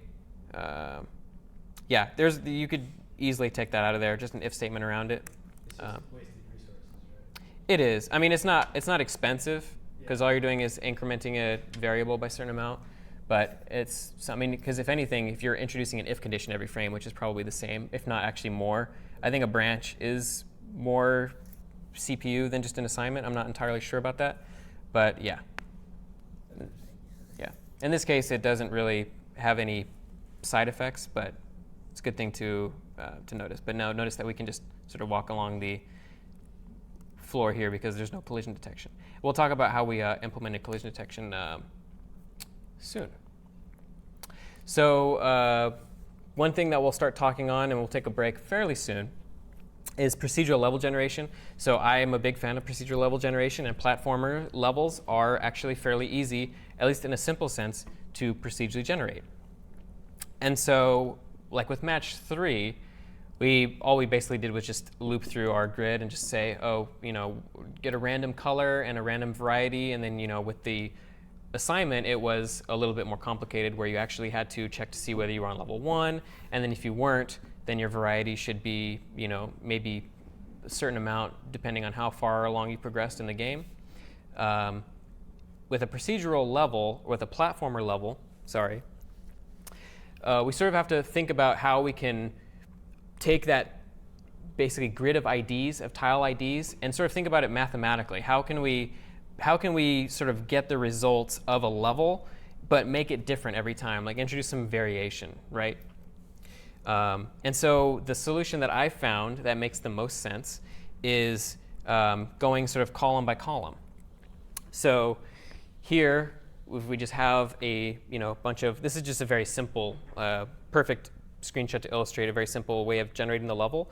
But recall, if we just think about these tile IDs of these tiles here, this empty space as being like a 0, and these being like a 1, so sort of almost like binary in this case, we could just fill the entire thing with 0 first, just assume empty space, and then we could just row by or column by column just go down and just have a chance every column. Okay, do I want to generate a ground here? If I do, start at like the ground level and then just generate earth tiles all the way down. And then go to the next X position, do the same thing, and then maybe every column of the world that you're generating, you also have a chance to generate a pillar, like this. So if like generate pillar is true, then I want to spawn, instead of starting the ground here, I want to start it here. And then maybe you have a flag that says, okay, not only do I want to generate pillars, I also want to generate just chasms, just empty space, obstacles for the player, right? Because if he falls down, it goes below the world space, it should be game over. So in that case, you just say if like generate chasm, like math.random 10 or whatever it is, then just like go to the next X, like don't even do anything. And that'll have the result of generating a chasm. And so a little piece by piece, doing small things like that has the net effect of generating a lot of sort of visually interesting, dynamic and random levels. You never know what to expect. And this is a very basic example. You could go infinitely far with it. However many ideas you have in terms of sort of how to create obstacles and interesting levels and scenery for the player, like you could absolutely implement that. How do you handle if there's like a platform to jump on? Because you have to have that consistency. Yeah, so if it's a platform, so it depends on how you want to implement platforms. If it was let's say if you wanted to implement, and this is actually, I did a seminar on Super Mario Brothers, and we did platforms as like tiles. In this case, we'll have blocks that are actually what we've denoted as game objects, which are a little bit different than tiles, because they can have arbitrary sizes, and they don't necessarily have to be affixed to the world grid. But if you were to treat these tiles as, if you were to treat a platform that was like, let's say, 2 tiles wide as tiles, all you would do is just basically have a flag like up here that's like generate platform equals true or whatever. And then turn it off after. Turn it off after however many iterations. You also need the size of it. You'll need a flag that's like platform width equals however many. And so you'll just keep a counter. It's like a current platform tile equals 1, 2, 3, and if it's equal to width, then you don't generate it anymore. And that has the effect of potentially colliding with pillars if you don't account for that. So you can also, in your logic, say, if I'm generating a platform right now, like don't generate a pillar. But you could generate a chasm because the chasm doesn't interfere with your platform. And then you can also just, if you don't have things as, if you don't have platforms as tiles, if they're different objects, then you don't have to do it during the actual world generation phase. You can just create a game object that's a platform at a certain, depending on how complicated your algorithm is, maybe make sure that it's not next to a pillar when you generate it. And you could just do that by getting like the tile here and then looking at the next 4 tiles, something like that. We don't do platforms in this example, but it's something that you could pretty easily do with tiles, and slightly more difficult, but it's also still fairly easy to do with game objects, which is included in the distro, and which we'll touch on in a little bit. Let's see, we're at level. Oh, a couple of things that I wanted to show before we actually start getting into the code for how to generate levels is this is the sprite sheet for this whole project, which is a really cool sprite sheet that I found online. It's in the spirit of platformers like Mario, and it's got a nice little mock-up here on the right, so I encourage you to take a look at that and just maybe get some inspiration and see all the different cool stuff. Tinker around with it if you want to. But as you can see here, there's a couple of pretty prominent things. We have a ton of tiles. These are all tiles here, different tiles and variations. And then we have a ton of these toppers here. And so what really, I think, helps this whole sort of demonstration of generating these levels is the fact that we have so much visual content to work with. And so here, again, are the tiles. Here are the toppers.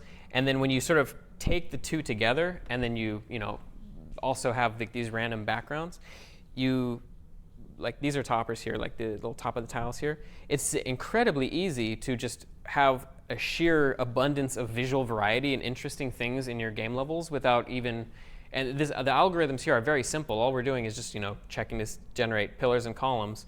I don't know. I thought it was really cool, and it sort of helps illustrate the sort of importance and power of this whole procedural approach to creating the levels for this. And there's actually not that many games that take advantage, I think, of procedural level generation in the platformer genre. Plenty of games like Minecraft and Terraria. I mean, Terraria is a great platformer that is an example of that, but I don't think I've seen a really good Super Mario Brothers game that does something like that. But let's see, what time is it? 6:23. Why don't we take let's take a 5-minute. And then as soon as we get back from that, we'll start going into how we actually can implement this sort of procedural level generation in more detail. All right, welcome back. This is lecture 4. And before we took a break, we were talking about procedural level generation in the context of platformer levels. So recall here are just a few examples that I took pretty quickly of sort of my code. And you can see they have different backgrounds, different tiles, sometimes we have chasms, sometimes we have pillars. We'll be talking about a few ways to do the tile version of sort of that, because there's 2 levels here. In the distro, we'll see there are also things like bushes, for example. We can see in the top middle there the purple I guess those are little like purple cacti. And then like the one right below that, there's a pillar with a yellow sort of fern on it.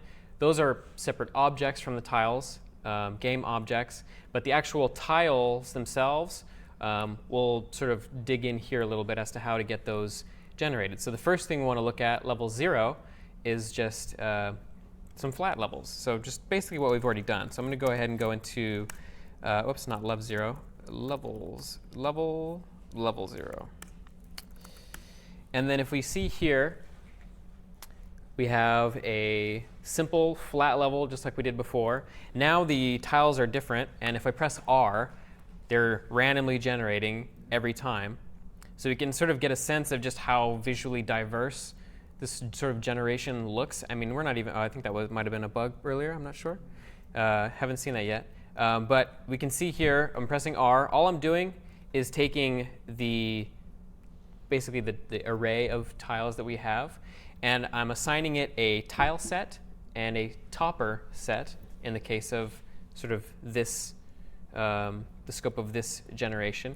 So recall that the topper is just the top layer sprite, and the tile set is just the sort of the tiles underneath.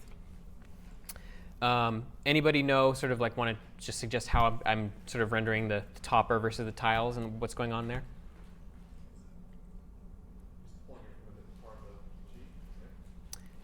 Yes, I mean, yeah, in a nutshell, I'm just pulling the toppers from a different part of the sheet. Any idea how I'm storing the information? Like what's being stored here to get it to render like this?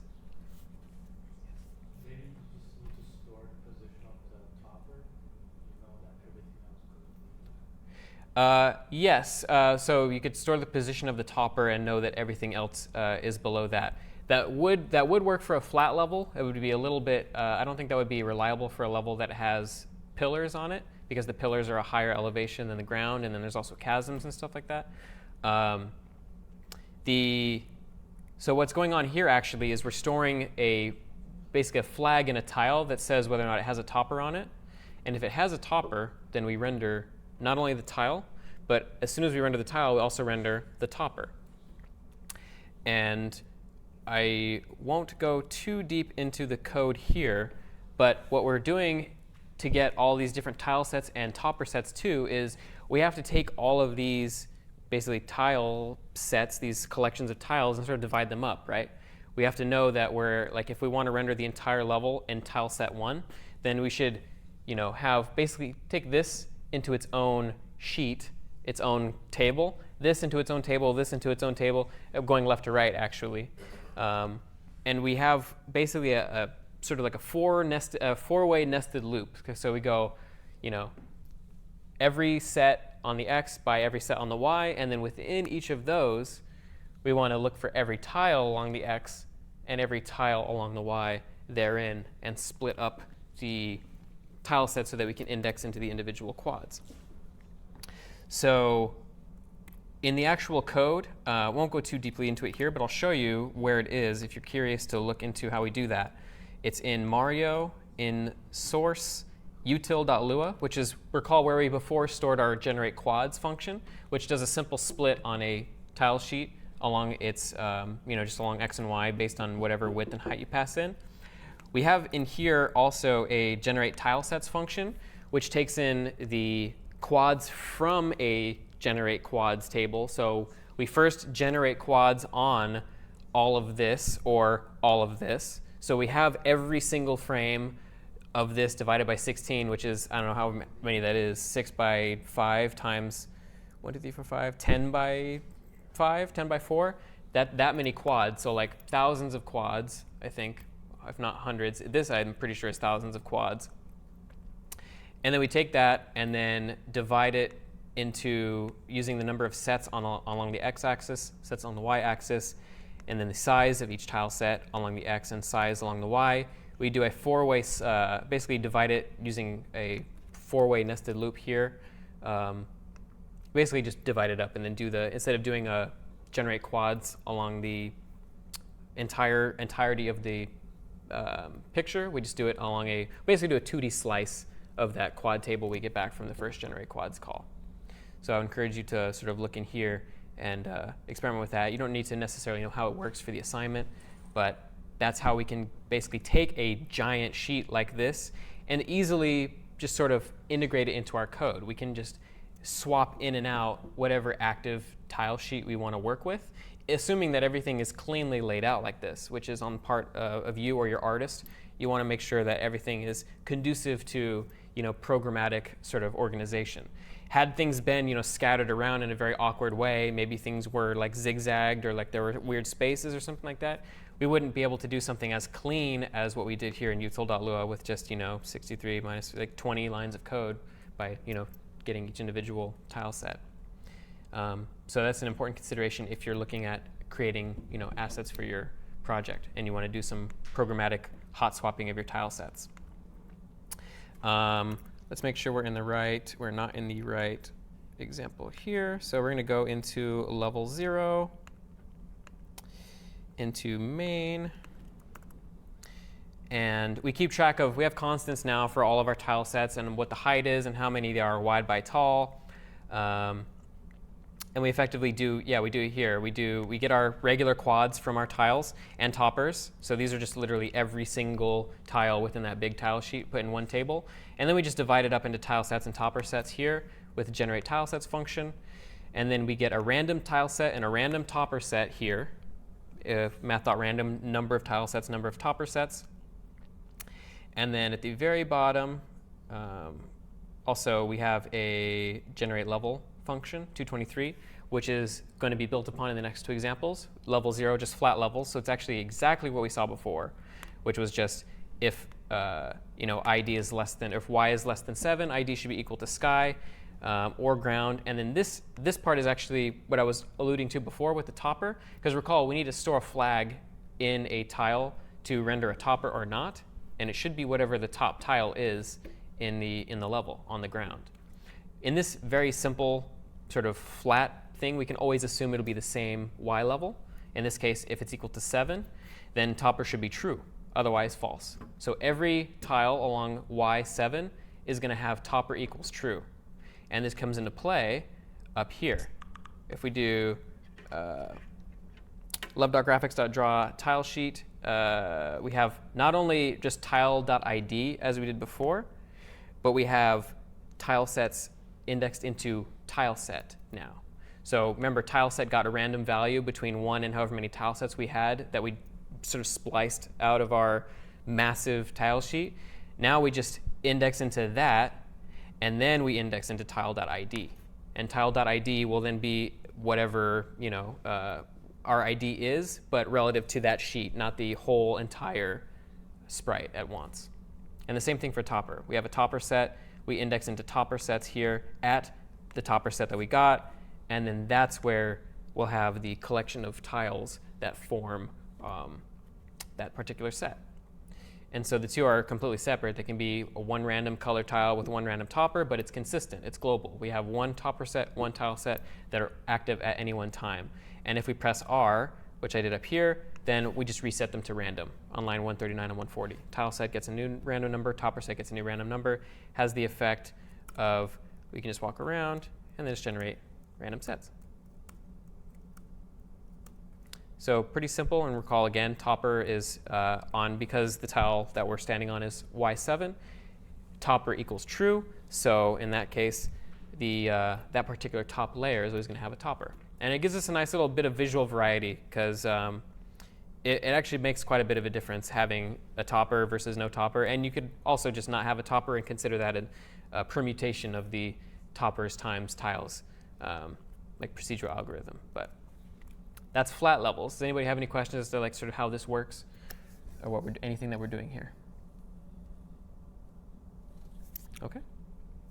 So things are a little flat, a little boring. The next step will be actually introducing one of the things that we can see here in our little collection of sample levels, like this pillar right here in the very middle. Does anybody recall how we go about spawning a pillar as opposed to just flat land? Just for that column, just put some more dirt down or more tiles down. Yep. So for that column, just put more tiles down instead of just the ground level. It's exactly what we're going to do. So I'm going to go ahead and open up level 1 in main, and I'll run the example here as well, just so we can see what it looks like. Whoops. So here we have quite a few, and notice we haven't implemented collision, so we're still walking through them. But we have, they're just random. The random amount is up to taste, really. Right here, it's pretty common, so it might be worth lowering the amount a little bit. If you wanted to, you could also maybe have a flag that says spawn pillar, and maybe you want a pillar width. You could have, anywhere between 1 and 3 tiles, and if its width is, greater than 1, then just, like loop over a few times and just like draw that same height a few times as opposed to just one time, and then set the flag back to false. A lot of things you could do with it, and also they're a little tall here. For the main distro, I ended up making them a little shorter. But we'll see how we do this in the code here. It's going to mostly be down in our generate level function. So what we're doing here, go ahead and hide that, is we have basically this code here, line 227 to 236. So all we're doing here is just filling our entire thing with just sky. We're just setting the entire thing to empty. And now we have a fully populated 2D array. All we need to do in order to change a tile, we don't have to worry about insertions or adding too many tiles to our array. All we can do now is just directly change whatever tile exists there. So all we need to do is, starting on line 239, we're going to start doing the column by column iteration over our entire level and deciding whether we should generate pillars or not. And we're always going to generate ground. So here's the flag, spawn pillar. And if it's equal to 1, this is going to basically be assigned to spawn pillar. So math.random5 is equal to 1. We have a 1 in 5 chance of spawning a pillar. If we do spawn a pillar, then just pillar gets equal to 4 from 4 to 6. So from tile y, for y gets 4 to 6 effectively.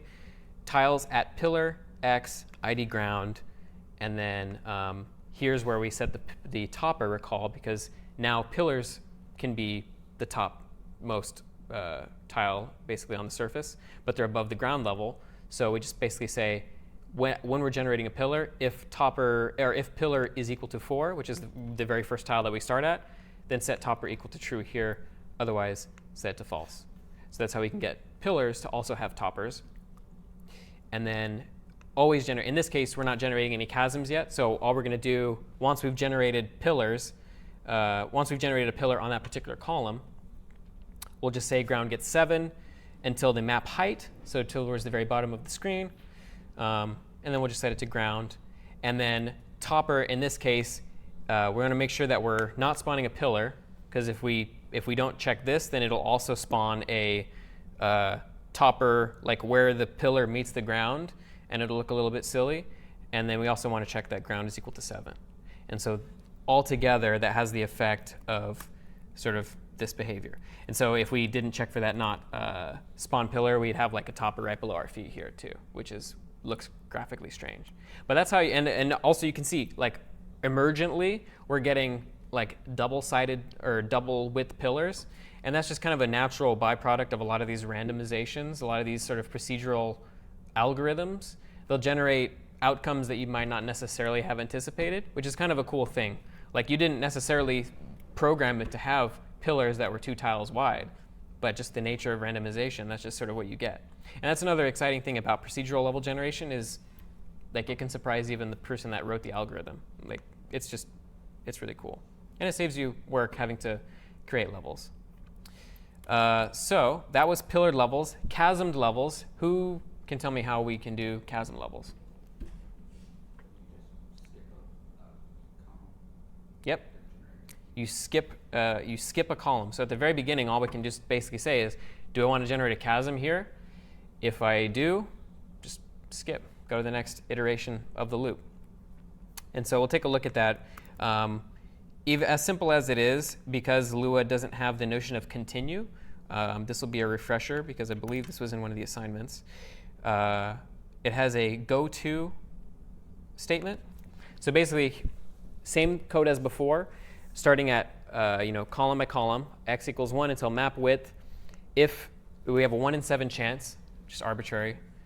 And this should ideally, if you're engineering an entire large game or application, this would be called like spawn chasm chance probably, and just set that to 7 somewhere. But we're just setting it to 7 here, just a static magic number. But magic numbers are generally bad. Go to continue. And so continue is here at the very bottom of the sort of the loop here, which is this for x equals 1 map width. So it'll have the effect of skipping straight to x equals 2 if this is at 1, for example. A lot of languages just simply have continue. Lua does not have continue. So this is a community established sort of tradition for implementing continue-like behavior in Lua. You create a label via double colon with a name and then a double colon, and then you just go to it. And so that's as simple as it is for generating chasms. And so if we go back to, if we go to level 2 and run that, we get chasms. And so now we've got sort of like a little bit of interesting visual variety. It's not spawning a ton of chasms in this example. It spawned 1 so far. There's another one. And then sometimes, just emergently you can get 2. Oh, and let's see, there we go. We get some interesting obstacles as a result. Like almost looks as if someone intentionally did that. Almost. I would probably, like I said, shrink the pillar size a little bit. It's a little tall, but that's that. That's basic procedural, like in the context of platformers. Like that's the mental model for how we can start thinking about generating, obstacles. And there's a lot of different directions you could go. Let's say you maybe wanted to like generate pyramids of. I mean, there's a common thing in like Mario. Like there'll be steps, and like CS50 has a P set for it. Like the same implementation would basically happen here. I mean, it would be a little bit different because you're doing it on a column by column basis, but you'd effectively just maintain a reference to something like step height. And then you would say like, generate stairs is true here. And then you would just set step height to 1. So then you add a tile here. You would go from ground level up until step height, generate a tile. Go to the next one, and then increment step height to 2. And then do from, ground until step height tiles go up. So 1, and then 2, and then 3, until you've gone to stairs width, in which case you stop generating stairs. Like that's, this sort of principle behind how you could do something like a little more complicated. Or pyramid, same exact thing, pyramid width, and then you just go until pyramid width equals, or we're at pyramid width divided by 2, make it go up, and if we're higher than that, just make it go down, and then you have the effect of a sort of the pyramid approach. Yeah. So where are you putting the column generation, and if it's a pillar, if not, it's not in play state, it's in. In this case, it's all in main.lua, but in the distro, it's going to be in levelmaker.lua. So we've broken out all of this functionality into just sort of how we did, Breakout. We had the same sort of thing, level maker, and it just has levelmaker.generate, and then you give it a width and a height, and then it'll generate an entire level for you. An entire level, but it has to continuously. Oh, you generate it all at once. It doesn't generate as you walk. The question is, does it generate continuously or all at once? It just generates all at once. Oh. So you could implement if you wanted to do like an infinite runner, the way you would do that is you would break up your level into chunks. And with infinite runners, usually you can only move in one direction. So as you go right, your levels that you've generated before, they get discarded, so you avoid like memory overconsumption. What you would do is you would just generate a chunk, like maybe a 100 by 20 level, and then you would going through that, and then when you get to like level end minus maybe like 5 tiles or 10 tiles, you would generate another one, append it, like put it to the right, and then you would just go from the left to the right. And you probably would need some sort of semi-fancy code to sort of like splice them together once you've generated them. Alternatively, you could just always pad your, oh no, you probably wouldn't want to pad. I would say, I'd probably just splice them end to end and then get rid of x equals 1 to 100 or however many on the left once it's gone past the left edge of the screen. But in this case, to summarize, it's all static. But you could very easily, not easily, but you could very well make it an infinite runner. So, yeah. So rendering like the entire level, but like we just can't see it all? The question is, are we rendering the entire level, but we just can't see it all? The answer is yes. Currently, in this implementation, we're just rendering the entire level, so tile by tile is getting drawn to the screen. For small examples like this, it's not a concern, but for a large level, like if we did like a Terraria level, for example, Terraria is like thousands and thousands of tiles wide by like probably 1,000 or more tiles tall. You want to render only a chunk, only what you can visibly see. And for that, you could use your camera offset and then just like render one tile from one tile to the left and above that to one tile below the bottom edge of the camera and to the right of it, just render that subset of tiles. So you just need a for loop to iterate over a small section. So you can kind of make an array of what the map's going to look like, and then just render only slices of the array that you can see. Is that right? Like you put like a multi-dimensional array, and then you just go through it and render as you go. Is that the thought? Question was, you just have a multi-dimensional array of tiles for your level, and then you just render it as you go. The answer is yes. You would have your overall tiles, your big 2D array of 100 by 20 or however many thousands of tiles. And then based on wherever your camera's rendering, you just draw it's just a for loop within that, just of a nested amount. So from like maybe your player is at like X player, like 30 plus 6 tiles. So you would just render from like 30 tiles to like maybe 45 tiles on X and maybe 10 to 20 on the Y, just that chunk. And it's just relative to where your camera is. You're always rendering like just a small little, basically it is effectively a camera at that point. You're just rendering a chunk of the tiles to the screen. But in this code, it's not doing that. In this code, no. And the levels here are, it's sufficiently complicated to introduce, and it's not too complicated to introduce, it's pretty easy, but the consumption, the sort of like the processing here is very light because the levels are fairly small, and even if we did have really large levels, it's sufficiently small to not have to worry about it. But if we did get to a point where your levels were 1,000 tiles or more, and then maybe those tiles have additional, like you just want to squeeze all the performance possible out of your application, you could look into just rendering a subset. it's fairly simple to introduce, but just not something that we included in this assignment. So, any other questions as to how this sort of thing works? Okay. So far, we've talked about procedural level generation. We've talked about sort of animation and rendering and all that stuff. We haven't really talked about how to do tile collision. And we won't go into a terrible amount of detail because the code is a little lengthy. It'll be part of your assignment to sort of read over it and understand it. But it's in the tile map class that we have. Basically, the whole gist is that because we're on a 2D tile array, basically, that's fixed. It'll always be at 0, 0, at least in the model that we've currently implemented. We can just convert coordinates to tiles and then just check to see whether or not the tiles at whatever that is are solid or not. So like we can check our character. Let's say we wanted to look at the sort of left, like the top of our character in this case. So if we have our character here, and let's say for the sake of illustration, I put him between 2 tiles above him just to show why we need to do this the way that we are doing it. But you take the point here, this very top left, so player.x and then player.y, which is effectively their version of 0, 0, and then player.x plus player.width minus, we do a -1 just to, for a lot of actually the sort of collision so that he can like walk between blocks and stuff like that. Because if you don't basically give him slightly less than the amount because he's 16 pixels wide and the tiles are 16 pixels wide, if he's between like 2 blocks and you want him to fall down, he just won't fall down because it's still detecting a collision because it's, even though it's, because if he's on the hole here, let's say this is the hole, these are the tiles here, the x plus the width, it'll trigger a collision on this tile and this tile still. So basically you need to minimize his collision box by 1 pixel to get him to fit through 16 pixel gaps, essentially is what it boils down to.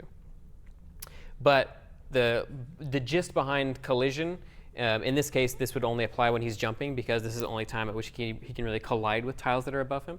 You would test for whatever block falls on this pixel and whatever block falls on this pixel. And if either of them are solid, you trigger a collision. And if not, then there's no collision at all. So if he's like right here, for example, like right directly beneath a tile, it's only going to check one tile. This point and this point are both going to fall on this tile. But the reason that we want to check for both points here and here is in the event that he is beneath like 2 separate tiles.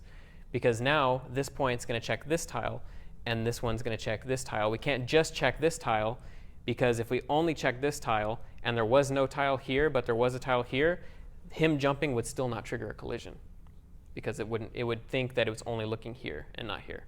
So we need to check for every collision on every side we do of him effectively, we need to check his top. We need to check both corners of that edge effectively. So when he's jumping, we turn this point, this x, y, into a tile by just dividing it by tile size. So we can say player.x divided by tile size plus 1. That's going to equal whatever tile this is on the x, and then same thing for the y. We just divide the y by tile size, and then we add 1 to it. And that'll allow us to get the exact tile. If we use those x, y that we get from that operation, we get the exact tile at that y, x index in our tiles 2D array, effectively.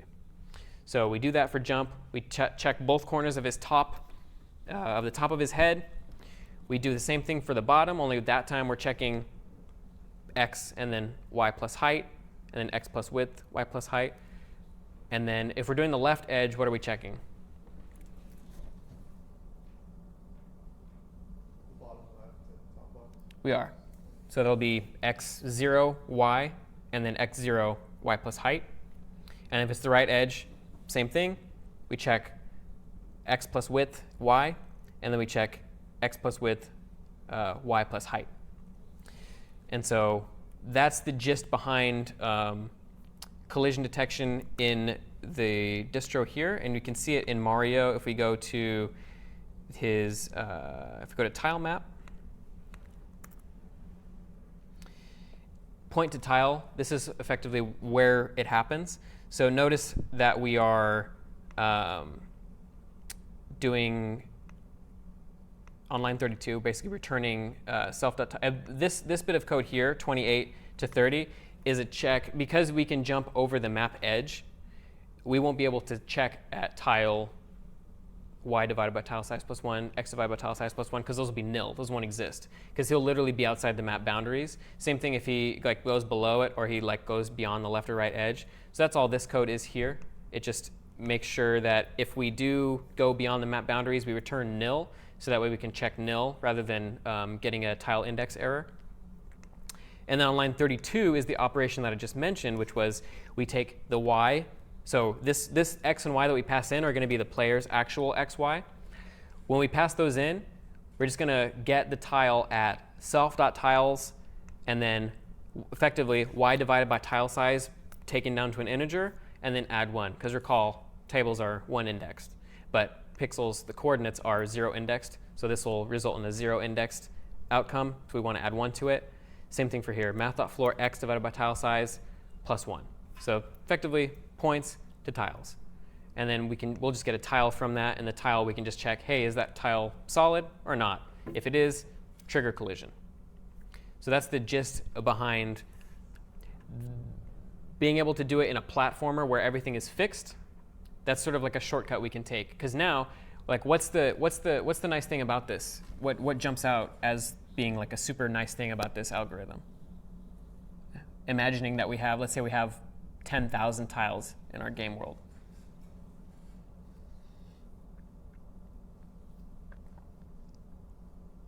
So if you look and see, all we're doing is we're just doing a simple mathematical operation on what his x and y is, right?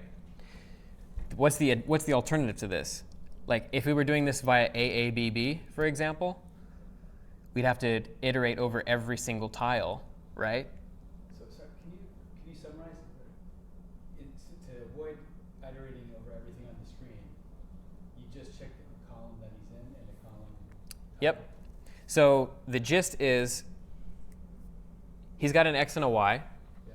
The x and the y are going to be in world coordinates, so his x could be like 67 and his y could be like 38 or something like that. They don't map evenly to tiles, but if we divide those by whatever the tile size is in our world, 16, that's going to be the exact tile that, I mean, if we also have to add 1 to it because the tables in Lua are 1 indexed, but we can index our self.tiles at the x, y that we get from that, the dividing it by 16, and that'll be the exact tile that he's colliding with.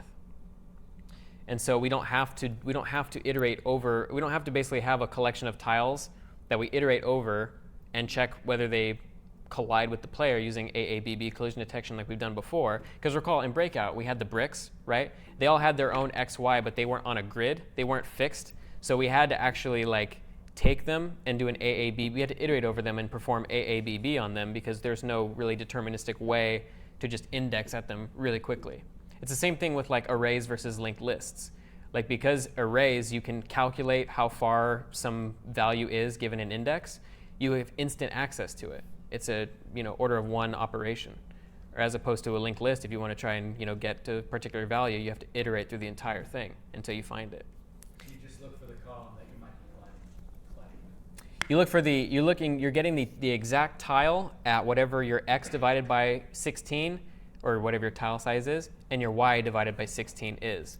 And you're doing it, recall, for 2 different points depending on what you're looking for. If you're looking for the tiles that are above your character, you're going to be doing it for this point. So whatever this value is, his base xy, whatever that is divided by 16, and then whatever that is divided by 16. And then that'll get you whatever tiles are directly above them, right? It'll intersect with whatever tile intersects with this point and whatever tile intersects with this point. Same thing with here and here if we're looking on the left, here if we're looking on the bottom, and here if we're looking on the right side.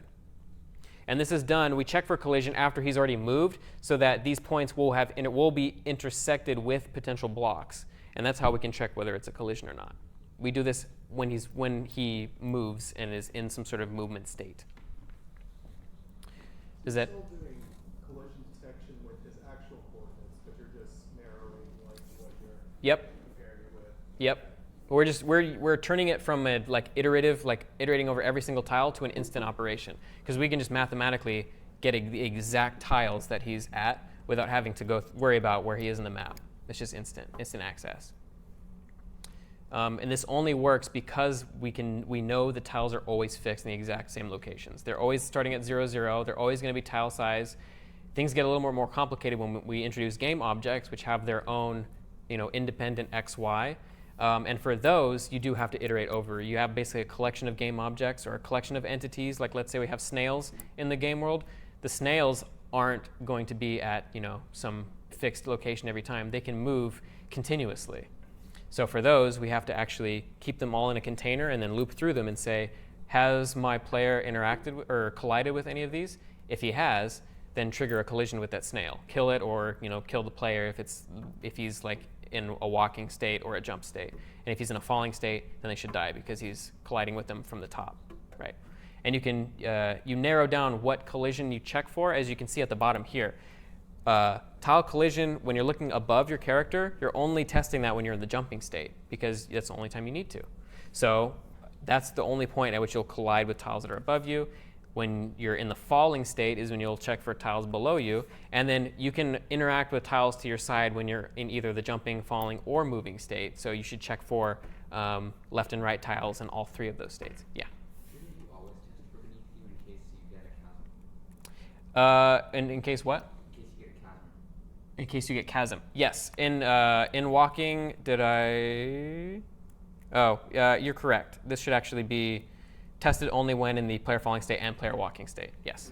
So he said the question was, shouldn't you be testing for tiles beneath you when you're walking? And yes, not falling, not just falling, but walking as well. This one only jumping, this one falling and walking, and this one for jumping, falling, and moving. So. Does that make sense? How we can take the X, Y and sort of turn that into a tile by just dividing it by 16. And do note the +1 as well, because our tiles in our self.tiles are 1 indexed. And so when we divide the X, Y by tile size, we're going to get a 0 indexed coordinate. Like if we're at tile, like if our X is at like 14, right? We're within the first tile. But if we divide that by 16, we're going to get 0. So we need to add 1 to that so that we get the first tile in the array still, which will be whatever that tile is. So that's sort of like how the collision works. It's all implemented in tile map here. So, and then every player, basically every state that the player is in, which is in states, entity, and then player falling, idle, jump, and walking. These are all states that perform this check. They check to see, they basically do all the logic that's here at the bottom, which is testing in the player jumping state, falling state, and moving state for left or right collision. And then in the falling state, we check for collision below us, and then jumping state, we check for collision above us. That's all done within the states themselves. But the actual transformation from pixels to tiles, that takes place, that's just a function that we call from tile map. It's just a utility function. So yeah. What's the function called? It's called point to tile. So if you're in tile map on line 27, point to tile X, Y, and the first little bit here is just the bit that lets you basically go outside the map bounds without getting a tile index error. So if it's just outside the tile limits, less than 0 or greater than width, just return nil. And so you can do a check on nil to check to see whether tile map point to tile is equal to nil or not when you do the collision. And if it is, then just don't do anything probably. But on line 32, assuming that you're within the tile boundaries, on line 32 is where you do that transformation. The math.floor, recall, because we want to get integer values for these. We don't want to get fractional numbers because you can't index these tiles at fractional numbers. Although I'm not sure, I think you might be able to in Lua generally index a tile via a fractional number, but in this case, we just want integers. So we call math.floor on y divided by tile size plus 1, y divided by tile size, and then add 1 to that, and then we do the same thing for the x. So that's the operation. And then wherever we want to check for whatever tiles we want to collide for, we just call point to tile on those x and y coordinates. And that's the backbone behind all the tile-based collision in the game, effectively. Any questions as to how this works? Yeah.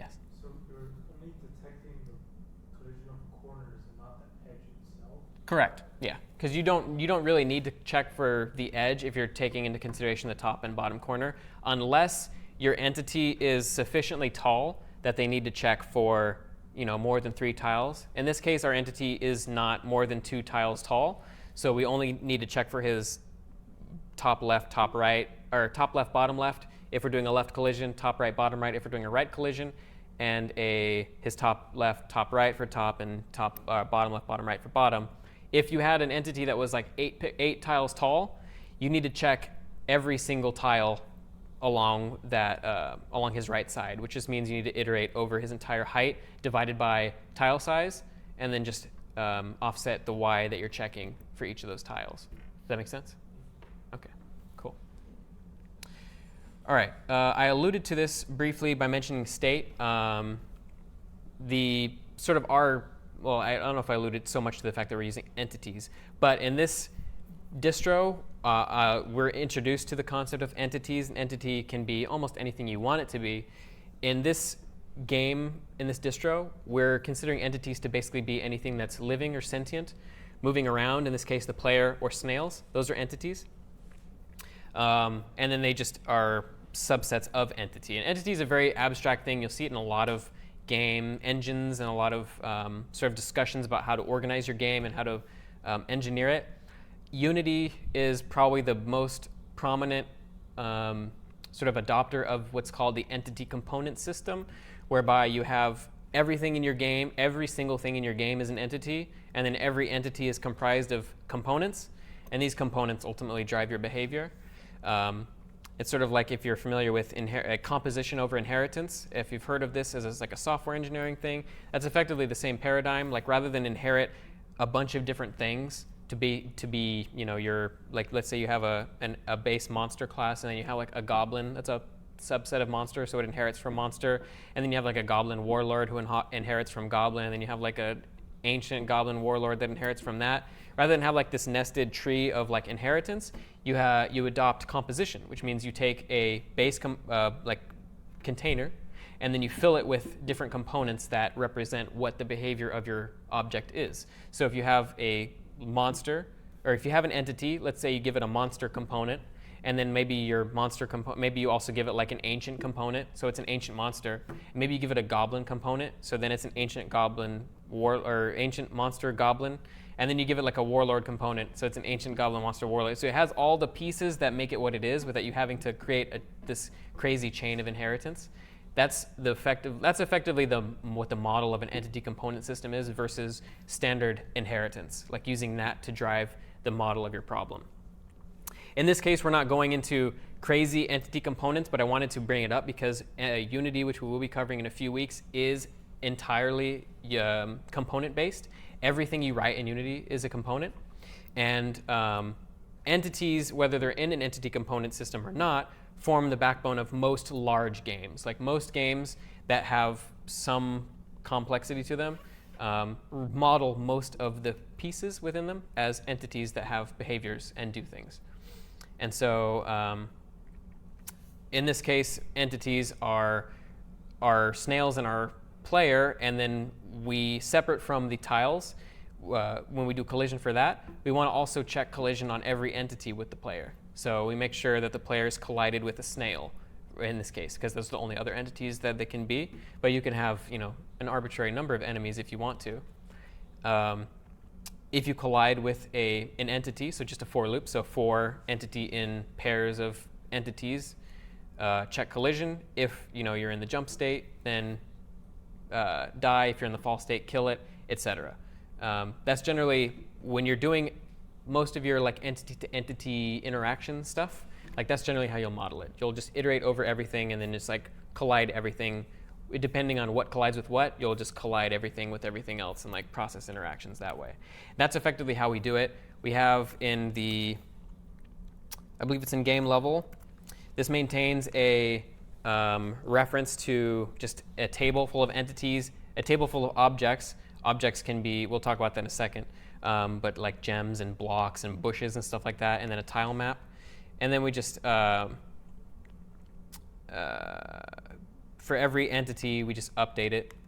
And then every object, we update it. And for every object in objects, we render it as well, and then we render every entity. Like this is just sort of like basic how you would take a game world, populate it, and then process and update it. Just containers, tables that just maintain a bunch of references to everything and then just update them. The actual interaction takes place in because they're dependent on what state we're in. If you look at all of the different states in the player class, or sorry, all the different states for the player in the states/entity folder, you'll see, for example, on line 62 of the player falling state, like we're iterating over every object in like the level.objects, and notice we have a reference to, like the player has a reference to its level so that it can like access everything within it, and then within that level, all the objects are stored. So all it needs to do is just say, if the object collides with the player and the object is solid, then set our dy to 0, et cetera, et cetera. All this code's actually pretty easy to read through, so I would encourage you to take a look at it and just sort of understand how all the collision and stuff is working for, between the player, the objects, the blocks, and things like that. Things like blocks are solid, things like bushes are not solid. But that's the gist. Like have a collection of objects or entities, and then depending on what state you're in, like collide with some, and then depending on the state, like maybe that kills you, maybe that kills the enemy, maybe nothing happens, maybe you become invincible, maybe you like collide with a power-up game object, and that power-up triggers like your self.player.invincible is true, and then if self.player.invincible is true, then maybe you render him with like a rainbow animation, and then in any of the functions where he would collide and die with an enemy, he no longer dies, he just kills them. So that's just sort of like the gist behind how you would interact with objects and like how to process it. Game objects are different, like I said earlier. These are an example of like some of the objects here. We can see the gems on the bottom left there are all in the distro. Like if you hit a block, and if we have a few minutes, I'll show you really quickly how that works. If you hit a block, you'll have a chance to spawn a gem. If you collect the gem, which means if you collide with that game object, increment your score by 10 or 100. These are all other objects that I didn't have any time to implement, but just off the gate, just as a mental exercise, how do you think we could implement like a ladder? Yeah. No, you would just have a climb state, and if the player is touching a ladder and presses a certain key, they would enter the climb state, and that would cause them to go up. Correct. So what Tani said was if they go onto a ladder, they should go into a climb state. And depending on whether they're in the climb state or not, if they press a button, they should go up or down. Yeah, you would, and then you would check, if they're at the top of the ladder, get off the climb state, like go into a walk state, right? Or if they're at the bottom of the ladder, go into a walk state. And that's just, another game object that you just collide with, and then you're just, it's a new state for you. Yes? You may actually want to put in a false state, because that way you have a ladder that doesn't actually go anywhere, it just gives you height. So you could use that to jump over a wall. Tani said was you could have the ability to jump off a ladder. Is that what you said? Yeah, the ability to jump off a ladder so that you could then use it as an obstacle. That's absolutely true. Actually, in the mock-up that we saw up here, it's super hard to see. I'll see if I can maybe zoom in on it here. And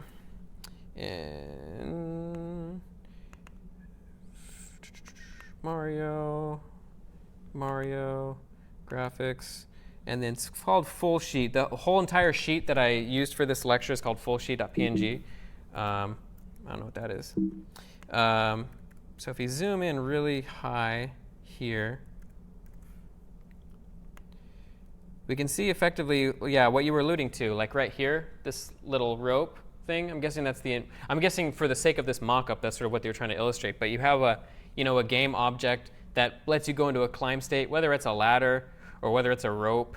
Yeah, just add a new state for the player. If they're in that climb state, then we have this new animation, which we saw in the sheet earlier, which is their back or their front, and then they just climb up it, and just update it if they're moving up or down the ladder, and then just give them the ability to jump off, and then when you get to the top or bottom, just get off. So and you could think of a lot of the same thing with a lot of these obstacles, like the spikes here. If you're jumping and you hit it, you should probably die. And so, you would check for if the object.id maybe is equal to spikes, or whether dot is lethal equals true. Same thing with this one. And then some obstacles are completely cosmetic, like this mushroom here is just, in the case of the distro, bushes and mushrooms and cacti and all those sorts of things are just completely cosmetic, so you can walk through them. They don't trigger collision, but they're rendered as game objects. They're not part of the tile grid, so they don't get applied, they don't get rendered with the, or they don't get processed in the same way as tiles. They're not stored in the YX. But yeah, so that's effectively sort of how we can start thinking about objects and how to give them behavior. Part of the assignment is going to be adding a flag. So this flag is in the sprite sheet.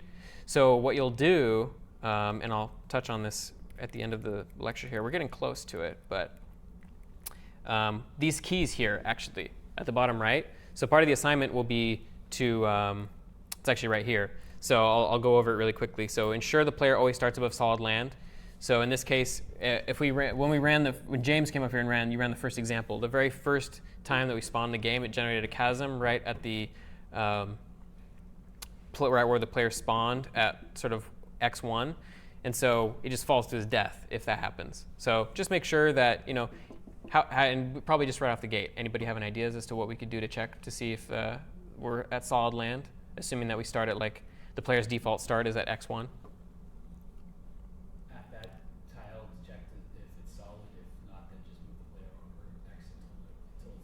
Yeah, what we probably want to do is look all the way down the column, right? Because we start at towards the top, but if we find that there's no tiles down there, it's just pure chasm, probably want to shift the player. And then random keys and locks. So this will be, let me open up Level Maker so we can see sort of what you'll be interacting with, because most of what you'll be doing actually is in Level Maker. Level Maker is what it does is it does a lot of what we did before with just math.random, and then it will insert into objects. So objects is a table here. It will insert a game object depending on some logic. So in this case, if we're generating a pillar, we have a chance to generate a bush on the pillar. So if math.random 8 is 1, in this case, we're already generating a pillar, so we have an additional chance that's on top of the chance to generate a pillar. So basically I think it's a 1 in 64 chance on that particular iteration to generate a pillar with a bush. You just add a new game object to objects. In this case, this is sort of the constructor for a game object. You give it an x, y with height, and then a frame. And then the frame is relative to whatever quad table matches the texture string here. So bushes is the texture, and so whatever quad in bushes you want to give it. In this case, we just gave it a random frame from that. And then a lot of the same logic applies to other parts. This is another part where we generate bushes just on flat land. We have a chance to generate a block, 1 in 10 chance. This is a jump block. So here we have texture, xy width, height, frame. Notice that we have collidable is true, and this is how we can sort of test to see whether a tile is collidable or not. Hit is false, meaning that we haven't hit it yet. And if we have hit it, then we want to, we do this code basically. OnCollide gets called, and you can read this if you look in, you can see where this gets called in the collision code for, if we look in player, players, player has check left collisions, check right collisions, and check object collisions. And it doesn't have checked up and down collisions. There was a corner case for both of those, such that the logic had to be duplicated. Figured exactly why. But you basically get a list of objects that you check for, and then the reason why is because when you get the collided objects when you're in the jump state, you trigger the onCollide function. So let's go to player jump state. If we're in the jump state, and this is where we basically check to see if we've gotten any objects that collide with the player. If it's solid, call its onCollide function, object onCollide, and then we just pass in the object itself, basically. And so if we go back to level maker, that's where we write the onCollide function. We write the onCollide function within the game object here. So we just give it an onCollide. Remember, because functions are first-class citizens, we can just say onCollide gets function obj, where obj is going to be this object. If it wasn't hit already, 1 in 5 chance to spawn a gem. So going to create a gem. It's got all the same sort of stuff. And on this case, it has its own function called onConsume. OnConsume takes a player and an object. And then this is all arbitrary, by the way. You can create whatever functions you want. These are callback functions, effectively. We're just going to play the pickup sound and then add 100 to our score. And then here, in the event that we did get a gem, we tween it over the course of 0.1 seconds. We tween its y to be from like below the block to up above. So it has like an upwards animation, effectively. And then we have another sound that plays. But that's effectively how we're spawning game objects. Game objects have textures, x, y, width, height, and then you can give them callback functions that you then execute wherever it's relevant to you. In this case, you'll only really need to worry about onCollide because the assignment is create random keys and locks. It could be, they have to be the same color, but you can choose them at random.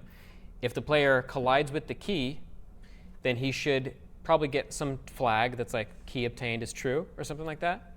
And then you go to the block that spawns in the level. So you should spawn a block with that same color. And then on collide, you should unlock it, so get rid of the block. And then spawn a new game object, the flag. And then that flag, he'll have its own on collide. And when you collide with the flag, restart the level. And that's effectively the gist behind the problem set. So probably shouldn't take, I would say probably maybe 40 or 50 lines of code probably should do it. Yeah. That game object, it's not a class or it's not a table. What is that? It is a class. So here's, Okay. yeah, there's a game object class. A game object is basically, and I realize I didn't touch on it too much, is basically in the context of this distro, you could almost think of it as an entity. In this case, what I've done is I've differentiated between living things and non-living things as being entities versus game objects, which is a semi-arbitrary distinction. But for a small project like this, it sort of makes sense. For a large project, I would probably create everything as an entity and then give different kinds of entities their own behavior and their own components, sort of like you do with an entity component system. Are there two ways to create a class in Lua? Like one with the curly brackets and one with just regular parentheses? There is actually. You're talking. So the question was, is there more than one way to create a class in Lua, whether it's parentheses or curly brackets? And yes, I don't think I ever actually talked about this, but Lua allows you, if you generate. Here, let's go back to Level Maker. If you instantiate a class, and that class just takes in a table, just a table as its only argument, you can just pass in this, this effectively is that argument table. You don't need parentheses. You can just, it's effectively doing this. Same thing, only you don't need the parentheses. And then that's a table that's being passed in? Correct. And, It's just an alternative form of instantiation on things that only take a table as their argument for when they get instantiated. And you can only have one table in that case, right? Correct. Okay. Yes. Yeah. Wouldn't it be easier to create a new class which would have its own set of game objects? So you would create a gem which would be helper.gem, which would in turn create a game object? Can you say it one more time? It's kind of hard to explain. Wouldn't it be easier to create your own another class which would have your gem and everything, and your gem in that class would be a game object? But in this class, when you wanted a gem, you would say local gem equals helper class.gem. The question was, if you wanted to, wouldn't it be easier to generate a helper, to create a helper class that would allow you to instantiate gems? Possibly. I think if you were going to design this a little bit more robustly, and if this were going to be a larger game, then you would just create a subclass for blocks, gems, etc. To shrink the number of files that we had in the distro and to sort of consolidate everything together and put all of the sort of level code together in one spot, I decided to just create game object as sort of like an abstract class that you could then just create your own behavior for within the actual constructor, which is this bit here, which is just the table, and then allow you to override the onCollide and onConsume functions. And you can actually give it whatever functions you want. You could give this some arbitrary named function and then test for it later.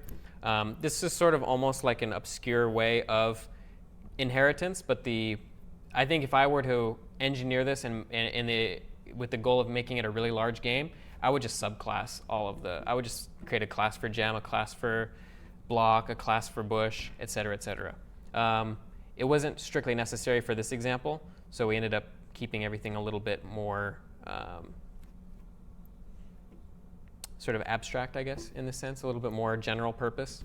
But yeah, you could definitely create classes for those. And if you were an entity component system, you could have like a consumable component, and then that consumable component would then allow you to give it some sort of behavior that affects the player when the player consumes that object. In this case, a gem is a consumable, so you would just give it a consumable component with a texture of the gem, and then give that function, give it a callback function that just increments the player's score, and probably put that in like 10 or 15 lines of code.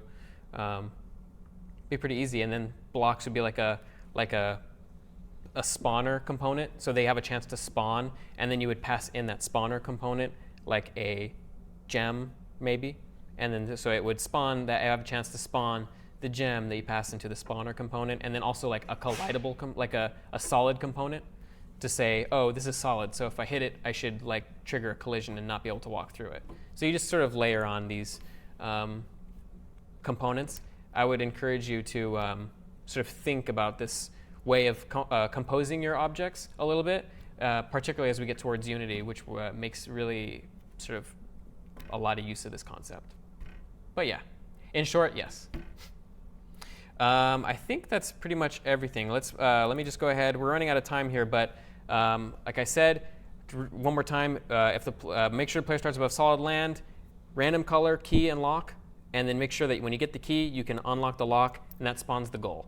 So this is all something you can just add to your level maker, the level maker class, and that'll just sort of it'll all sort of work with your game level that way. And then when you touch the goal flag, then respawn the level.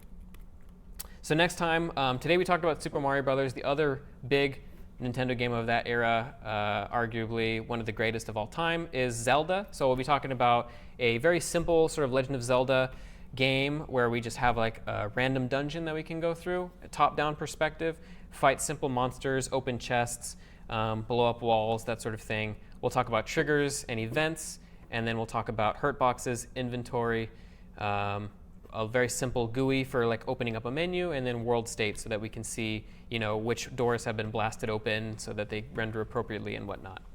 And that's it for Mario. So thanks a lot for coming. I'll see you guys next time.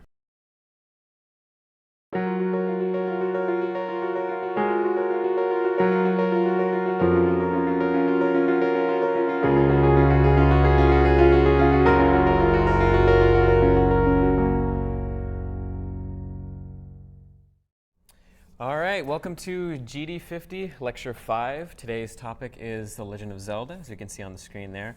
Very iconic game. Last week we did Super Mario Brothers, which is arguably the most iconic video game of all time. Legend of Zelda is a close contender. Even now, just like with Mario, they're producing very wonderful games. I think last year, Breath of the Wild took all I forget which ceremony it was, or award sort of show, but it took like every award possible this last year, the latest Zelda, Breath of the Wild. So it feels sort of apropos to talk about Legend of Zelda in that context as well. Here's a screenshot of the original Legend of Zelda. It was an NES title, just like Super Mario Brothers, just like most games of its time, tile-based. You can sort of see how the surroundings are sort of layered tiles bit by bit. The goal of the game overall was to sort of explore this open world, which is kind of a first of its kind. You controlled Link, shown at the very bottom there. You had a sword, you had bombs, you had arrows, you had You went to go find rupees, you went through dungeons, you slayed monsters and bosses, and then ultimately the goal was to obtain the Triforce, which is shown at the very top left and right of the slide here. Here's a screenshot, another screenshot of Legend of Zelda inside an actual dungeon where you can see at the very top, it's got like a map layout. Maps are sort of arranged in a grid, and you could go room by room, whereby each room was the entire width of and height of the screen. Looking for, solving puzzles, looking for items, that sort of thing. You can see there's a monster there. You have hearts at the very top right, so when you take damage, hearts sort of decrement. We'll see both of these, the hearts and the dungeon aspect of the game today in lecture, as well as the width and height of the room being a dungeon tile and controlling an avatar. But this is sort of a representative screenshot of what the game looked like back in the day. Some topics today that we'll be discussing in order to implement sort of the foundation for what a game engine like this might look like are things like top-down perspective. So as you can see in this screenshot, we're looking at Link from the very top in a bird's eye view, as opposed to how we used to look at Mario from the side, where it was sort of like a side scroller. Here we're actually looking at things from the top down, so we have a view of the room in sort of a different perspective. There's not really a z-axis technically speaking, but there sort of is. You can implement things like gravity in a game engine like this by jumping over holes and things like that, but there's no gravity like there was in Super Mario, where you walk left to right, you jump over gaps, and it's very easy to see in that sort of sense. We'll be talking about infinite dungeon generation. So in the context of today's example, we'll see how we can go about implementing a dungeon that sort of you can go through forever and ever, and how to sort of model that and make it look as if you're traveling through a dungeon over and over again and going through different screens and different rooms that are all different, but in reality, we'll see it's actually just an illusion like we've seen before in prior lectures. We'll talk about hitboxes and hurtboxes and what the difference is between the two. Hitboxes being rectangles on the screen that inflict damage upon other entities in your game world, and hurtboxes sort of being the rectangle that models where your player or where an entity in the game can be hurt by other hitboxes. We'll look at events. So events are a way of sort of broadcasting some key or some message that tells the game world, oh, this thing happened, and let me register a function to call when that sort of event is processed. So on some event, dispatch an event, and then upon that event being received by whatever's listening for it, perform this chunk of code. It allows you to sort of decouple aspects of your game engine a little bit and makes for a little bit more readable code, and allows you to do some interesting things with like achievements, for example, where you don't necessarily want to pull every single frame. Oh, did I do this sort of arbitrary list of things this frame? Rather, you can just process all of that within an event and have a listener and a function that, every time you broadcast, oh, pick up coin, maybe I have an achievement that's like, oh, have I picked up 50 coins in this level? Your achievement callback function in your event can then look for that, and in your game loop, you don't have to say every frame, oh, if player has 50 coins, and you sort of take out bloat that would exist in your sort of overall game loop that way. And we'll see an example of how we use that in today's lecture. We'll look at screen scrolling. So a very common, or very sort of iconic aspect of Legend of Zelda is when you're going from one screen to another, there's a sort of transition period as one screen loads and the other screen goes away. In hardware, in the NES, this was sort of the only way you could actually render a lot of sort of more than a screen width of tiles. You actually had to dynamically load in tiles and sort of overwrite tiles that existed before that in memory.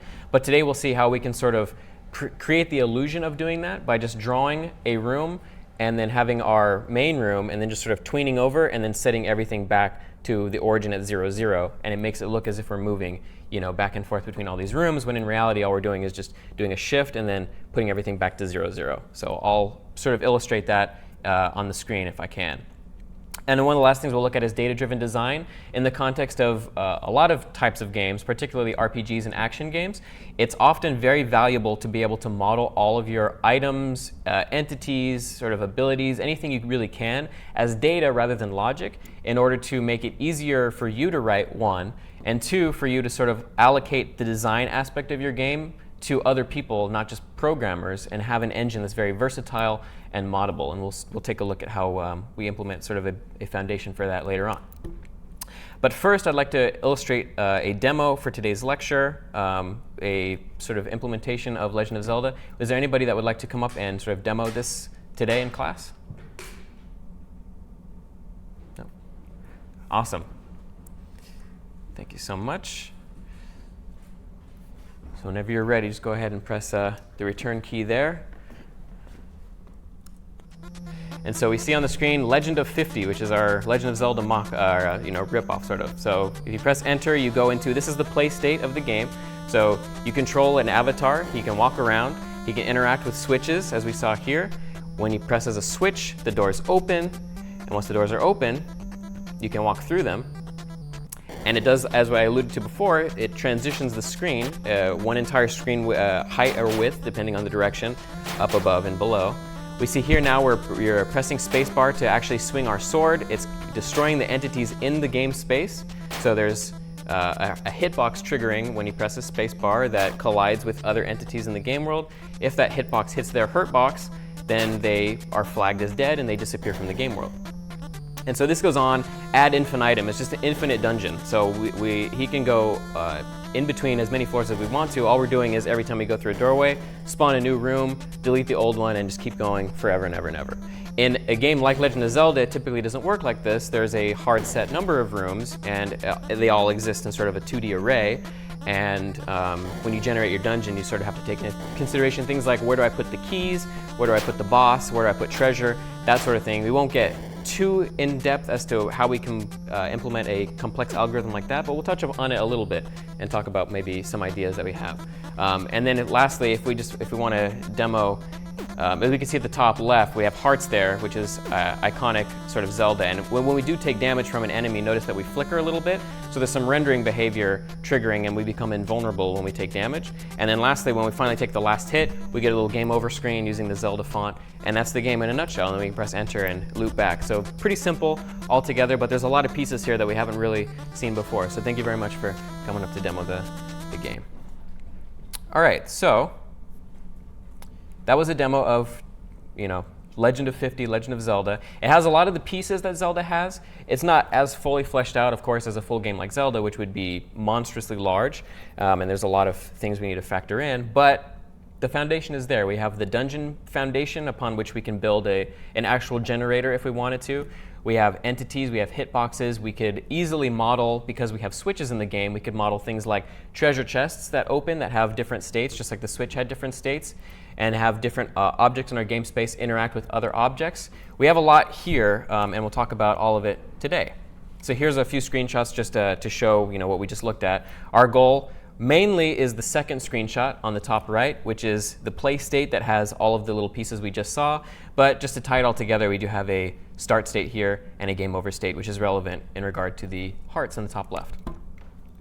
So the first thing that I'll talk about as we sort of get the engine built up is, where do we go for getting our assets into the game? And just like in prior lectures, prior to today, we just have a sprite sheet like we did with Mario, where everything is laid out in a fairly even sequence of tile segments. In this case, the segments are 16 by 16 pixels.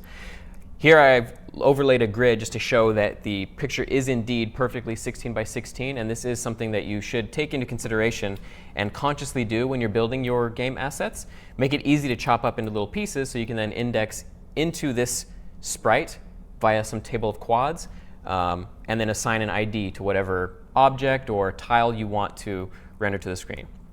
And so we see, if you look here, things like the doors, they're not perfectly modeled by one tile. And so when you do have things that are larger than 16 by 16, it's not quite as easy as, have an entity or an object with this frame ID and draw it to the screen. You actually need to do a little bit more complicated render logic. So just offhand, if I wanted to draw a door, does anybody have any suggestions as to how I would model that and or draw it to the screen?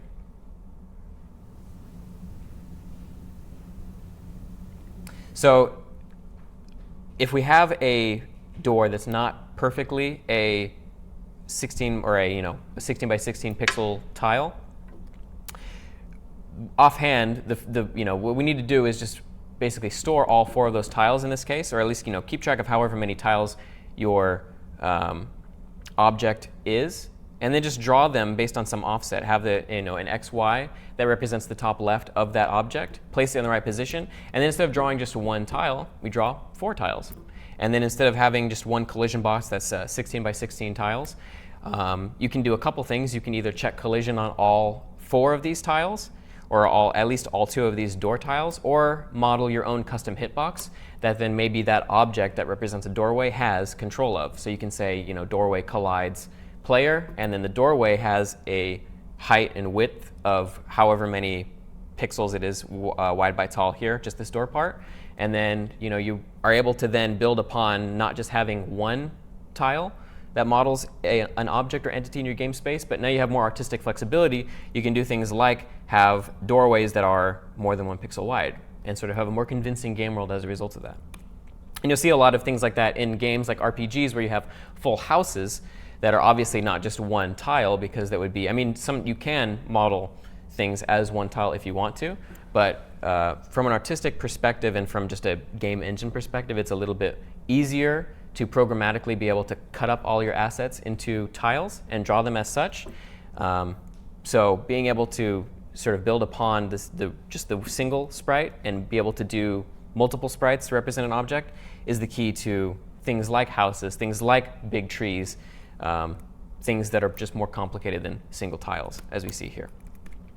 The character sprite sheet is, as you can see, a little bit more complicated. So this is an example of a sprite sheet that has padding. Sometimes you will get sprite sheets that aren't neatly divided into even segments, and for good reason, because sometimes you have tiles that are not perfectly the width and height of whatever your game engine's tiles are. In this case, the player is actually 20 pixels tall and 16 pixels wide, and on top of that, he's got different frames of animation. We can see here at the bottom left, he's got a sword swing animation. The sword swing animation is actually stored in a 32 by 32 pixel frame because sometimes depending on which angle he's looking at, his sprite can get a little larger or smaller. So when you have a sprite with padding, what's sort of a way that we can draw this to the screen reliably? Like how do we take this into consideration? How would we render a sprite with padding? So let's say this sprite here, our character swinging a sword, is in a 32 by 32 pixel box, right? This sort of box around here, this white space. But he's only still maybe 16 pixels wide by 20 pixels tall, or maybe he's some amount similar to that. In order to draw him to the screen, which you can look at in the code, all we really need to do is assign that sprite an offset. Just say, okay, this sprite's offset X and offset Y are some value that basically lets us draw the sprite to a negative X and a negative Y value, and that'll shift the sprite up such that it aligns perfectly with wherever his X, Y are. And you can take a look at that in the code to see exactly how that works. Lastly, the actual entities for our game world are different creatures. And this is a sprite sheet. This is a more ideal sprite sheet where everything is 16 by 16 pixels wide and tall. And all we really did here was just divide the sprite sheet using the regular utility function generate quads by 1616. We don't have to worry about separate widths and heights for everything. And we can create animations very simply because of this. As a side note, something that I like to do when I'm parsing or when I'm piecing apart a sprite sheet that's got a lot of individual frames, particularly if I'm creating animations or I just need to know it for a particular tile to draw to the screen, it's kind of a pain to manually look through each and every tile one by one and say, okay, this is one, but okay, if I want to find out which one the slime is, I got to count, okay, how many pixels wide is this? Okay, and then it's times 4, so it's 12, and then it's on the 5th row, so 12 times 4 plus 1 will get me, okay, so it's at index 49. So I've spent, a non-trivial amount of time sort of hand calculating what all these do. I wrote a simple Python script that will just go over a file and just add a digit to each individual quad to just show you at a glance what each sprite is. And this is included in the distro, so you can see what it looks like.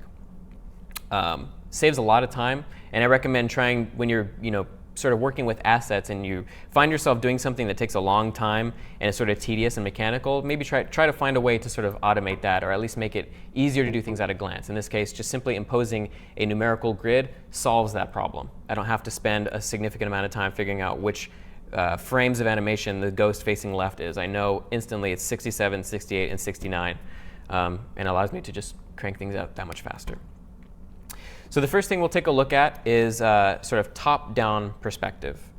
And we mostly talked about this before, earlier, but all it really is a tile map, which we've seen before. The only difference is now, instead of looking at things from the side, we're just looking at things from up above. So what's probably the most obvious consideration when designing a top-down perspective versus a sort of side-scrolling point of view? Looking at particularly at how the tiles are drawn. What stands out? So the thing that stands out to me is that we have things like shadows on walls here. We have also corners. And things altogether are skewed such that they are almost like rotated slightly as if they're simulating an angle of rotation relative to the camera facing from up above. You can see this on like the player, for example. He sort of looks like you're looking at him from kind of backwards and up. When you're modeling your assets that way, it's more convincing, and Zelda has always done this, to make your assets look as if they are slightly tilted and that you're looking up above.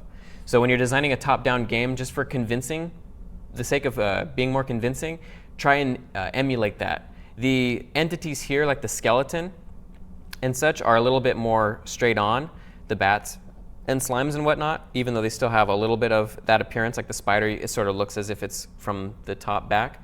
But modeling your assets from a top-down perspective, really that's mainly the thing. Pay attention to shadows and highlights, which adds a lot in terms of convincing us that we're in this room with lighting.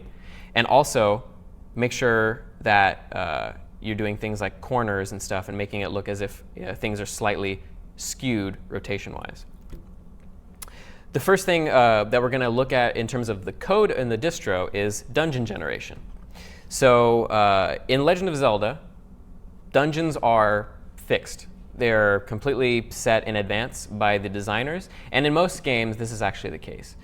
In our example, and in a couple of other examples, a primary example of them being that I can think of that I have in the slides, a famous game called The Binding of Isaac, dungeons can also be generated. So what's the sort of like the main unit of a dungeon, at least in the context of Legend of Zelda? If you had to distill what comprises a dungeon, what's like the most fundamental unit? Tony? Yes, a room. So we can almost look at this if we picture it in terms of a 2D array, right? We have, assuming that this is like index 1, 1 in Lua, 0, 0 in other languages, going left to right, top to bottom. Basically, we have on or off relative to each of these. Off, on, off, off. Each of the indexes in this 2D array holds a room. And so the room has connections implicitly between the other rooms. If you wanted to go, let's say, from this room here to the room up above it, what's the offset in terms of the 2D array? How are we going from this room up to this room? So we're just going up a y level, right? So this is x level 3, y level 3. If we wanted to go up to the next room, we need to load in. If we're doing it the Zelda way, right, and we're just going, we're doing a transition between one room to another, what we need to do is load in the room at this room minus 1 on the y, and then perform the transition, and then set that to the current room, such that now we know we're at y level 2, x level 3. That's our dungeon. In the context of 2D dungeons in The Legend of Zelda, that's as simple as it really is. You have a 2D grid of dungeon rooms. Each room has its own collection of entities and objects and connections to other rooms. But really, all you do to sort of fill a dungeon is fill an array in a smart way, such that there's no rooms that are, for example, left by themselves. Notice that every room in the dungeon has at least one connection to another room. And that when you're maybe doing your algorithm to create a convincing dungeon, let's say this room here has a door on the right that has a lock, right? We want to make sure that the key isn't in that room, because if it is, we're never going to be able to get to it, assuming that we come from another direction. So when you're designing dungeons procedurally, you want to take these sort of things into consideration. And then, for example, the boss room, let's say this is the boss room. The boss room should have maybe a boss key or something like that. But the boss key should not be obviously in that room. It should be somewhere maybe where there's a couple of rooms before it that have a lock or a key, so that there's some sort of challenge involved in your dungeon. It's not just random, as random as we've done before. There has to be a little bit of sort of conscious design on behalf of your algorithms Today we're doing things completely random for illustration, just because a system like this is fairly robust and complex. But with some effort, you could create a simple dungeon generator just using those mechanics. Just make sure that you have locked doors. The locked doors can only open when you have a key. Make sure the key exists in a place that's accessible, and sort of create a chain of like a sort of like a control flow modeled maybe via a graph of some kind that represents your dungeon and the progression thereof. So that's what a Zelda dungeon looks like. That's what a 2D dungeon in this sort of perspective looks like. And it will look similar to this in other game engines. It doesn't necessarily have to be perfectly modeled as a screen width, screen height room going into another screen width, screen height room. You can have arbitrarily complex rooms that have arbitrarily complex sizes and shapes. But you still need to make sure that the connections going out of the rooms, like if you could still model, left, right, up, down if you want to. You could model arbitrary numbers of connections between rooms. Just make sure that you have puzzles that can be solved. That's the main sort of obstacle in generating your dungeons. Here's a game that I really like that uses the old Legend of Zelda formula to very good effect now. It's called The Binding of Isaac. Notice already we can instantly see that it's top-down perspective. It's the entire width and height of the room is the dungeon the entire width and height of the screen is the dungeon room. You have a map up here that sort of shows you, oh, okay, I'm in this room right here.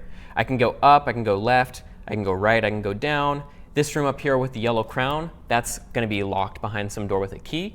So we need to have keys that spawn in any of these rooms that are just blindly accessible. And Isaac does things a little bit differently also in that it generates keys and bombs randomly so that you can actually you don't necessarily have to plant your keys in very specific locations if your algorithm is sufficiently accommodating and complex enough. You can just, at the end of every room, have a chance to spawn a key randomly. And if you're lucky or if you're not lucky, and assuming that the end of the dungeon doesn't exist behind your locked doors, you have the opportunity to still unlock those doors or not, and just go on throughout your dungeon as needed.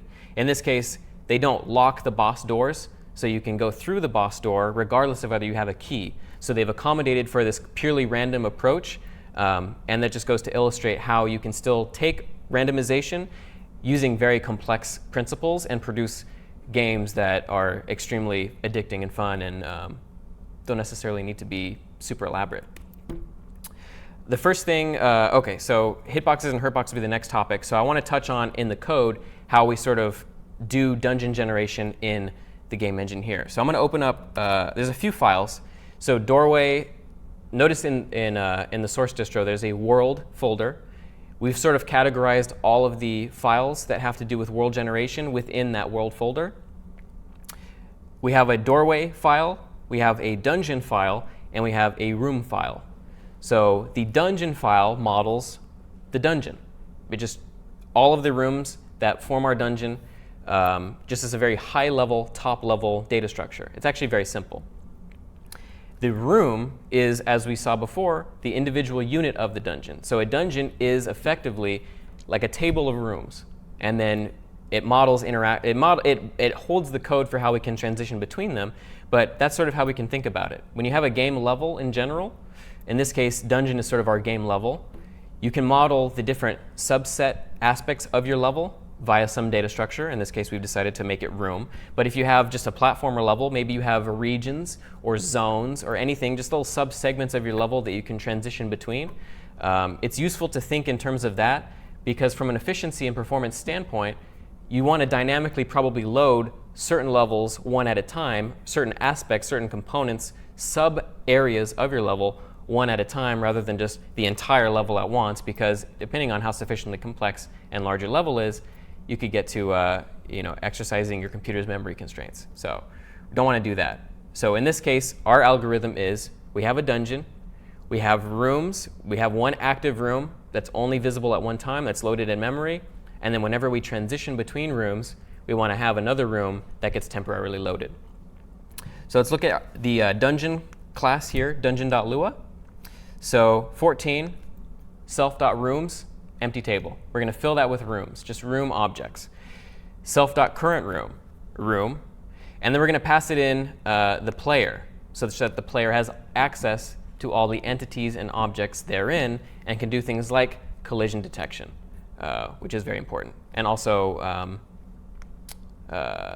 so that the entities in the room can look at the player and then decide what they want to do with their AI, which you can model arbitrarily complex. The whole init function of room.lua we're going to show it here. So in room.lua, in that same world folder, we've instantiated the dungeon at a high level. We know the dungeon's it's basically a table of rooms. So what's a room look like? Well, a room, as we saw before, what are the pieces that a room needs in order to function? What does the room have to sort of keep control of? So doors. Anything else? So doors it has to keep track of, right? Because when we touch a door, we should transition to the next room. It should keep track of the player, so the player can update. It should keep track of objects in the room, like switches, as we saw in the example, such that they can update those and see, oh, has the player stepped on the switch? If he has, open the doors. And then entities, right? It should keep track of all of the creatures in the room so that they can update, they can interact with each other. The player can hit them, or they can hit the player, and you can model whatever interactions you want to. So we can see here. Oh, and another thing too, probably one of the more important visual aspects of it, we need to also have a set of tiles that model what the room looks like. It's a container. So we're going to draw, we have a corner, a corner, a corner, a corner, walls on the sides, walls on the top and bottom, and then a floor. And so we need to obviously draw the room before we draw all of the other things and update all the other things. So tiles, doorways, entities, and objects. So we can see here, we have tiles. Self.tiles gets an empty table. We have a function called generate walls and floors. Entities, empty table. We have a function called generate entities.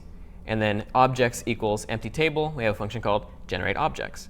And lastly, doorways. And then here, it's because it's not necessarily as complex as we need for an entire function, we just have 4 doorways. And this is static. I've chosen in this example to have all the doorways always be in the same place and sort of behave in the same way. But you could create a more complex system whereby especially if you have an algorithm that generates a dungeon dynamically, and maybe your rooms aren't necessarily hard set. Maybe you have a room, right? If we go back to our slides earlier, and let's say we're looking at this room right here in the very center. We can see it has a doorway on the left, a doorway up top, and a doorway to the right, but there's no doorway on the bottom. And that looks like an arbitrary design decision on behalf of the designers. But if we look at this room up top here, we can see that it sort of behaves in the same way. There's a doorway going to this room to the left. There's a doorway going to this room down below. But it doesn't have a doorway up top and a doorway on the right because there are no rooms going between that room and those directions. So when you have a 2D array of dungeon rooms and you want to model your doorways, it can be as simple as, is there a room in that direction? If there is, and you'll have your data structure sort of laid out in advance before you generate these doorways. If it does not exist, don't make a door. If it does exist, make a door, and then make sure that when you transition between the left, let's say from the right to the left, or from the bottom to the top, that you go to the correct rooms at the correct indices in your 2D sort of room array. Does that make sense? Anybody have any questions so far as to like how this works at a high level? Okay, awesome. So these doorways here are all, because this dungeon's completely random and every time it always has doorways going top, bottom, left, and right, we're always just going to put 4 doorways going top, bottom, left, and right. Note that they take a string denoting which direction they are, and this will become important later on in the doorway class, which we see here is modeled as a separate class. False here just means, is the door open? So by default, we're going to close the door. And then self, so that we have access to the room from the doorway. The room should have a reference to the player so that it can model interactions between the entities and the player, as well as the objects and the player. Notice that it has a render offset. So if we look at the game here, the tiles don't completely match up to the width and height of the screen. And that's mainly a function of the virtual height not mapping perfectly to 16 tiles, divided evenly by 16 tiles. So what I've done is I've made the dungeon a little bit smaller, and and also the fact that the doorways take up a couple extra tiles of padding on their sides, this like sort of blank space up here. We've shifted everything inwards a little bit. We've made the dungeon 1 tile smaller, or 2 tiles smaller width and height wise than the screen. And then we've just rendered offset by a certain amount such that it's completely centered. We calculate how much padding exists between the fully rendered dungeon and whatever blank space is left, and just shift by half of that amount. And that's our render offset. So that's why render offset is important in this case. When you're trying to center anything, you typically do it just by calculating an offset. Calculate the width and height of whatever you're trying to draw. Calculate whatever your width and height of your screen is minus that, divided by 2. That's your render offset. And then these two fields here are interesting. Self.adjacent offset x and self.adjacent offset y. Does anybody have a guess as to sort of what this is used for? Yeah? Drawing itself when it's the adjacent room. Yes, exactly.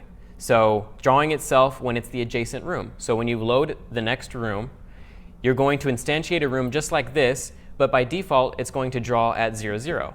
However, if we want that room to draw not right where we are. Obviously, if we're in the current room, we don't want the next room drawing right on top of where we are, because then it's just going to layer right on top of the room we're in. We want to draw it, if we're going to the right, we want to draw it a screen width to the right. If we're drawing it to the left, we want to draw it a screen width to the left. And same thing on the y-axis, a screen height above or below it. So adjacent offset x or y, we just add to when we draw the room, and that'll have the effect of rendering it separately from the room that we're currently in. I can try and have an illustration here. So if we have our room here, this is our current room.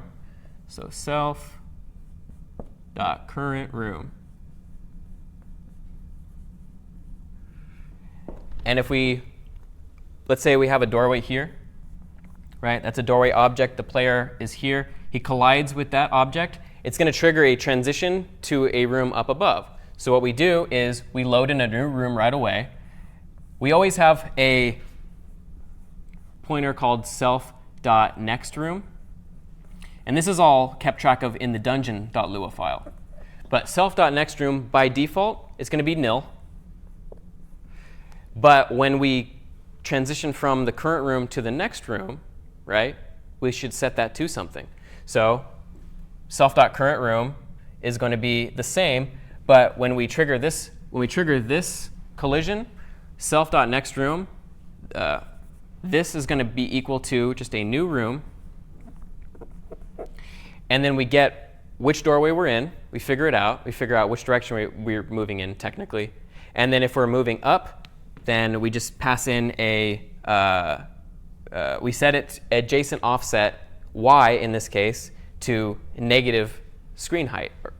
If it's below, we set it to positive screen height. If we go here, it's going to be negative screen width. The adjacent x will be negative screen width, and then positive screen width on the x if we're moving to the right. And so this sort of adjacent, we can see if we do like x, y, like that's basically the adjacent offset. And so we end up, when we draw our transition going from bottom to up in this case, we just tween the camera to this value. So we have a camera, right? This is our camera, and it's going to be looking here by default. So camera X and camera Y, those are values in our code as well. When we trigger this collision on the doorway, and we have current room here, which is at 0, 0, and then we have this room here, which is at 0 minus or plus our adjacent offset y, which is negative screen height. So it has the effect of making it negative screen height on the y. Our camera x, recall love.graphics.translate is our camera. So all we do is we just tween that. We say, OK, here's our cam x is going to be here, and cam y. It's getting a little bit messy, I apologize. But our camera x and y are here. And then over time, we're going to tween that up into the next room's x and y, which is calculated, it's just x plus adjacent offset x, y plus adjacent offset y. And then once this camera has shifted from here up to here, or whichever direction we're going, whether it's up, down, left, or right, once we've completed that, we can normalize everything again back to 0, 0 by doing self.currentRoom equals, what do we need to do if we're going to put everything back to, let's say I want to make this room the new current room. What do I need to do? So we have current room and we have next room. If I want the current room to become the next room, all I need to do is say self.currentRoom equals self.nextRoom, right? And then once that happens, adjacent offset, what happens to the adjacent offset x and y of the next room? They get set to 0, right? I want to take this room that we've offset up here, and I just want to make it the center of the game world again. I want to just put it at 0, 0, so we can do this exact same calculation by just setting adjacent offset x or y to a negative or positive screen height or screen width relative to 0, 0. So what I'm going to do is just set the adjacent offset of x and y of the next room, which is now current room, to 0. And it's going to draw it right back at 0, 0. And then camera x and camera y are also going to be set to 0, 0.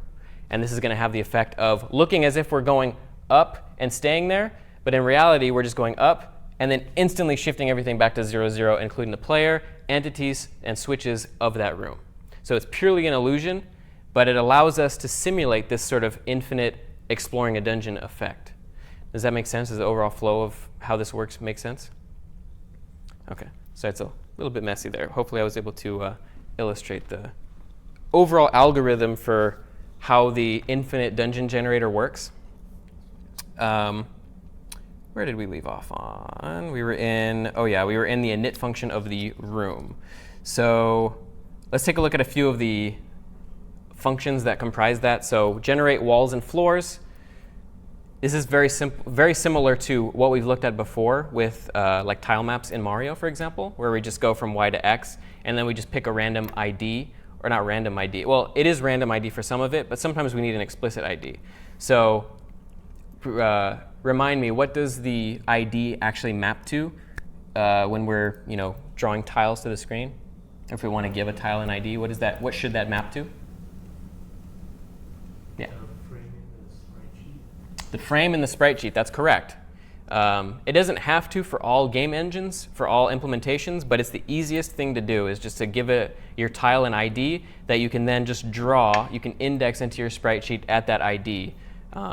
It's just very, very simple, lightweight, clean approach to modeling. And we can see here ID gets ID after we've sort of figured out what ID we want. Now, how do we determine, like let's say I want to draw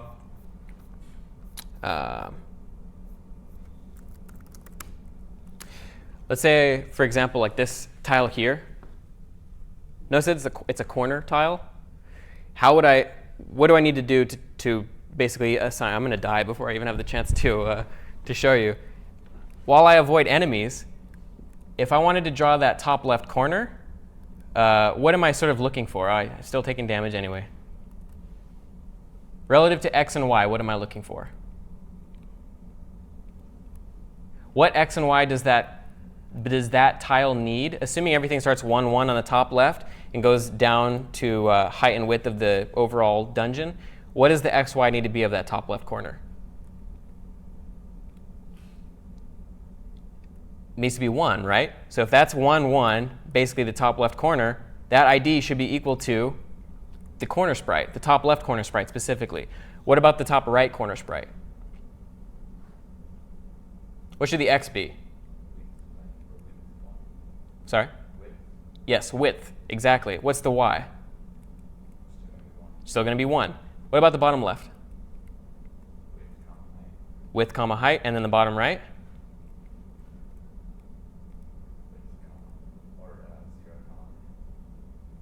Oh, sorry. The bottom left should be 1, comma, height. Bottom right should be width, comma, height. And so basically checking the position of each tile is how we can infer its ID, which is what we're doing in the source code here. If x is 1 and y is 1, OK, top left corner.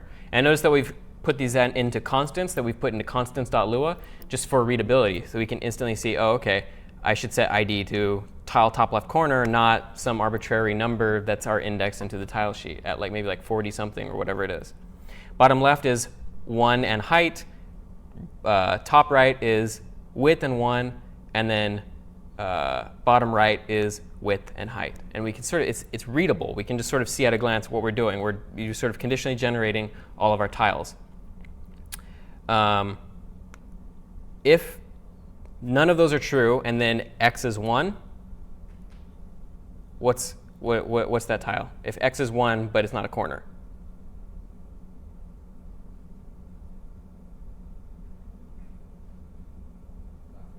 It's a left-hand wall. And then the same thing is if it's the width, it's a right-hand wall. And if y is 1, it's a top wall. If y is height, it's a bottom wall. And then if it's none of those, it's got to be a floor. Exactly. So that's basically how we generate the overall. It's a very easy, simple generation algorithm. What I've done is for randomization here, we have actually a table of potential left walls, potential right walls, potential top and bottom, and then we just describe it a random value within there, based on however large that is, and that gives us variable. We can see it. We have random. Whoops. Every time I generate it, so take note of maybe some of the tiles visually that you can see there on the map. Notice that they changed. Notice that the switch has also changed. Notice that they changed again. So everything is variable. We have a little bit of visual variety. This is what we did essentially with Mario. We changed the tile set and the topper set. Only now we're just changing. We have only one tile sheet, but several variations of the same tile therein. So all we need to do is pick a random variation of whatever tile. And that involves us looking at the sprite sheet, picking out which individual tiles, which separate tiles map to the specific type of tile, and then just picking a random value from that table. That's how that works. So got a couple things I think left to show relative to the dungeon generation. So 48, we have generate entities. So entities are here. We have their names, right? Some of the entities we saw: skeletons, bats, slimes, ghosts, spiders. It's a very lightweight function. It's like 15 or 20 lines, but we're generating a bunch of different kinds of entities, because what we've done, we basically take a random type from that table, we create an entity, and then using what we've defined in a global table called entity defs, we take out what sort of matters in terms of generating each individual entity, the characteristics thereof, and we just put it in simple data form. This is sort of like the segue into data-driven design for your game. If we look at entity defs here, we can just see that all of our entities are a sequence of data. So we have, up here we have player, right, on line 10. Player gets a table. We give him walk speed. We have a table of animations. So he's got a walk left animation, a walk right animation, a walk down animation. All of those have their frames, their interval, their texture. Everything's just clean data, right? There's no logic here, really. It's just flags or values, simple things. You could give anybody who has sort of the basic knowledge of what we're doing this file and maybe some textures and say, hey, I want you to lay out basically all of that that's involved in what makes a skeleton sort of render to the screen. Like, give them, create all the animations for them. Give those animations their timing. Give them the exact frames. Maybe skeleton should have health, and maybe health should be equal to 10 on a skeleton or something like that. There's not really any programming going on here, but we're describing everything in our game as data, and that's an important thing in complex games that have fairly complex systems, but that can be modeled via some attributes. You can just describe your entities in data and then let your engine parse this information and then create your entities programmatically. you sort of shift the burden from the programmer to the designer a little bit, and you afford your design team, you and maybe other people who aren't as comfortable with programming, the ability to modify the game engine, add things to the game without having to go through the bulk of your engine code and do anything too fancy. In this case, it's simple. All we're doing is just we're creating animations and assigning a texture to each of these individual things. But I alluded to this last week. You could have a file that maybe describes something like a goblin. We'll see this at the end of the lecture, which has maybe like a flag for, is it flammable? How much health does it have? What are its animations? What skills does it have? What's its attack strength? What's its defense? Where does it spawn typically? By putting all these attributes together and having your engine sort of parse this, you can create, depending on how many fields you have, you can create a very complex like potential list of things in your game, whether they're entities, whether they're weapons, whether they're items, abilities, anything you want to, whether they're levels even, based solely on just data. So this is a holy grail of design and development when you get into especially very complex games like RPGs, where you can have skills that are, have particle effects and do different damage to different things, and you have entities that are, maybe you want them, some to set on fire, some to be electrocuted, maybe some you don't, maybe some melt when they touch something. Create a bunch of flags, create a function that parses this and generates entities as a result, and you just allow yourself an incredible boost in productivity. No longer do you need to create a spider class, a ghost class, a bat class. It's all unnecessary. All you need to do is define what sort of attributes does a bat have, what attributes does a ghost have, what attributes does a skeleton have, and anybody can therefore mod your game as a result of this. All they need to do is know what attributes a potential entity can have, and your design team is all the more productive as a result. So that's a sort of spiel on why this is relevant. We've implemented a very basic version of this just for the sake of modeling animations, but we don't need a separate class for all the different entities in our game world. We just need, basically, in the context of this game, what are their animations? So that's entity defs. That's how it's working. If we're looking at room.lua at line 48, all it's doing is getting animations. This is, by the way, your function that takes in these definitions and creates your entities. They should be looking into that. They pull that definition and then just parse out each individual relevant piece of data, and then just construct some relevant information or attach a relevant flag to that entity that your game engine can then later parse.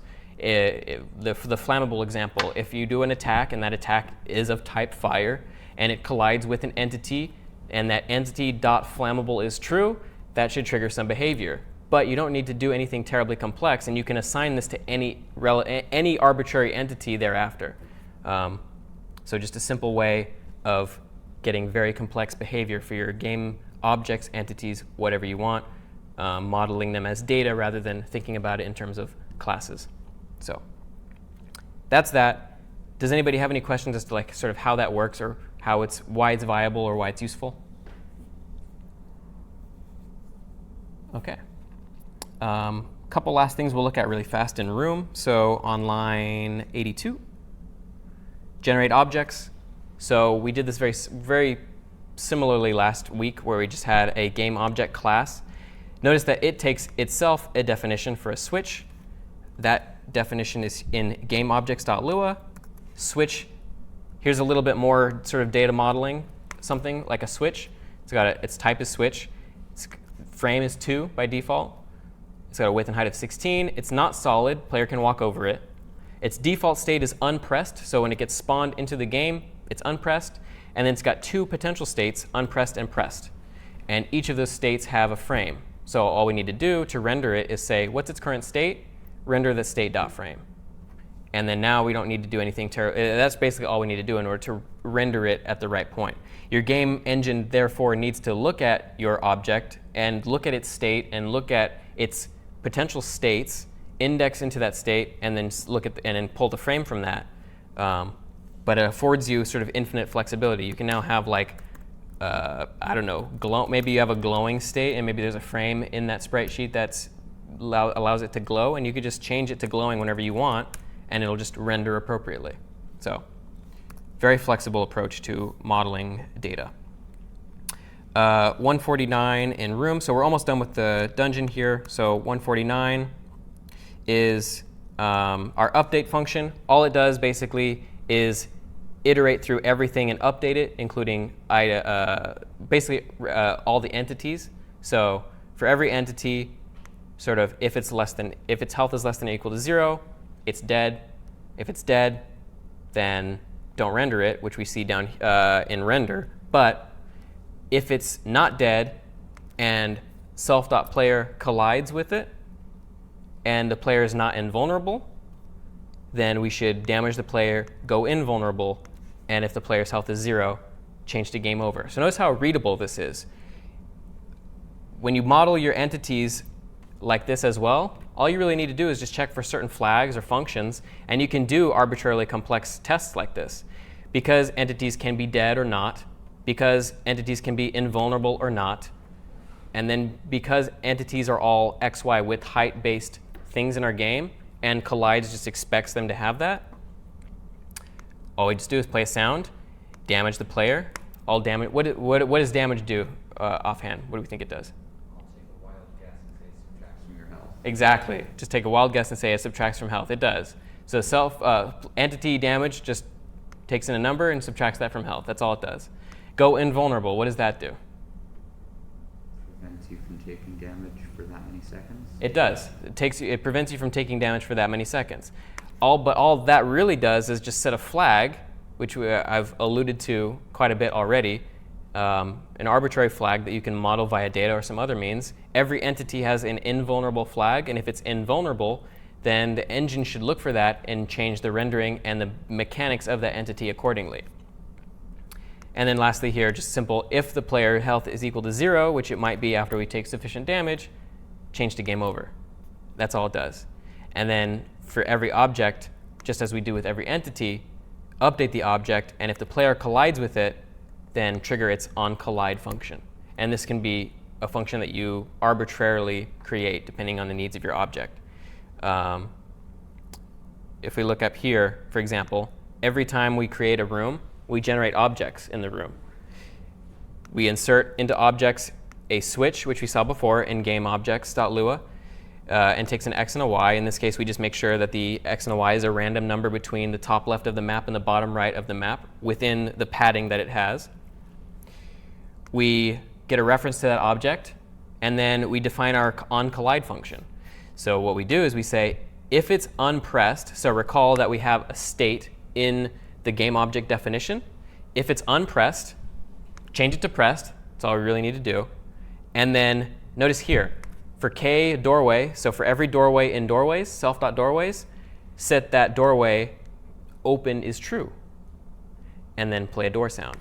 So our onCollide function just interacts with other things in the game world and just very simple things, but has a pretty, interesting sort of mechanic. Like we have I took damage off the bat there because my spawning isn't perfect, but it changed from, notice that it changed its state from unpressed to pressed because it went from the one sprite to, I'll go into another room so we can see that. I'll take some damage on the way. Go to another room, notice the sprite, it sort of looks like it's unpressed, right?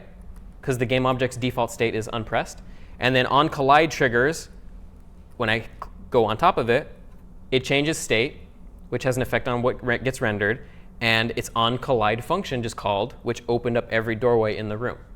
So simple, like 15 lines of code, but pretty compelling, interesting behavior for the sake of our dungeon. Like it adds a lot. As simple as that is, now we sort of feel like we're interacting with our game world a little bit. So that's how that sort of works. And then lastly, rendering on line 188, just go through all of our tiles, render all the tiles. We've seen this before. Render all the doorways, render all the objects, render all the entities, if they're not dead, right? If they're dead, then don't render them. And then this bit here we'll take a look at the end, which is stenciling. So notice that when I walk through doors, well, first of all, notice that I can't walk through doors if they're closed, which is important. So when you collide with your doorway objects, if doorway.open is false, shouldn't trigger the broom switch, right? But if I open the doors, they're now all set to recall door.open is now equal to true. So they've changed their rendering, so now they're rendering open doorways. If I walk through it, notice that it looks as if the player walks underneath the tiles, but I'm drawing the tiles before the player. And one approach that you might think to do when sort of creating this believable appearance of walking through a doorway is say, okay, I'll just render the player after I render the doorway, or before I render the doorways, right? So render all the doorways last. But it doesn't quite work out because the sprite actually starts right here. So what does somebody think is going to happen if I were to draw the doorway after the player? Your whole player would disappear as soon as you cross that line, or would have to talk to your player wherever that line. Exactly. The player would disappear as soon as he gets to this little bit of line right here, which is not very convincing. And actually, I'll try right now to take away the stenciling so we can see what that looks like. So if I just take away the stenciling here, and then I just render. Whoops, can't type today. So I'm going to go ahead, do that. Well, first of all, the rendering order is such that now the doorways render after the player or before the player, so he just walks right over them, right? So I'm just walking over the walls. That's not compelling. And if I were to do something as simple as change the rendering order, so right now the doorways render first, I'll just render the doorways after the player. So right here, I took that out, right? No. So right now they render before the player. I'm going to render them after the player. And then I'm going to just run it. And then going to step on the switch. And then, yep, notice we get some weird behavior too. Like, see his heads getting cut off? Like that's, and the other entities as well, right? In that case, couldn't really tell, but yeah, very weird rendering behavior. And what we do to fix that is we create what's called a stencil. So basically, I'll try and get a screenshot here I can show. First, let me fix the changes that I just made, right? And then if I go back into the code here, so a stencil is just, and we'll see a slide on this in a little bit, but a stencil is just basically any sort of arbitrary shape that you want, that you draw onto the screen. It's invisible, but it determines whatever gets drawn on top of that stencil, it determines whether or not that thing gets rendered. So I have a stencil going basically from here onwards to the next room. So right about where the doorway hits the archway, because that's where we want the player's head to look like it disappears. Stencil going here. I have a stencil going right here, and on the right side as well. And what that does is I've set the stencil to say whatever passes through this stencil during the sort of stencil testing period, which is, well, all we do is we just draw the player during that time. But basically, if it's on the stencil, don't render it. And so what that has the effect of is we still draw the doorways before the player, so the player walks in and he's drawn above this part, but as soon as he hits the stencil, he's not drawn. It just, all those, basically what it does is it draws the character to the stencil and not to the actual canvas. And so we get convincing, if you want sort of convincing, layered, weird visual effects like that, stenciling is an approach. OK, and then that's all this is. So this stencil function, love.graphics.stencil, takes in a function. This is what's going to run during the actual stenciling process. It's going to I draw 4 rectangles. All those rectangles are just those archways, right? Perfectly layered over them such that it goes into the next room. And then notice that it says replace and then 1. So we replace any pixel that gets drawn to that stencil with stencil value of 1. And then we only draw things that are less than 1 during the stencil test, which means anything that didn't get ascribed a value of 1, which means that if the player went over the stencil, got a pixel value of 1, that's going to be false. He's not going to be drawn to the screen. Yes?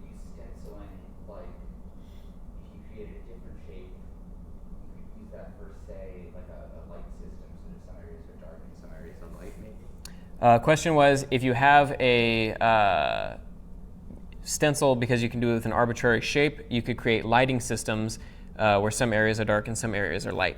I want to say possibly.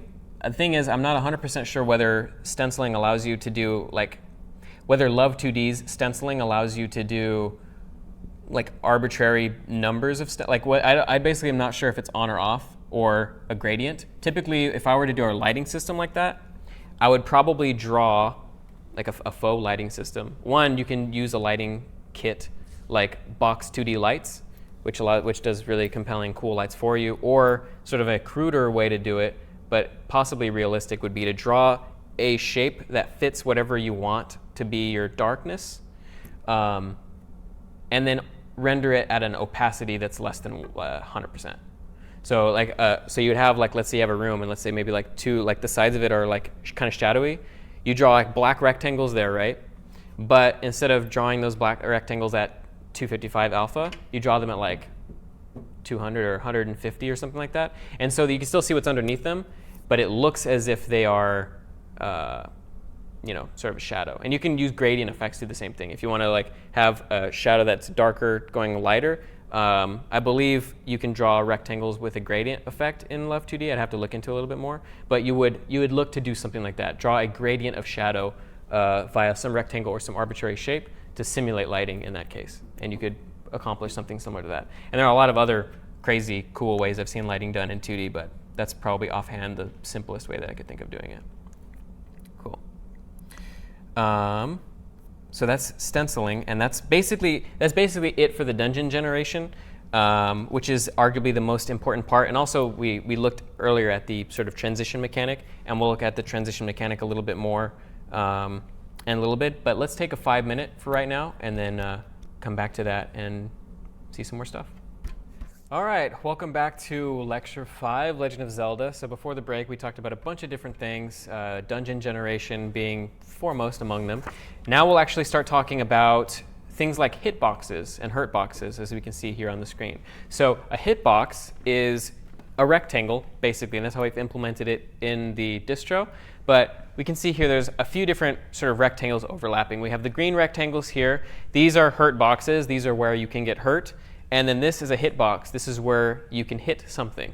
And so games like, especially with fighting games, and a lot of games of fairly complex interactions and complex entities that have weapons or particles, things like that all do damage, you'll see a lot of sort of complicated overlapping and arrangement of these rectangles that sort of bring about how things interact with each other in terms of collision and doing damage and affecting other entities. In this case, he's doing like an attack that goes from the left to the right. It's a low attack. Only his foot, essentially, a little bit inwards, but essentially his foot does damage, whereas the rest of him is vulnerable. Like if someone were to come up to him from up above and attack him, it would do some damage. And there's Minecraft, and it shows you how the same sort of principle applies to 3D games as well. In this case, what you see there are all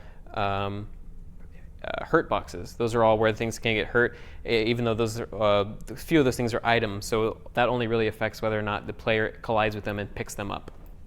But that's basically the difference between hitboxes and hurt boxes. The distro, I think I accidentally called the file hurtbox. So when I push it up, it's going to be renamed to hitbox because that's what we use it for. But what is offhand in this game? What do we need a hitbox for? Melee attacks from the sword, and the reason that we need a hitbox for that is why? Yes. And why can't we just use the player's position, X, Y, width, and height? Because it has a direction as well. It has a direction as well, and also it needs that's essentially its hurtbox, right?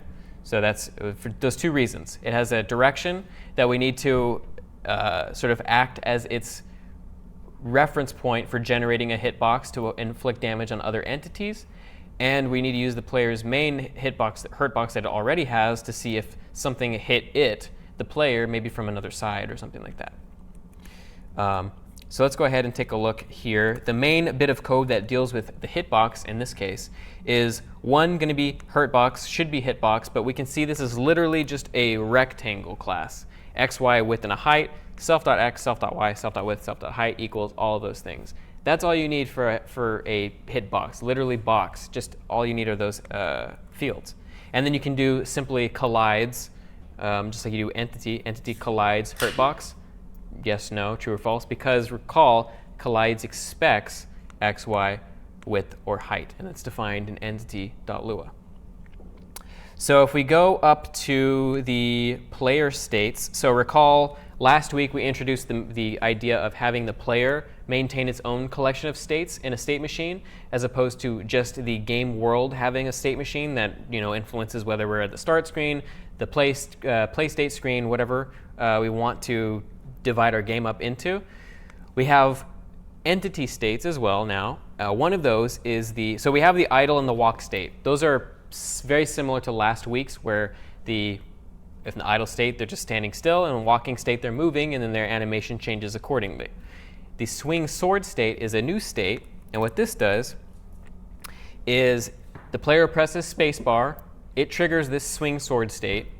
There's a new animation, so we go into the swing sword animation relative to which direction we're in, and we get that direction, and then we calculate the x, y, width, and height of whatever our hurtbox, or it should be hitbox, is going to be for the sword, when the sword hits something. So that hitbox, if it's facing to the left, it's going to be 8 pixels wide by 16 tall, which is roughly the left side of the player. And then we just calculate the x and y, depending on which position we're in. It should be roughly centered based on whatever position the player's, or direction the player is looking at.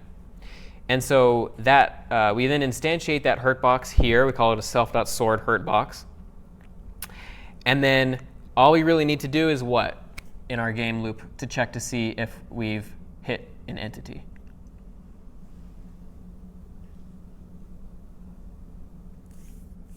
We just need to loop over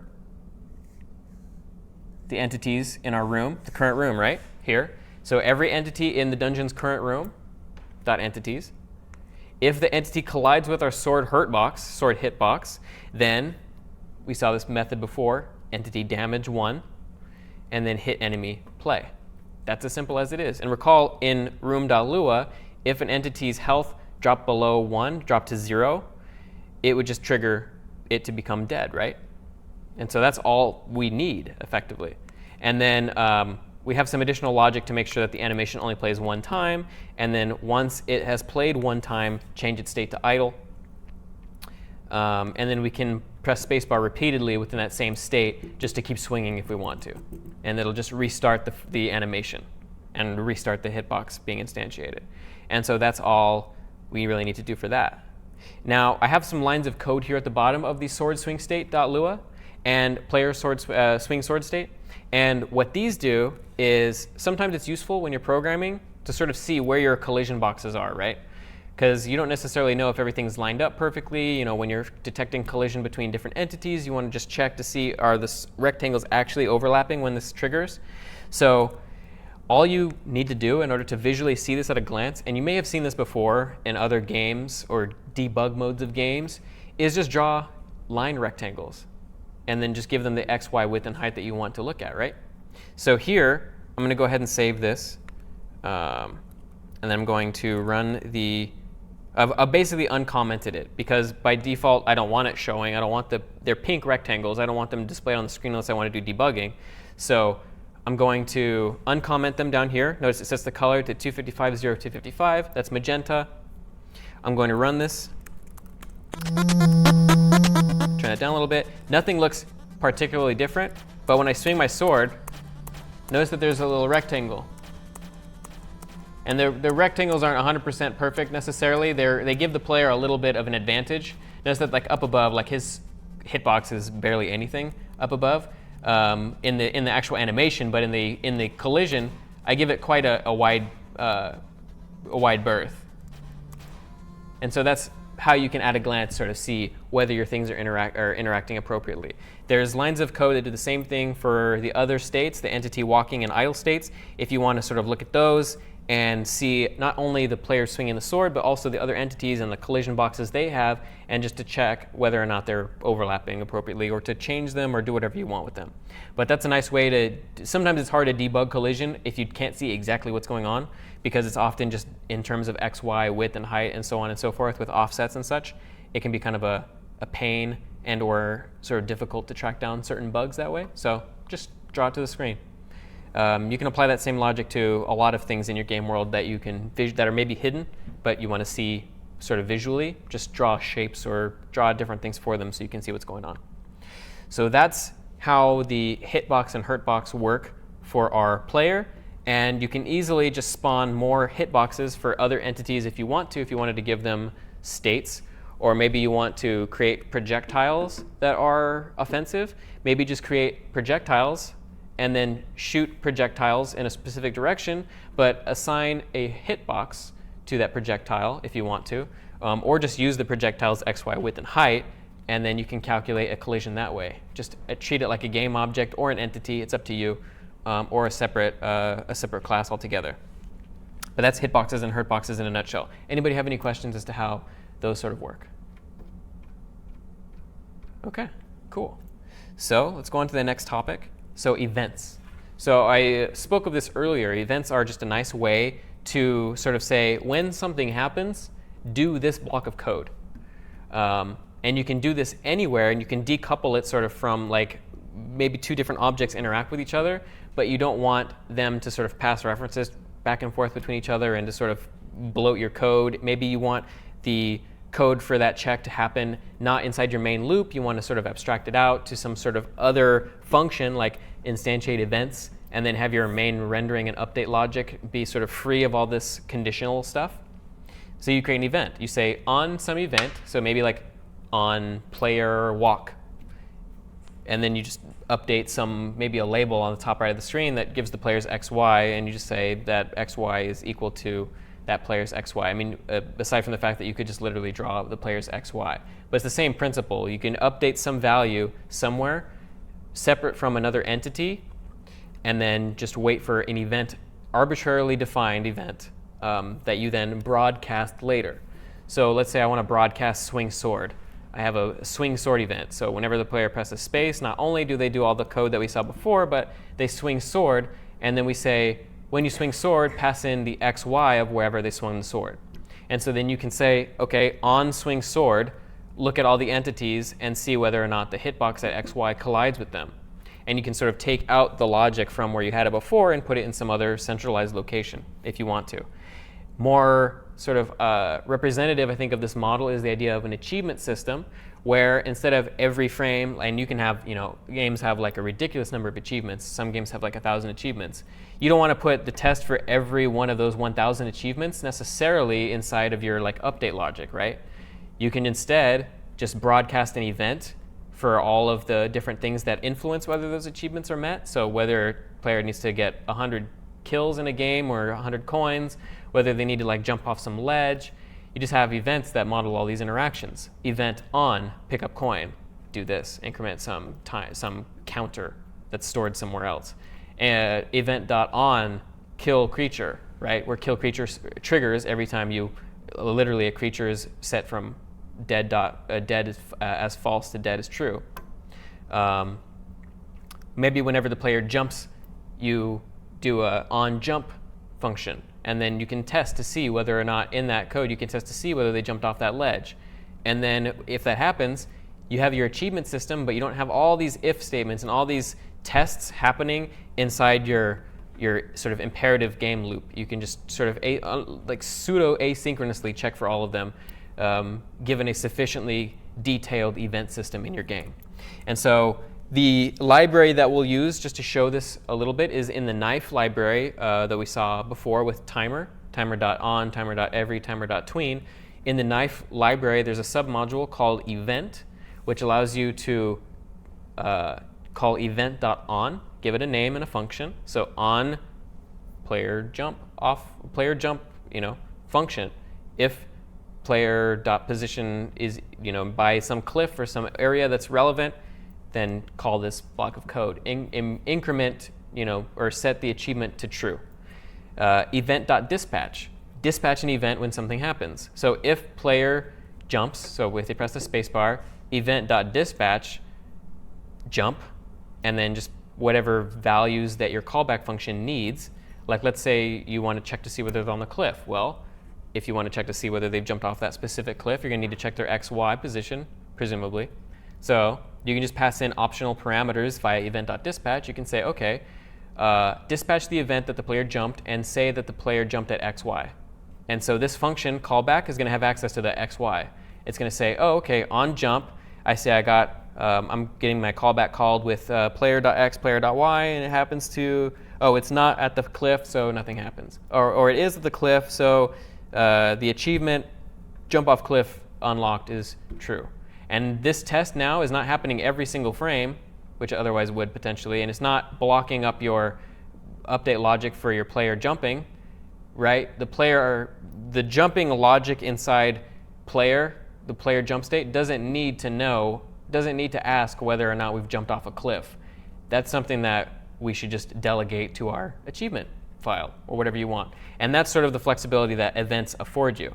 So we use event. I'll touch on this a little bit briefly here, but basically, if we go to the player walk state,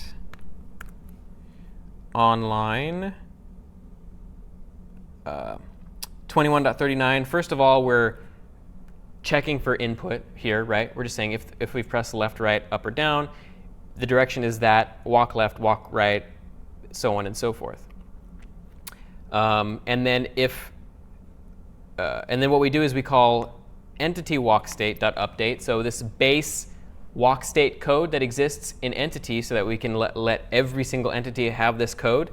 All it does is just to check to see whether or not the player or entity that it belongs to hit a wall. And if it did, then set their bumped equals true. And what all that does is just a flag that says, okay, the player bumped a wall. Okay, why is that relevant? Because then after we call that, we can say, okay, if we bumped a wall, and this only happens in the player walk state, if we're looking to the left, temporarily adjust our position, because when it bumps you, it like knocks you back out, back into the world. But we're going to re-bump our position into wherever we collided. We're going to look at every doorway, and then we're going to say, if we collided with that doorway and it's open, then we're going to shift it to the center of the doorway so that it doesn't look as if the player is walking through the wall. We're going to set it to like wherever the wall is, or wherever the door is, the very center of the doorway. And then we're going to call event.dispatch shift and then that direction. So shift left, shift right, shift up, and shift down. And so all of these 4 different cases are going to say, okay, the player has hit a doorway. I have a function somewhere, event.on, shift down, shift left, shift right, shift up, that's going to trigger what?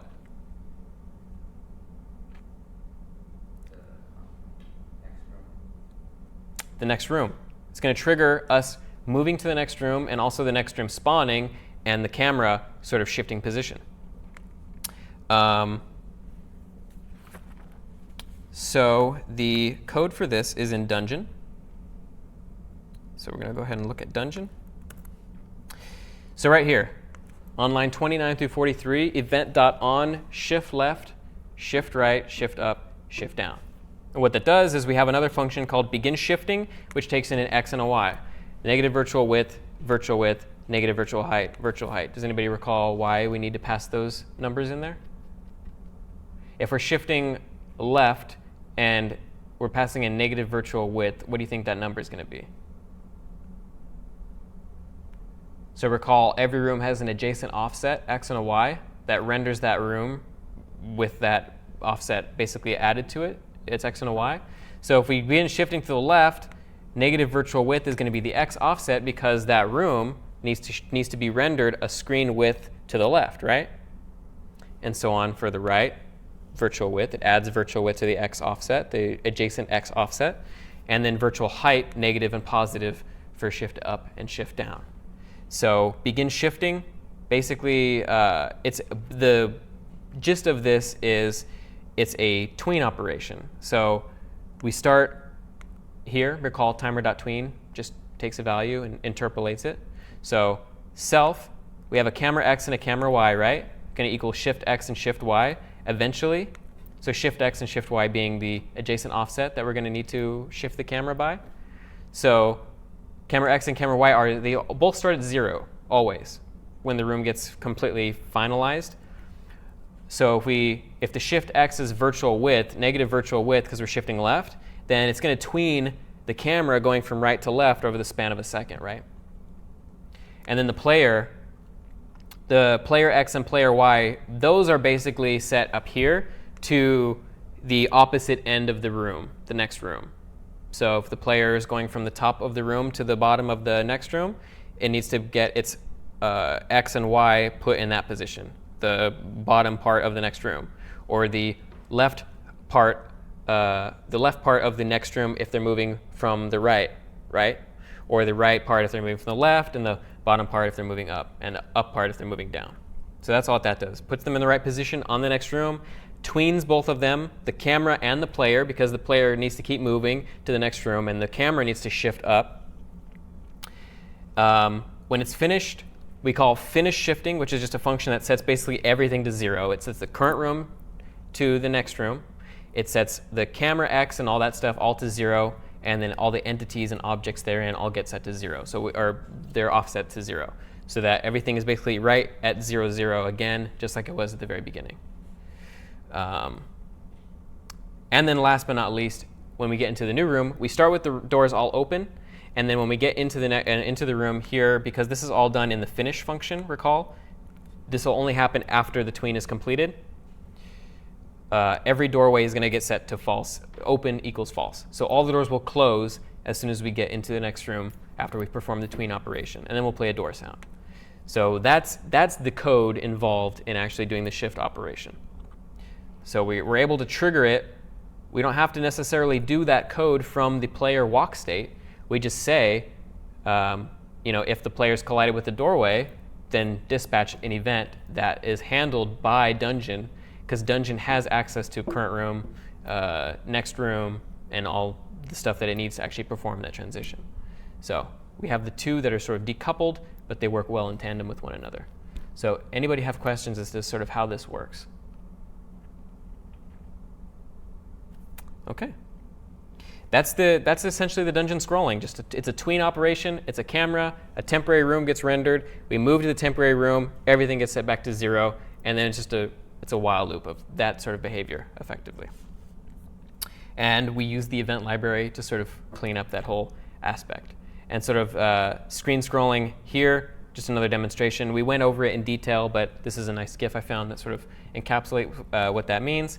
Stenciling is something that we saw earlier, and if we look at this as a stencil, so we can pretend that these are the circle, the heart, and that rectangle are a stencil, and then we want to draw this gray rectangle on top of those stencils. We can use the stencil to mask out specific parts, which would otherwise be pretty tough to do. I mean, it's hard to necessarily maybe individually render pixels or create a shape that sort of looks like this. Much easier for a lot of very interesting visual effects to just use a stencil of arbitrary shape and size, and you can use images too. You can use images as stencils to create some pretty cool effects. We went over it before when I talked about the archways, so I won't go over it in too much more detail. But again, you can look at that in the, where was it exactly? It was in the room function, room class, sorry, down here at the bottom. So lines 213 to 229, recall, they're a stencil function. The couple functions in particular that you need to use are love.graphics.stencil, which draws the stencils, and then love.graphics.setStencilTest, which compares the stencil values to some value and draws them whether or not that condition is true. So we have our function here, which draws 4 rectangles. Those are all the archways. It replaces any pixels that get drawn to those rectangles with the value 1, the stencil value 1. So stencil value is just like a hidden value that determines whether stencils get, whether a image will get drawn if it's being stenciled or not. Set stencil test means that we're looking for anything less than 1, and we'll draw that. And because the player is going to be 1 if it's on any of those stencil rectangles, it will not draw the player if it overlaps with those stencil rectangles. And so that's in general how it works. And you can do, there's a lot of different comparisons. You can do greater than 1. You can do iterative stenciling so that you can increment a value. You can have stencil values go between 0 and 255. There's a lot of interesting effects you can get with that, but the general use that we just saw is, set the values to 1 and then check to see whether they're less than 1 if you want to draw them, if you want to not draw them. Does anybody have questions as to how stenciling works and how these functions work? Yeah. It's like having that stencil cover up the door, the top of the doorway. So when you draw the player, you won't actually draw on the stencil. Yes. So it's like having the stencil rectangles go over the doorway so that the player will not get drawn when it's underneath them. If I go back to a slide that has it, the stencils are here, right? I had to go through and figure out the exact XY that I needed for them. And there is what you can do is you can take that stencil function that draws the rectangles, and then you can just take it out of the stencil test and see, you'll actually be able to see where the exact rectangles are, because then it'll just literally draw the rectangles. But here, basically right between here and where it would be on the next room, so that when we go from here over into the next room, it still stencils them. Right here, the player is going to go over them. It's going to set its stencil value to 1. It's checking for anything less than 1 to render. So it's going to fail the test, and it's going to not draw that player at that point. So effectively just masking out the player because we're assigning it to the right stencil value and we're doing the right comparison for it. But yeah, that's effectively it. Just using it because we were in a situation where our tiles didn't cleanly lend themselves to drawing over the player, which you could do. You could draw the shadow part underneath the archway part and then just change the rendering order. But the sprite sheet that we had didn't afford us that flexibility. So we went with a little more interesting stenciling approach to getting it done. We looked at this earlier. So game design via data rather than a bunch of logic. So the more you can sort of get towards modeling anything in your game like data like this, the more flexible your engine is, the easier it is for people to mod your game, which is hugely important, and the easier it is for you to let designers take charge of actually creating assets for your game. So here we've created an arbitrary collection of data, and you could get as complex with this as you want to. The only thing that really matters is whether your game engine supports those fields and acts on those fields accordingly. But once it does, the more things you add, the more possibilities you have for adding new things. So Goblin, we have health, strength. So strength should be accounted for in our game engine. And we're talking in just the general abstract sense now. Let's say we were making an RPG or something, or maybe this is part of our Zelda game if we got a little bit more detailed with it. But Goblin is going to be a creature that has 10 health. It's got 2 strength, so these values will get loaded when it's created as an entity. And strength is some value that our engine needs to apply to anything that it decides to attack, right? You could do the same thing with defense. You could create arbitrary things. It's got a goblin texture, so that's the sprite. We've defined some animations here, which you've already seen how to instantiate those in our game engine. Maybe it starts off with a club weapon. And you could also reference other sort of Lua files that have these definitions. If you have maybe a weapons defs file, you could index it into weapons defs club, and then that club item will maybe have a bunch of its own characteristics that when your game engine is loading this goblin def, it loads in the club def as well and instantiates a bunch of qualities onto that entity or that item that then have behavior relevant to your game engine. Aggressive is true, so if something's entity.aggressive, then maybe its AI will seek out the player, right? And you can set that to false. So now you can differentiate between entities that chase the player and entities that are sort of docile and just do their own random thing. Sleeps at night, maybe your game has a day-night cycle. Maybe some entities stay awake and some go into a sleep state, right? So it'll look and say, oh, okay, it's nighttime. Does the entity.sleeps at night? If it does, okay, then entity change state, sleep, right? And then during the day phase, when the day happens, you'll do the same thing in reverse. You'll say if that entity.sleeps at night, then you'll say entity.awake is true, or whatever it is. change state, awake or idle or walking. And then flammable, maybe you have weapons that shoot damage or shoot fire, or maybe you have torches that shoot fire, or maybe you're in a level that's like lava, and if you touch one of the tiles, it has a flammable effect. And if it's flammable, maybe your status equals flammable, you take damage over time, and you change your animation. Maybe you get tinted red or something like that. But thinking about all these different possibilities and like what your engine is capable of, you can create pretty much arbitrarily complex data structures and entities and items and whatever you want in your game without having to create a goblin class or a skeleton class or a arbitrarily complex creature class. You just compose your creature with attributes and model its behavior that way. Composition over inheritance, which we talked about last week, is very valuable in game design, and that's what Unity's game engine sort of approaches, because Entity is a purely entity component system whereby entities are modeled as collections of components that each do something. And we can sort of almost think of these as components too, albeit a much simpler sort of representation. So does anybody have questions as to this, or like why it's useful or anything like that? Okay. So the last thing I wanted to talk about today, and I saw, I think one or two students were mentioning how they wish they knew or wish we talked about a little bit more how programming was done back in the day. So I'm not an expert necessarily in sort of programming, 6502 assembly, which is what the NES is written in.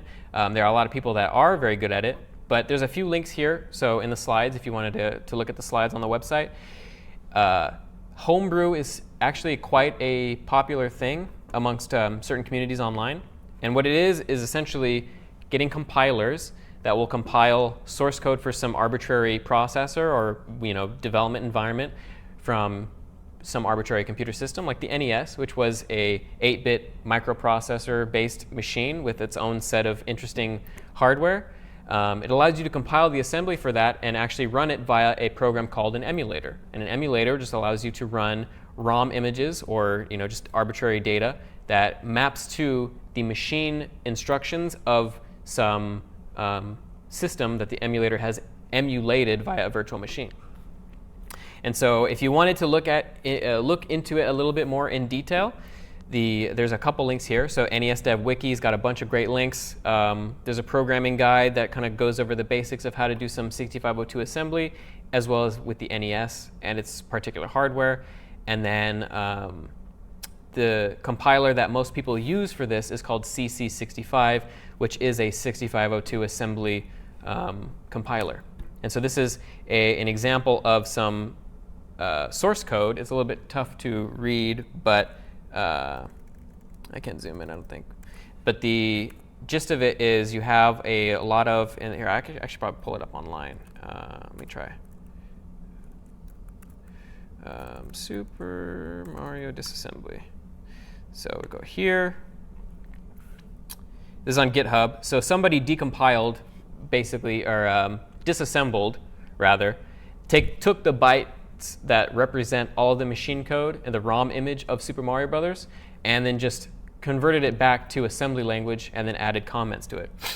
Because I won't go into too much detail about what assembly is and how it works, but essentially it's just a layer directly above machine code where keywords map to essentially what are bytes in memory that are actually program instructions, and that influence the behavior of your CPU such that you get programs. And that's what C is layered on top of, and then every language thereafter. So if I zoom in here, see if I can. It's being a little slow, but it's letting me. So here we can see, for some reason, I think it's lagging because the file is just so large. It's like 14,000 lines of code. Because this thing about assembly is very, very long, because there are so many, you need to have, it's just like really slowly zooming in infinitely. There are just so many steps you